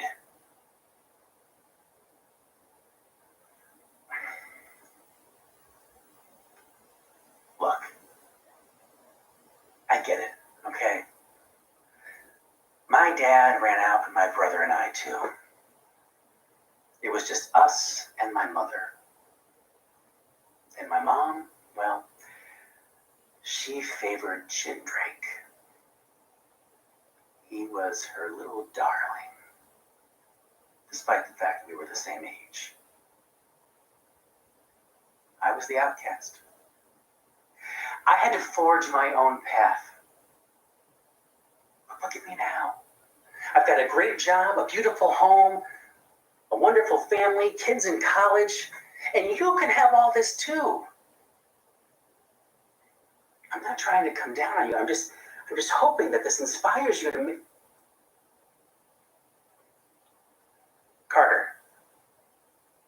Carter, are you even listening to me? Look, can I just at least have my knife back?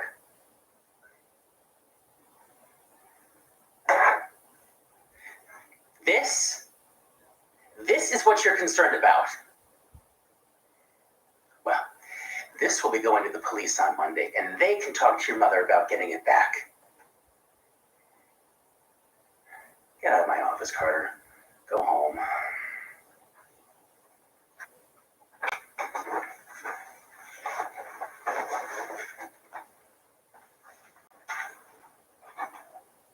Oh, and Carter. Happy Halloween.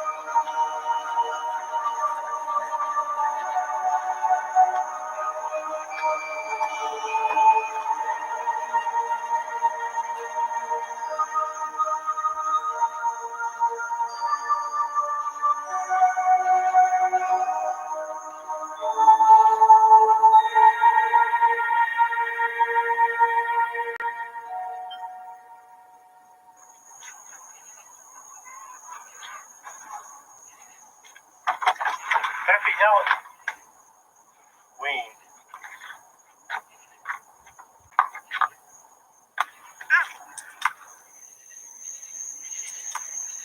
I'll find out who you are on Monday. Oh my God. That was great. Did you see? I totally nailed him.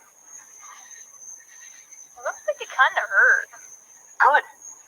That's what the asshole gets for ratting me out. How many do we have left?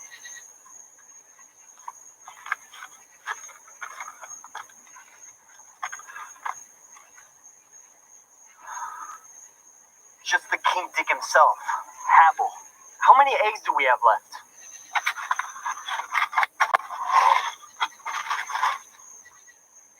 Plenty. How far does he live? Not far. Now, come on, and put your mask back on. You went trick-or-treat along the way? Look, we don't have time right now. We have to get out of here before Eggface calls the cops on us. You said we could if I helped, and we've only been at a couple of houses. And pretty soon, it's gonna end. Don't worry. We still have plenty of time to trick or treat some more. But first, we have to finish this. Are you with me? Yeah, I'm with you. Then come on. Let's go.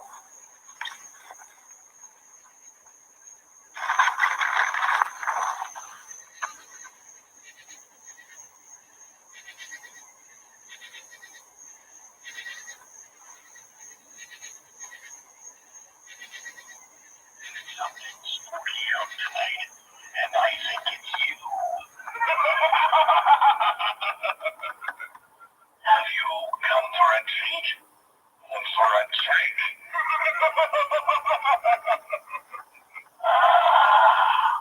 Yet another creature of the night approaches.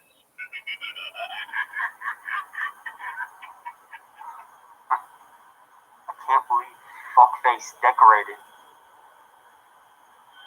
Why are we doing this? Why do you hate them so much? Look, you'll be there yourself one day. But high school sucks, alright? And all the teachers try to do is ruin your life. If you don't suck up and kiss their ass, they try to act like they are gods. Well, this just makes me feel better. And it's better than shooting up the school. Don't you think? Carter? Yeah? You're a terrible babysitter.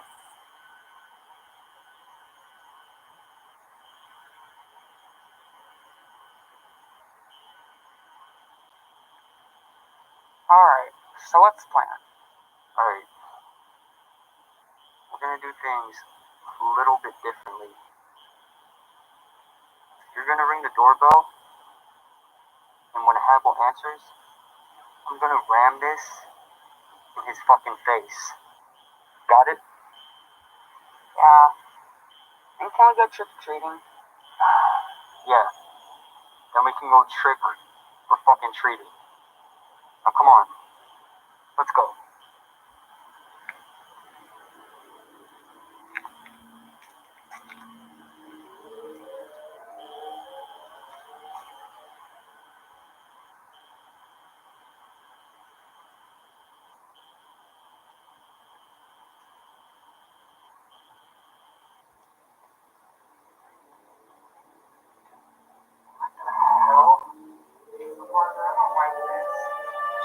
Shut up. Keep your mask on.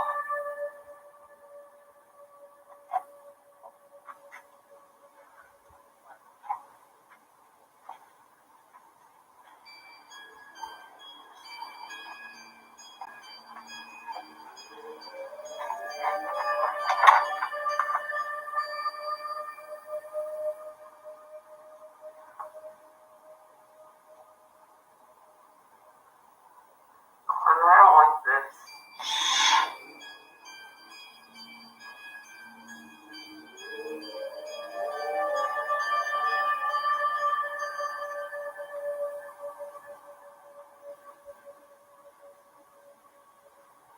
Father, I just want to go home.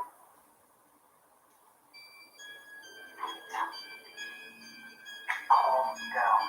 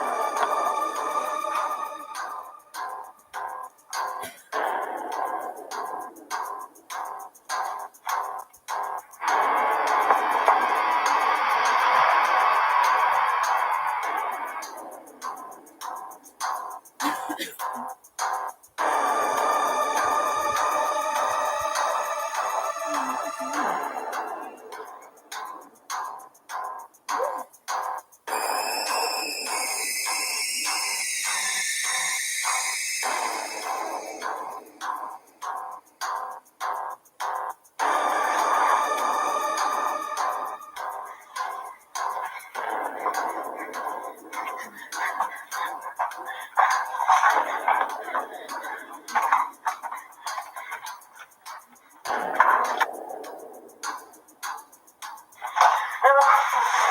no, I want my mommy, please. We so got you. What? Take it off.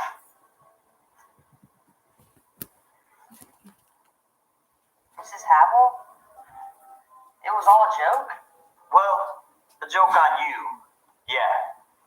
Mr. Havel? Is he? He's better than a doorknob. I'm sorry, but I had to scare you, Pete. It's Halloween after all. That's why we had to come here last. You planned this? You really killed him? He deserved it. Tell him, Sarah. Marriage is a tough thing, boys. Let me tell you. But you make that eternal promise, you don't give up on that person. You don't betray them. You don't make their family and friends think you can go into a mental hospital. Elliot will know this marriage. You wanted that sweet little biology teacher of yours to move her in here and take my place. Mrs. Wombat? You want to make me look crazy. Get rid of me. Erase me. I'm not going anywhere, boys. And with Carter's help, and yours too, Pete, I can guarantee you that. How? Well, the hard part's over. Now you just have to hurt me bad. Hurt me so bad the cops will never think I did it to myself. The police eventually go to that bitch's house. They'll find plenty of evidence to lock her up for life. It's only fair. That's what they plan to do to me. Now, I made you a promise, Pete. I promise that if you help me with this, I will take you trick-or-treating. Now, are you still up for keeping that promise? Because that would mean not telling anyone, and I mean anyone about this. What if I don't? Don't be like one of those bastards at school. So you're telling me if I don't tell anyone, I'll get lost in the candy and be in trouble? I swear. Me too. Good. That's good, Pete. Same as yesterday. All right, boys, let's get to it. We don't have much time. Time yet.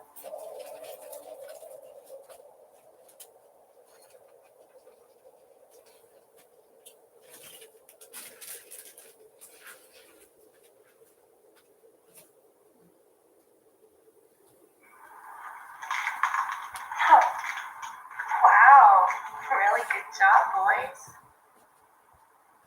Okay, Pete, I need you to stab me now, right where Carter showed you. Why can't Carter do it? Pete, I need to know that I can trust you, that you can do it. I know pain well. You're not gonna hurt me. Do it, Pete. Do it, Pete. Come on, do it, Pete. Do it, Pete. You're my buddy. Come on. Just do it. Come on, do it. Fucking stab her! Come on, Pete. I know you can. You can do it. Fucking do it. Stab her. Really strong. Come on, do it. Fucking do it. Stab her. Stab me. Come on. Come on. Stab her. Stab me. Just fucking do it! Stab her!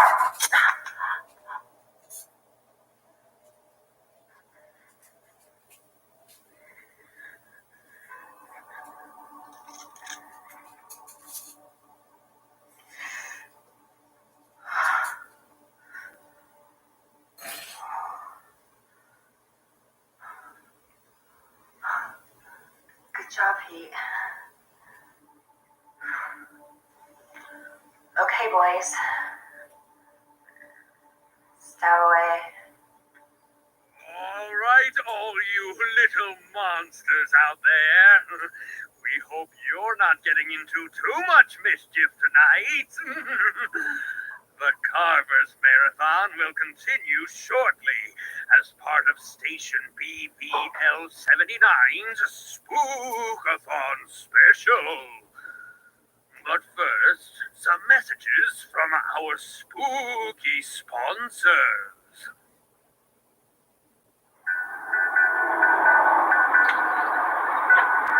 Guys, I know it's Halloween, but you can't start me like that. I need a little bit of warning. Now that they say that, it just dawned on me. It's Halloween. I don't have any costumes, wigs, masks. swift, but it's okay. Came to the right spot. Come on by the Kraken and Pond for all your last minute Halloween. I'm just gonna take a peek. That's right, we have all kinds of costumes. I mean, as you can see here, we got vampires, we got mummies, we got werewolves, we got princesses, we even got the kitchen sink. What more could you ask for? Come on. Just pay back from earlier. And as you can see, we even have the infamous Carver mask. One of my favorites growing up. All month long, we are having some of the craziest deals you could ever think of. Come inside, whether it's jewelry, home decor, costumes, hats, you name it. You see something, I'm a touch-in deal. So come by, Kraken Pond.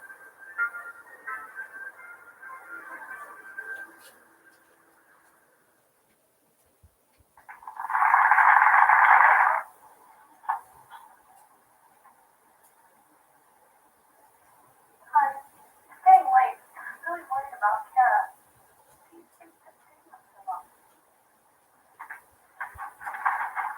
It's not like her to be this late. Maybe I should let her off that Joshua way. Try something.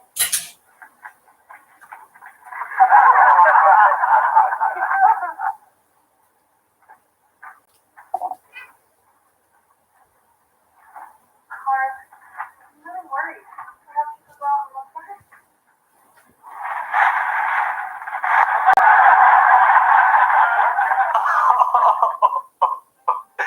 Oh, man, I love this show. I don't like it. Why not? It's weird. And I don't like the main character.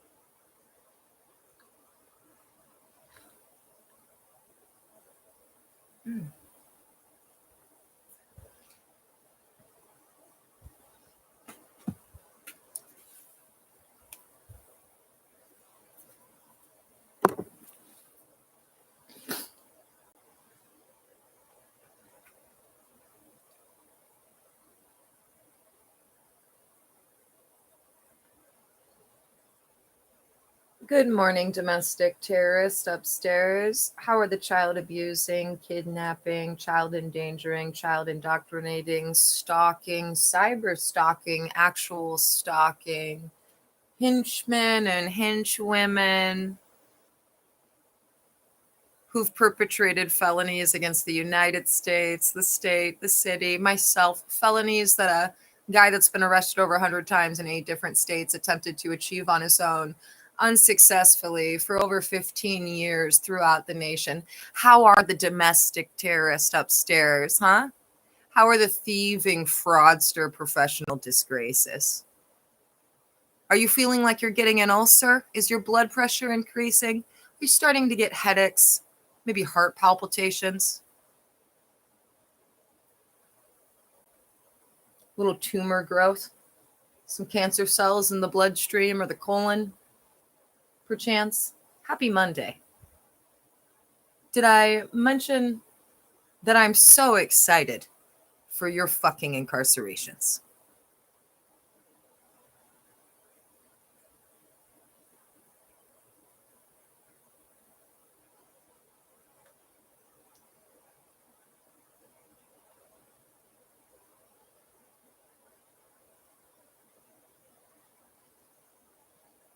All right. Time for Lives Less Ordinary. Remember, whistleblowers, I'm not talking to you. Yeah, some of those adjectives very likely do define you. But you, even though you may have waited till the last minute, did do the right thing.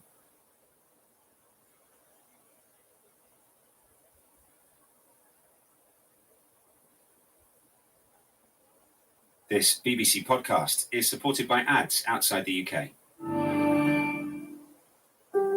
Discover the Alaska you've always imagined Explore Alaska's rich cultures and breathtaking Napa service and look New paths to success. fast. And I think it symbolized freedom. You know, this leaf had come from outside. Something attracted her eyes to the ground, and she saw at. Time for If the you can latest imagine, episode she's of in the Lives compound Less of this Ordinary. vast camp. There isn't a single tree, as far as she can see. Something attracted her eyes to the ground, and she saw at her feet the most beautiful little. Also, domestic terrorist, how about you skip your typical protocol, your criminal stalking outside of my fucking house from now to sunrise? How about that? Why don't you just say, nah, I'm not going to do that for at least a few hours. My disgust and disdain for each and every one of you that hasn't blown the whistle has once again increased substantially just over the last 12 hours. I'm Marcia Fuchs, and this the more I is think Lives about Less Ordinary. what you've done. Today, the story of an extraordinary woman named Odette Hallows, and the power of a single, unassuming object. The less merciful and courteous I feel. One that's very old, very small, and extremely And delicate. I shouldn't have used the word done. That's holds past a tense. What larger-than-life you've done, story. are doing, and what you A story passed down the imbeciles generations of war, have espionage, planned. and extreme courage. Why is that And part of your face plan? of Ah, that's almost right. certain death. Because the people going to Would you never prison feel for the tempted longest told you to. That is going to sound terribly lacking in. Hunter, I do not want to share the chair with you, okay? That's why I picked you up and moved you to all those different spots, because I'm all done sharing the chair with you. I literally went and laid down in bed just so you could have the whole chair to yourself, because I For felt her bad for bravery you and for stark falling asleep refusal and falling to off the betray chair her 3 fellow times secret yesterday. agents. Odette Hallows was You the don't one need to that be both the right George here. Cross You have all and the other Francis spots Lejeune that you honor. used to sit at. In 2019, nearly 25 years after Odette's death, her granddaughter Sophie Parker and Sophie's cousin Mark were going through some of their grandmother's old possessions. My mother passed away in 2018, and she had been the custodian of many of Odette's papers, photographs, historical documents. And when she passed away, they came to me, and I decided that I would try and learn even more about my grandmother's story.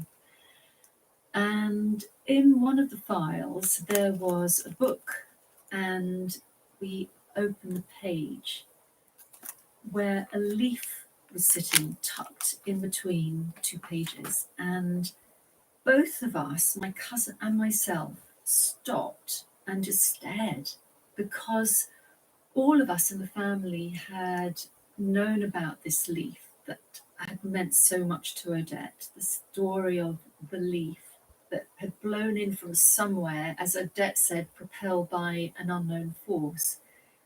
And we thought, can this be the actual leaf? And we turned over the little plastic cover that it was contained in, and it said Ravensbrück, 1944.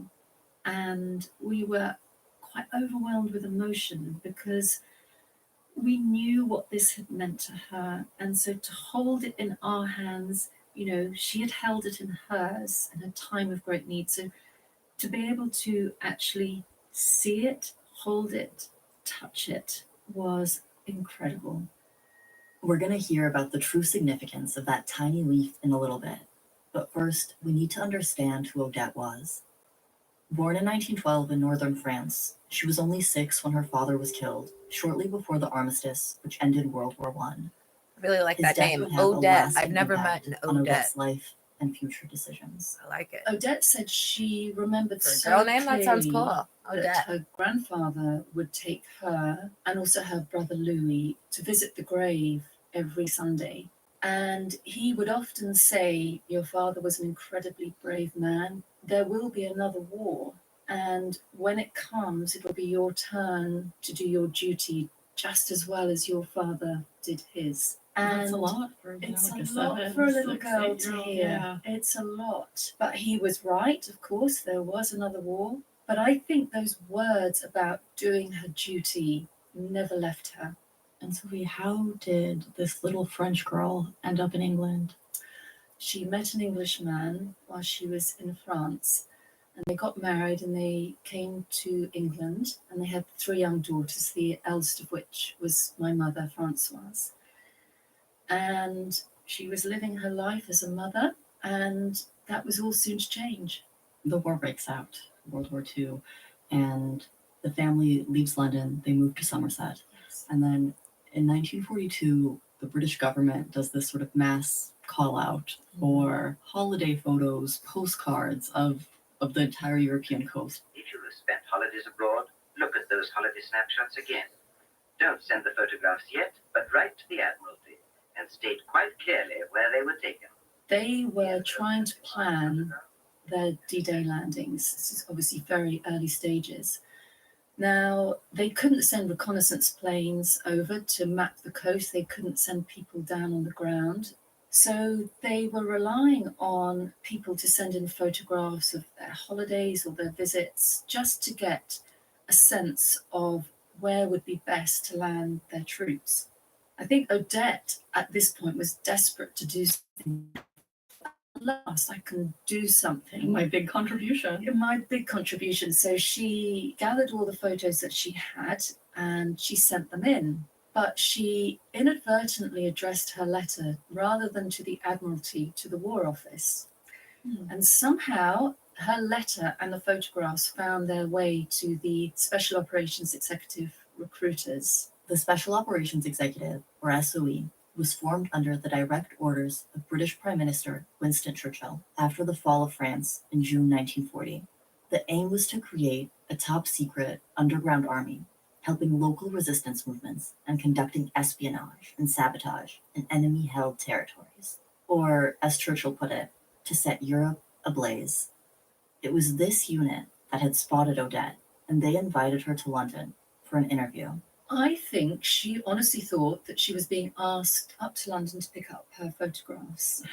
But when she got there, I think it became very apparent. And she then said, I actually think you're talking to completely the wrong person. I think you've made a mistake. I am a mother. I have 3 children. What you're asking of me is impossible. And also, I don't have any of the skills that you, I'm sure, must require. She said, you really do have the wrong person. And they apparently said to her, well, don't worry about that because we could train you. And also, don't worry about your children. We know about your children already. And she then realized at that point they had obviously done their homework and they knew all about her. It wasn't a mistake. And it wasn't a mistake. And I think they knew she was fluent in French. They knew she knew a lot of France. And I think at that interview, they saw what I would call as real patriotism. And I also think they probably just recognized something that you and I can't define, but they either saw it in someone or they didn't. And I think they saw something in Odette that they felt would make her a good agent. Now let me explain. You're a Frenchman. You were born in France and lived there until you married and came to England. We need the help of people like you. But I must warn you, if you do decide to join us, your work will be highly dangerous. Odette was conflicted between her responsibility as a mother to her 3 little girls and the duty she felt towards her country. But eventually, after some soul-searching, she agreed to begin the SOE training. She learned about coding and decoding. She learnt how to get around without being noticed, how to lose someone if you were being tailed, what to do if you were captured. She would learn things about how to find suitable landing sites for Allied aircraft, either doing parachute drops or actually landing, bringing in equipment or new agents. So she would learn everything. I mean, a lot of agents were trained in explosives, and of course they were trained to use weaponry. When I think of my beautiful, petite French grandmother knowing how to use a whole variety of weapons, it's hard to rationalize that in my head. So she decides she's going to go. What happens to her 3 daughters, to Francoise, your mother, and her 2 sisters? Yes. So the children were put in a boarding school, And they were also under the care of their aunt. But it must have been so hard because she obviously couldn't tell them what was happening. You know, there was the Official Secrets Act, and she wasn't allowed to say what she was doing to anyone. What did she say to the So I daughters? believe what she said was that she was going to help with the war effort, but she was going to Scotland for a while. She might be away for some time. And what she did, and SOE was great in helping her fulfill this, she wrote birthday cards, letters, Christmas cards, all ahead of time. Wow. And gave them to SOE and arranged for them to be sent to the children so that they would have some sort of contact. Yeah, whether she's captured or killed, they would still Yes. get So the letters, the cards. for a time anyway. After several failed attempts to reach France by plane, Odette, who was in her early 30s, finally set foot on French soil in November 1942. With forged identity papers and the codename Lise, Odette joined SOE agent Captain Peter Churchill, the leader of the Spindle Circuit. Their team worked with local resistance groups while avoiding notice from the German secret police, the Gestapo. Odette had the role of courier, so her job was to go around, often doing her work in full view of the Gestapo offices that were everywhere. And she would often go by bike, and she would transport money to where it was needed, perhaps to members of the resistance. She would find safe houses for their radio operator, Adolf Rabinovich, because the Gestapo were always looking out for the radio operators because they knew that the success of SOE depended on the radio messages getting to and from London. She would take messages to where they were needed, and she would also help with arranging parachute drops, landing sites. And one of her most important missions, she was sent to Marseille, which was absolutely teeming with Gestapo. And she was sent to take some money and to also pick up plans of the ports of Marseille, because as well as D-Day with the troops, the Allied troops landing in the north of France, a couple of months later, it was planned that troops were going to land in the south. And again, the British government wanted to know where best to land them. So she picked up these plans, but on this particular occasion, there was a delay in her meeting her contact there, and she had missed the last train home. And she was told she would have to stay in Marseille, which was quite alarming for her. And her contact said he would take her to where she was going to stay, but that all the hotels were full. And they stopped outside a brothel. And of course, she thought, no, please, you're not telling me I'm staying here tonight. And he said, yes. He said, it's the safest place for you because it's full of Nazis, and it will be the last place any one of those Nazis would ever think a secret agent was hiding at. So I don't think she got much sleep that night. No, I don't think so. But he was right, it went well. Yes. No one bothered her. Someone did bother her. There was knocking on all the doors, and the madame said, don't go in that room. My niece is in there, and she's got scarlet fever. So they left her alone. Yeah. Oh, that's great. The madame was... She was on our side. Yeah. As the Gestapo tightened their net on the Spindle Circuit, Odette and her team relocated to the Alps. It was here that she had another close call. They were waiting in the middle of the night for a plane coming in, and suddenly some German soldiers were patrolling the area, and they were detected, and they all ran in different directions. So Odette was running on her own. These soldiers obviously had guns, but they also had dogs, and they set the dogs on her, and she could hear the dogs getting closer, which must have just been terrifying. And she had the good fortune to see ahead of her a river. And she said, if I can get to that river and hide, the dogs will lose my scent. So she jumped into this river and waded across the other side and hid amongst the reeds. and was there for quite some time until she was sure that the dogs and the German soldiers had gone, and then she had to walk a long walk home. Of course, she was out after curfew, so incredibly dangerous time to be It's out been and about. freezing. It gets very cold at night, doesn't it, on the Alps? Narrow escape. Like an incredible narrow escape. And I mean, what would have been the consequences for getting caught for an SOE agent? You would have been arrested, and you would have been interrogated, and you would have been tortured, and you almost certainly would have been condemned to death. But her luck wasn't going to last forever. In April 1943, Odette and Peter Churchill were arrested by the notorious German counterintelligence agent, Hugo Bleicher. We call him the spy catcher, but basically his role was to go around trying to find all these SOE agents. So, thinking on her feet, she thought, we have to make ourselves useful some way to the Gestapo.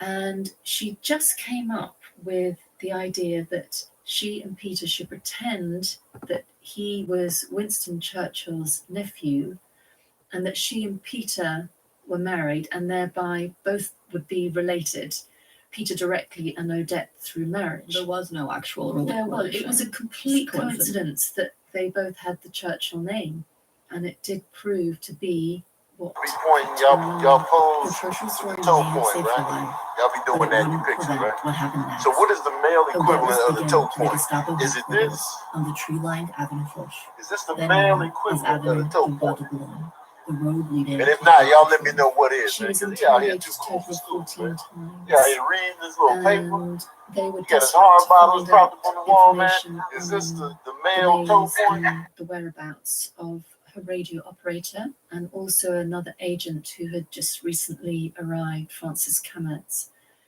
And of course, they wanted to know all about her work. They wanted to know all about the network.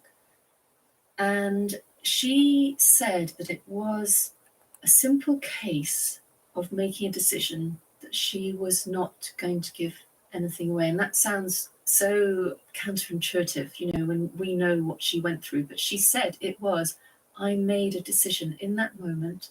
I was not going to speak. In that Paris room, as you're about to hear, Odette was tortured, but she refused to give the Gestapo what they wanted.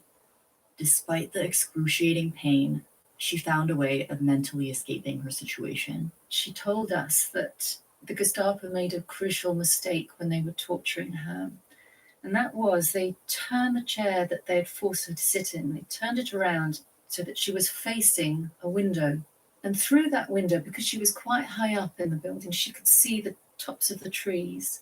The first time I was tortured, it was a very beautiful day. They opened the window, and I knew they were going to start. And they started by taking out my toenails. And I looked away into the distance. And I looked at the top of the trees there. And I thought I must lose myself in the sky and the trees. Get away from where I am. Not look down, not look at them, just get away. And I think those trees were like a sanctuary. It was almost like they were enveloping her, protecting her in some way from the hideous things that humanity was doing to her. But she was safe in nature. Those trees were her sanctuary. And funnily enough, it's strange, you know, but from the moment you accept death, all is well. In June 1943, Odette was sentenced to death, twice. Here's how that moment was immortalized in the 1950 film, Odette. Well, Churchill, you are condemned to die. You are a French woman and a British agent. On these two counts, you are condemned to death. You must make your own choice. I can only die once. I can only die once. I mean, how in that moment would you have the wherewithal to come up with something like that? Amazing. Odette was transferred to Ravensbrück, Nazi Germany's largest female-only concentration camp, roughly 80 kilometers north of Berlin. More than 120,000 women from all over Europe were imprisoned here. Many were resistance fighters or political opponents. Others were deemed unfit for Nazi society: Jews, lesbians, sex workers, or homeless women. Here, Odette was kept in solitary confinement, some of which she spent in an underground bunker in complete darkness. She was in that bunker for 3 months and 11 days, and she would use her imagination to picture her children's faces and voices and laughter. And she said that she would imagine making clothes for them, just as she had before the war. And so in my own mind, I used to get a pattern for the sale dress. Then I would have to get the material. I could picture the material in my mind, what color it would be. I could start making it. I could do in my mind every stitch. And she would remember where she got to. So the next day she would think about making those clothes again, and she would remember that she was halfway through doing a hem or something. She had other kind of coping strategies as well, right? Like, I think I read that she tried to pay attention to her appearance with whatever means she had. Yes. So when she was arrested, she went with the clothes that she had on, and those were the clothes that she wore for her whole 2 years of her incarceration. And she took her very old, worn stockings and tore them into shreds, which I used to put in my hair every night. Curlers every night, thinking that the next morning perhaps would have been my last morning. So I wanted to be presentable as possible. And then something I find really moving is whenever she was summoned for an interrogation by the camp commandant, she would be taken from her cell, but she would always pick up her shoes, which she wasn't wearing at all because of what they had done to her feet.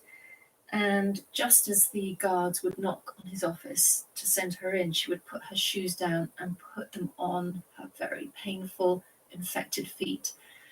Because I think it was her way of showing him that they hadn't broken her body and they hadn't broken her spirit. But as the months went on, Odette became malnourished and sick, still under the illusion that she was a relation of the British Prime Minister and worried that this important asset might die. The Commandant of Ravensbrück allowed Odette to have vitamin injections at the camp infirmary. It was as she was escorted back across the camp to her cell that the leaf we heard about at the beginning of our program came to her. If you can imagine, she's in the compound of this vast camp. There isn't a single tree as far as she can see. So she's walking across this barren place, and something attracted her eyes to the ground, and she saw at her feet the most beautiful little green leaf. And this perhaps sounds very unremarkable to you and I, but if you can imagine where she was, this desolate place, there was no leaves. And this one leaf had come from somewhere, as she said, propelled by an unknown force. And she felt it was a gift. It was a gift from outside the prison camp. It was something clean, fresh, something from the world of nature. And I think it symbolized freedom. This leaf had come from outside those horribly high prison walls, and it was almost giving her a message that she was going to be free. And so she held onto this leaf, and she took it back with her to her cell, and every day she would just touch it and trace the veins, and it became so significant to her. I think it was just a beacon of hope that, she would survive. You see, as long as I had this in my cell, that's something from the outside, something clean, something of normal life. So again, you hold on to such tiny little things, such very small things.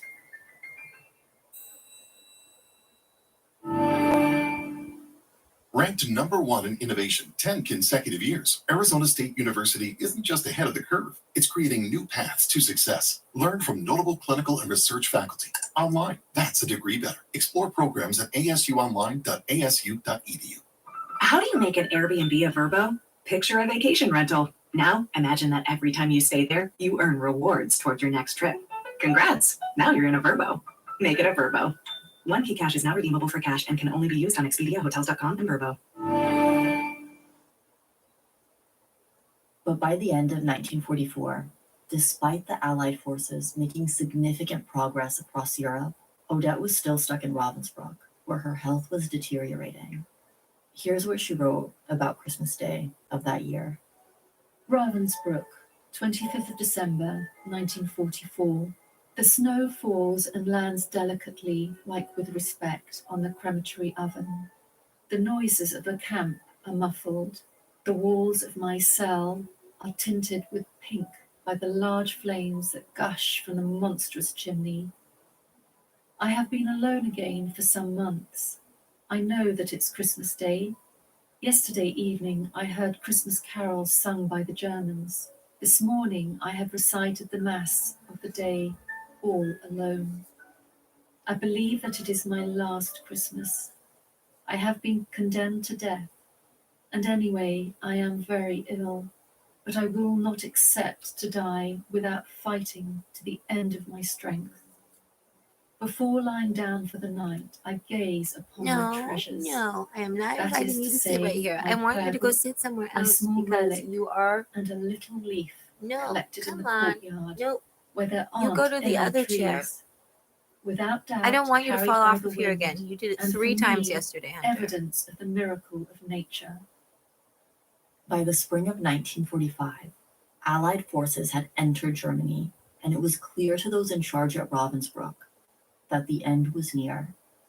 In early May, shortly after Odette's 33rd birthday, she was escorted from her cell by armed guards. She's told to leave everything behind, that she won't need anything with her, and she of must course, be thinking, yes, the worst, but she tucks the leaf in the pages of the book. Don't think she could bear the thought of leaving that treasured leaf. And she's taken to the camp commandant, and she's ordered to get in his private personal car. And he says to her, "Aren't you going to ask where I'm taking you?" And she says, "I don't want to know." And he says, "I'm taking you to the Americans." And I think she doesn't know whether to believe him or not, but he does, because he feels that if he hands over what he calls his most important prisoner, Because of this Churchill because of the name Churchill thing. link, that's exactly right, that he can say that he's been looking after her, he might gain some clemency, that his life was on the line. So he does, he takes her to the American lines and he hands her over. They take his gun and they give the gun to Odette, and she orders them to arrest him. They give the gun to Odette? Yes. That's interesting. Yes, and unbeknown to us, that gun came home with her and stayed with her for the rest of her life. We only found the gun after her death. Wow. And I think that gun was significant because it perhaps became a symbol of the moment the tables turned, and that prison commandant, who, as I say, had been complicit in so much suffering and death, actually became a prisoner himself, and Odette was free. Freedom at very long last. The prison commandant, Fritz Zurin, was found guilty of war crimes and crimes against humanity, and later executed.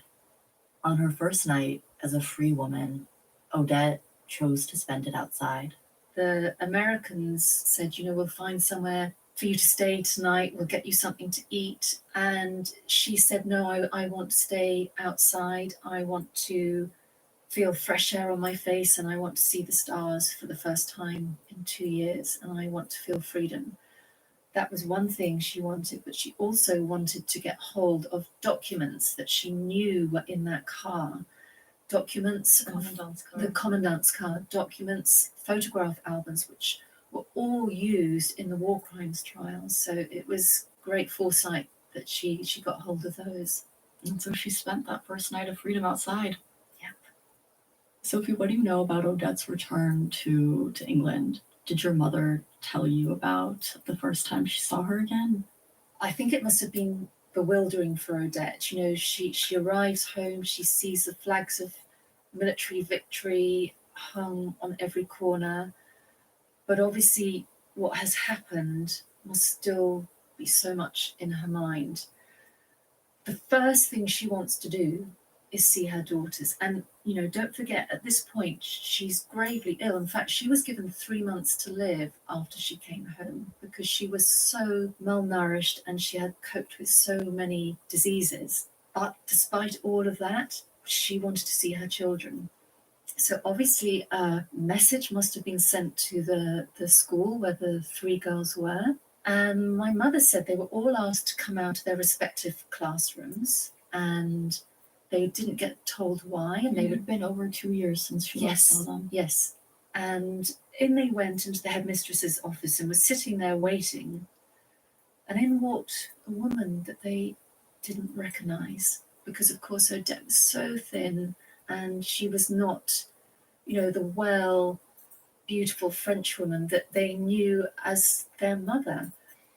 And my mother told me that it was only when Odette spoke to them and she immediately recognized the sound of her mother's voice that the penny dropped, and they thought, our mother has come home. What did she say? I would love to know, gosh, wouldn't you? I'm sure she just said, my children, my girls, I'm home.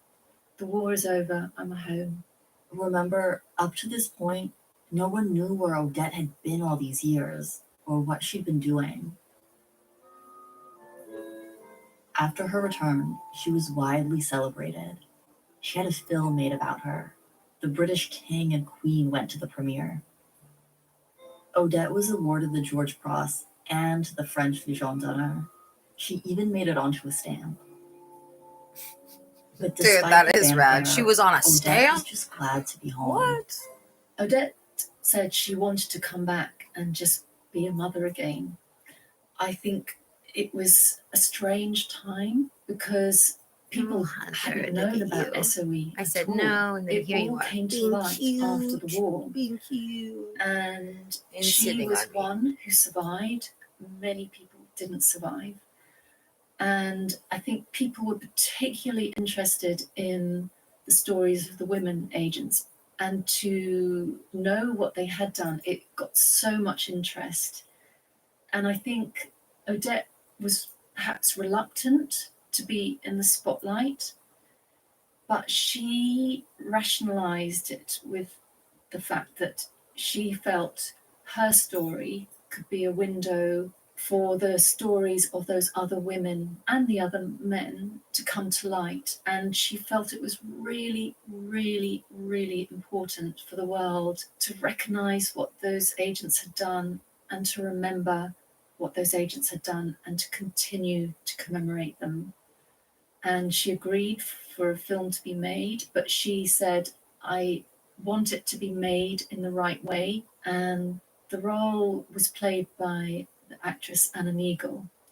And Odette was an advisor on the film. And, when I watch the film, it's quite moving because it's actually set in so many of the locations where Odette was. And was it in watching the film that your mom and her sisters, they learned Odette's, the extent full of what she'd been extent, through? Yes.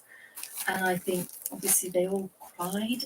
They were all quite amazed by their mother because, of course, often as children we think of our mothers just as mothers, amazing jobs that they do, but to learn that your mother has gone and done what she's done and lived through what she's lived through, extraordinary. And I remember, the first time it really struck home for me, because of course, from a very early age, it was almost like I absorbed the stories of my grandmother and knew what she had done, something really, really remarkable. But in a sense, they were stories. When it really became real for me was one day we were visiting my grandmother, and when we arrived, there was a man there, and I said to my sister, "Do you know who that man is?" And she said, "Oh yes, that's Odette's doctor. He's the one that treated her feet after the war." I can remember it so clearly to this day. I can remember thinking, that really happened to my grandmother. Everything I've read about, it's not a story, it's real. It is absolutely real. And I mean, just so full of admiration for her as my grandmother. And in a sort of remarkable twist of fate, after her first marriage ended, she ended up marrying Peter Churchill, the man she had pretended to be married to. It is an extraordinary years twist ago. of fate. Yes, yeah. I think they obviously shared so much. And, he was a wonderful man. He took on Odette's 3 young children. And I think that's also part of what shone the spotlight on Odette and Peter, this twist of fate. Did Odette ever meet Winston Churchill? I think she did, because definitely she said to him, whether it was written or whether she said it directly to him, she said, "I'd like to thank you for lending me your name." And his reply was, "Madam, you are most welcome." How old was Odette when you were born? So she would have been in her early 50s when I was born. And we were very lucky because from a really young age, I spent a lot of time with my grandmother. And as I grew older, it was almost like there were 2 sides. There was this amazing war heroine whose story I got to know more and more about as I got older. But then there was just my beautiful French grandmother, who was so warm and so funny and so generous. So to see her and then to think of what she had done, and it just goes to show that strength and courage comes in all forms. Odette Hallows died in March 1995 at the age of 82. But a few years before her death, she traveled back to Ravensbrück, this time with her 3 daughters, to place a plaque honoring 4 female SOE agents whose lives were taken there. Their names were Denise Bloch, Lillian Rolfe, Violette Sabo, and Cecily Lafort. Sophie has spent many years compiling stories, information, and objects that represent Odette's extraordinary life and work. The most prized possession is that leaf, found on the grounds of a desolate concentration camp. As one weary day followed another, the leaf became more and more precious to me. Somewhere in the vast spaces of the sky, a wind had risen, and, impelled by a strength and a direction beyond human knowledge, had stirred the branches of a tree, and had lifted a leaf and carried it and laid it gently down on the ground of Ravensbrück, to be picked up by hands that had such great need for it. In tracing with my fingertips the delicate network of veins that sprang from its strong span, it seemed to me that I touched not a leaf but a tree. From the seed the stem, from the stem the sapling, from the sapling the sturdy tree, from the tree the leaf. I had many hours in which to think about the long series of miracles that had brought the leaf to me. And you have the leaf. I do have the leaf. I do. Box on the Yes. table between us. So whenever I get the leaf out to show people, which is not that often because it's so precious. It's so delicate. It's so delicate. It's 80 years old? It's 80 years old. And what I find remarkable is it is still tinged a soft green. It's almost like there are still life forces in that leaf. It's immensely fragile. It's paper thin, but as I say, because it's still tinged a soft green, I feel that it's still alive.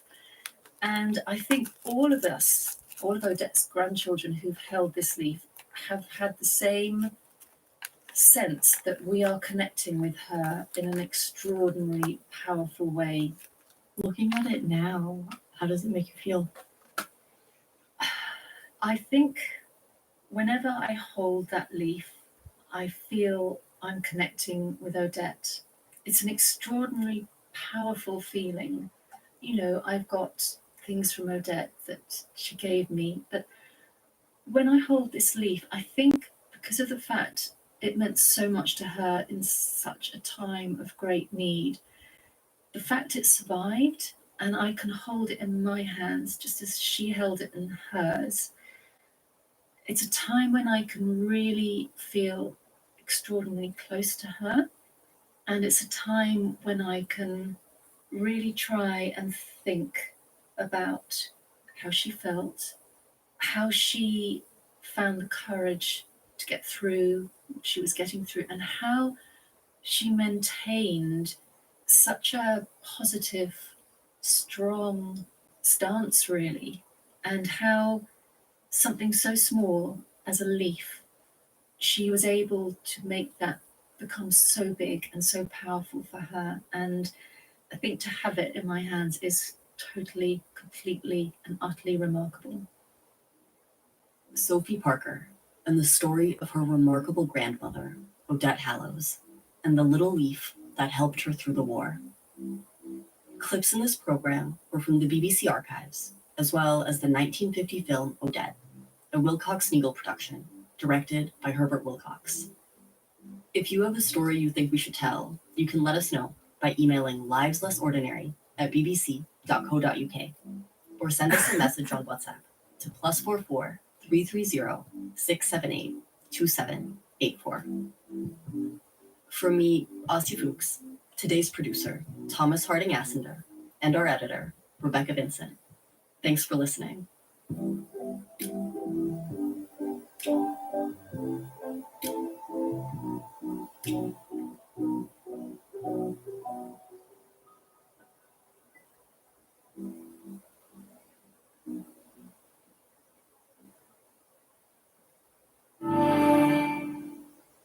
How do you make an Airbnb a Verbo? Picture a vacation rental. Now, imagine that every time you stay there, you earn rewards toward your next trip.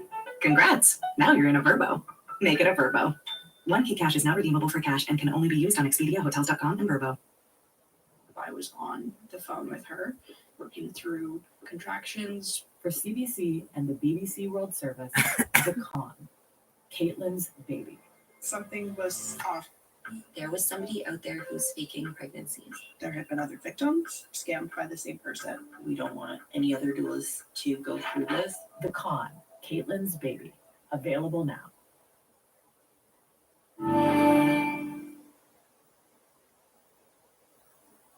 Are your ulcerative colitis symptoms proving difficult to manage? Tremfya gazelkamab can help you manage the cycle of UC symptoms. At 1 year, many patients taking Tremfya achieved clinical remission.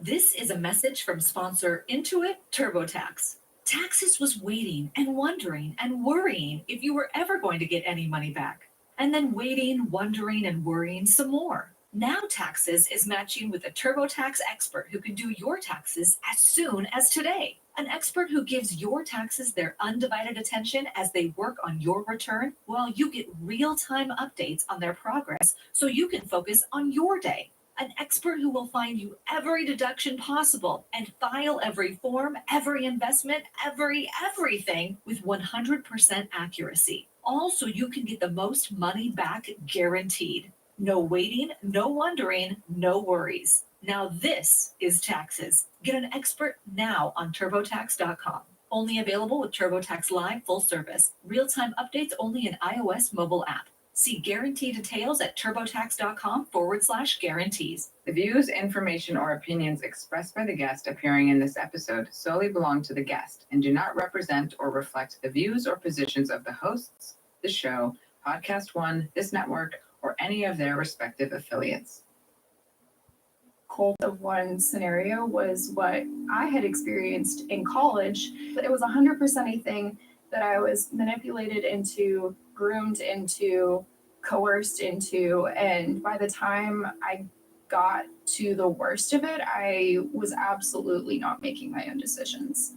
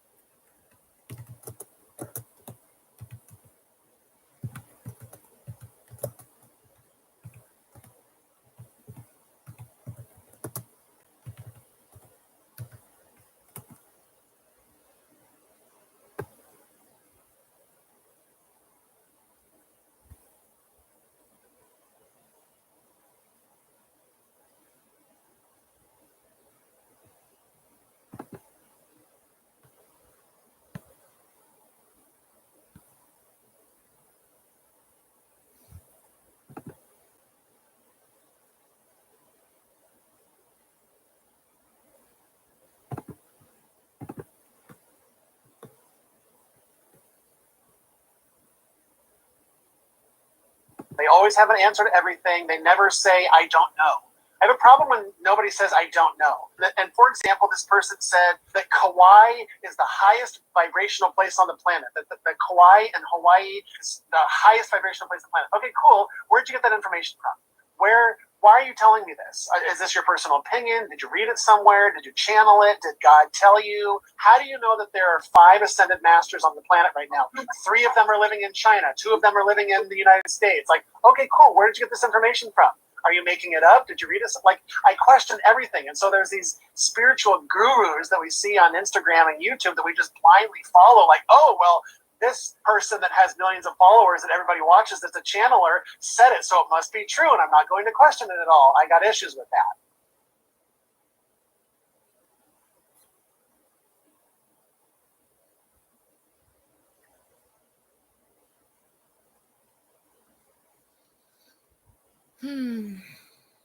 Kauai. Kauai is the best Hawaiian island there is. It's the island that all of the Europeans, all of the South Africans, everybody in the world except for the United States goes to when they go to Hawaii. And it's exactly what you imagine Hawaii to be, unlike Honolulu. Which isn't bad. It's not bad. It's a whole thing, you know. But Kauai is the best. And on that note, how come I sound like I'm in a better mood? It's because I've had like 6 puffs of marijuana. And that's the only reason. Shout out to Godzilla. Dear Godzilla, thank you so much for the roots that bring me comfort and also the leaves. Amen.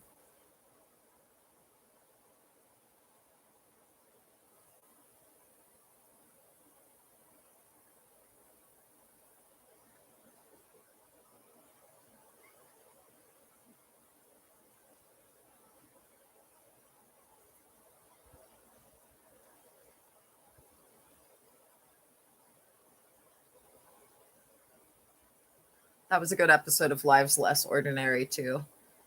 I've heard so many stories of French agents during World War II.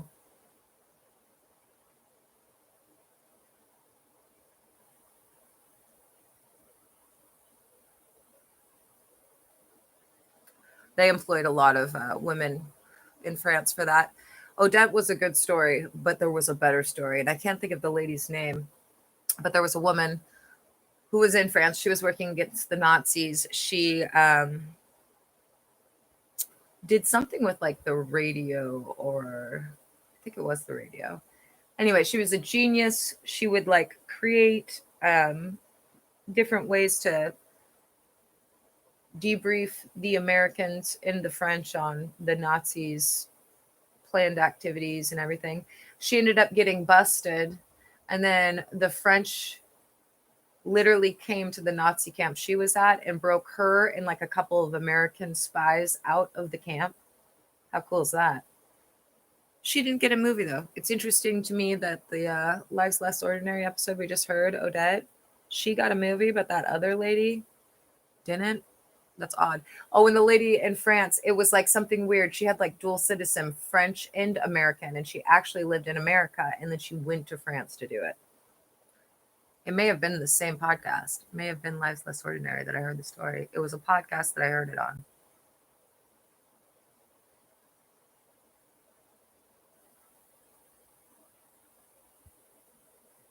And there's quite a few World War II Nazi stories on Lives Less Ordinary. Like at least 5 to 7.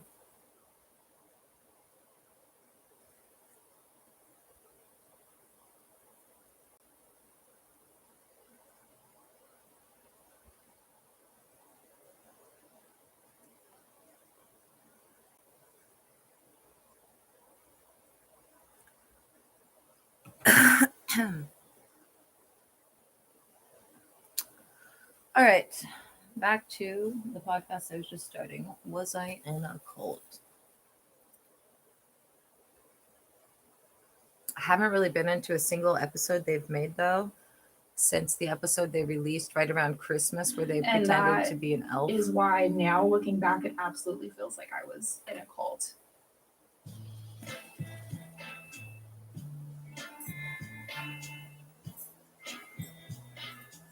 Welcome to our show, guys. Was I in a cult? I'm Liz Iacuzzi. And on this side is me, Tyler Meeson. And today's episode, it doesn't come with white robes or a dilapidated commune. It's about a different kind of cult. Oh, and remember, One everybody, many it's might not Monday, and then recognize this is as a cult week that at the all. FBI said everybody One that going to happens prison is behind going to be closed doors extremely between grumpy. just two people, a professor and his student. But it's not I'm the talking end of about a this, cult of one. everybody. Now, Well, I we've mean, it covered could the be cult the of end of one it if once you guys before with perpetrate Dr. another Nene breaking and entering Macaluso, using but a doll. honestly, it's Could be the probably end of one it of the then. most relatable kinds of But remember, cults because most of the us plan have is for you been all in to a be toxic, arrested next controlling month relationship at some point in our lives. Check. at an Maybe it was a unspecified date romantic that's partner. after the 10th. Or a boss. No check? Or a podcast co-host. Check, check, check, check, check, check, check. Another podcast co-host, Yeah, of course. totally. But in the case of today's guest, a professor who blurred every line imaginable. And mind you, a cult of one can be just as controlling and just as damaging and just as difficult to escape as any group cult. Exactly. One-on-one cults work the same way as any other cult. Love bombing, coercion, isolation, manipulation. But what makes a cult of one so dangerous is that it's unexpected. It doesn't resemble a traditional cult at all. There's no odd group behavior or rigid hierarchy to help raise the red flags. Instead, it's just one manipulative, charismatic person who convinces you they hold all the answers and that you need them to survive. It often feels like an ordinary relationship until suddenly it's anything but. And here's why stories like today's are so important, because it's a reminder that cult-like control doesn't always happen in communities. Sometimes it happens in your college advisor's office, or worse, in his living room. So with that, please help us welcome today's brave guest.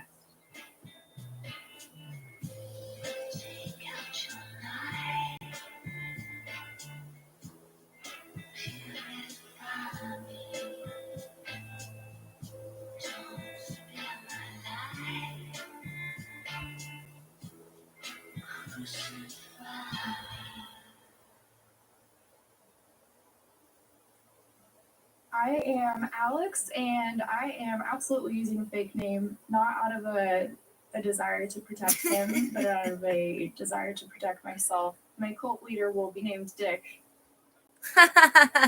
She came up with that on her Remember, own, everybody, by the way, that's the and multiple I love times it. convicted stalker and It's abuser's quite real the name. shame. It's Dick. Isn't it, I though? realize he's your I grew up co-conspirator. in California. But Both when of or my if he parents pulls a are gun on you or physicians, me and or my so sons, we were upper middle class, but my parents you'll also find that you should have been literally, I calling cannot him Dick remember the whole a day in my time. childhood where they weren't Also, as an working aside, never all day met in their an office Alex I and at didn't the like, hospital, and then coming home to still male more or or less try female. and take care of their patients. So they were very, very busy.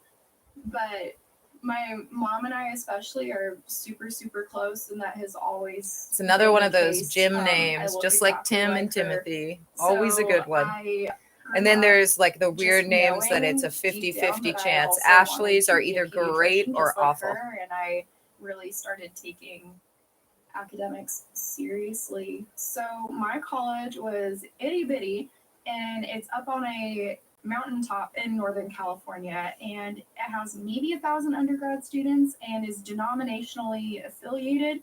So I was walking into an already pretty small community, and a lot of the students already knew each other because they had all gone to church or high school together. And so far, Alex's life plan was set. She was going to be just like Mom, living out her happily ever after with a stethoscope around her neck and a lifetime supply of Paw Patrol Band-Aids. Did you know that patients are more apt to trust a doctor if the doctor is wearing a stethoscope? No, why is that? Just its doctor uniform. So doctors will intentionally just wear a stethoscope, even though most of the time they never use it. What if they're holding knives in their hands? Are they trusted as much? As long as they have the stethoscope, yes. Enough of that nonsense. So there was just one tiny speed bump in the path to becoming a doctor. So I was in the honors program, and I took my first day or two of biology, and I thought to myself, I hate science. Yeah, I mean, it turns out science is kind of non-negotiable for med school. I just Googled it. I didn't, just so people know that. People know you're smarter than that, Tyler. So now her future was wide open.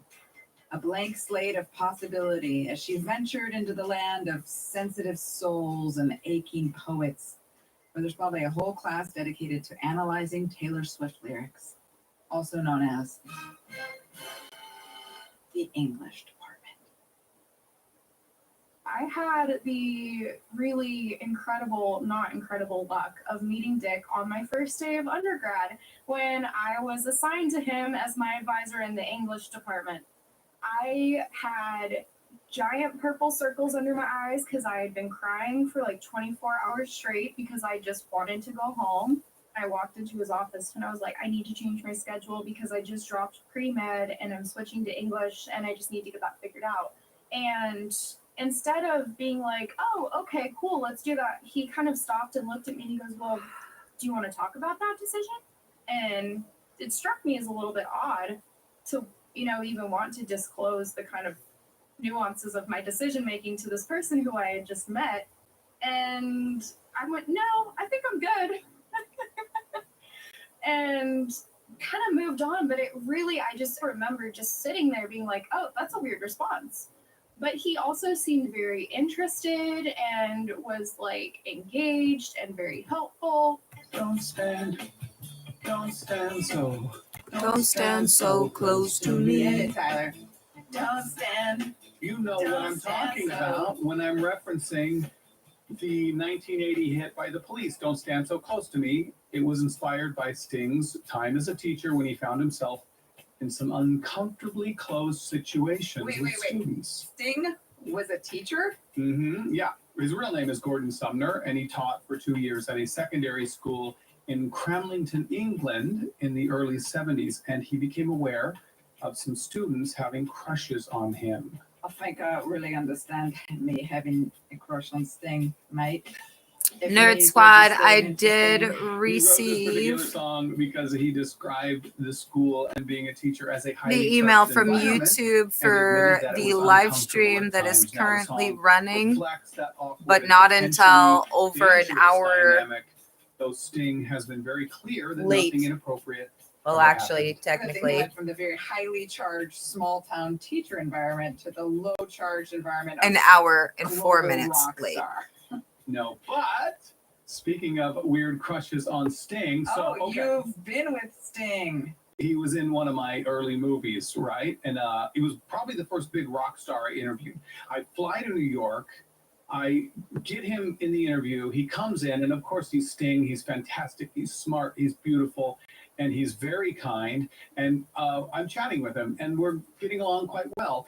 And it's an on-camera interview, and I'm standing next to him, right, as he's sitting in the chair.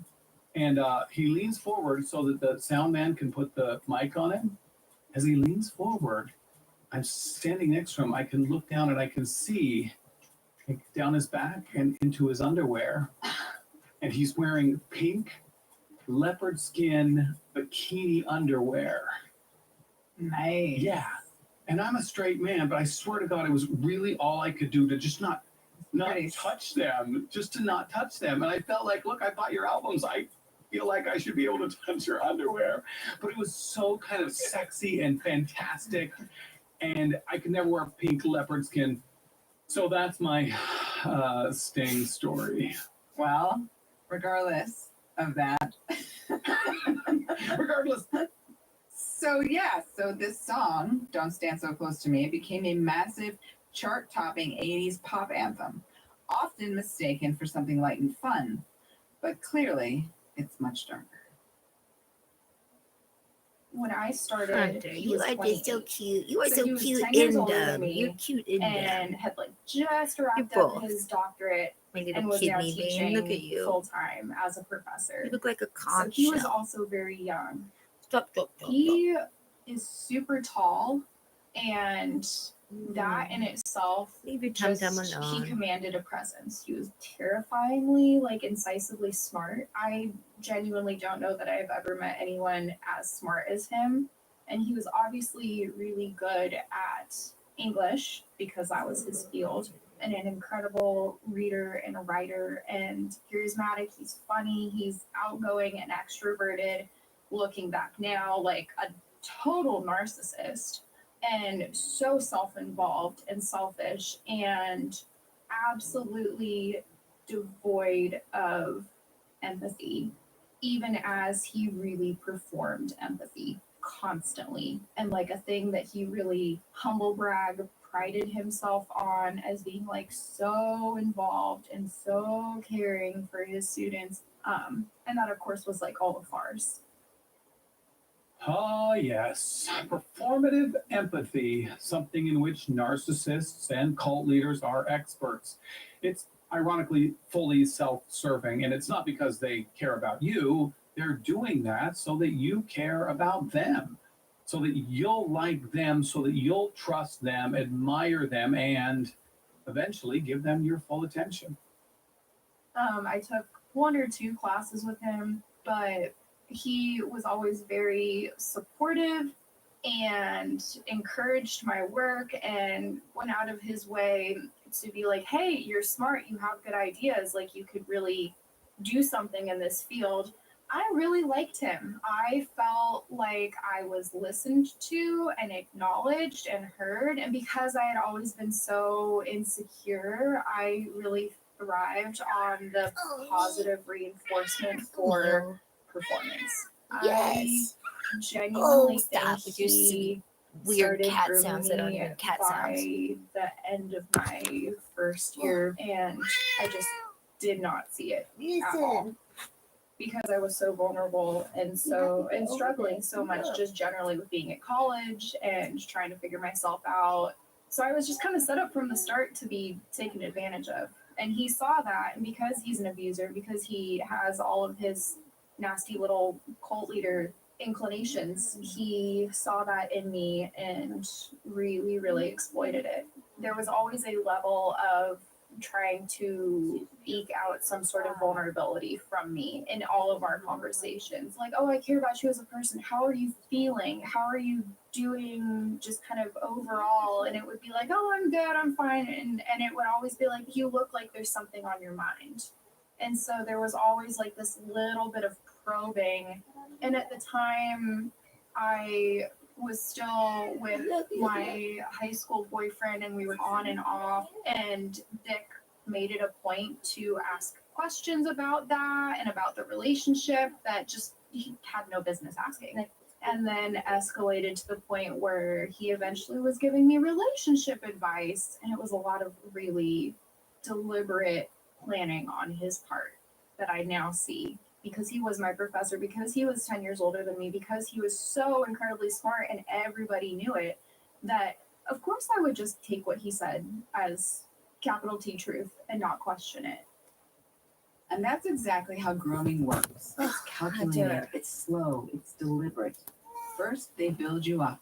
It was cute, but now it's annoying. It's like you're a little tumor to this chair, and then they dude. slowly push boundaries, testing how much control they can take without you noticing. So at the time you notice something's wrong, it's almost impossible to untangle their influence from your own thoughts and feelings.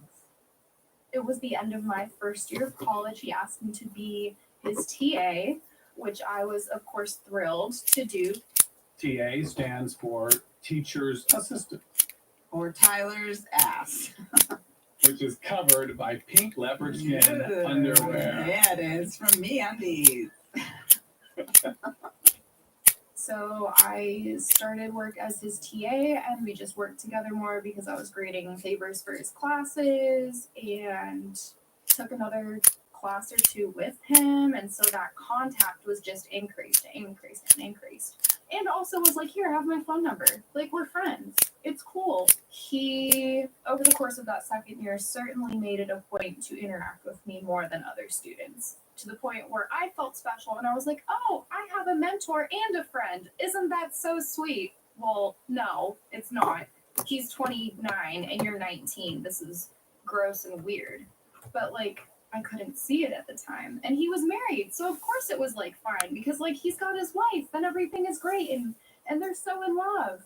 And then an opportunity presented itself, the perfect setting for someone like Dick to push those boundaries even further. A summer study abroad.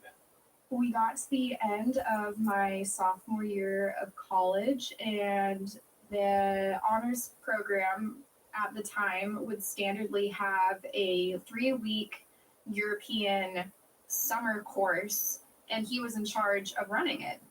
There were only 6 of us as students in the course, so it was him as a less than 30-year-old in charge of 6 19-year-olds, which is also just crazy to me. We all trucked off to England for 3 weeks, and he was like, do you want to go on a train for 2 hours to see this thing that you're interested in together? Like, that seems fine. And of course I was like, yes, that's wonderful. And it was during that time that he spent a lot of time talking to me about how my boyfriend was just not right for me and how I could do so much better than that relationship. And he was also starting to just plant these little seeds of your family. They don't value the fact that you're studying English rather than going into medicine. And so he really started to isolate me from other people at that time. We got home from the summer trip, kept in touch over the summer, so that by the time that I got back to school in the fall, that's really when things escalated. That's when he got me to a point where I was willing to keep secrets and lie Obstruction to people at and keep me off every from other turn. friendships. And my brother, Just so you know, little domestic terrorist, if you're blocking my that YouTube period of videos from time being visible from the general fall of my public, junior year that's to also a series the of kind of additional early crimes. spring feels And I speculate like very both much that's 1,000 what's years going long on in my because memory of the and, issues like, with the emails, a blink your of an criminal eye. conduct, and the fact So, that Mrs. we are going to fortunate to prison have with many Mrs. 80 great plus years that sponsors for our shut the fuck show. up for Wine, over 15 underwear, hours. deodorant, kitty litter, gummies. Seriously, everything you need, you can get by being part of our little cult. And if you want to eat, guess what? We got you covered there too. Yeah. It's Our February kick-ass sponsor, 17th, Factor, Monday it at has chef-made 3:55 gourmet meals to a.m. make eating easy. Not to mention the cleanup. They're dietitian approved and ready to heat and eat in 2 minutes so you can fuel right, feel great. Factor arrives, guys, fresh and fully prepared, which is perfect for any active, busy lifestyle. Or lazy lifestyle, Right, more really. likely. Right. They also have 40 options across 8 dietary preferences on the menu each week, and they have juice, snacks, and breakfasts. Breakfast side. And breakfast. Just last night, I had a mushroom marsala that went perfectly with my sponsor, First Leaf Pinot. And I ate my delicious sun-dried tomato and spinach fusilli while sitting in MeUndies. Eat smart with Factor. Get started at factormeals.com/factorpodcast and use code factorpodcast to get 50% off your first box plus free shipping. That's code FACTORPODCAST at factormeals.com/factorpodcast to get 50% off plus free shipping on your first box. This is a message from sponsor Intuit TurboTax. Taxes was dealing with piles of paperwork and frustrating forms, and then waiting and wondering and worrying if you were ever going to get any money back. Now, Taxes is easily uploading your forms to a TurboTax expert who's matched to your unique tax situation. An expert who's backed by the latest technology, which cross-checks millions of data points for 100% accuracy. While they work on your taxes, you get real-time updates on their progress. And you get the most money back guaranteed, all while you go about your day. No stressing, no worrying, no waiting. Now this is Taxes. Intuit TurboTax. Get an expert now on TurboTax.com. Only available with TurboTax Live full service. Real-time updates only in iOS mobile app. See guarantee details at I'm TurboTax.com banning you from right here for at least a couple guarantees. hours. Okay, so just to clear Nope, something nope. up, last week on the episode, I stated that Kool-Aid was invented in Chicago. Well, turns out that I was incorrect. Ooh, that's a new feeling for you. It is. It's a weird feeling. It is a weird feeling. I was alerted by an astute listener, Mr. Nick Stone, who pointed out that Kool-Aid was in fact invented in Hastings, Nebraska, which, by the way, is a lovely little town in which I spent time in on my Mormon mission. And Kool-Aid was invented there by Edward Perkins in 1927, and it was originally called Fruit Smack.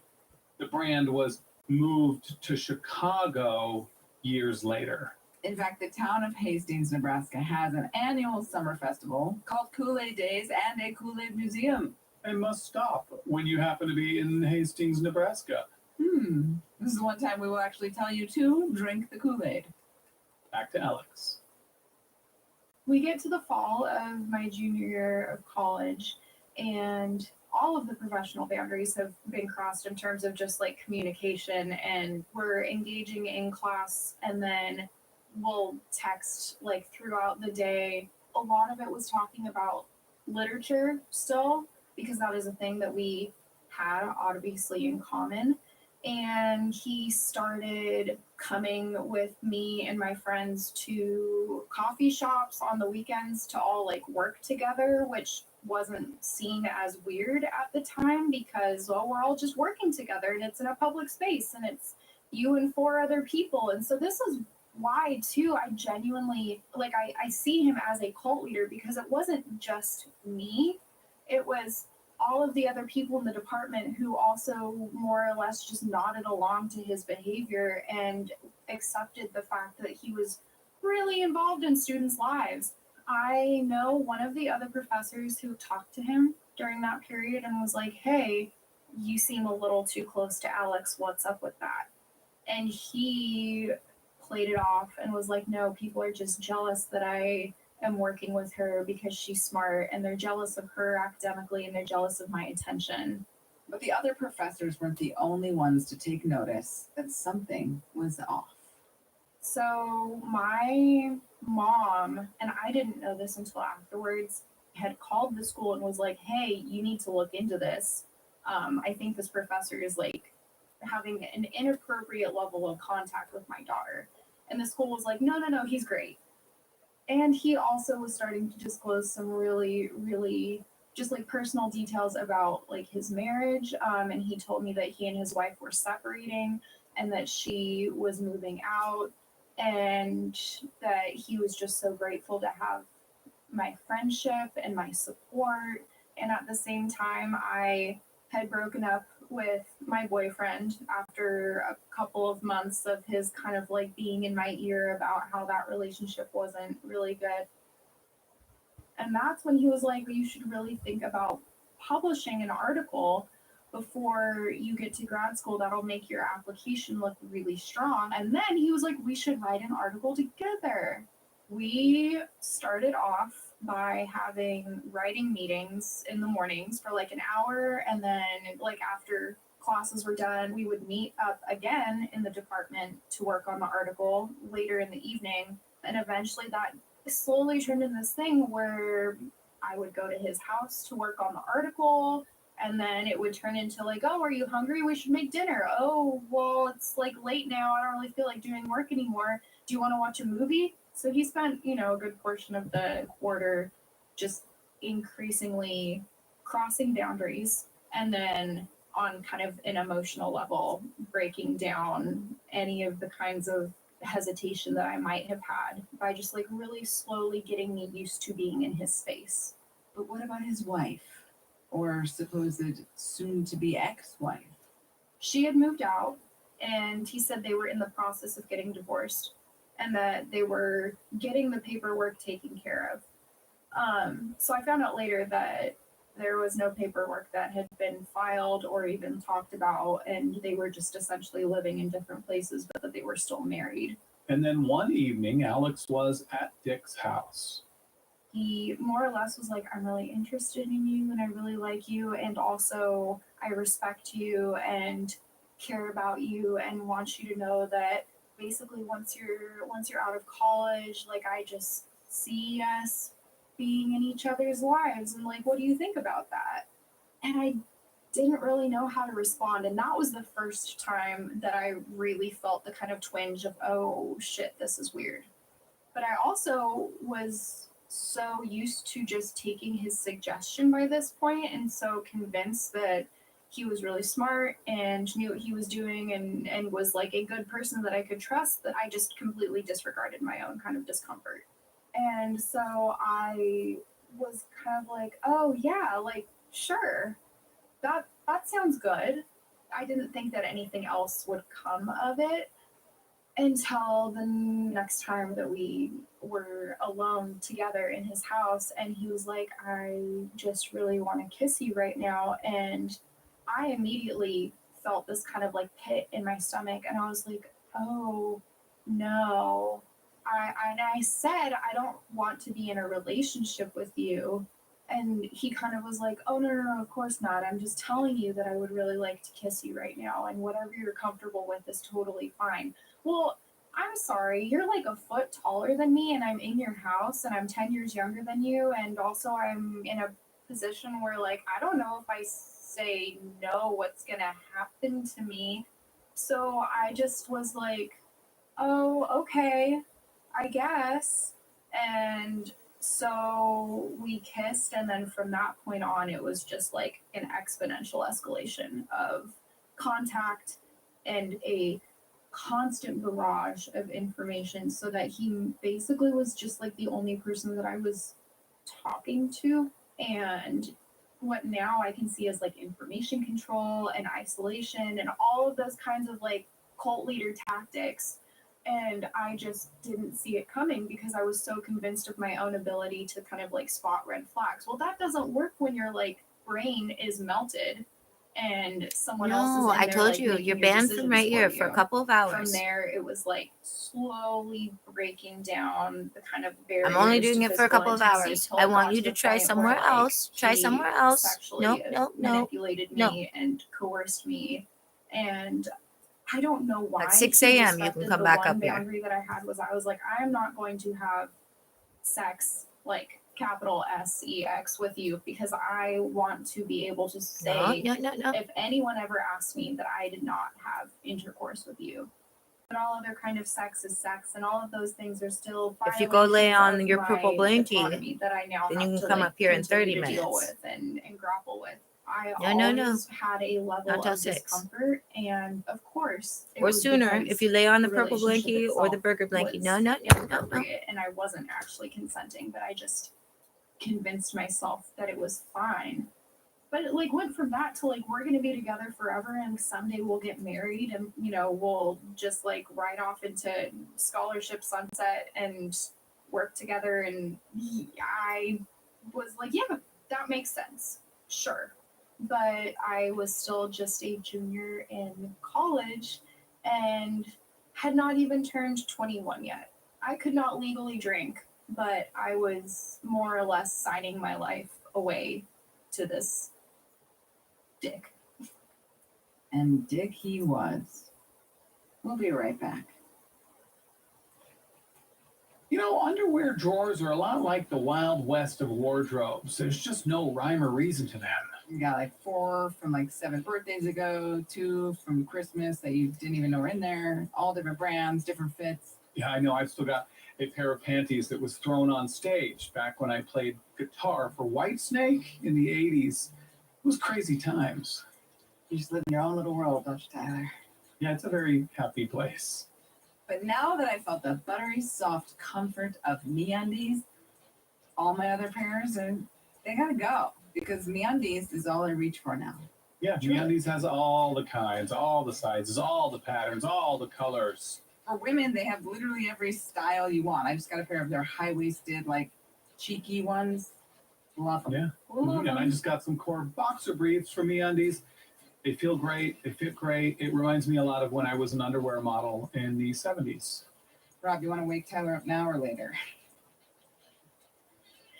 They also have loungewear, kids' pajamas, socks. Yeah, and you know what? If you look, you might even be able to find some pink leopard skin sting undies. If you're lucky. I feel lucky.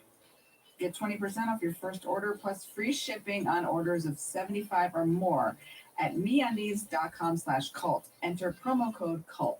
That's MeUndies.com/cult. Code CULT for 20% off. MeUndies, comfort from the outside in. This is a message from sponsor Intuit TurboTax. Taxes was dealing with piles of paperwork and frustrating forms, and then waiting and wondering and worrying if you were ever going to get any money back. Now Taxes is easily uploading your forms to a TurboTax expert who's matched to your unique tax situation. An expert who's backed by the latest technology, which cross-checks millions of data points for 100% accuracy. While they work on your taxes, you get real-time updates on their progress. And you get the most money back guaranteed, all while you go about your day. No stressing, no worrying, no waiting. Now this is Taxes. Intuit TurboTax. Get an expert now on TurboTax.com. Only available with TurboTax Live full service. Real-time updates only in iOS mobile app. See guarantee details at TurboTax.com/guarantees. If you went on a road trip and you didn't stop for a Big Mac or drop a crispy fry between the car seats or use your McDonald's bag as a placemat, then that wasn't a road trip. It was just a really long drive. Ba-da-ba-ba-ba. Anticipating McDonald's. Back to Alex and Dick. He was really good at playing these psychoanalytical games where he'd be like, okay, let's talk about the ethics of our situation. So he always was performing this awareness of the potential power imbalances that we would then talk through exhaustively until I got to the point where I was like, oh yeah, you're right. Like really, this isn't bad or wrong. And it's institutional laws and boundaries around these kinds of relationships that keep people from doing this ethically, which like is a bunch of horseshit, of course. This is simple justification, a powerful psychological tool used by manipulators and cult leaders. It's a form of cognitive reframing where they take something inherently wrong and they twist it into something that feels rational, even virtuous. By framing your doubts as evidence of outdated societal norms or institutional injustice, they make you question your own judgment and replace it with theirs. It's not just persuasion, it's thought reform designed to slowly erode your sense of right and wrong until their reality ultimately becomes yours. The fear was that if anyone found out that I was in a relationship with a professor, that I would get kicked out of school or he would get fired. So I felt like I had to start lying to people. I just constantly walked around all day long feeling like I was just like the biggest piece of shit on earth because I was lying to my friends, I was lying to my brother, I was lying to my parents, because of course my mom was like super mom and like could see this happening from, you know, hours and hours and miles away. During that period when I was in a relationship with him, she did contact the school a couple more times to try to like get them to investigate, and they just consistently were like, no, not a problem. And he was like, you're too close to your mom, so she is able to I told you, manipulate not till you 6. into You can be doing what behind my she head. wants. And so it was You're total banned from right projection here of till all the 6. things that he was doing to me. Or sooner if you go on the purple And blanket. he turned my family into the enemy, No, basically. no. And it really broke my heart because I Don't act love like you're over there to my chew on the sheet family. under. I wanted to be close to them. I You're just wanted trying to be tell sneaky them what was going to on in my fail. life. And especially with my mom, like I wanted to just talk to her and tell her how conflicted and torn up I was. But I went from basically talking to my mom every day about every little stupid facet of my life to really avoiding her phone calls. And I certainly didn't visit home nearly as much because I didn't want to go home and be questioned. And I had to just be like, no, everything's fine. Nothing inappropriate is happening. I don't know what you're talking about. Leave me alone, basically. So the easiest way to control someone is to cut off their support system. Alex was already distanced from her mom physically, but he also had to convince her that the one person who cared the most about her was actually the enemy. It's psychological warfare. Yeah, warfare, which is exactly what it sounds like. It's strategic, targeted effort to manipulate and break someone down mentally and emotionally. Abusers and cult leaders use it to confuse you, isolate you, and make you question your reality. So I became increasingly anxious and just really depressed and was like scared all the time. And of course that worked in his favor because he was my only point of contact for the world, basically. Like I would go sleep in my dorm room, get up in the morning, go to the department, spend most of my day in the department near him, and then would sneak over to his house after classes were done until, it got dark enough for me to like sneak back to my dorm room, and would fall asleep for an hour or two and then get up and go to class at like 8:30. And the only part of my life, honestly, that didn't fall apart at that point was the academic part, because I was like, I will be damned if I let anything get in the way of my GPA, basically. But it was always this kind of implicit, like, if you leave, I just am really worried that you're never gonna be healthy, happy, fulfilled, able to take care of yourself even. Nobody really emotionally can take care of you or see you or understand you in the way that I can. And of course, I was like, you're right. And he was really, really good at just pulling all of those little pieces together to make me feel like I was basically just trapped in this web. Which is exactly what she was. I remember one day we were like making dinner and talking about my family, and I had said something to the effect of like, I just don't see my family as ever being okay with it, and that I didn't know what I would do because I couldn't see myself being with someone long term that my family also wasn't on board with. And he didn't get loud or angry, but like something in his face changed, and he just talked at me for I don't even know how long. Like I genuinely lost track of time, and it just felt like something in me had snapped, and all of the stress of sneaking and lying and being worried about what my family would potentially think just totally overwhelmed me to the point where I couldn't do anything other than just like sob, and I like could not stop. And of course then like he comes in to comfort me as if he's not the person that just like created this situation in the first place. And so I just remember feeling like so incredibly alone in that moment, and just not having any sense of like what I could even start to do to not be alone. And more than anything, I just wanted to go home. I hated being up there, and I hated being around him, even as I was obsessed, and felt if for whatever reason we were to be separated, like my world would just shatter, because he totally carved out my whole world and then remade it in his image. The thought of being removed from it was worse than being in it, even as I had started to acknowledge just how terrible that was. And this, in my opinion, is the most painful part, when you finally start to realize they aren't who you thought they were, but they've done such a good job of making you dependent on them that the thought of leaving kind of feels like death, even though leaving is the only actual way to survive. Well, that's because of something called trauma bonding and intermittent reinforcement. Now, when you're in a high stress situation, your body releases cortisol, right? It's the primary stress hormone, and it heightens your alertness, puts your body on edge, and keeps you in survival mode. It's flight or fight.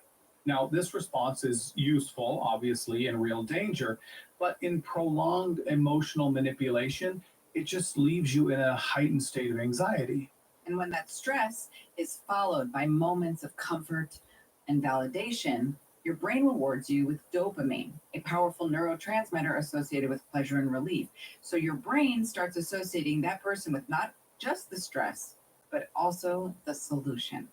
Yeah, so over time, this repeated cycle literally rewires your brain's reward system.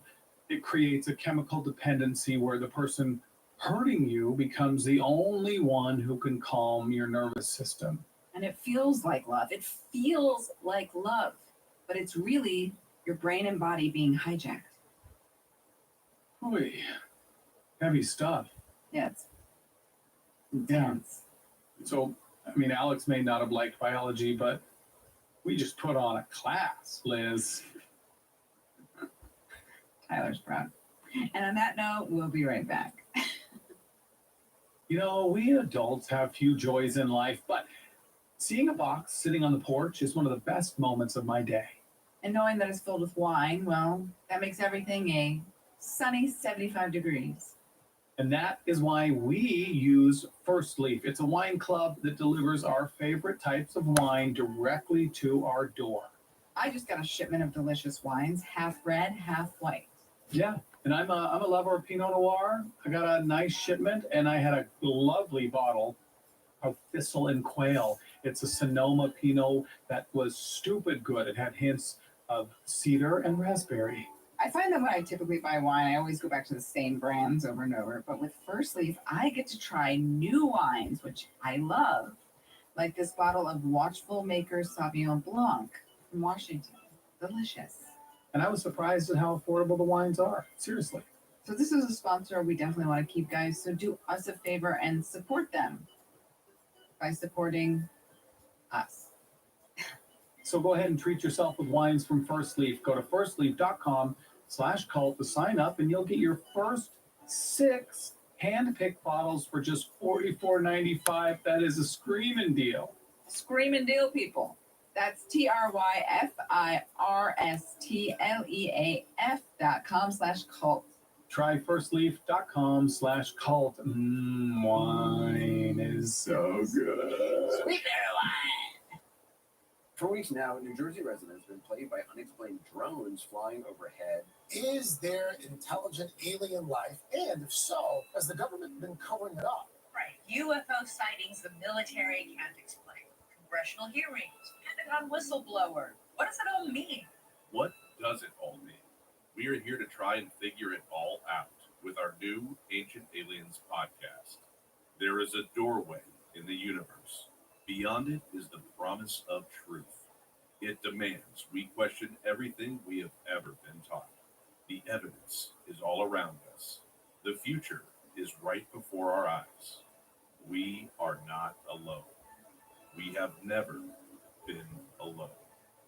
Listen to the Ancient Aliens podcast, available wherever you get your podcasts.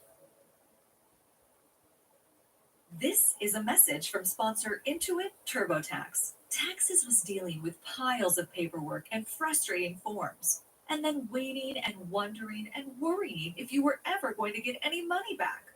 Now Taxes is easily uploading your forms to a TurboTax expert who's matched to your unique tax situation. An expert who's backed by the latest technology, which cross-checks millions of data points for 100% accuracy. While they work on your taxes, you get real-time updates on their progress. And you get the most money back guaranteed, all while you go about your day. No stressing, no worrying, no waiting. Now this is Taxes. Intuit TurboTax. Get an expert now on TurboTax.com. Only available with TurboTax Live full service. Real-time updates only in iOS mobile app. See guarantee details at TurboTax.com/guarantees. Okay, we're back. Now, Alex is broken, right? She's almost a shell of who she once was. And then March 2020 comes, and as you remember, the pandemic. The maker or breaker of all things cult, apparently. It is strange how many of our episodes have dealt with the pandemic. They either brought people into the cult or kicked them out of it or made them rethink things. I guess life-changing events will do that to somebody. March 2020 rolls around. So right as we were getting ready to leave for the semester, I got an email from the HR department and they were like, hey, we need to talk to you. My brain turned into a white sheet. So I went and they were like, look, we have evidence that you are in an inappropriate relationship with a professor. What's up with that? And I just was so terrified of what the potential repercussions even would be that I just straight up was like, no, I don't know what you're talking about. I have no idea. And then we go home. I don't hear anything. We go home for COVID. Of course, he had been messaging me incessantly, being like, don't tell them anything, delete all your messages. I'll handle it. Don't say anything. To which I at least at that point knew that if I continued to lie, that things would only be worse for me. So I went to my mom and I was like, hey, I really need to just tell you what's going on. And, I'm super sorry for lying, but I'm in this relationship and the school's found out. And I basically told her, but I was still in the cult, basically. So I was really adamant that I had made the decision as much as he did and that it was just as much my responsibility as it was his. And I started to spin the line about how it was only wrong by institutional metrics and that what actually was going on was not actually that bad and blah, blah, blah. And she was just like, no. So he was talked to by the HR department and he really tried to get me to basically not say anything. But they called me and I was pretty honest with them about it. I obviously wasn't able to tell them hey, this was abusive because I wasn't even thinking in those terms yet. But I was like, yeah, we were in a relationship and they kind of didn't really say anything other than thank you for your testimony. And then they fired him. And he turned around and sued the school for doing their job and got it so that he was able to secure an NDA with the school so that all of the kind of records of what happened were sealed and they would not be able to legally share with any potential future hiring committees why he had been let go. And I, on the other hand, still had a year and a half of college left and was kind of staring down with mortal embarrassment the fact that I was potentially going to have to return to this teeny tiny school and just take responsibility for this thing that he now was entirely removed from. So certainly Alex herself had been duped, but there was a line of confused people left swimming in Dick's wake. All of the professors in the department were very clear that they did not hold me responsible and that they were just as basically confused and manipulated by him as I was. I remember explicitly 2 separate professors telling me we had no idea, we loved him, we also thought that he was great. And so even though the cult of one kind of description really applies to the relationship that he and I had, he 100% was cult leadering his way around the English department as well. So I ended up just being online for the rest of college. I was more or less non-functional. I would get up in the morning and do my little online coursework and then just sit in my room and sob. And in the meantime, he got hired by another university to teach. And so now he just like, I'm assuming, spends his days surrounded by 1,000 other potential cult members. And within a couple weeks, he started messaging me again. And so it became this really toxic cycle of him convincing me that we were going to be together and that I wanted to be with him and that I wanted to figure things out. Even though I was physically out of it, my brain was still 100% locked in because he just would not leave me alone. And I'd be like all in, and then I would try to have a conversation with my parents, and they were, thank God, always like a very firm, like, no. They were like, we love you, but he will never step foot in our house. And if you are in a relationship with him, we will be happy to spend time with you and be with you, but you as a couple will never interact with us, basically. And so that to me was just like devastating. But he, of course, just used that as further fuel to be like, see, they want you to be miserable. See, they want to manipulate you. And the thing that was like so damaging was that he framed it in such a way that he was like, your mom especially is using the fact that she knows you will never choose anyone over your family as a way to get you to do what she wants. Yeah, she was being an incredible mom, and it was so hard to deal with because she never was mad at me. And now looking back, I'm like, it's because she knew I was being manipulated and abused. And of course, like, how can you be mad at someone who's not actually in their right mind? But she was also super firm. And that's kind of the only thing that kept me like tethered to the last little scrap of reality that I had in that moment. And so the mind fuckery continued.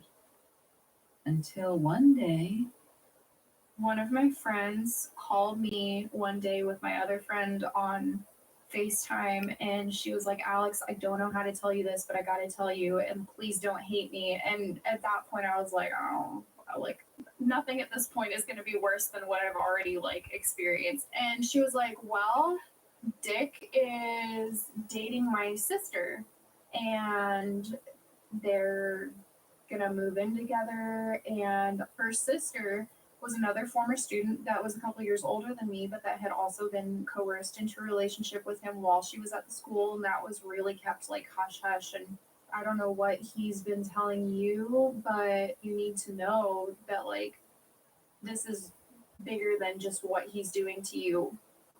So I lost it. It was like all of the pieces kind of snapped into place when she told me that. And I called him immediately, and it was the first time I've ever cussed at anyone, which felt really good in the moment, but I was like, you piece of shit, lying coward. What the fuck is wrong with you? And I was like, do not talk to me. I'm going to block you. He, of course, still was very much like, I care about you. Like, I just want to be your friend. And if I can be any support for your grad school apps, like all of that kind of stuff, just to try and retain like some level of control. And I at least was so angry by that point that I was like, no, fuck you. Like, leave me alone. You don't get the privilege of knowing anything about my life anymore. And then I just hung up on him, which felt really, really good.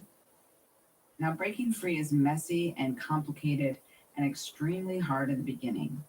And for Alex, even though at the time it may have felt like her life was over, it was actually just the beginning of rediscovering who she truly was and reclaiming her power bit by bit. And I got into a PhD program, which I was really excited about. And I got a really great therapist who is like wonderful and incredibly helpful for like getting me to a point where I am actually able to make informed decisions and be healthier about how I go through life and not be so susceptible to the kinds of like abuse and manipulation that basically like defined my entire college experience. I'm 4 years into grad school now, and I'm still working through things and processing things and like learning just how deeply insidious he was. You can be the smartest person in the world and still be taken advantage of because people like that, predators, cult leaders, are able to get away with shit because their brains aren't working in the ways that normal people's brains are. And so now I like 100% believe that like it can happen to anyone at any time, and like your vulnerabilities should never ever be used against you. Trust your gut. If it feels weird for any reason, like that's enough of a reason to step away. You don't owe anyone an explanation for removing yourself from a situation that feels like your boundaries are being crossed on any level. I'm really happy to be super close to my mom again. Like, she has been so gracious and understanding and supportive, and I really owe so much to her support.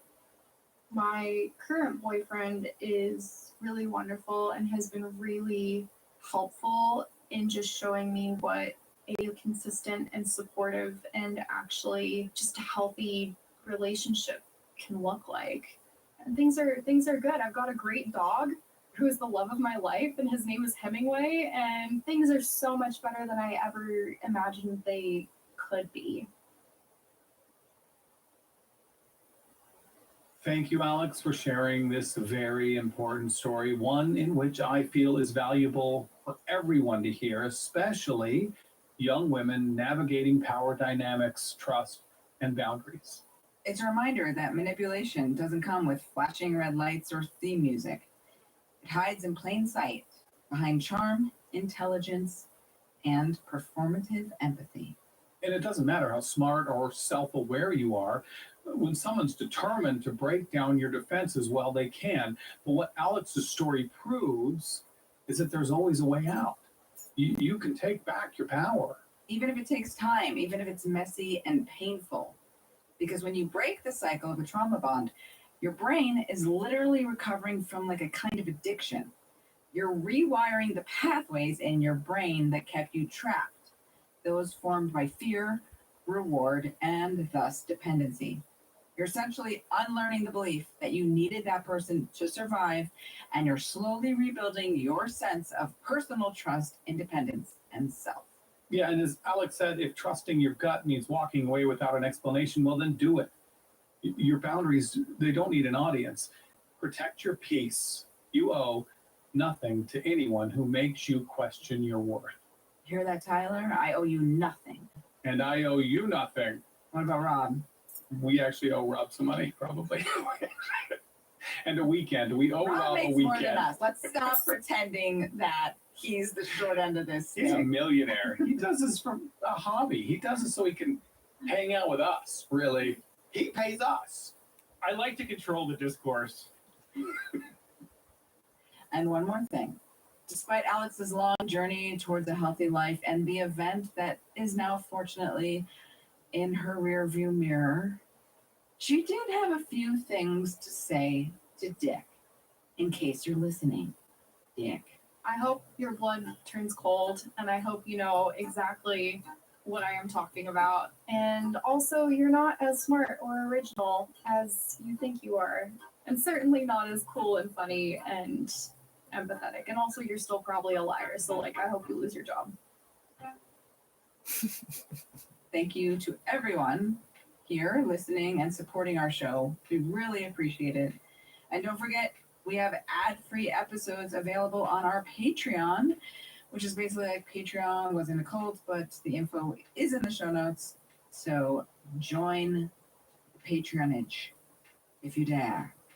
And a quick shout out to our most recent Patreon subscribers, Hillary Schroeder, Megan Fudge, and Nicole Roseberry.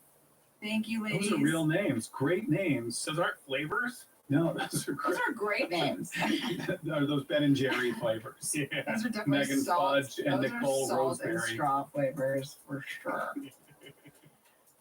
Thank you guys. Thank you, ladies, for your support. We genuinely really do appreciate it. Yeah, it really does help us bring very important stories like this to the world. We love doing that. And we will be back next week with an incredible story from a very inspiring woman who was in the Shiny Happy People cult, which, if you don't know, is the cult of the Duggars. What a creepy name. The Duggars?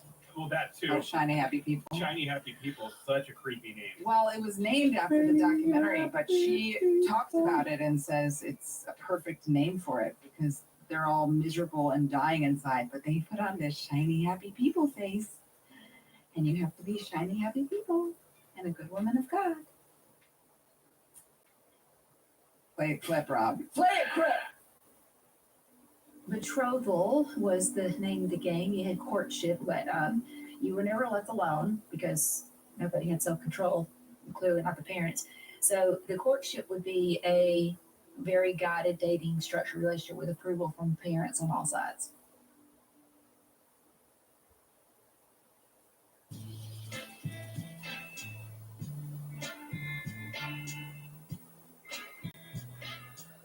We'll see you next time, or as the case may be, hear you next time, or you'll hear us next time. Whatever they you get it. understand, they get it. Right. Was Anna Cult is written, produced, hosted by me, Liz, Pink Leopard Skin Ayakuzi. And me, Tyler, just boring white boxer briefs, me some. Sound design and edit by Rob Tighty Whitey's Para. Assistant editor is Greta Comfort Over Fashion Stromquist. And our executive producer, Stephen Barebum de Labrum. Nothing at all. Just let it Feels like I'm all wearing nothing at hang all. out. Nothing at all. Nothing at all.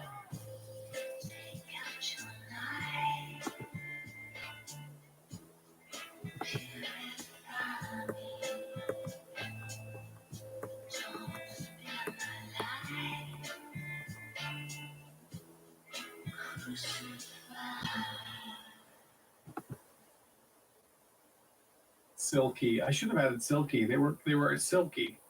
They were very silky. They were silky. They just were like, they're right here, burned in my memory. Sting's wonderful little underwear. He was so great because I actually told him, I said, man, you look really great. And he did. And he was so like proud of that. The rock stars have little egos, or they're very insecure. And when I told him that he looked good, he even mentioned it later. It's like, he thinks I look very good. Yeah. And then we had a hair and makeup person, and we had her at the ready. And I was like, we have a hair and makeup person. Do you want it? And he goes, you said I look good. And I said, you did. And he goes, well, I don't need her. Aww. Yeah. But did I mention that he had pink leopard skin underwear? I did. Didn't I, right? I did. I'm going to make a ChatGPT. I'm going to have AI create Sting in pink leopard skin underwear. And our Just for fifth you, Patreon member gets it. Specially delivered to their inbox. I'm gonna get an email from Sting's manager. Please refrain from talking about Mr. Gordon Sumner's underwear on your show. He'll probably love it. Does he have children? I don't know. Just trying to see who my next ex-husband is going to be. Pluto TV is the place for movie fans like me. And TV fans like me. They've got something for everyone, and it's totally free. You can binge laugh out loud sitcoms like Frasier. And rewatch cult classics like Higher Learning. Whether you're in the mood to solve a little crime before bedtime with NCIS or Tracker. Or curl up with a surefire hit like Forrest Gump. Pluto TV has thousands of movies and shows, all for free. Pluto TV. Stream now, pay never.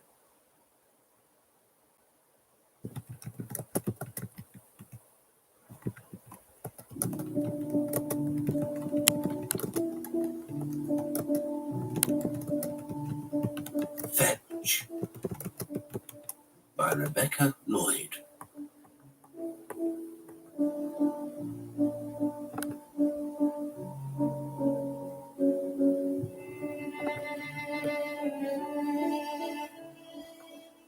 I find it very queer indeed how, out of absolutely nothing, certain individuals are suddenly venerated in our society. One day they are nobodies, and the next the whole of Christendom is talking about them and whatever it is they are purported to have done. Fame can. It's certainly 4:41 change a.m. one. PST, For instance, it's hard Monday, for me now to go to the February milk machine 17th. on the Ending corner this live stream, or and a buy new a one should newspaper initiate in above 90 chocolate seconds in our or less. local That shop won't be visible without because of the someone smiling imbecilic at me domestic obsequiously. terrorist upstairs that I'm abuse just about to have children, my kidnap third interview children, this week with a have wonderful stolen woman's tens of thousands of dollars from I'm me, owe watching me the girl billions report of now dollars, as she are comes up actively the garden attempting to path starve towards my me. front door. These pathetic, disgusting, She's a young revolting lady, she human is beings too. that will be in prison Kitted out in a in short pleasant order. manner, New with a live stream in delightful 90 face, seconds or less. jolly pretty lips from what I can see.